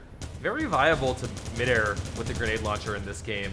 I'd say more so than a lot of other Tribes games that grenade launcher is a very, very, very useful tool in many different situations. All right, Rex gonna pass it off to Pixel here. And like, I'm watching, I guess I'm watching these guys that there needs to be a return here. Captain T needs to put his chasing prowess on display here and get a very, very quick return. Otherwise, this is basically all but done here. Rex gonna keep this going, but it's looking good for Captain T and Co. They've got the numbers here that they need. They're all over it, so there's a return. But Inz gets that flag off the stand. And I mean, he's low, but like, this is just wasting so much time, and that's his time simply that they do not have to waste. Yeah, and the return's going to come through as well. DL's going to put that back to the stand, so even if Bigger can pull off a hero play here, you're in a tough spot. Pixel's going to just try to throw this one over towards, should have already passed the flag. Rex just sneaks in and splits the defense there. Blah Blah and Fox were both in the area, but it's not enough. DL going to get the return, but approaching 3 minutes, this is getting close to the point where I say it's over. You know, 5 caps in 3 minutes, unless you have people really, really, really fucking up. This one should be done and dusted. Done and dusted, indeed. I wonder if, yeah, I mean, I think your observation is on point that the thing that differentiates this team, Rex's Ragers, is the insane strength of this defending duo. DL and Rex, you know, two of the best fraggers in the game, really, really holding it down here.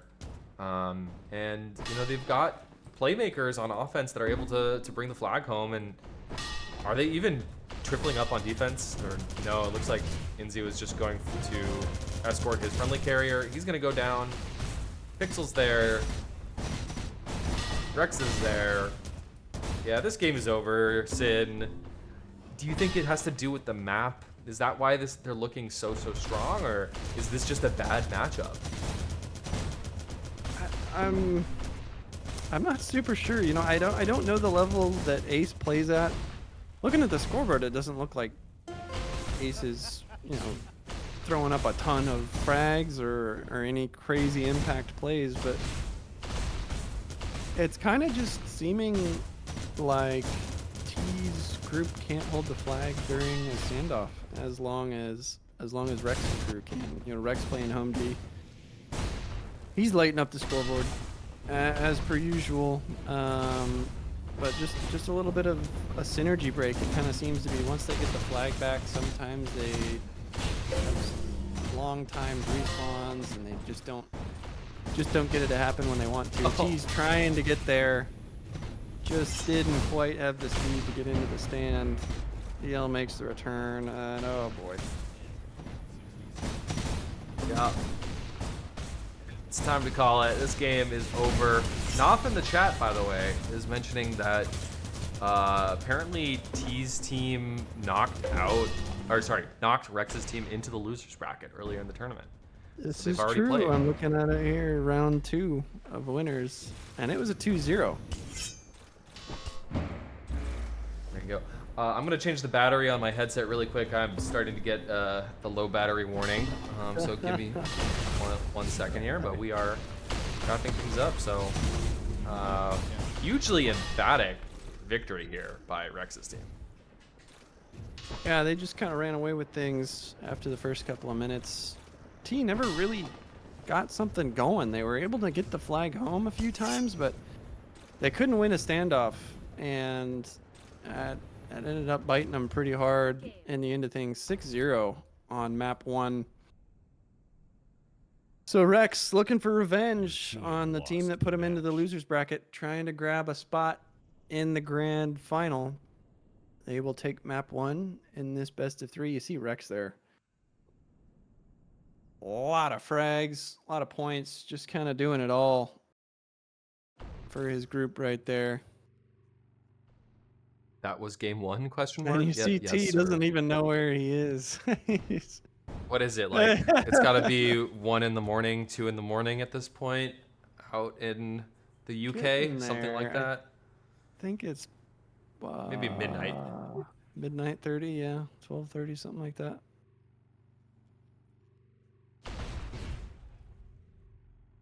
They are deep into this. A little bit of banter. T trying to get a little bit of fun going. But definitely really late for our European participants. I mean, this is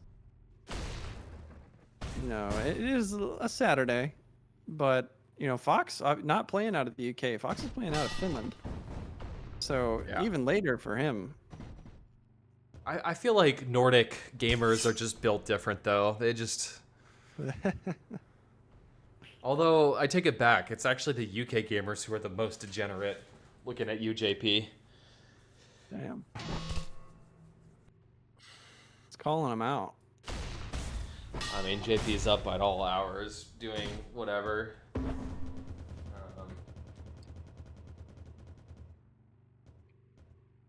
I gotta get up and stretch my legs, guys. This is hour 7.5. My butt hurts. My dog wants a walk. Sorry, bud.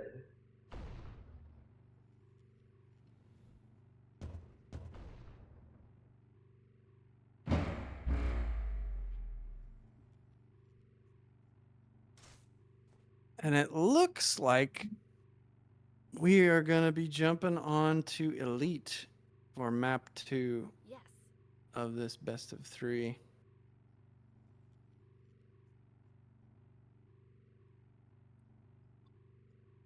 Rex obviously hoping to finish things off in a 2-0 fashion. Both teams starting to feel the fatigue. And waiting in the shadows is Moose and Co. They've had some time to rest. They've gotten some food, maybe some water in them. And they're just waiting for T or Rex. Whoever can pull this one out. Let's wait for everybody to get onto their teams. And then we'll fire up into another game of Elite. Have not seen Menorah this tournament or Night Flare. So, not the most popular. Then there's that other Popular map that they changed the name of. I forget what it's called right now. Relay. Relay. Hmm. I think Relay may not be in the pool. I don't remember really? for sure, but I think that may have been pulled out for some reason. Let's see.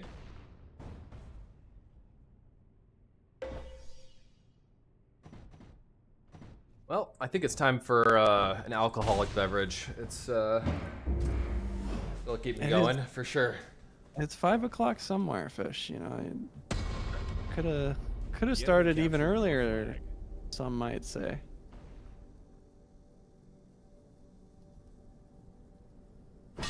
Do you think they made these maps with Perlin noise? No, Jim. I don't think they made these maps with Perlin noise. I think they made these maps by stealing hype maps from the other tribes games. And by I think, I mean I know. But those maps were made with Perlin noise.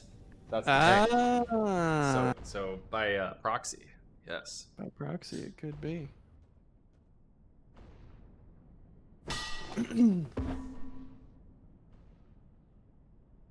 And here we go. Everybody joining their teams. Countdown timer is ticking down.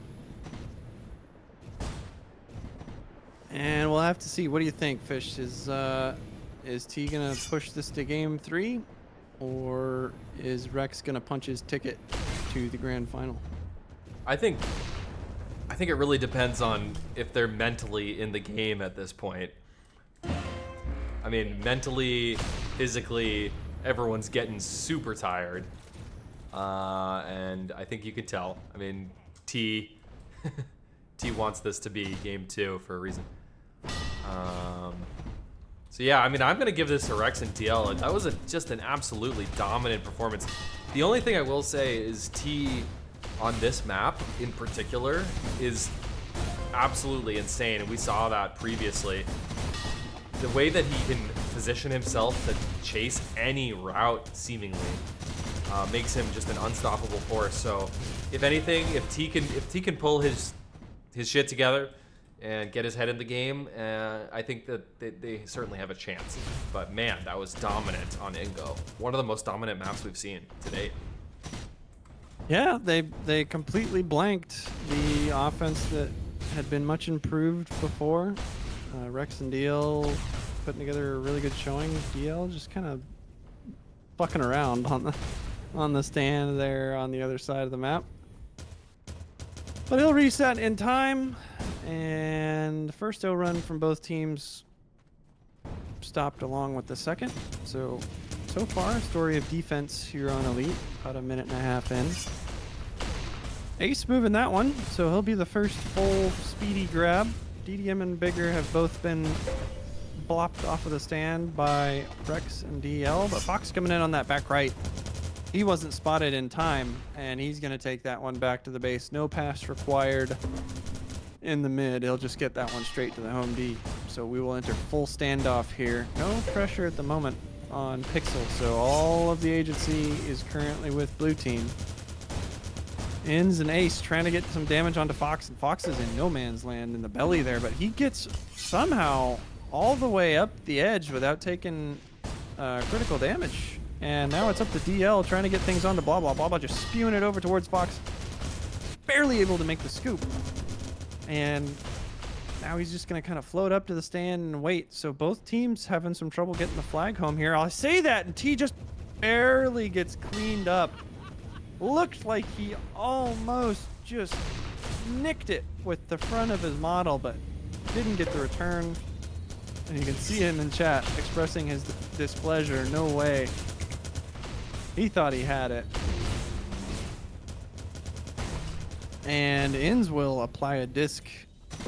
Okay, that's a return. Blah, blah. Oh, But there's the camp. DDM. Strength of it. I don't know if he gets the pass off here. Rex has a lot of chain. Both flags actually got returned. DL now on a route is going to move that one most of the way home. Bigger's just trying to get that over towards his friendlies, and Pixel's going to be the one to drop on it. So it could be the chaser from Rex's Ragers to make the first cap of this one. DL just all the way home, nobody on him. Yep, DL, one of the stronger players across multiple tribes games as well. I'm liking these routes from Fox. We're seeing these longer setup routes that just a bit faster, a bit stronger. So I'm definitely going to keep an eye on Fox and see what kind of routes he's pulling out here. Ace, though. Ace is moving this in. He could pass this flag in if he's feeling ballsy enough and confident enough in his ability to do so. And he could have and should have, but doesn't let it rip. Yeah, meanwhile, Daredevil Moon is on a front to back. And I think he's going to keep this going. I mean, Daredevil is full HP. He's got 2 chasers on him. They're 2 very talented chasers, Rex and TL. But he's also got Captain T chasing those chasers. So Captain T is out in the midfield. Interesting to see him there, because shouldn't he be defending his flag stand? But, I mean, as long as they keep the flag, then I guess they're happy. Ace not going anywhere with it, and T is out there. They kind of just went to T. So T already in the position for it, and now T's got it held in field. So this is a great scenario if you're T. You'd love to capitalize on this. Fox just getting absolutely murdered in that back ball. Such a hard spot to get flags out of. If there's anybody around, you can just spam grenades down into the bowl there, and it's almost impossible if there's any amount of spam. That ends up being the case for Fox. Ends with a nice pickup though, so this one is moving. T trying to get some chain into him. Ace gonna be there for the pass. He'll receive that one, gets a disc, receives 2 of those from Blah Blah. And the return will happen. So only 1 point scored in the first 5 minutes. Similar, I think it was only 1 point on Ingo as well. And then it kind of started to leak through the dam a little bit later on in the game for Rex and DL. Oh, absolutely. Daredevil out, but out low. He's also bounced off his route, so his return is kind of scuffed. DL is going to have this return on lockdown. A bit of a missed pass to Ace.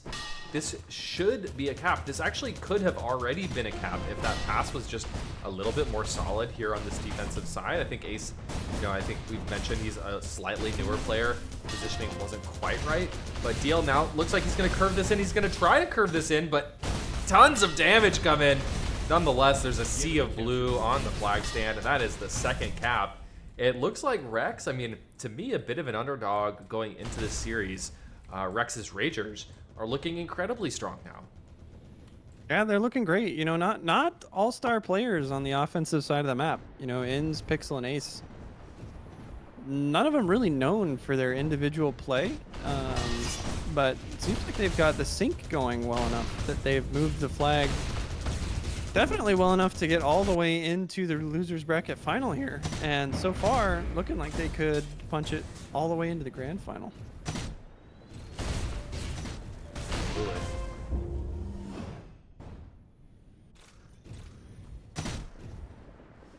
Let's give Ace some spotlight, one of the newer players here. He's clearing for his team right now, trying to distract these defenders. And he does. I mean, Captain T was looking at him, not at Inzi, and Captain T does 0 stand damage, isn't in a place to do any chasing either. So Inz is home, BG is home on the other side. And is Inz gonna hide here? I think he's hiding. I don't know if they know exactly where he is. Looks like Captain T might have an idea or a suspicion. Nope. Yeah, Inz is kind of hiding right now. Hid for quite a while and then decided to move over to the left. DDM's gonna spot him. DDM is just playing the stand right now. But Rex is wise to it and just blows him up. So now it's just a trickle of offense. T coming in half. Looks like he maybe DJ'd to try to get over here, and he's gonna get eaten up by chain gun. Bigger, the last man standing, trying to do some damage over towards Inns, and he'll actually hit him with a nice midair. So that's gonna cause the pass to go a little bit wild. Now DDM knocks Rex past it, and they do get the return. So a solid set of plays there from Red Team is gonna put the flag back on their stand, but Pixel was waiting. And he's already out through mid with a camp, and it could be a disaster, and it is. Ace on the other side makes the return happen. but Captain T body blocks the incoming carrier, so it'll prevent the cap from happening just yet. Pixel picks up the pass from his teammates. He'll ski up towards the top of the stand. DDM's going to be all the way home on the other side, so we'll just go right back into standoffs. That flag pass from Pixel got boosted after Fox hit the midair, and that actually meant that they couldn't connect the flag pass. So that one midair from Fox really screwed everything up and cost them a cap here. So looking, first cap is now on the board for Captain T's team here. So there's showing signs of life after a bit of dormancy. They're definitely still alive. You know, they didn't put anything up last game, so it's got to feel good to at least score the first one here. Maybe that'll give them a little bit of an energy boost or a morale raiser. For the time being, still just in standoff mode. DL looking for the return, and it is going to come home. T makes a nice shot onto Ace and swings through. He had the angle, and he made the play. And hopefully, DDM has a good shot. And he actually, I don't really like the hill that he took. Kind of puts him more towards mid than his own base. He's going to spend a lot of energy just trying to get a pass off. Doesn't get it to go anywhere. Trying to just scoop his own now, and that's going to get returned by Ace, or no, it won't. Fox coming from, it looked like the front of the crane somewhere out there.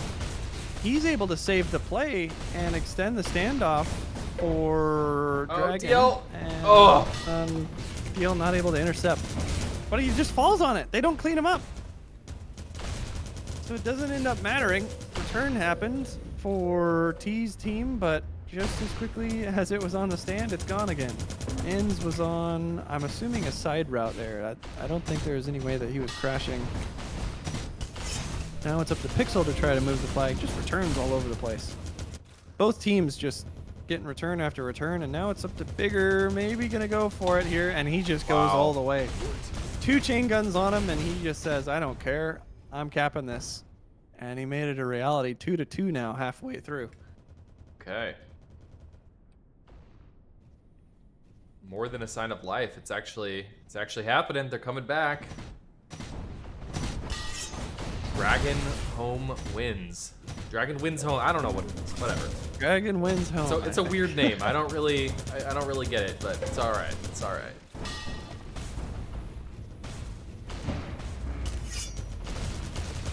Good positioning by Ace. There, yeah. That could have been a quick cap if he wasn't ready to move that one. Rex drops, but I think T got body blocked there by DL, so he doesn't have a chance on the return. Now it's just up to Daredevil Moon alone versus 2, and you don't think he's going to pull that one off. But here comes Fox. Fox out of nowhere gets the return. Bigger coming on up. DL's nowhere in sight to make it happen. Bigger brings it in, and then now we have 3 caps for Dragon wins home. Dragon wins home. There you go. Dragon. All of a Let's call sudden, it they Dragon. put themselves back in it. Yeah, Dragon. That sounds like a good idea to me. Now, just so much flag movement across this game. It seemed like it wasn't at all for the first couple minutes, and now it's just moving all the time. Ace doesn't have the energy to get to the stand, so he's going to toss it over towards DL. Front crash is just all there for T's group. And he is going to buy a lot of time. He's got Ace and Pixel to deal with over in the corner there, and Fox makes the return. Probably see T oob this one at this point.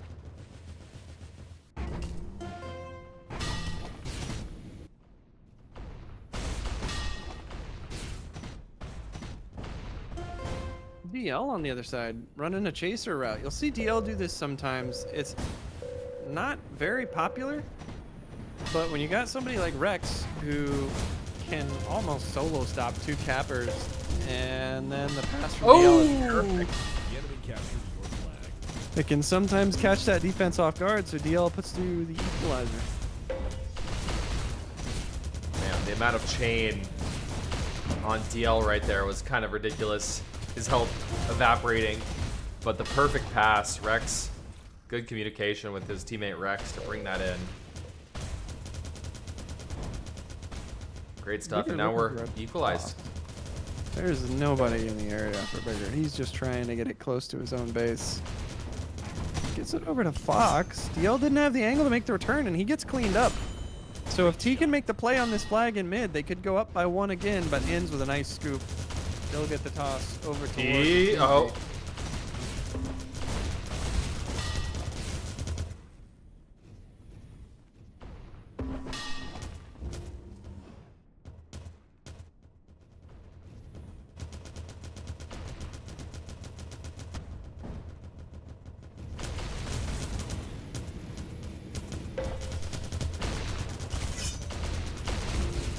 It's up to Fox and blah blah. They haven't cleaned anybody up yet. Fox will make that an untruth, and he'll drop 2 in rapid succession. Does he get the toss over to blah blah now? He'll do so.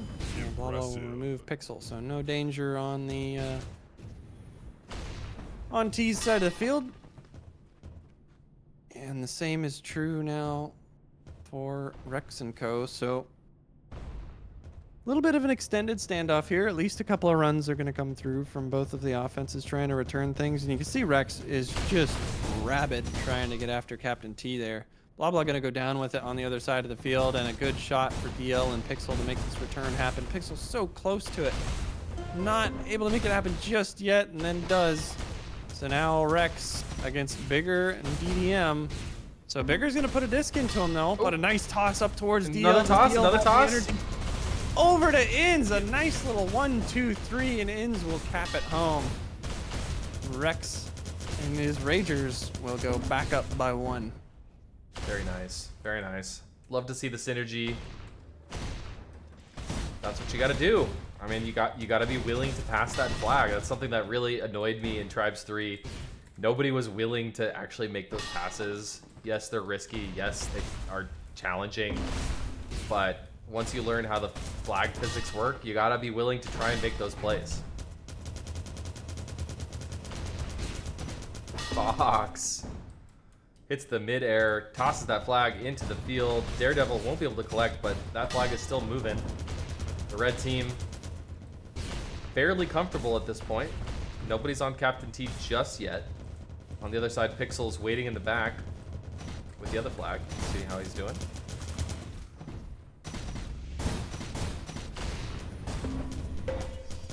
Still taking the high ground. Blah blah. Blah blah's here. Blah blah is the home D. Okay. Must have swapped things up temporarily. Alright, Rex. Rex does need a pass very soon. Pixel's gonna wait in the wings. Nicely done. Sometimes you don't want to expose yourself. You just gotta wait behind a hill or something like that.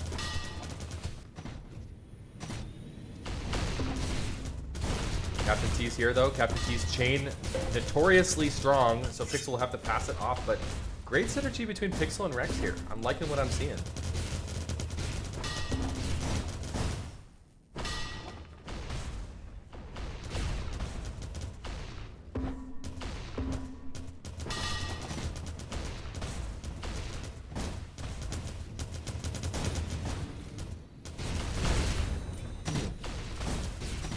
Yeah, this standoff is just going and going. We've been about a minute of standoff here. Rex and Pixel playing pretty well together, but this time Rex is going to pass it off to DL, and not sure what's going on the other side of the map, but it's been, I guess both teams are playing well with the flag.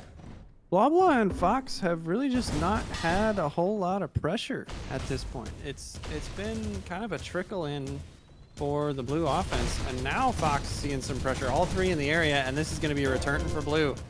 They're going to put it back. Bigger already waiting on the stand, though. I would have liked to see him actually stop on the stand and maybe DJ back out mid. He elects to just drop through that back bowl, and he's going to give some time for the blue chasers to get in position.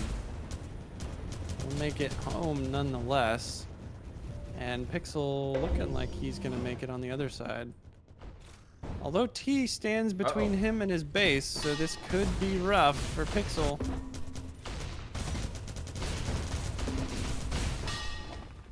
Man. There's the return. Ends waiting. Blah Blah's there. Though. Blah Blah has no health. Tries to get over towards Fox, but DL just slides over the top of him. trying to toss it into the stand. Nobody's on the stand to toss to. Rex gets the return. So many close encounters, yet no points collected. It's a low-scoring game, 4-3. 2 minutes left on the clock, and Rex's team is up 1 cap here. If they win this game, they're going to move on to the grand finals. Captain T will be knocked out. Just 1 minute and 40 seconds left for Dragon to drag themselves out of this hole, this 1 cap hole, and equalize. Yeah, I imagine, man, they got 1 or maybe 2 offense runs in them before you got to pull the defense here and get everybody trying to get to that flag. You absolutely cannot let a cap happen here. Fox trying to move this one in the field away from DL and T. Saving what I think probably would have been the game there if that one got secured. And now also forcing it, trying to do some damage for his group. He's just going to actually elect to grab on this, but runs into Rex on the spawn, tries to throw it over towards Bigger, but I think Bigger just kind of gets left in a tough spot. He's going to spawn, or he's going to run into the spawn of DL and Rex. But the pass goes into mid, and Fox is going to be able to pick that up, kind of just in a weird spot on the side of the hill there. But he's going to at least get it away from DL. Pass goes over to Bigger, but he's in a bad spot, tries to get it up towards the stand, and That's an throws awkward it all place the to way pass over into it. the other hole. Yeah, that's not a great place to be, but Blah Blah has it, and they have the return. Can Blah Blah make it in? No, he's mid-aired by Rex. Rex is hot on the trail of this flag, but Inzi's out again, and 16 seconds left. They have to keep this flag. Blah Blah, it's all on Blah Blah Blah. Very little HP passing off to Fox. Now Fox must hold it. 7 seconds left. Rex with the midair. Fox is low. Fox needs help. Blah Blah is not there. Rex gets the return. 1 second left. It's over. It's over. GG. Good game. Your team won the match. Tough break there at the end. You know, maybe would like to see a pass come out of Blah Blah, or Fox just a little earlier trying to extend it. You see 47 kills on Rex, just shredding anything that gets near him. Tough break there, and that'll be the end of the road for Captain T, and he will not drag a win home tonight. And we have now got our grand final set. The number 1 overall seed coming through here, muscling down mid. Moose and his team will face off against Rex's Ragers, who kind of surprisingly dropped down into the losers bracket pretty early in this one as the 3 seed. They got knocked down there coming out of groups, and so it'll be the 1 versus the 3 out of our what was that, 12 teams coming in. So a couple of high seeds coming into this one, made their way out of groups. And we will now hit the grand final. And they are trying to figure out how finals works, because I don't think any of these teams want to see a bracket reset. I don't think they want to play 2 individual best of 3s. So I think they're talking about some just small advantage for the team that went all the way through winners. Yeah, I think the differential, or the excuse me, it's been a long day. The different options we have here are resetting the bracket, so 2 best of 3s potentially. If Rex's team is able to win 1 best of 3, they'll have to win a second to win. The other option that we have on the table is a best of 5. However, the winner's bracket team, which of course is the team that you predicted to go all the way, muscling down mid, would have a 1 map advantage. So it's a best of 5, but it starts out with Musselin having a default win. So those are the 2 options that we're mulling here. XTC, our admin, needs to let these teams know what's going on. And let us know so we can let you guys know.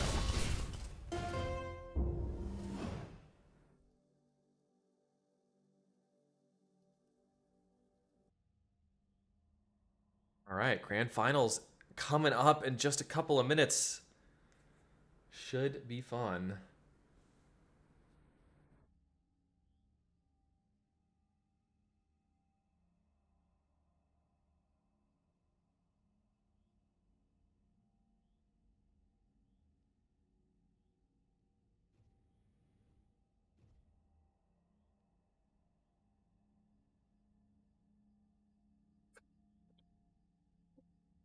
Little Discord banter going on. Sin says bracket reset this far in is kind of wild. And then Captain T says, do it, make them suffer. Okay, so it looks like they're gonna do single best of 5 with Moose starting at 1-0. They're mulling things around. I think that's probably the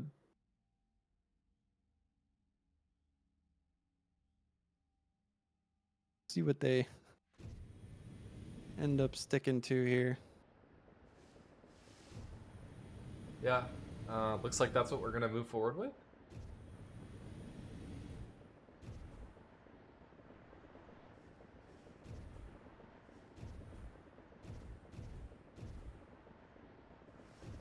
You know, I kind of prefer this option because it means that we'll probably see more maps. I mean, if it goes to the end, you know, we'll at least see. We won't see the same maps twice, at least, which is always nice. I will be interested to see if we get our first Menorah game. We have not casted hope a so. single game of Menorah, which normally teams with the stronger offenses are clamoring to play Menorah, but just haven't seen it this go around. Seems like everyone's kind of defensive stacked. Like, it's been a story of this tournament, putting the best players on D. Although you could argue Fox, you know, Fox being a really strong offensive player as well. Yeah, I don't know that I've really seen Fox play much defense in midair. He's always kind of been the stick on D and kind of stay there. Or sorry, stick on offense. I don't know that he's. I personally haven't seen it, at least, and I've played a fair amount. They're currently flipping a coin to determine who picks first.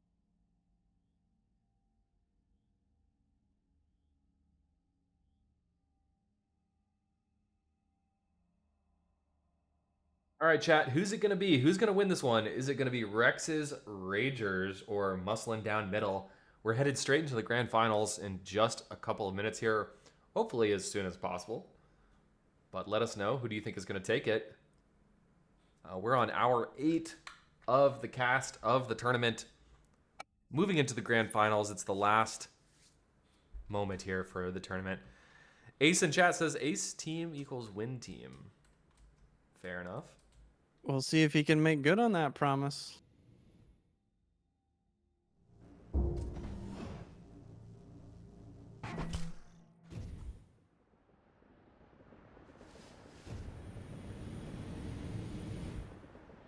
And Menorah gets banned. That is rough. Damn.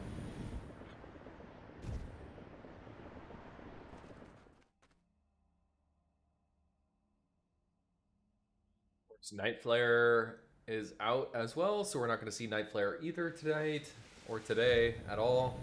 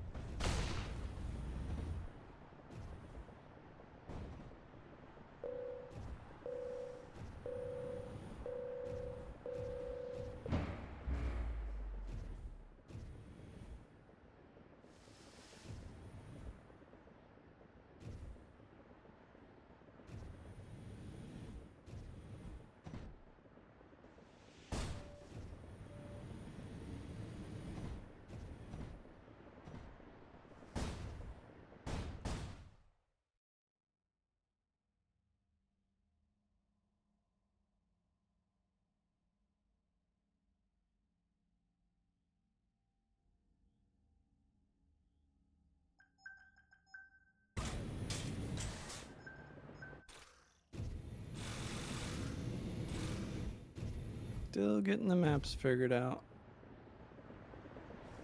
Go first. Strategizing their way to get things picked through.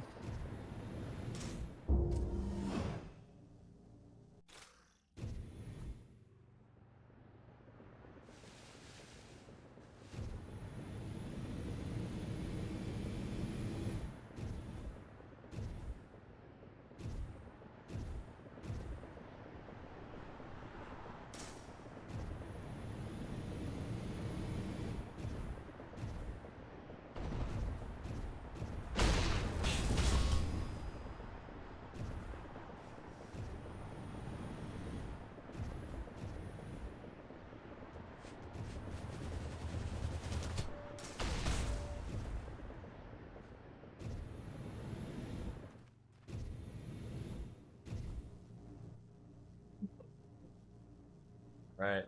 Got a lobby code. Is it the same lobby code? I'm still in the same server. I think. Let's see.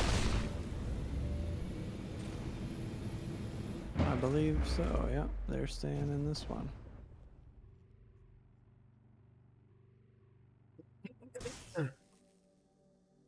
All right, I'm going to fill my water right before this kicks off. Good idea.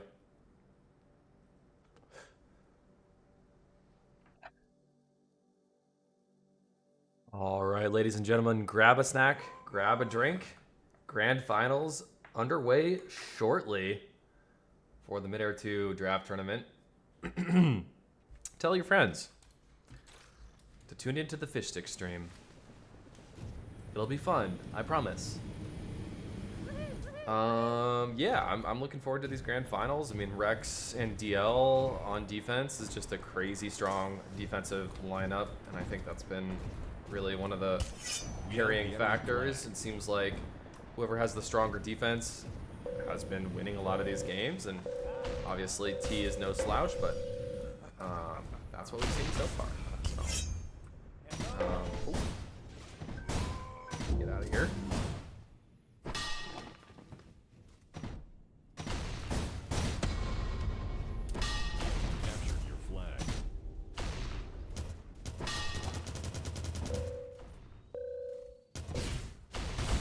Captured your flag.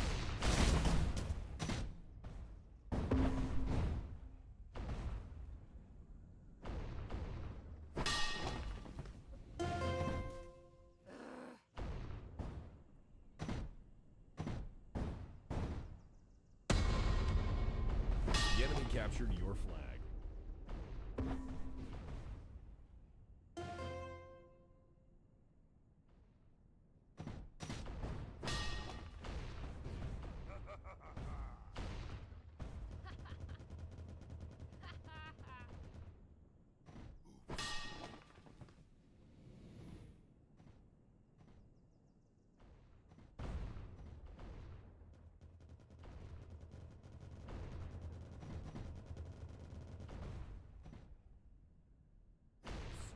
All right, Tribes fans, let's get it going. Let's get hype. Grand finals coming as soon as we have a full server. Just waiting on one player. Looks like we have that last player. We're gonna get this thing going. It's gonna be Muscle down mid versus Rex's Ragers for all the marbles. It's gonna be a best of 5 with, by default, Muscle down mid is gonna be up 1 map here. Ooh, I better change my overlays really quick. Muscle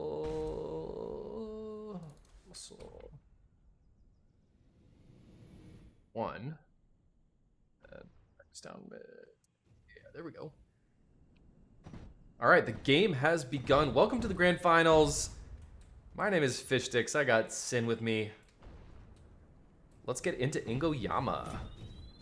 Or gaming.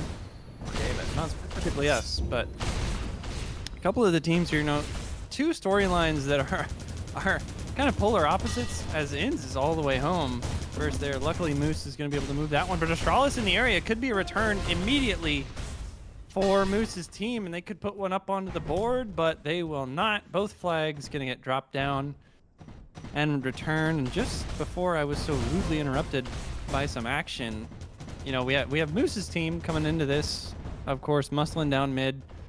all the way through the winners bracket.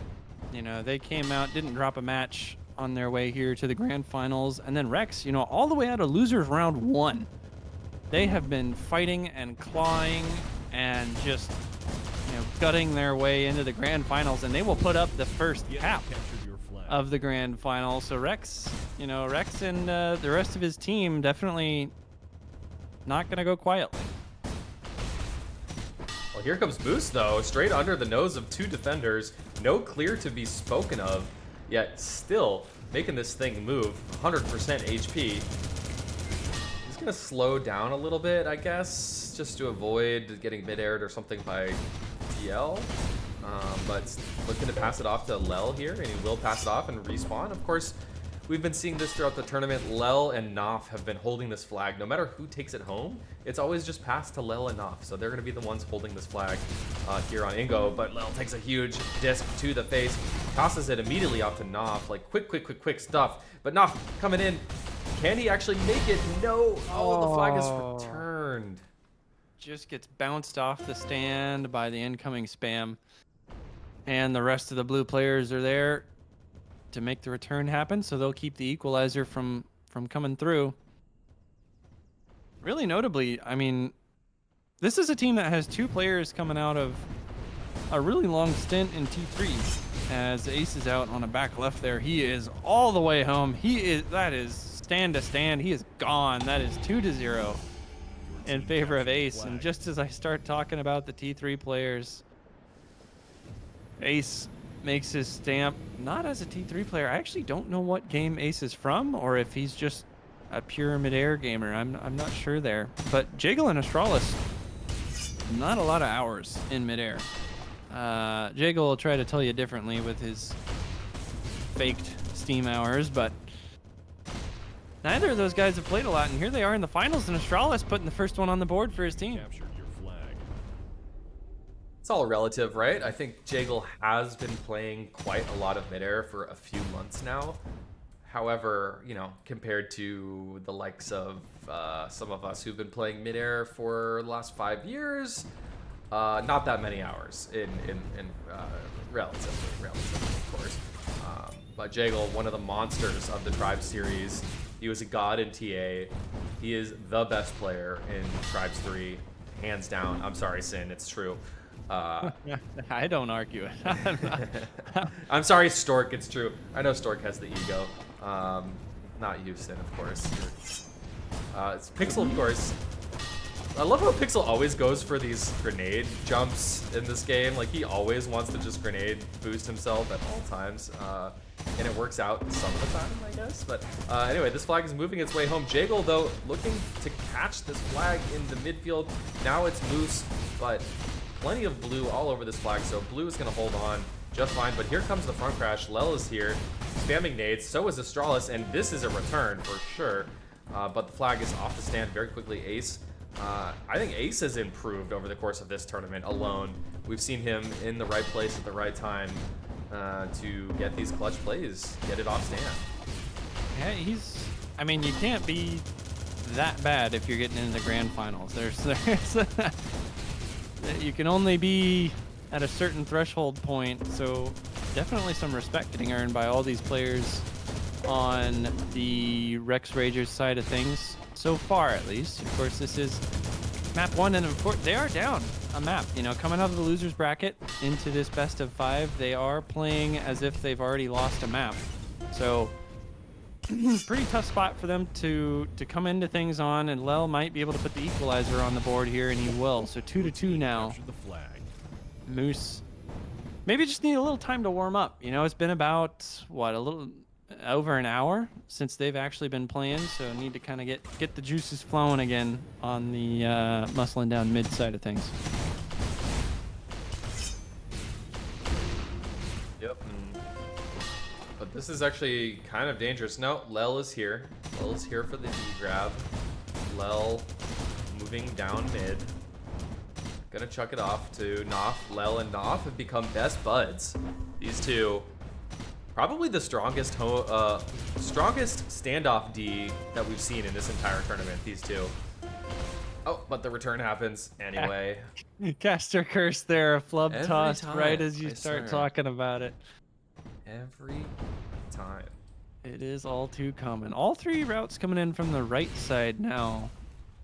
And we'll see if Jagel and Knopf has spotted this off. Looks like Jagel's kind of, man, all three from the right side, but Pixel's just out 3/4. Paid no mind to the defense, and he just gets all the way home for free. He's home, but he's under a lot of pressure, passing it off to Rex. Rex is here. Now Rex gets mid-aired by Astralis. Ooh. Nice one. Nice one, buddy. But misjudges the drop of that flag there, so really nice disc, but you know, maybe not as deep of an understanding of how the flag physics work in this game. Yeah, I couldn't quite finish the play off. Just a little bit too far away from it. Return's going to come through for RR, and they might be able to convert this one. Jagel's wisely going to try to disc that one into mid, but DL picked up that return. Same thing happens on the other side. We go back to standard spots. Don't know Lel. I don't know how Lel got to where he is. I was watching on the other side of the map there, but he kind of just does a loop around the back of the base. And he's going to get it at least in front of the stand. Kind of lands on that awkward side pillar. And Rex has the return all to his own, but Astralis was camping. And that'll put him all the way back at his base. So we're going to enter a full-on standoff. If I say that, and Knopf is in some trouble. He needs to get the toss off immediately. And there's 3 blue players in the area. This is getting a little tough to hold this one. Astralis going to go down. Jagel going to pick it up, doing a little bit of cleanup on aisle 3 here. A little bit of a D-up coming through from Moose's squad. Yeah, excellent stuff. You know, D'ing up in a situation like that can be risky because you can spend resources to D up and still lose it. And then you have no offensive pressure for quite some time. Usually leads to a cap. But the D up actually worked perfectly there. They made the right call. They said, we're in trouble, we're in danger, we need to spend some extra resources on defense. But here, just as I'm saying all this, like, everything is for naught. That was, I mean, they didn't even put up a fight. Pixel gets the return easily. On the other side, Moose is out. But he's gonna die here. He needs to get this off. Where's You this see flag Lel gonna land? trying to disc jump into that one, and he just didn't have the angle for it. Inz skied just barely to the right of it, and the chaser has now picked it up for muscle down mid, so no chase pressure immediately. Pixel's going to scoop that one, and he's flying through a danger zone. There's going to be a lot of chain gun opening up on him. You can see a lot of tracers firing at him as he tries to go through mid. Doesn't actually get the toss into Rex. It was But an Rex is awkward going to be able angle. to knock out Moose. Jagel flies through the return. And on the other side, the ever-popular Tribes habit. Both flags return within a couple of seconds. Yep. It do be like that sometimes. Wow. Great shot. Nice shots from Rex on D. I'm just giving him a little bit of limelight here.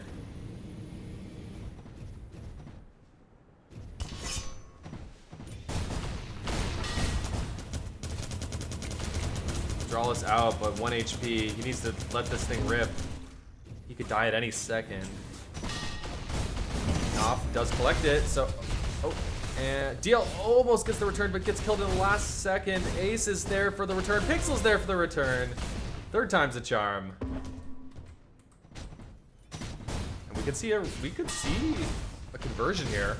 Rex is looking to drop, and he's 1 HP. No, Moose! Under the nose of 3. So close. Moose able to clutch that one out. Lel trying to... A little bit of a response coming through here, but Moose just gets nuked as he hits the ground. But a team kill from Ace, and then Lel gets dropped. Or sorry, Lel drops Ace himself. Really tough spot. Return ends up happening through the hands of Inz. And we go back to the stands. A lot of just really tight clustery plays for both of these teams.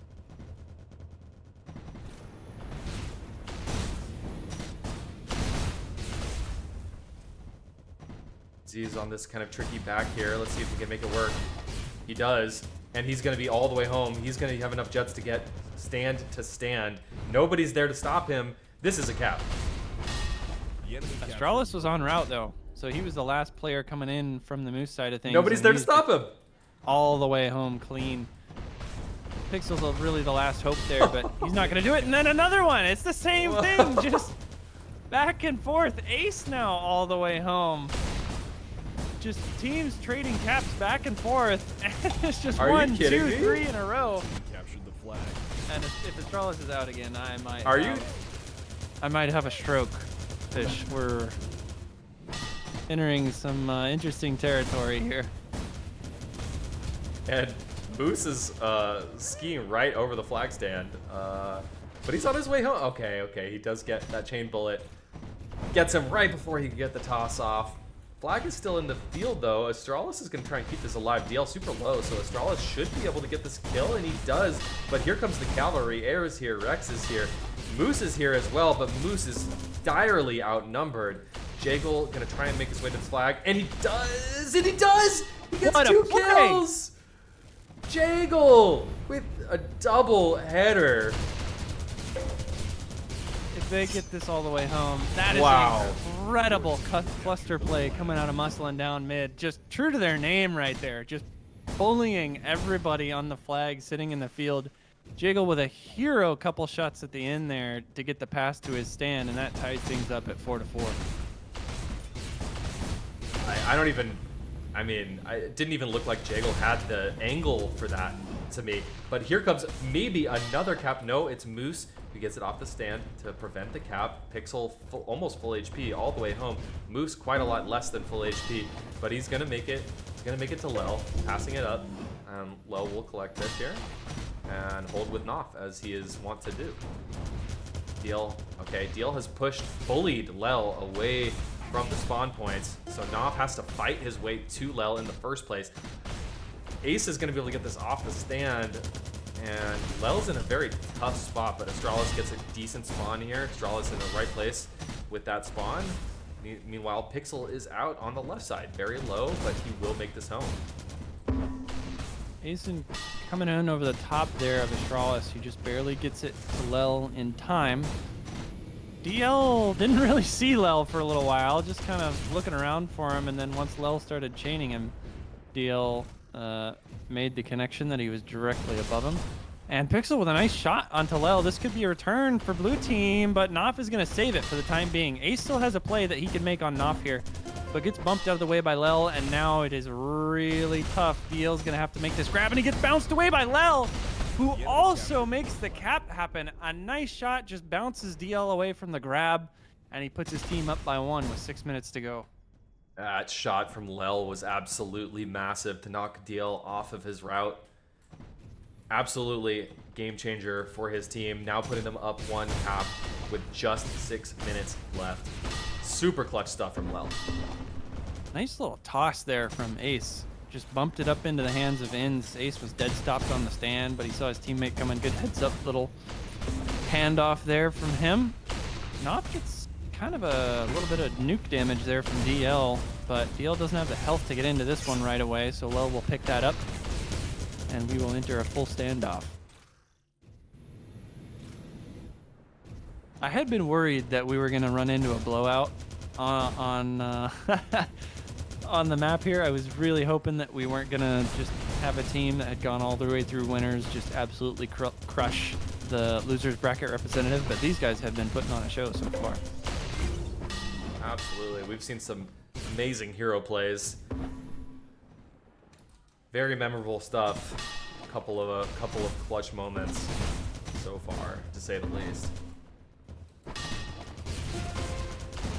Well, in a tough spot, takes a Midair that actually punted him up and gave him the airtime to make the pass over to Knopf. Ended up helping him.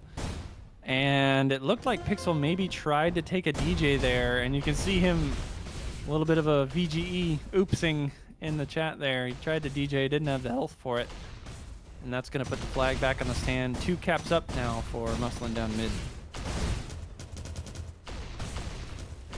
And they're starting to look more and more comfortable here, but Pixel is responding. This is stand-to-stand stuff, and that chain is not connecting to the level it needs to. Pixel's replying. The enemy captured. Now a one-cap game.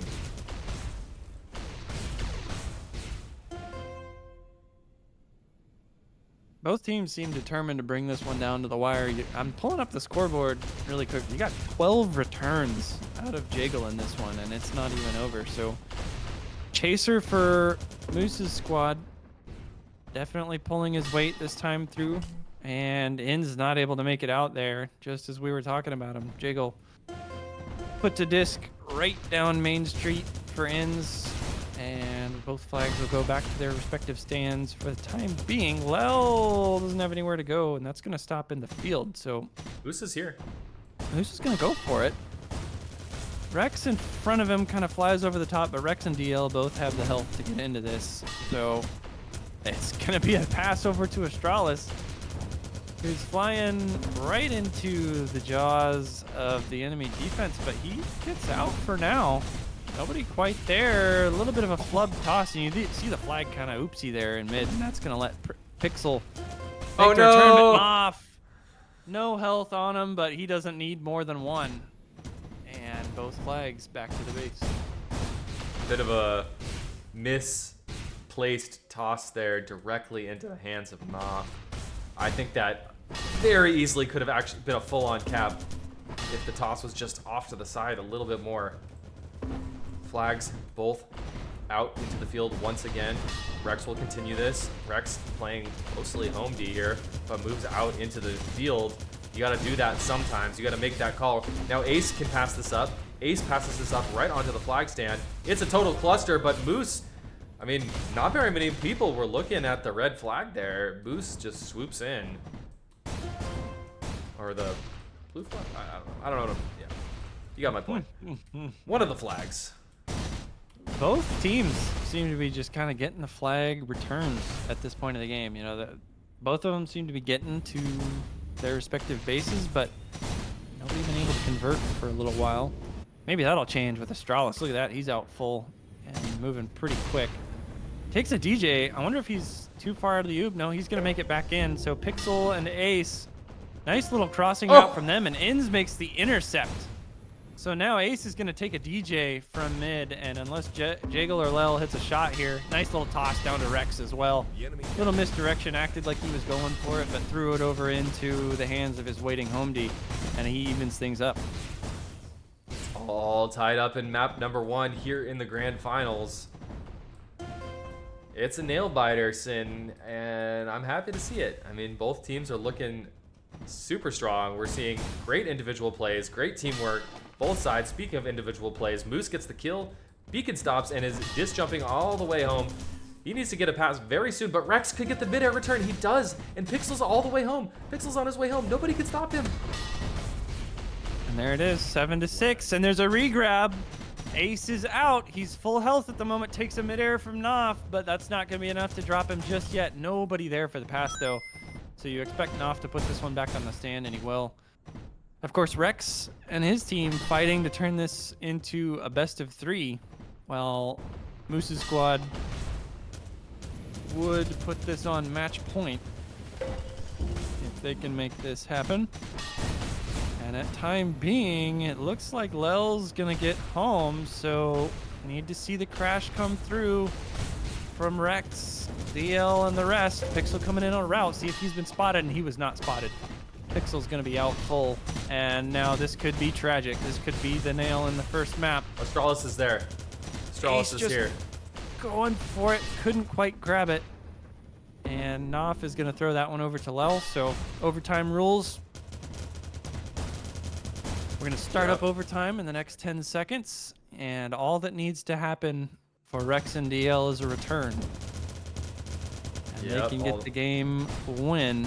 Lel just kind of floating above the base right now, and then throws it over to Knopf, but no damage into DL just yet, and they might be able to equalize it. Oh! No, gets dropped onto the stand! So close. Good game.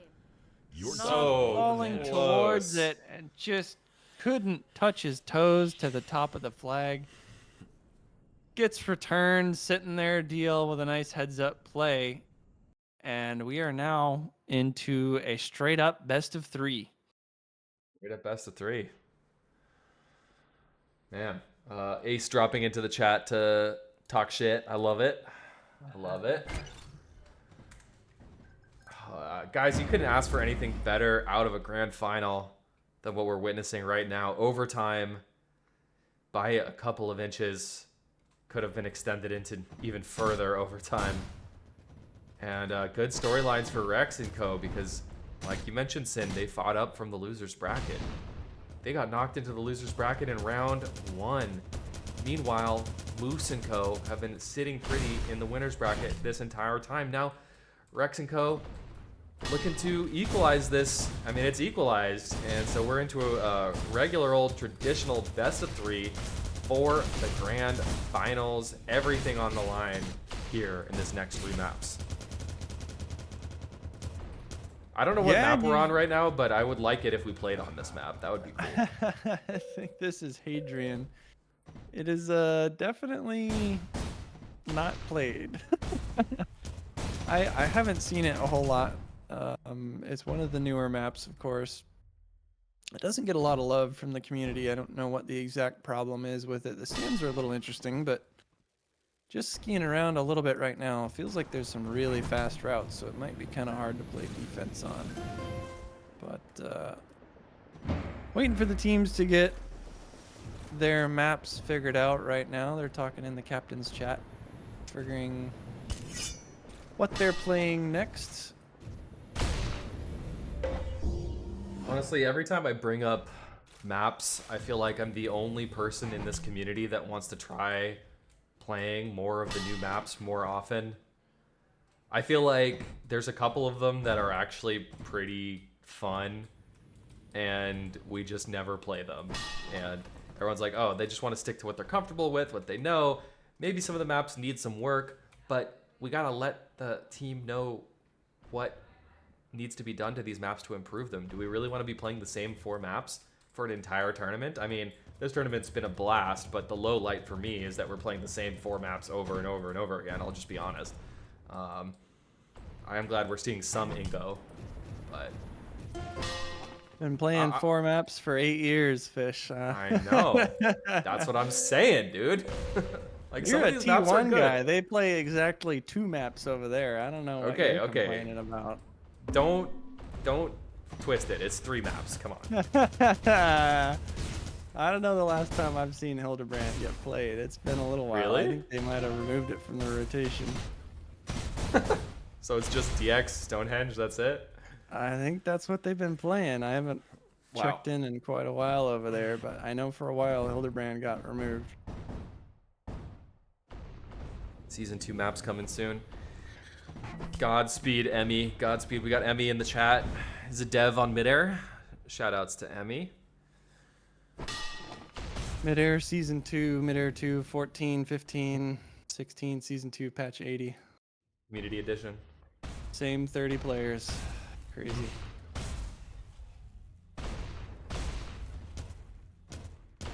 You know what? There are 12 teams of 5 players. So do the math on that one. It's actually 60, Sin. We'll see how many add to pugs after this. But they are still arguing about what map they get to pay and who gets to ban and who gets to pick and all of that. Ecstasy sorting it out with them. I can't believe we're nearing the end, Fish. It has been 8.5 hours of Midair, and I can only imagine how the people that have been playing feel, because all we've been doing is talking and watching. I cannot imagine.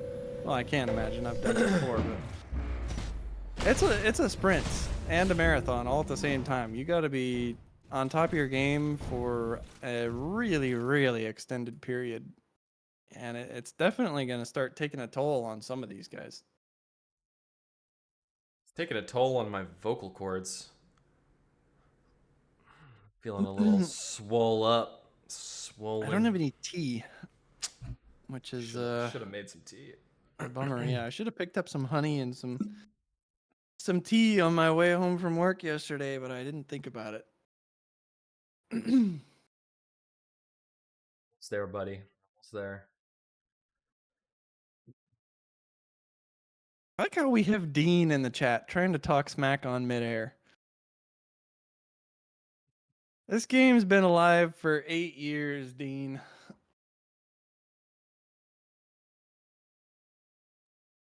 To be fair, he's actually dunking on T3 more than Midair with his comments. Some other dead game, lol. You know what I'm saying? I don't know. Looks like the map got voted onto Exhumed. Oh. Not my favorite to watch or play, but might be able to get some fun out of it.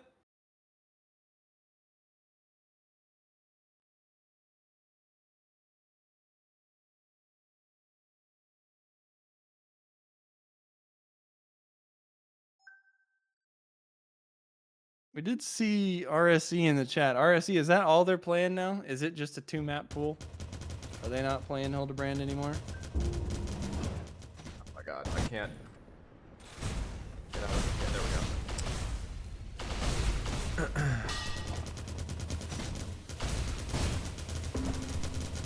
we go. Stork enjoying his retirement. Caught a 3 3/4 pound bass. I'm looking at your name right now on stream, Sin. Yeah, somebody putting some bullets into that. Who's that? Pixel. That was Pixel. One of 5 players to have their name enshrined forever on a map in Midair. And of course, DL, you see Darkboat at the top there. He's still in this one. Still kicking however many years later.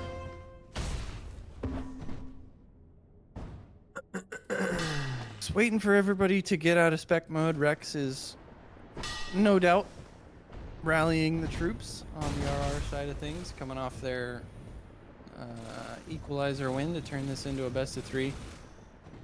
I do like this map a little bit for DL and Rex. You know, I think having Ace and Pixel and Inns running their routes on Exhumed, assuming they've got them, it's a good look for them. I don't know how much Astralis has practiced routes on Exhumed, with it being not one of the most popular maps. Well, of course, we'll move the flag. You know, we've talked about that. And, you know, he made it happen the last time we played Exhumed, so... Alright, here we go. Game number 2 underway. It's a best of 3 for all the marbles at this point. Of course, Rex and co have clawed back from a deficit due to the fact that they came from the losers bracket, but have all of the momentum behind their sails right now. And Astralis with a strong statement, just gonna first grab this, you know, a little bit of a cowboy grab, but he needs to get back in bounds. Does. Ace grabbed in front of Inns! Oh, Inns was gonna be out completely full, completely home, and Ace just walked it right in front of him. Oh man, that was tough. He was so close. It was just pixels away from being gone, and Ace just llamaed it. Don't be that guy, chat. Don't be that guy. Nice. First cap on the board for Knopf and the muscling down middle folks. Starting out strong with some momentum. 1 minute, 1 cap. See if they can keep up their pace. I don't think they will, but it's always a possibility. In's coming in now, third grab. He's gonna slip under the piggies of Knopf there, and he's gonna make that one all the way home. DL trying to do some damage into Moose, but Lel doing a little bit of chaser chasing will put DL back in his own spawn. Alright, Rex in hot water right now. He's got to pass it off to Inzy. Inz gonna try and dodge and weave behind this rock here. Pixel's gonna D up for a second. Good play for Pixel. His teammates needed that extra love, but quickly making the decision to go back on offense. But Rex now in a dire situation, needs to get the pass. Inzy's gonna take a disc. No, he actually doesn't. So, bit of a miss there. Ins should have most likely taken quite a bit more damage, but Jaggle! Oh. Almost gets the hero play. Not quite.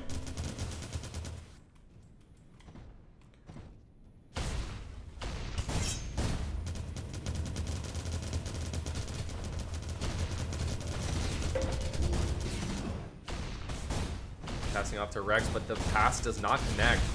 Ins respawns and he's gonna pick up his own pass, but no, Astralis is there. Seems like oh, who is this? Ace was on a front grab, looks like. Nice Ace little not- E-grab front.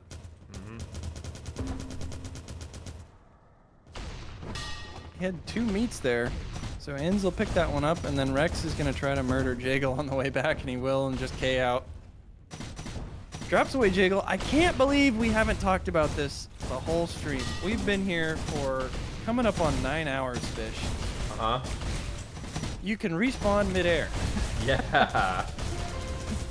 I feel One so of the natural most- that I forgot that it was not, you know. Yeah, one thing. of the most hated features by tribes veterans in T3, of course. You have to sit on the ground to start your respawn, and you have to recall. Just feels so weird for those of us that have played the other games. Of course, midair standard for the rest of the tribe series. You press a button, you die, you start your spawn timer. Yep. There's none of this weird recall Team captured the humbo jumbo mumbo. You can just do your position as you need to. And I can't believe I didn't call that out. I've just been playing so much midair that it's become natural again, like you mentioned. Yep, I forgot. I forgot. At least it's not 5 seconds anymore in T3 like it used to be. That shit was brutal. That was tough to stomach. Yeah. Especially that if you get killed right at the end of it. That was was tilting beyond belief. really rough.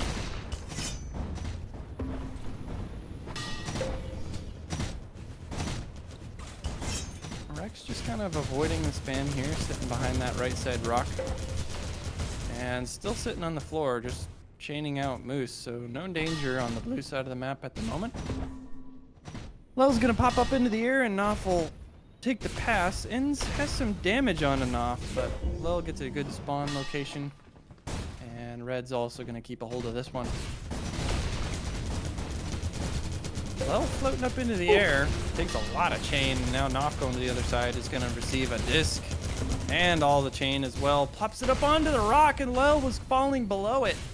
Really tough spot to be in now, but it stays up on the rock and they get a couple of kills. So Lel will be able to secure that and then toss it over to Knopf.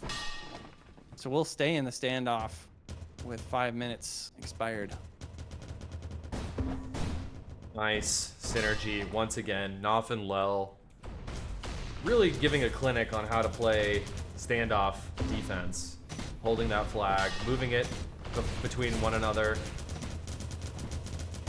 Obviously killing as much as you can in between, but really just, you know, they always seem to find a successful pass between these two.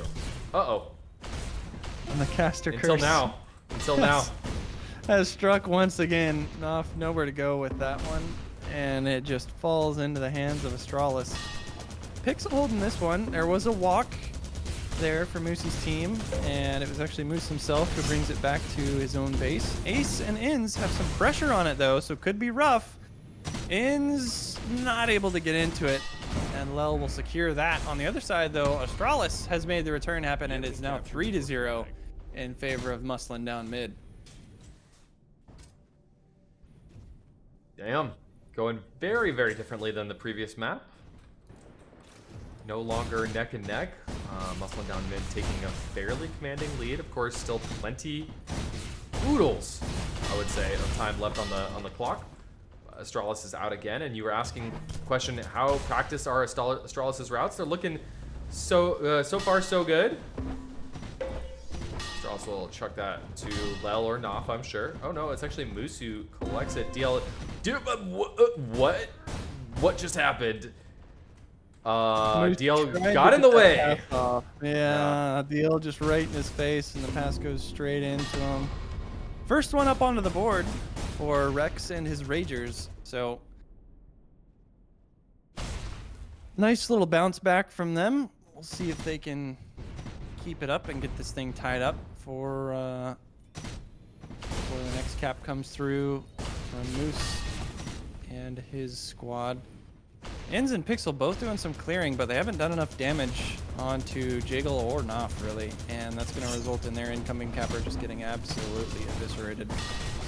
Flag's going to drop into the field. The walk went nowhere. And the Stralis has already secured it on this side of the map. But Rex with like kind of a bounce through front, just trying to move the flag around, and he makes it work. So he'll be able to get the flag all the way back to his base, throws it over to Inns, and we're going to enter a standoff.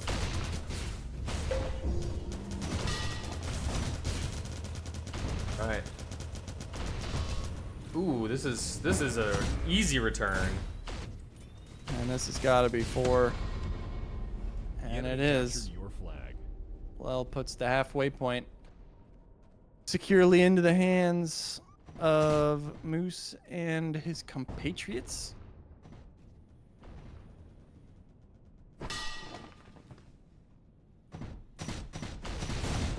See a back route coming in from Pixel. He is out completely clean. So this one looks like it's probably Oob. So Pixel heading towards the stand, and he just caps that in, Your team.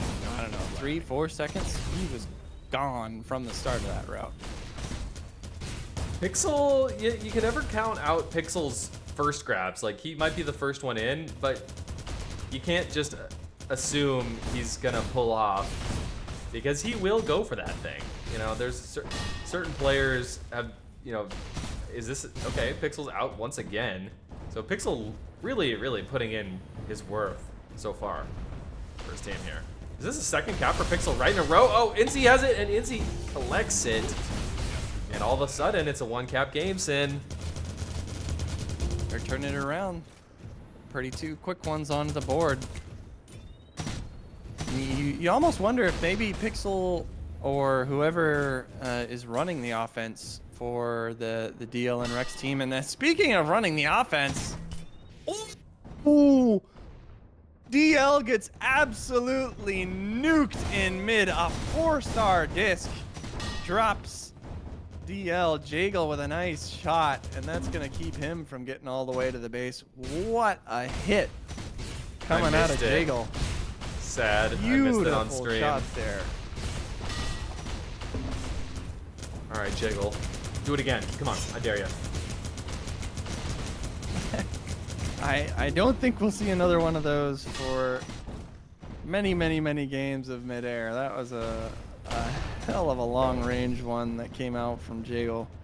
DL is going to make the return, though, and this could be 4-4 now and tie things up for Rex and his Rangers. Jagel just trying to move this one, gets returned almost instantly. The enemy captured. And here we go. We're tied up again. Yeah, we are, Sin. Just when I thought we were gonna have a runaway success for muscling down mid, it's another neck-and-neck game. I mean, the losers finals were also incredibly tight. We've just been treated to a series of epic nail-biting matches tonight. You couldn't really ask for more evenly matched teams, it feels like, getting into a grand final. They've kept things close pretty much the whole way through. Had a couple of teams run away a little bit, but Lel now with a chance. DL gets mid-aired away from it, but with a sliver of health, he makes the kill. Rex, And the return comes through. the home What D. a hero play there from DL. Yep.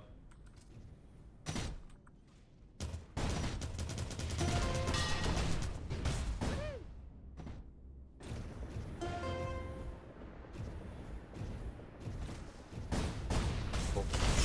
Sort of sneaky route, okay, but it's Moose who's out. Or no, Astralis, excuse me. He's gonna make it all the way over mid. Curious if he's got a pass right away. He does. He's gonna toss that one over into the waiting hands of Lel, but Lel in trouble. Gets a ton of damage from DL and Ace. And that will result in a return for DL. The blue flag's gonna get walked, but ends with a nice shot. Another one lands onto somebody just trying to exit mid. And that will result in Moose going down, and Rex gets stopped on stand by Lel. Couldn't make the return. But Jagel's gonna swing around and complete the play. Really close margin there, and it almost turned into a cap for Rex and Co, but couldn't quite make it happen. Now Knopf holding this one in the field. Blue drops down into the front of the base, so Lel's going to look for a toss into this one, and then a timed return might come out from Knopf. Ace trying to do a little bit of fighting on it. Knopf's going to have to put that one back, and DL able to make the return for the blue team, and we will stay at 4-4. You gotta give it to Moose for bidding as high as he did it on Lel. I was kind of raising my eyebrow when I saw that, given that guys like Ringo went for 45, and I believe Lel was a 40. But Lel, I think, has proven to be one of the clutch players of this entire tournament. You saw that right there, stopping the ballsy move from Rex. You can argue Rex may be a little bit too ballsy, but plenty of people would have let Rex come on in and make that cap happen. If Moose can get this one off the stand, gets body blocked by DL. Inns couldn't quite make it into the stand, tries to toss it over to Rex, who will receive the pass, but Astralis is going to buy enough time for the incoming crash to arrive. Rex now looking for a toss, tries to get it up over towards Inns, who is not in a good spot, and he's going to go down, but the cleanup is pretty good from blue team, aside from Lel, who just elected to run a side route there. And he'll make this one all the way back to base, or at least to a toss. Kind of making the over the river and through the woods route for him, but the return comes home, so Moose going to get that one going. You can see Knopf kind of fading over to the side, looking for Lel here on that pass. DL puts a disc into him, but he won't have the kill right away. Knopf now looking for a pass, but doesn't get it away in time. DL going to knock him down from above. And now Rex DJs out from the side of the map after his E-grab. Could go over into the hands of Pixel. He'll pick that one up. All 5 red players now are going to be crashing down mid into the base, except for Lel, who is once again on that side route, kind of elected to pull off there. Saw DL looking at him. Moose with a really slow kind of front touch into a DJ and just throws it up immediately, hoping Astralis can get to it, but Rex will be able to make this return, and we'll go back into standard defensive positions. Astralis, is he gonna go for this? It looks like he is. Yeah, it was just first one defender, so I don't hate it. Trying to put it in a position for Moose, no dice. Meanwhile, Inzi basically walking this flag home with a disc jump. He's gonna make this 3/4 of the way home, but that's not good enough on Big Zoom. Jaggle and Co. will get the easy return, so 4-4, 5 minutes remaining.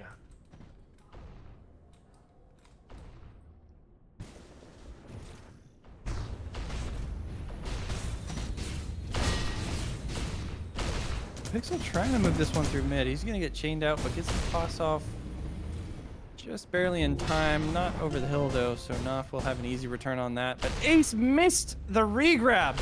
Ace DJ'd off the stand, but he didn't bring the flag with him. Forgot the most important component. And that could have been a cap for blue, but doesn't end up being too harmful, as Moose is not going to be out with that. It'll just drop into the chasm in mid. Rex will sit on that for a little while. Kind of waits for Lel to put some pressure onto it. DL's actually getting kind of waxed by Lel there, and actually Lel still owns the blue stand, and so Rex is having to pay attention to a couple of different angles. One of those angles was Moose, and Moose is now going all the way back to the red base. Lel gonna pick that one up. DL, nice shot onto Lel to keep him off the stand. The spam comes through from the rest of his team, and that prevents the cap from happening right away. Ends with a nice little E-grab out towards the back right. Moose now just sitting on the big rock, trying to get the pass over towards Lel, but doesn't get it over the pyramid, so drops into a spot where Lel's gonna take a lot of spam, and Lel now having to pass over the top of Moose, just kind of some flub tosses over and over from the red squad, but they have cleaned up enough to stabilize at this point. And here comes the return. See the timed return happen for Moose.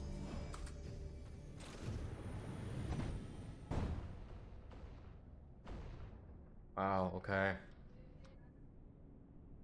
The fighting spirit is apparent for muscling down mid. They're making it happen. Pretty strong start to the map. Then, of course, it was equalized fully. But muscling down mid. Now, once again, in the driver's seat with just a few minutes left. And is this another cap potentially? Astralis is 1 HP, and DL long range chain bullets are connecting, and he comes in for the return as well.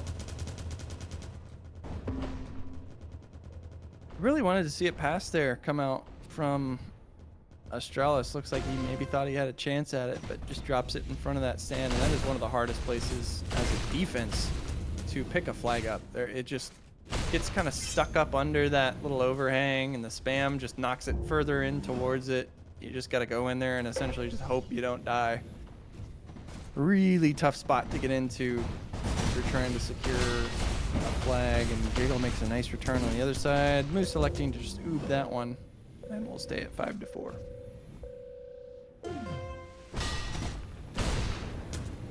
Well, oh, doesn't get the toss off. But there's Moose anyway. Ooh, nice little scoop there from Moose.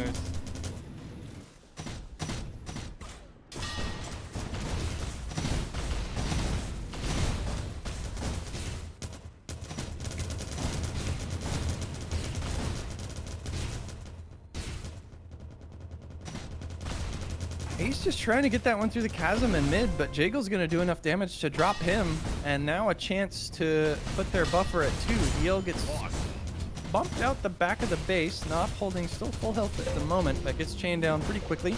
We can make the toss over to Lel, and Moose is the only player in range of DL at the moment. Astralis waiting on the other side of the map, trying to just do some damage on the incoming pass, and DL will actually miss the pass into Rex, and with 3 red players in the area, that's going to be a cap, or at least it should be, and Ince is actually going to get out. So Lel was playing under the base and didn't have the timing to get up to the stand. Now he's looking for a pass kind of urgently over to Knopf, who luckily will pick that one up, but just a little too far away from the stand there. Maybe they weren't quite ready for that one to come home, and we will stay in standoff mode for the time being.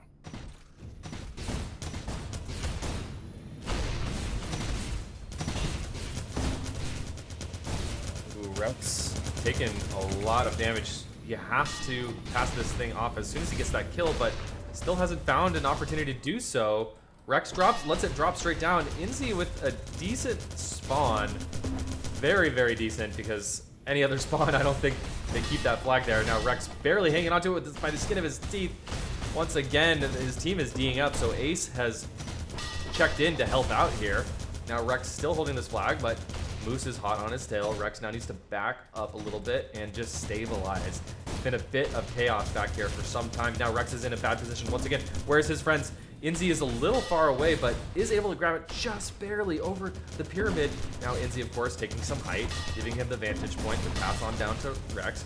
Now Rex, once again, under quite a lot of pressure. He's got Astralis, Jaggle on him, and where's Inzi? Inzi... does that make it over the rock? It does. I didn't think that was going to make it over the rock. Nonetheless, Jiggle gets it. Whoa! The game's over.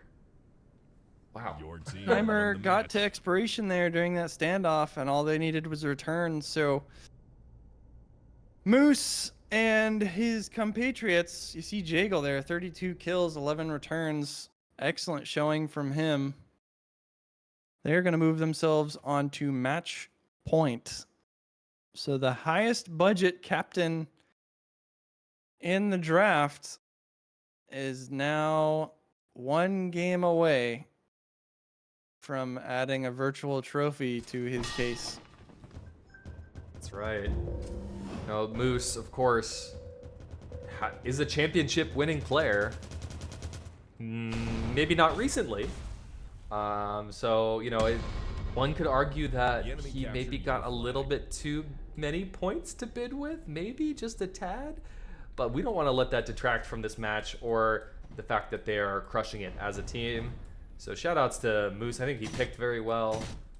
And I mean, he picked an incredible defensive duo as well in those standoffs. Really, really one of the linchpins for this team. I feel like that's where, in my opinion, the biggest differentiator between these two teams is really the standoff defense.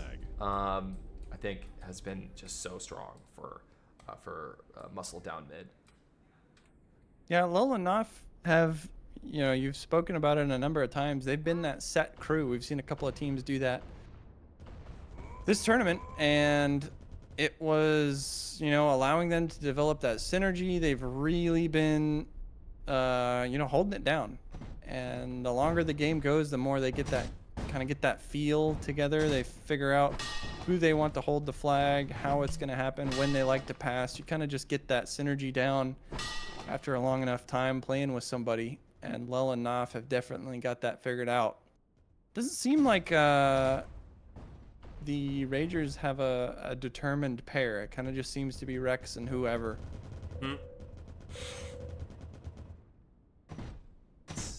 That is correct.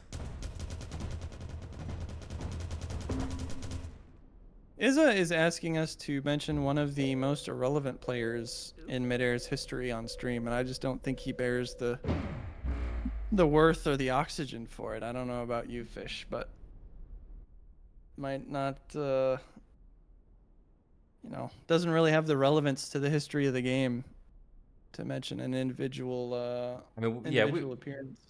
we're only going to talk about championship winners here. You know what I'm saying?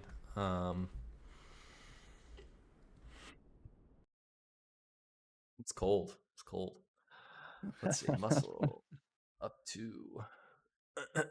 Speaking of cold, a little bit frosty here on this map, and here we are on Brynhilder. It is a little chill out here indeed. Little chill up. Could be, We only talk about championship winners. Sorry.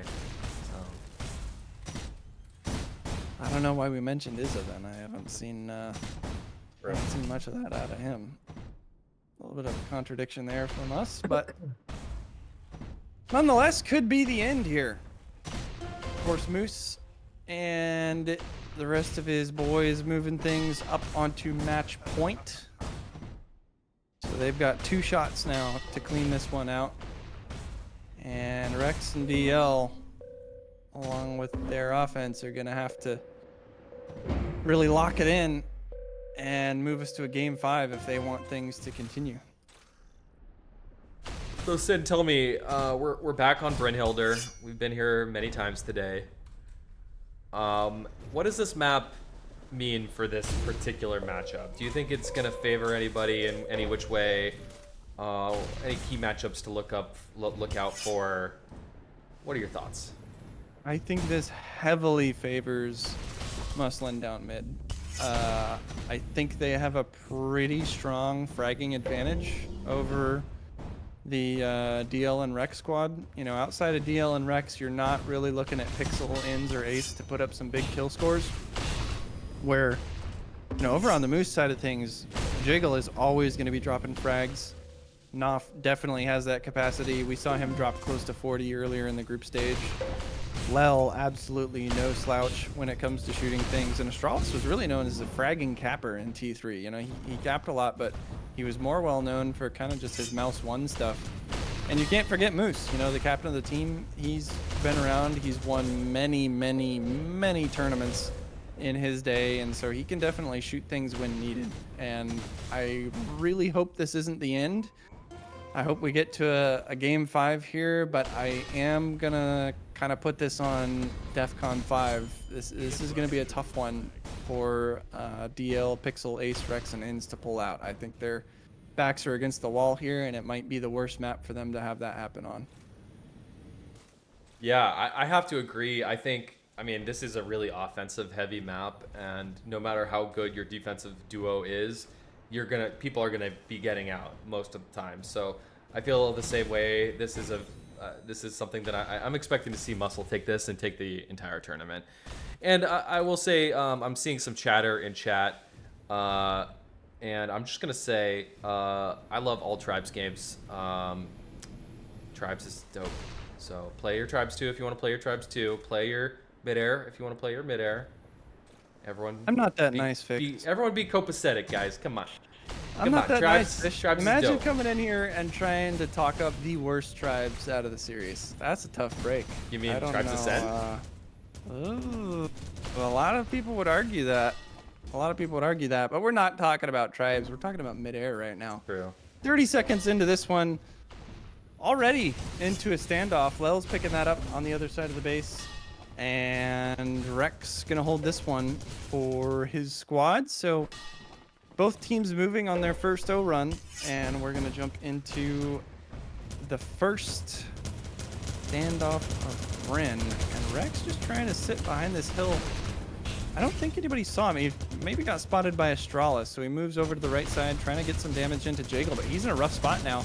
Kind of has to hop off the top of this rock, and a weird spot for Pixel. He's gonna get chained out as well, so this is almost assuredly a return for Moose and team. And now we're looking at Jagel trying to pick this one up. Ace trying to move it over mid. Actually has some health on him. So Ace could get this over the mid hill. Will go just into the hands of DL for the moment. And we'll stay in standoff.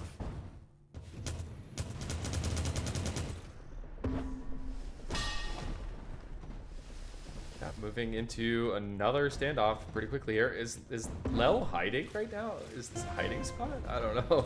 But flag is returned. Deal's hot on Lel. Lel needs to pass, and his flag is off the stand as well. So Pixel makes it across midfield. And Jiggle, you know, he's going to pass it off to Lel. They have a thing, man. It's Lel and Knopf. They have this synergy. Let him cook, okay? Let him cook. Kind of just an extended standoff. What we've been seeing, a little bit of an E-grab here and there, but it always gets back to the base. So Rex with another chance to hold this one with his D partner, which looks like it's gonna be, is it Pixel? I don't know who should have been receiving that pass, because it didn't look like Pixel was close to it, but Pixel just trying to get it back towards Rex. That one goes almost right into Moose, but Astralis has some spam onto it. He has a chance at this one, just trying to get into it, and he gets Midair in the back straight into it. And it turns into a cap for Lel. Was that BM? Was Lel just standing there for a full second, just staring the flag down, just BMing? Okay. He was letting them know. Let him know. I'm all for BM on the field, you know? Yeah. If you can back it up, let it rip. You know, of course, I'm also for BM off the field. One of the high proponents of trash talk. Oh, yeah. But nonetheless, we see Rex drop. Jagel will pick that one from the field. DL with a chance to return on the other side, and he will make the same happen. So 1-0 will remain our scoreline for at least the next 30 seconds. Rex doing some hunting on a Lel here, and Lel just K's out. Burned down low enough that he didn't elect it worth it to retain his life. And all three cappers now for Moose's team. Lel actually got kind of body blocked by Pixel on the way in there, so Lel couldn't start his route, and he's just going to elect a DJ into chase. Trying to do some damage onto Pixel, who's going to toss that one straight at the stand, not at a player, so it goes over the head of Inns, and Lel, who had been body blocked by the capper who passed it, just DJ'd up into mid, and he's able to make the return. Moose just trying to man mode that one onto the stand, a little too brave from him. Luckily, Astralis is going to be able to pick it up, toss it over into the back into the hands of Moose, but Pixel was on a route. Heads up play from him. He'll move this maybe over mid. He might drop to the chain gun, throws it over towards Inns. Lel is not there to make the interception. So Jagel, Lel, and Astralis all converging onto that red flag. Lots of players coming through there, but both returns are going to happen, and no score will change.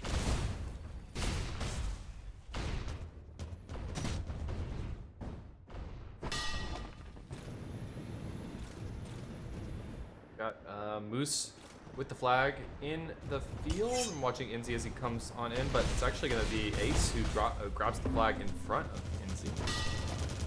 Astralis will pick it up from Moose, so Astralis holding it out. And we got 4 reds here. That's not good. 4 reds, yet the flag still returned. It's all on Jagel, and Jagel's good, but he can't possibly do this by himself. The enemy He captured the just flag. barely couldn't get the flag all the way to fall off the stand there. If he had moved it one more time, could have bought enough seconds for the Crashers to arrive, but he just wasn't in the cards for him. See Lel coming in on the back right. He's been spotted, so I would assume that this stop will happen for him. He's just trying to get DL off the stand now, trying to take some attention away from the incoming left routes. Moose will get bumped away by a disc from Rex, and then Astralis will have the same happen to him with a body block. So Lel's best shot is maybe to get it into mid, but that will not be happening. And Looks like we both got- defenses hold strong. Yep. Full stops on both sides here. Nice stuff from the defense, showing their stuff. Bryn does tend to be a fairly offensive map, offense-heavy map, but nonetheless, we're seeing some really good stops come out. Astralis just barely missed the scoop there. DL gets the return. And Ace is actually somehow out with this. He's going to make it over midfield, get the toss off. Misses the connection with Pixel, but this flag is still in play. Moose gets body blocked. Pixel with a pixel of his big toe. Body blocks Moose away from that flag. Nice stuff. Okay. We got some more movement, some more flag movements coming to play here with Astralis. Astralis going to pass that flag up over to Moose. Moose tries to pick it up in the midfield, but no, that's going to be an easy return. Oh, Lel. Lel doing Lel things, camping that flag stand, and it doesn't make it over mid. It doesn't quite make it over mid, and it's going to be a return.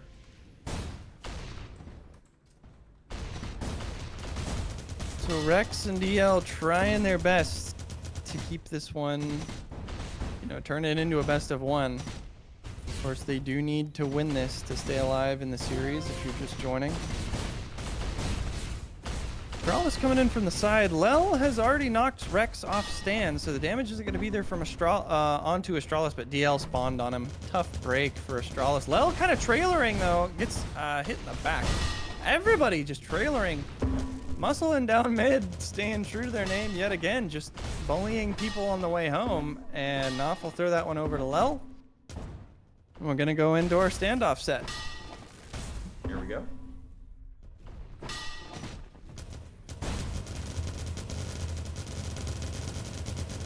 Rex, of course, an incredibly strong fragger. But these standoffs have looked a little bit shaky, and once again, just passing it in kind of into no man's land. That's an easy return here. And if no one's, yeah, DL is the last one standing. The enemy captured And I think this is really just the biggest differentiator between these two teams is their ability to hold the flag on standoffs. Yeah, But here comes Pixel. Here comes Pixel. Wow, what an answer. enemy captured your flag. Just straight through mid. Nobody on him there. He just kind of came through on that quick front and bounced out all the way home. Nobody able to make the damage happen. You're talking about the standoffs. You know, Lel and Knopf can both be that kind of consistent. They will eventually kill something. You know, they might not kill it as fast as Rex, but on the other side, it's really going to be Rex's partner who is under the most pressure. You know, Rex can definitely hold his own. He can definitely do some fragging, but when you look at the other three players on the roster, you know, DL always going to be on chase. Pixel, Ace, and Inz are at best inconsistent on the fragging side of things, and at worst they can just kind of get bullied, but didn't seem to matter at that point. Rex puts up the second one in a row onto the board for his Ragers. And now, with the halfway point coming up, you got double the score for Rex's team. Moose, gotta wonder if they're trying to figure something out. Yeah, well, they figured out a way to get this flag all the way home, which is exactly what Astralis is doing here. He's gonna pass that flag off to not anyone in particular, but Knopf is there to pick it up. And we're moving into another standoff here. Here comes DL dropping from the high ground. Ace and DL very well timed up here. Really strong and scary offensive push here. Inzi's here as well. This is a return. And is this going to be the 5th cap on the board? Potentially. No, Moose is moving it. Moose could DJ, but... Oh, he actually opts for the beacon stop. Interesting. Okay. Don't know that I would have done that particular move right there. Maybe a little too eager with the beacon from Moose. I mean, damned if you do, damned if you don't. I mean, I think he was going to die either way, so at least try to throw your opponents off, I guess, is maybe the philosophy with that beacon stop. Not quite sure. Lel setting up kind of a slow back. He's looking to time up as best he can with Astralis, but Astralis actually just goes for it. Lel might try and make a play. No play to be made here. 9 minutes remaining on the clock. And Pixel really showing his worth. He almost looks like a bargain at this point with the amount of caps that Pixel has brought in. And here he is, swooping. But Lel also swooping. Lel swoops in and swoops out with the flag. And Moose gets the return. So Lel's actually looking very, very good. Inzi's here, but all alone. So many discs chasing after him. None of them quite connect, though. Is anybody on this red flag? Is Astrala? No, Astrala's so close. So close, and yet another standoff here. So far, the story of this map for me has been Jagel and Knopf can't seem to get the stops on the stand on Bryn. And Ace with a return there. This is a chance to make it 6-2. But Astralis will prevent that from happening. Really just, it feels like Muscling down mid can't get the stops. We're seeing Rex and his Ragers just move a lot more than you really want to see on Brain. You see Pixel coming in here. And there's Inns. He's just out completely full. So they're able to make the first two kind of falter on stand, but Inns is just out completely clean. On the other side of the map, Astralis is the last one, and he gets stopped. Now 6-2 in favor of Rex and crew. Nice stop on Astralis. Of course, he was a one-man army there, but you don't want to let him touch that flag, because that would just open up all of the space in the world for front crashing and so on. So they calmed that Astralis was coming in from a mile away. Really good stuff to stop him there. Now Inzi's gonna be home with this as well, and he's gonna be able to pass this off. Pixel will receive. Lel is hot on Pixel. That's gonna be a midair. Nice double midair, and he's down and killed. Ace is on a regrab though. He was not spotted on the right side. Lots of chain guns headed at him, but he'll be able to at least make the toss. Tossed it a little earlier than I would probably like to see, but they're just trying to chain it towards the base. Pixel hits the top of the stand with his toss, and that results in a return from Moose. Astralis takes a grenade to the back as he tries to get over mid, and DL's real close to this one, so that one will come home. And with about 7 minutes left, it is a 4-cap bonus at the moment for Rex's Ragers. Jagel and Knopf able to make the stop at that point, but I would love to see them make some more full stops here. You know, it kind of seems like the big long routes from Ace, Inns, and Pixel have been allowing them to get out with this. And here comes Ace. He's down through and he's just moving it. Knopf not able to make the chain happen before the pass gets over towards the enemy base. Pixel can't quite handle the pass though. So a lot of red dots going into the area. Very easily could be cleaned up, but nobody looking at it in time. Other flag was also in the same vicinity. You open up the scoreboard right now, Fishstix. 37 kills already on to Rex. Wow. Absolutely putting the team on his back on Bryn. He does not want to go home yet. Wow, that's absolutely insane. I mean, I knew he was doing work on D, but 37 is monumental.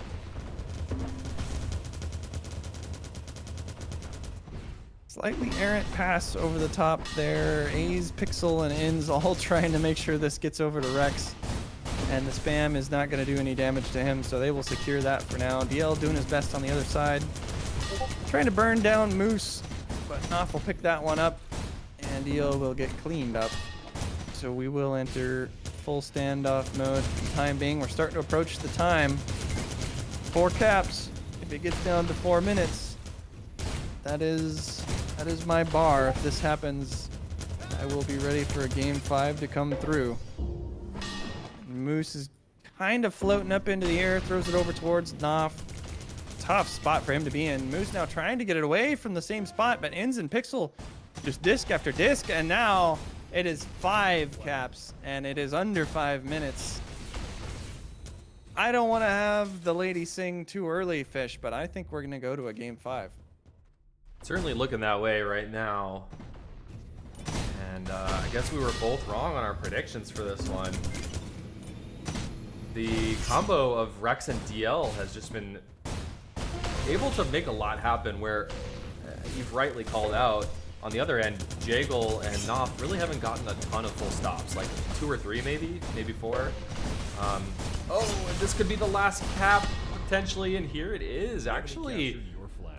very dominant showing Your team here won the match. for 45 Rex's out of Rangers. Rex. Holy cannoli. Somebody and a screenshot cap out. this. Wow. That's a Rex. pug score right there. Yeah. God damn. Very nice. So we will have to see what the teams decide. It is all going to come down to one singular map to decide who gets crowned the summer midair champ. And you know, it's I'm kind of surprised. I really thought that the fragging power spread across the players for Moose's team would have shown through there on Bryn, but Rex,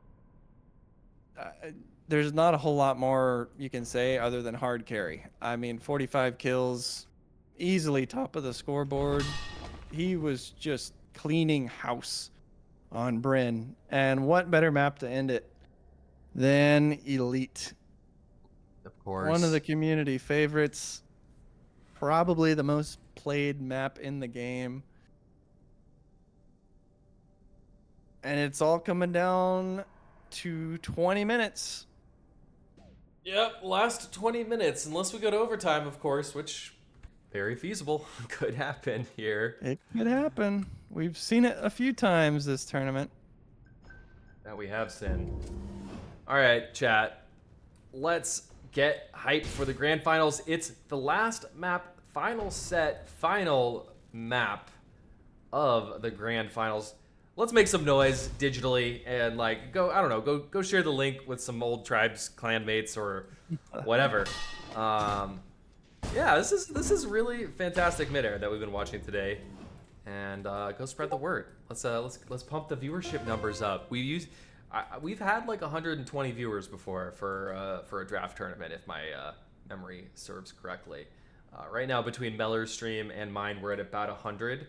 So I know that there's a couple old midair players that don't know this is going on. So let them know. Bring them into the stream. Let's enjoy this final map. And also, let us know who's going to win it. It's on Elite. Does this favor one team or the other? Wait, did we move to a different server? They are moving servers. They were having some trouble on that other side, so they spun up a new lobby. All right. All right. I accidentally closed my game, so... Well, that will happen from time to time. That escape key is a little too eager to drop things. So map 5 here in this best of 5, and we will be looking to see how I think the story has very quickly gone from who can hold the standoff better to really who can stop the offense. And so far that has been Rex and DL having better luck with that. Jagel and Knopf just kind of crumbling a little bit on Bryn there, so we'll see if they can bounce back on Elite, or if they continue to struggle and we crown Rex as the champion of this tournament. Something interesting that we haven't really talked about is Rex did not draft this team. He is the captain of the team, but he was unable to be present on draft day, so Izza actually subbed in the picking process for him and did all the auctioneering, so maybe a half of a medal will go over to Izza if this team ends up pulling it out. Yeah, shoutouts to Issa, who did all the player selections for this team, and I don't know, maybe Issa can come on the post-game interview if they win. Let us know what the rationale was. I halfway expected Izza to troll Rex with the picks. I kind of thought he was gonna go for it when I was auctioneering a couple of weeks ago, but he's picked him well, very clearly. You know, up into the grand final, sitting here on map 5, and teams figuring out which side they're gonna play on at this point.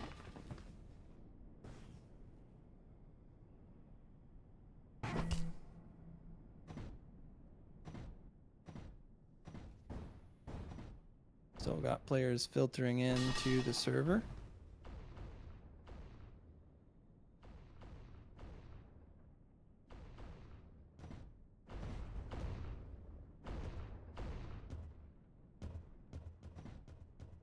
All right. Hey, buddy, come here. Come here. Sit. All right. Just because you showed up, stream gets to get blessed with doggo. This is Sif.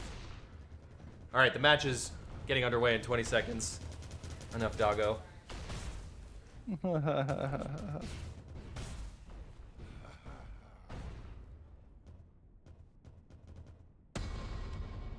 Proven wrong by somebody joining spectate. No, just kidding. Another And 30 then seconds. snapping back in. So you got a small buffer here.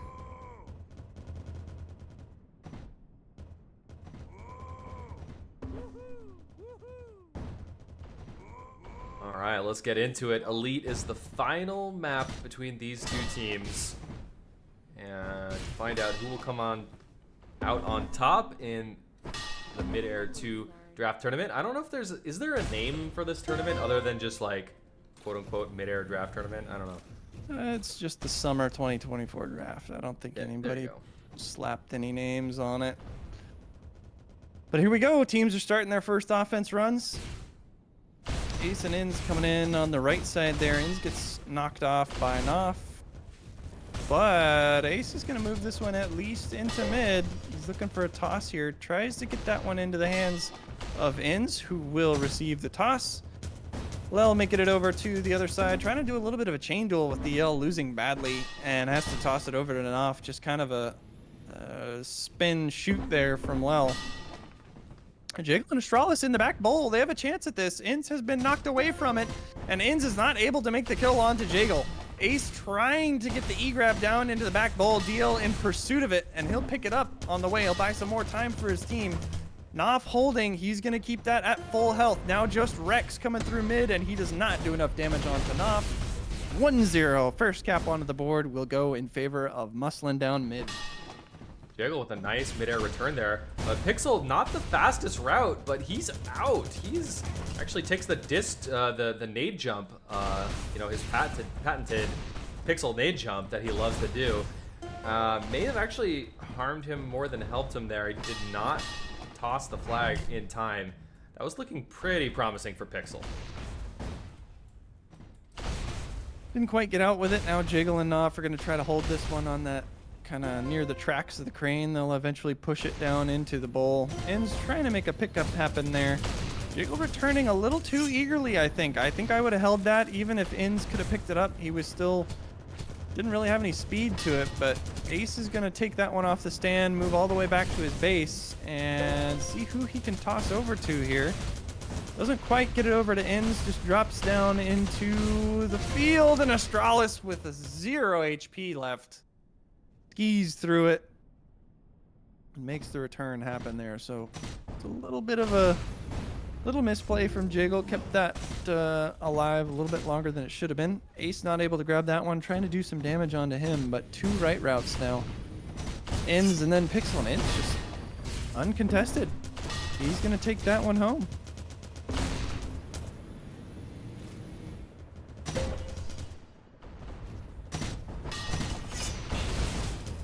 Flag is out on both sides now. We're watching DL's POV. Does his best to take on both Lel and Knopf. Lel gonna, again, disc jump up to get the verticality, get the flag off to Knopf. DL has been killed. So, pretty much settled down here on the side of the map. Let's see what's going on the other side of the map. That's chaos on the other side of the map. Quick return. Knopf gonna try and bring this in, but actually give it off to Moose first. And Moose isn't able to get on up to the flag stand, so he's passing it off to his friends and teammates. Jaggle is here. Jaggle has the flag. Jaggle's dead. Both flags now in the back bowl. Some miscommunication, perhaps? No one knows which flag to go for. Little scramble here from Muslin down mid. They couldn't quite figure out who needed to do what, but feels like they're going to clean this one. But Lel couldn't make his way onto the stand. Kind of bounced off the side there. Throws it over to Knopf. That was dangerous. That almost got returned by the player sitting next to him. Very dangerous there. And DL is moving. He's full HP. Lel's hot on the chase, not hitting a ton of chain bullets at this point. And here comes Ace. So Ace picking up DL very nicely. Pixel's there as well. Rex is there as well. Astralis is still a few seconds away. But in comes... Okay, Astralis is coming, but doesn't matter. Lel gets the mid-air return. That was looking quite dangerous, I have to say. He's getting a little too close for comfort there. For the muscling down mid guys. Of course, 2 caps is not a big buffer, especially not in midair. You can make that up in, you know, essentially one run. If you have a cap and a grab right around each other, Ace gonna move this one pretty much for free. So they'll be out all the way home. Pressure's gonna be on to Moose and his friends here. Pixel trying to get down towards it. Lil DJ's up. Knopf is straight under him. Gonna be a weird spot to make a toss. And Lil's actually just gonna toss it over to Astralis. You gotta expect that they will toss this one again. Astralis just falling away. Didn't really see him looking for the pass early enough there. And he'll drop at Knopf. Heads up play to pick that one up. And he'll try to throw it over towards Astralis. Oh, so 3v no. here the whole time. Yeah. And that is not going to be the winning concoction for the red team. Jagel's still holding Rex at bay in the back here. Rex going to try to toss it over towards Ace, who doesn't quite have the angle, and now 3 red players in his face. Moose moving over mid, and DL will make the call to just kind of DJ that one up, get it back to his base, make sure that this doesn't get out of hand too quickly. Who's looking desperately for somebody to pass this off to? There's Knopf. Knopf holding the flag pretty comfortably. He's low on HP though. DL is here. DL gets the disc. Mid-air Knopf, but it's not enough to send him away from the flag stand. In comes Knopf, the 3rd cap on the board. Not a huge buffer, but again, the momentum solidly in the favor of muscle down mid. They just keep chipping away, you know, one after the other, and it's not like they're getting this off the back of a huge stop every time from the defense. You can see Enz is out again, and he might just crap this stand to stand, and he does. That's been happening. The cap hasn't been coming out of it, but blue team has definitely been making it home, and you can see Ace again is moving the flag. So the flag is moving for Rex's Ragers. They just haven't been able to make the conversions. So as soon as those conversions start happening, this could turn around really, really quickly. DL. Nice midair from DL. Not quite enough. Knopf is super low. Astralis is D'ing up again. This is the 2nd time we've seen Astralis D'ing up here and still not able to hold it. I guess Lel was on offense that time. Both flags returned, so no harm, no foul. Lel moving down mid. Disc jumps. Gonna chuck it off. Jagel's somewhat near. Knopf is somewhat near, but a whole lot more blue on this flag than red. Nonetheless, Moose gets the kills to clean things up. Pixel wasn't in the right place there, and Lel is going to continue to hold this. Couple of blues on Lel, so Lel needs to be careful here. Pass it away. I like passing it away from where the blues are, just to keep your friendly a little bit safer, a little bit more out of the action. And meanwhile, Lel is doing his best to try and chip these guys down. 2 of them are quite low, but the 2 of them are still up. So Lel will receive the pass again. It's an off response. And this is like a good little cycle. It's like juggling almost. They're like juggling the flag, and in between juggles, doing as much damage as they can. Is the flag going to get returned on the other side? No, Rex swoops it up under Astralis' nose. Swap it over to Rex's POV. What are you seeing right now, Sin? I have not been watching the blue side of the map here. Rex is pretty much guaranteed to just kill the trickle. So if they keep trickling and don't come in kind of as one, and I've been seeing the trickle kind of leave the base a lot for muscling down mid, so I haven't been paying attention a whole lot to Rex, but you can see 3 players there at that point, and a 1v3, even Rex is not going to pull that off. And he drops, the flag comes home. DL and Ace are going to return the favor on the other side of the map. And almost at the halfway point now, it is a 2-cap lead for Moose and muscling down mid. Okay.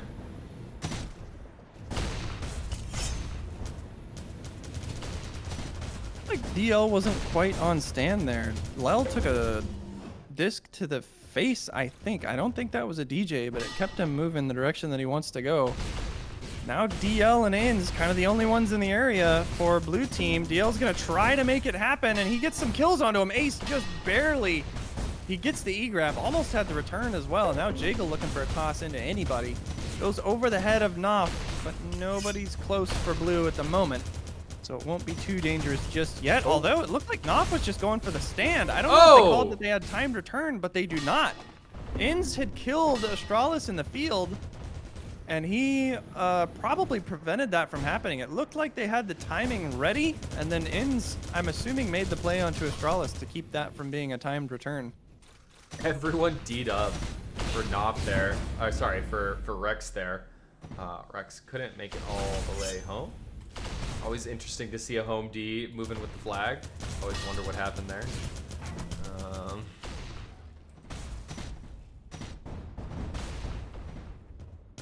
Okay, Lel's cooking all the way across mid, but okay, I gotta call out Ace. He has improved during the course of this tournament, and specifically here in this map, Ace is making this flag move just about as much as anyone else on his team.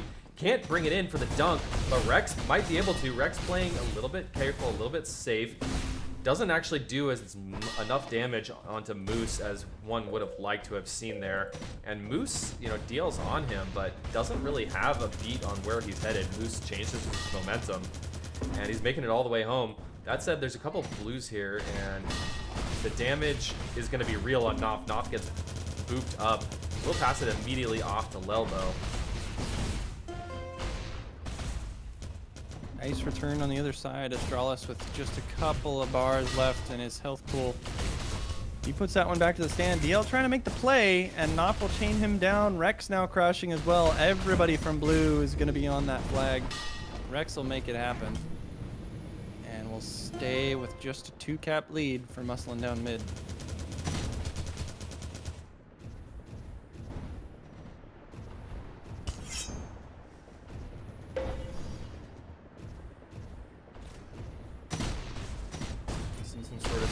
Not quite. Oh wait, Astralis maybe? Okay. Astralis makes it down mid, lets it rip. Lel's here for the pickup. Lel will bring this on home very comfortably. Let's check out the other side. Moose killed. It's gonna be a bit of a lull in the action as offense is dead on both sides, but DL disc jumping into the intercept point. DL makes the clutch play even with a little amount of HP against the odds. DL sensed weakness and disc jumped right into the intercept point there. Nice stuff. You just see the experience of DL coming out there. He recognized the toss had to come. The player could not keep it, and he just disc jumped into the correct spot, put the pressure on the home D to knock him off of it, and the home D couldn't do it. And now you see DL kind of holding this one back towards the enemy base a little bit, or sorry, his own base, just kind of over that hill. Lel gonna try to force it, but I wouldn't expect DL and Rex to fall victim to the force here. I think they're probably just gonna chain down Lel and invite the next contestant from Moose's side, and it'll be Moose himself who now get dropped. Probably see DLK out, and now it returns on its own. The kind of idle flag timer, putting it back to stand, but Astralis there to make the play happen for red team. Kind of a grief grab there from Moose. Didn't really have anywhere to go with it, so it's gonna get held in the field again by Rex and DL. Yeah, Moose Still plenty of time. Not been having a ton of luck on this map, I will say. I mean, obviously they are still up 3-1. Astralis now moving this thing across mid. And he will be able to take this all the way home. On the other side, DL is out clean. It's one of those chase routes that every now and then you see DL up and decide to run. And it came out right there. Knopf picking this one up. A lot of blue players in the area. Tough spot for red to be in at the moment. They're going to have to clean up Rex and Ace. So Lel will pick this one up. Ace has been dispatched. And Rex will be next on the tasting menu. Knopf will eat him right up. And Pixel the last hope there, not there in time. Captured your flag. And now a 3-cap lead with 6 minutes to go. Starting to sweat a little bit. If you're on the Rex's Ragers side of the field, you're starting to get a little nervous. Don't want to get too far out of hand here. In's trying to toss this one over to Pixel, who's able to make the catch, but doesn't have a whole lot of speed. A little bit of a grenade jump, like you've been calling out. Gets that one tossed over towards Ace, who picks it up for time being. He tries to throw it over to Rex, but just goes a little bit wide. Moose will trade his life for Rex's, and that will result in a return for Jiggle. But nobody on the stand for muscling down mid, so that will mean that Inns can take a walk all the way leisurely back to his base. Rex and Moose trade their lives, but Astralis, I don't think, is going to be able to beat Inns to it. I maybe made a liar, though, and Inns will prevent it from being a disaster. Rex picks it up, and we will stay in standoff. Jaggle and Moose are here together. Rex is going to collect the flag, but Rex is not looking in a good way. He tries to punt this over to Inns. Inns will scoop it up, but still very, very dicey situation with 3 versus 1. That's going to be a return. But where is Lel going? Lel is the wrong place and the wrong direction that he's heading. He will be able to pass it off. I'm not really sure why he was out there all the way kind of in midfield. Nonetheless, they are still going to hold on to this, and they still got a 4-cap lead, 4-to-1 cap lead with just 4.5 minutes left. So wasting time is beneficial for muscling down mid. Every single second that ticks away is 1 more second towards victory. And maybe that's why Knopf is kind of just playing real far from the stand. Just trying to pull them out, pull them away. Can DL pull out some sort of miracle here? No, not yet. All up to DL at this point, and he gets dispatched. And this could be a 4-cap gap, and with 4 minutes remaining, now the pressure is really on. That's Sin's magic number. It is the magic number. 1 cap per minute. And NC is like, you know what? 1 cap per minute. We can do that. We can do that. Astralis trying to go for the body block. Does not get it. Pixel will collect. So it's still a 3-cap game. They're still on track, and Ace with a camp there, so he's going to bring this one home. So if they can turn these 2 around, it could very quickly be a real game, but Jaggle is there in front of Inns. And he's going to keep the buffer at 3. Might turn into 4 again here if Lel can take this one home, and it will. And now the pressure is really heating up on Rex. Inzi trying once again, and is DL going offense? Are we seeing a 4 offense kind of set up here now? I believe we might be. Rex is the only person on defense for his team now.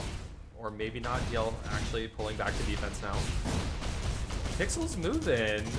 So far, so good here. Knopf killed, but this is going to take so much time to get back to the stand. Pixel, is it enough time to get in? Yes, he has enough. Oh, the spam what just from happened? Astralis!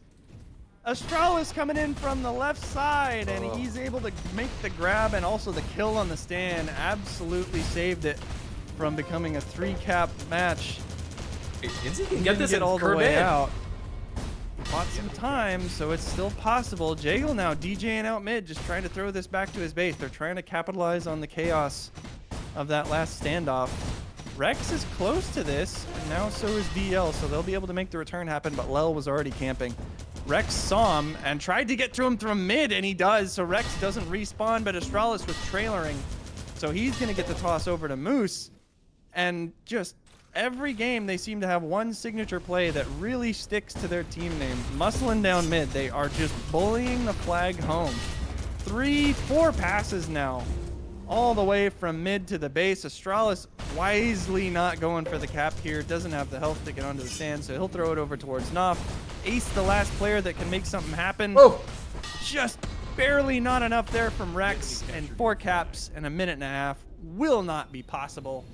This is going to be muscling down mid, going all the way through winner's bracket and completing the finals run. You must feel pretty good about that, Sin, because before the tournament even started, you were calling this team to be your favorite. Turns out, you were correct. 9 hours later, it's going to be muscling down mid, taking the W in the summer draft tournament. Looking super strong. I mean, Rex and DL tried their absolute hearts out. Is this another Rex carry moment? Yeah, Rex with 36 kills on the board. On the other side, though, you know, you've got Jagel with 33 kills, and Moose just left the server. That's BM if I've ever seen it. I think Moose's game crashed because I just saw my Steam pop up. Moose is now playing Midair 2 playtest, so I think he may have crashed. All right. But I don't think that it's going to matter very much. You can see Lel and Knopf holding red in field here. They're just sitting there. Moose jumping back into the server to kind of put the cherry on top. But what a performance from them. Look at Jagel, you know, coming into his first Midair tournament. 11 returns, 35 kills now in the final match to seal things up. Knopf with a really solid 31. 4 caps, 4 returns for Knopf as well. Absolutely involved. Just everybody making a contribution on muscling down mid. And as the clock runs out, they will take it. Muscling down Your mid team won the took it match. all the way to the 5th map in the grand final, but they will pull things out. GG's. GG's. The championship mentality from Moose carrying through, making it happen for his team. Congratulations. 9 hours in, they have taken the W. I don't know if there's anything on the line, per se, other than glory. But, yeah, I mean, shout-outs to you, Sin, for casting with me all day. Shout-outs to Ecstasy for organizing the tournament. Shout-outs to the winning team for taking the dub here today in pretty dominant fashion in the end. I mean, it was last map, and there were quite a few nail-bitingly close games, but in that last map, they looked firmly in control of the narrative. There was some fighting spirit shown from Rex's Ragers in the end, but overall, pretty dominant win. Congratulations.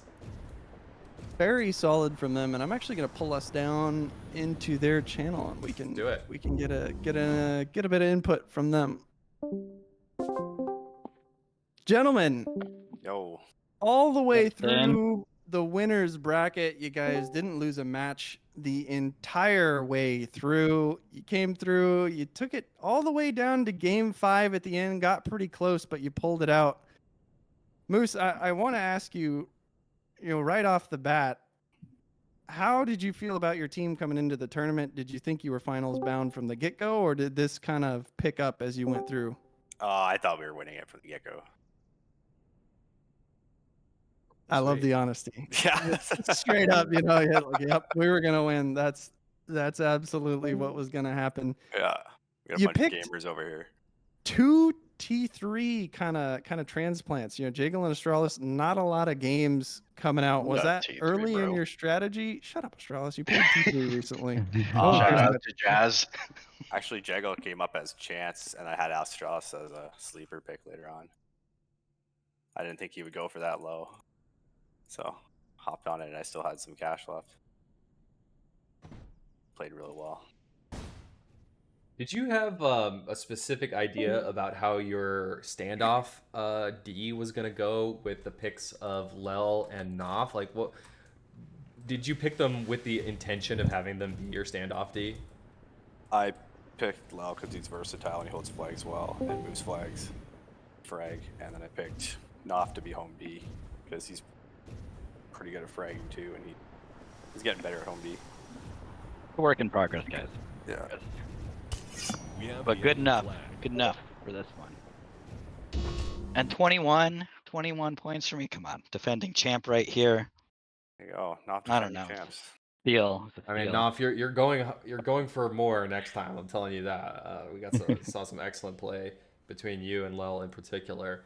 You guys were just kind of on another level with that synergy.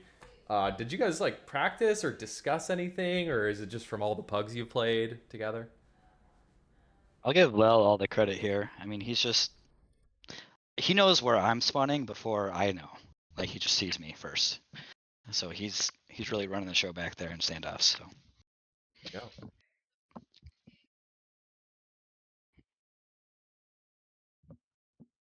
Oh, I Yeah, want to no, ask just Jagel a flush couple of jazz. questions here. What? Jagel, you came into your first Midair tournament being assigned onto defense. How did you feel throughout the tournament? You know, specifically on, I want to ask you about Bryn. It didn't seem like you guys could get much going on defense on Bryn there. Was there anything they were doing in particular, or just not a map that you're comfortable on yet? What happened there? I have tried to practice the nade combo in training, but the bots keep warping and it makes it so I don't know what I'm doing. And so I abandoned the idea of going for stun damage and just fly at their face and go for a midair and hope. And that doesn't really work that well. But it's also, I think, Bryn, they don't have very obvious speed because they drop at the end really fast. And so it kind of throws my timing off and I'm not really used to what routes exist. yeah, we played Bren only a couple times during scrims, and we were kind of fit on B. So that was a ban whenever we could, really. That and Minnow. Yeah, Knopf, you're normally known as a chase player. You know, I I came in, know. we talked I about this know. early in the tournament, and we saw, you know, you were talking about it in Pugs, like, yeah, I'm trying to play Home D. And I was really curious if they were legitimately going to put you on to Home D. You've been playing chase essentially your entire, you know, your entire stint in midair. And then we get to the tournament, and the first game that we cast with you guys in it, I see Knopf Home D, and you guys stuck to it the whole way through. How was your experience doing that for, you know, a 9-hour day of tribes? Stressful. Very, very stressful. It's high pressure position for sure. So yeah, I went and grabbed my whiskey. I got my full glass right here. Nice. Oh yeah, I want that. Yeah, Bangkok burrito. That's what I need right now. Chicken. Get a little victory dinner going here. Very nice. I'm curious to ask specifically Jagle and Astralis. Like, do you guys, you know, recently coming from playing and scrimming and playing a lot of matches in T3, do you plan to continue to play midair? How's this experience been for you guys? Jiggle can go first. Yeah, I think the game is pretty good. I think there are some issues, just like T3 has issues, but I'm mostly looking forward if there's like any sort of like bring your own 5 tournament or something I can play with my friends, but it is kind of playing games that are pug only gets a little tiresome, of just like never being able to actually really play with like your friends every time and stuff. So I don't know if I'll like ever main the game, but Fair enough. Yeah. Astralis, I've been Me seeing personally. Jagle play for a little while. Astralis, I have not seen you playing much at all.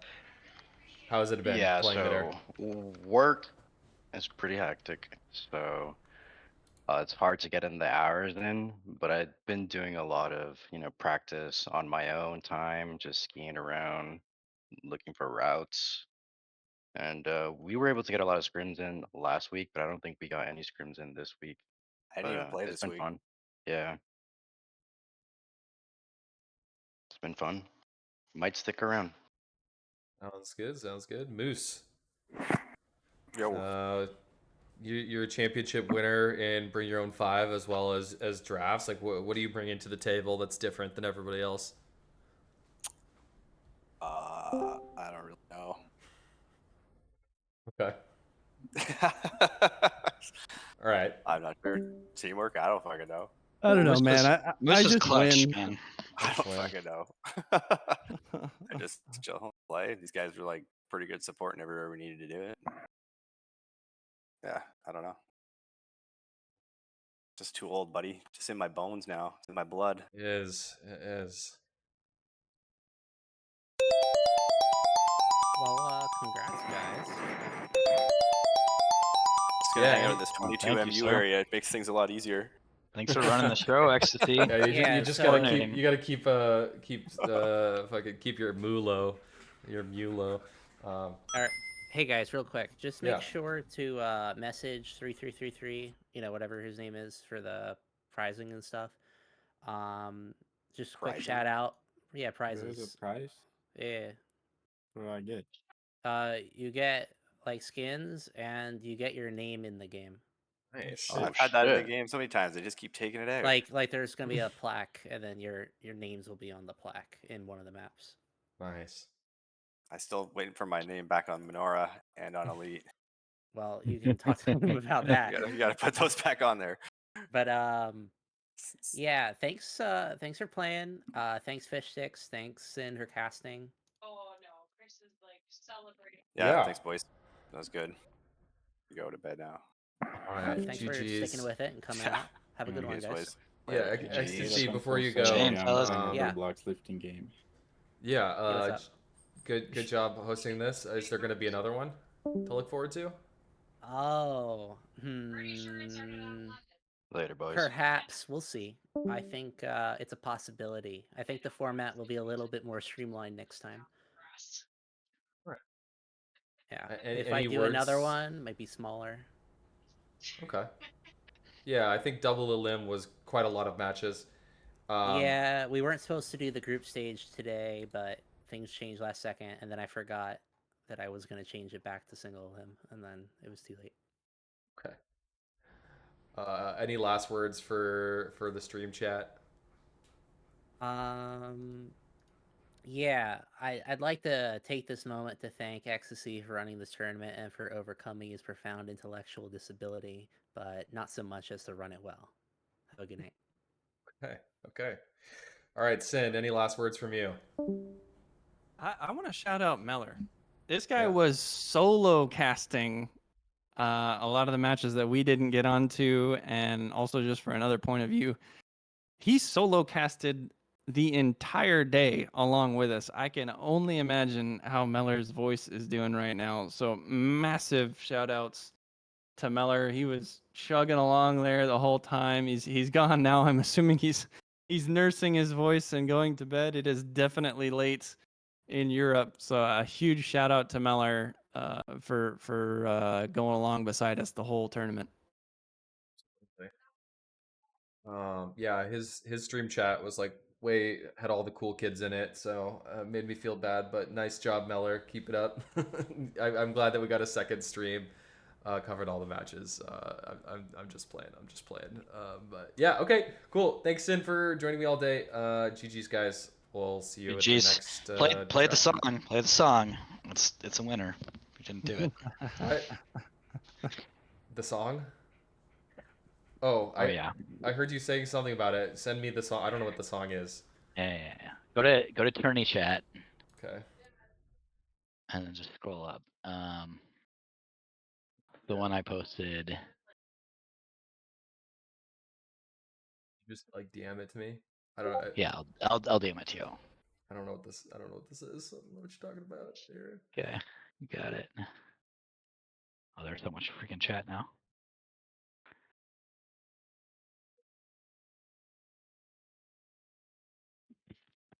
All right, we're gonna listen to the song, I guess, whatever that means, and then we'll wrap it up. Look at these degenerates playing pugs after 9 hours of gaming. Wait, really? People re-added? Yeah, Lel added. Yeah, they're playing right now. Okay, I'm gonna PM it to you here. Absolute degenerates.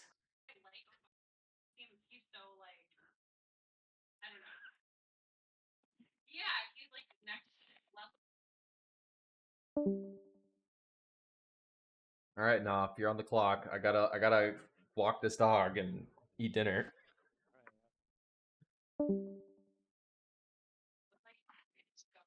True skill, just some straight up true skill.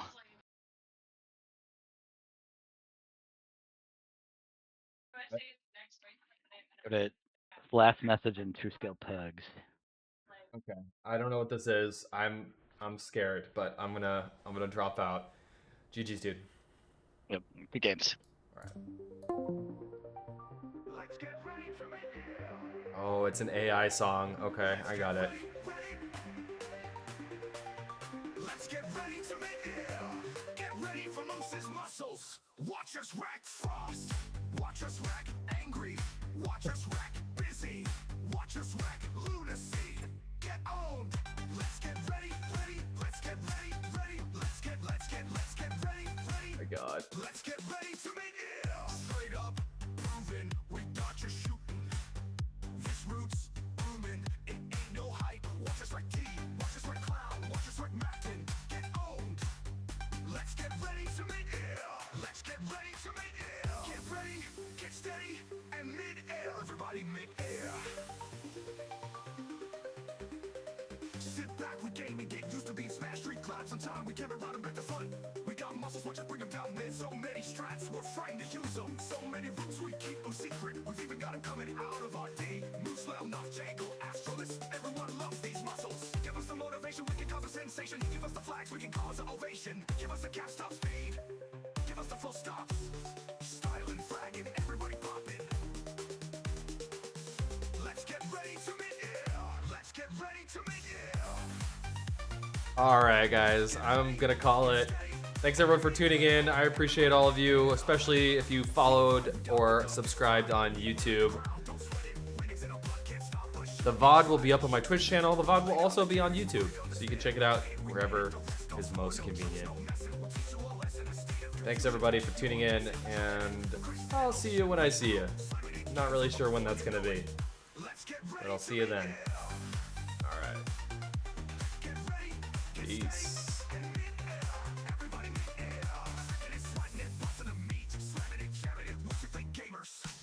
Straight up, grooving, we won't stop rooting. Fishstix, booming, it ain't no hype. Watch us like fire, watch us like Rex, watch us like JP, watch us like Ryan. Get owned. Let's get ready to Midair. Let's get ready to Midair. Get ready, get steady, and Midair. Jakey. Fighting it, sweating it, busting the meat. Slamming it, jamming it, what you think, gamers? Straight up grooving, we won't stop rooting. Fishstix booming, it ain't no hype. Watch us like fire, watch us like Rex, watch us like JP. Watch us like Ryan.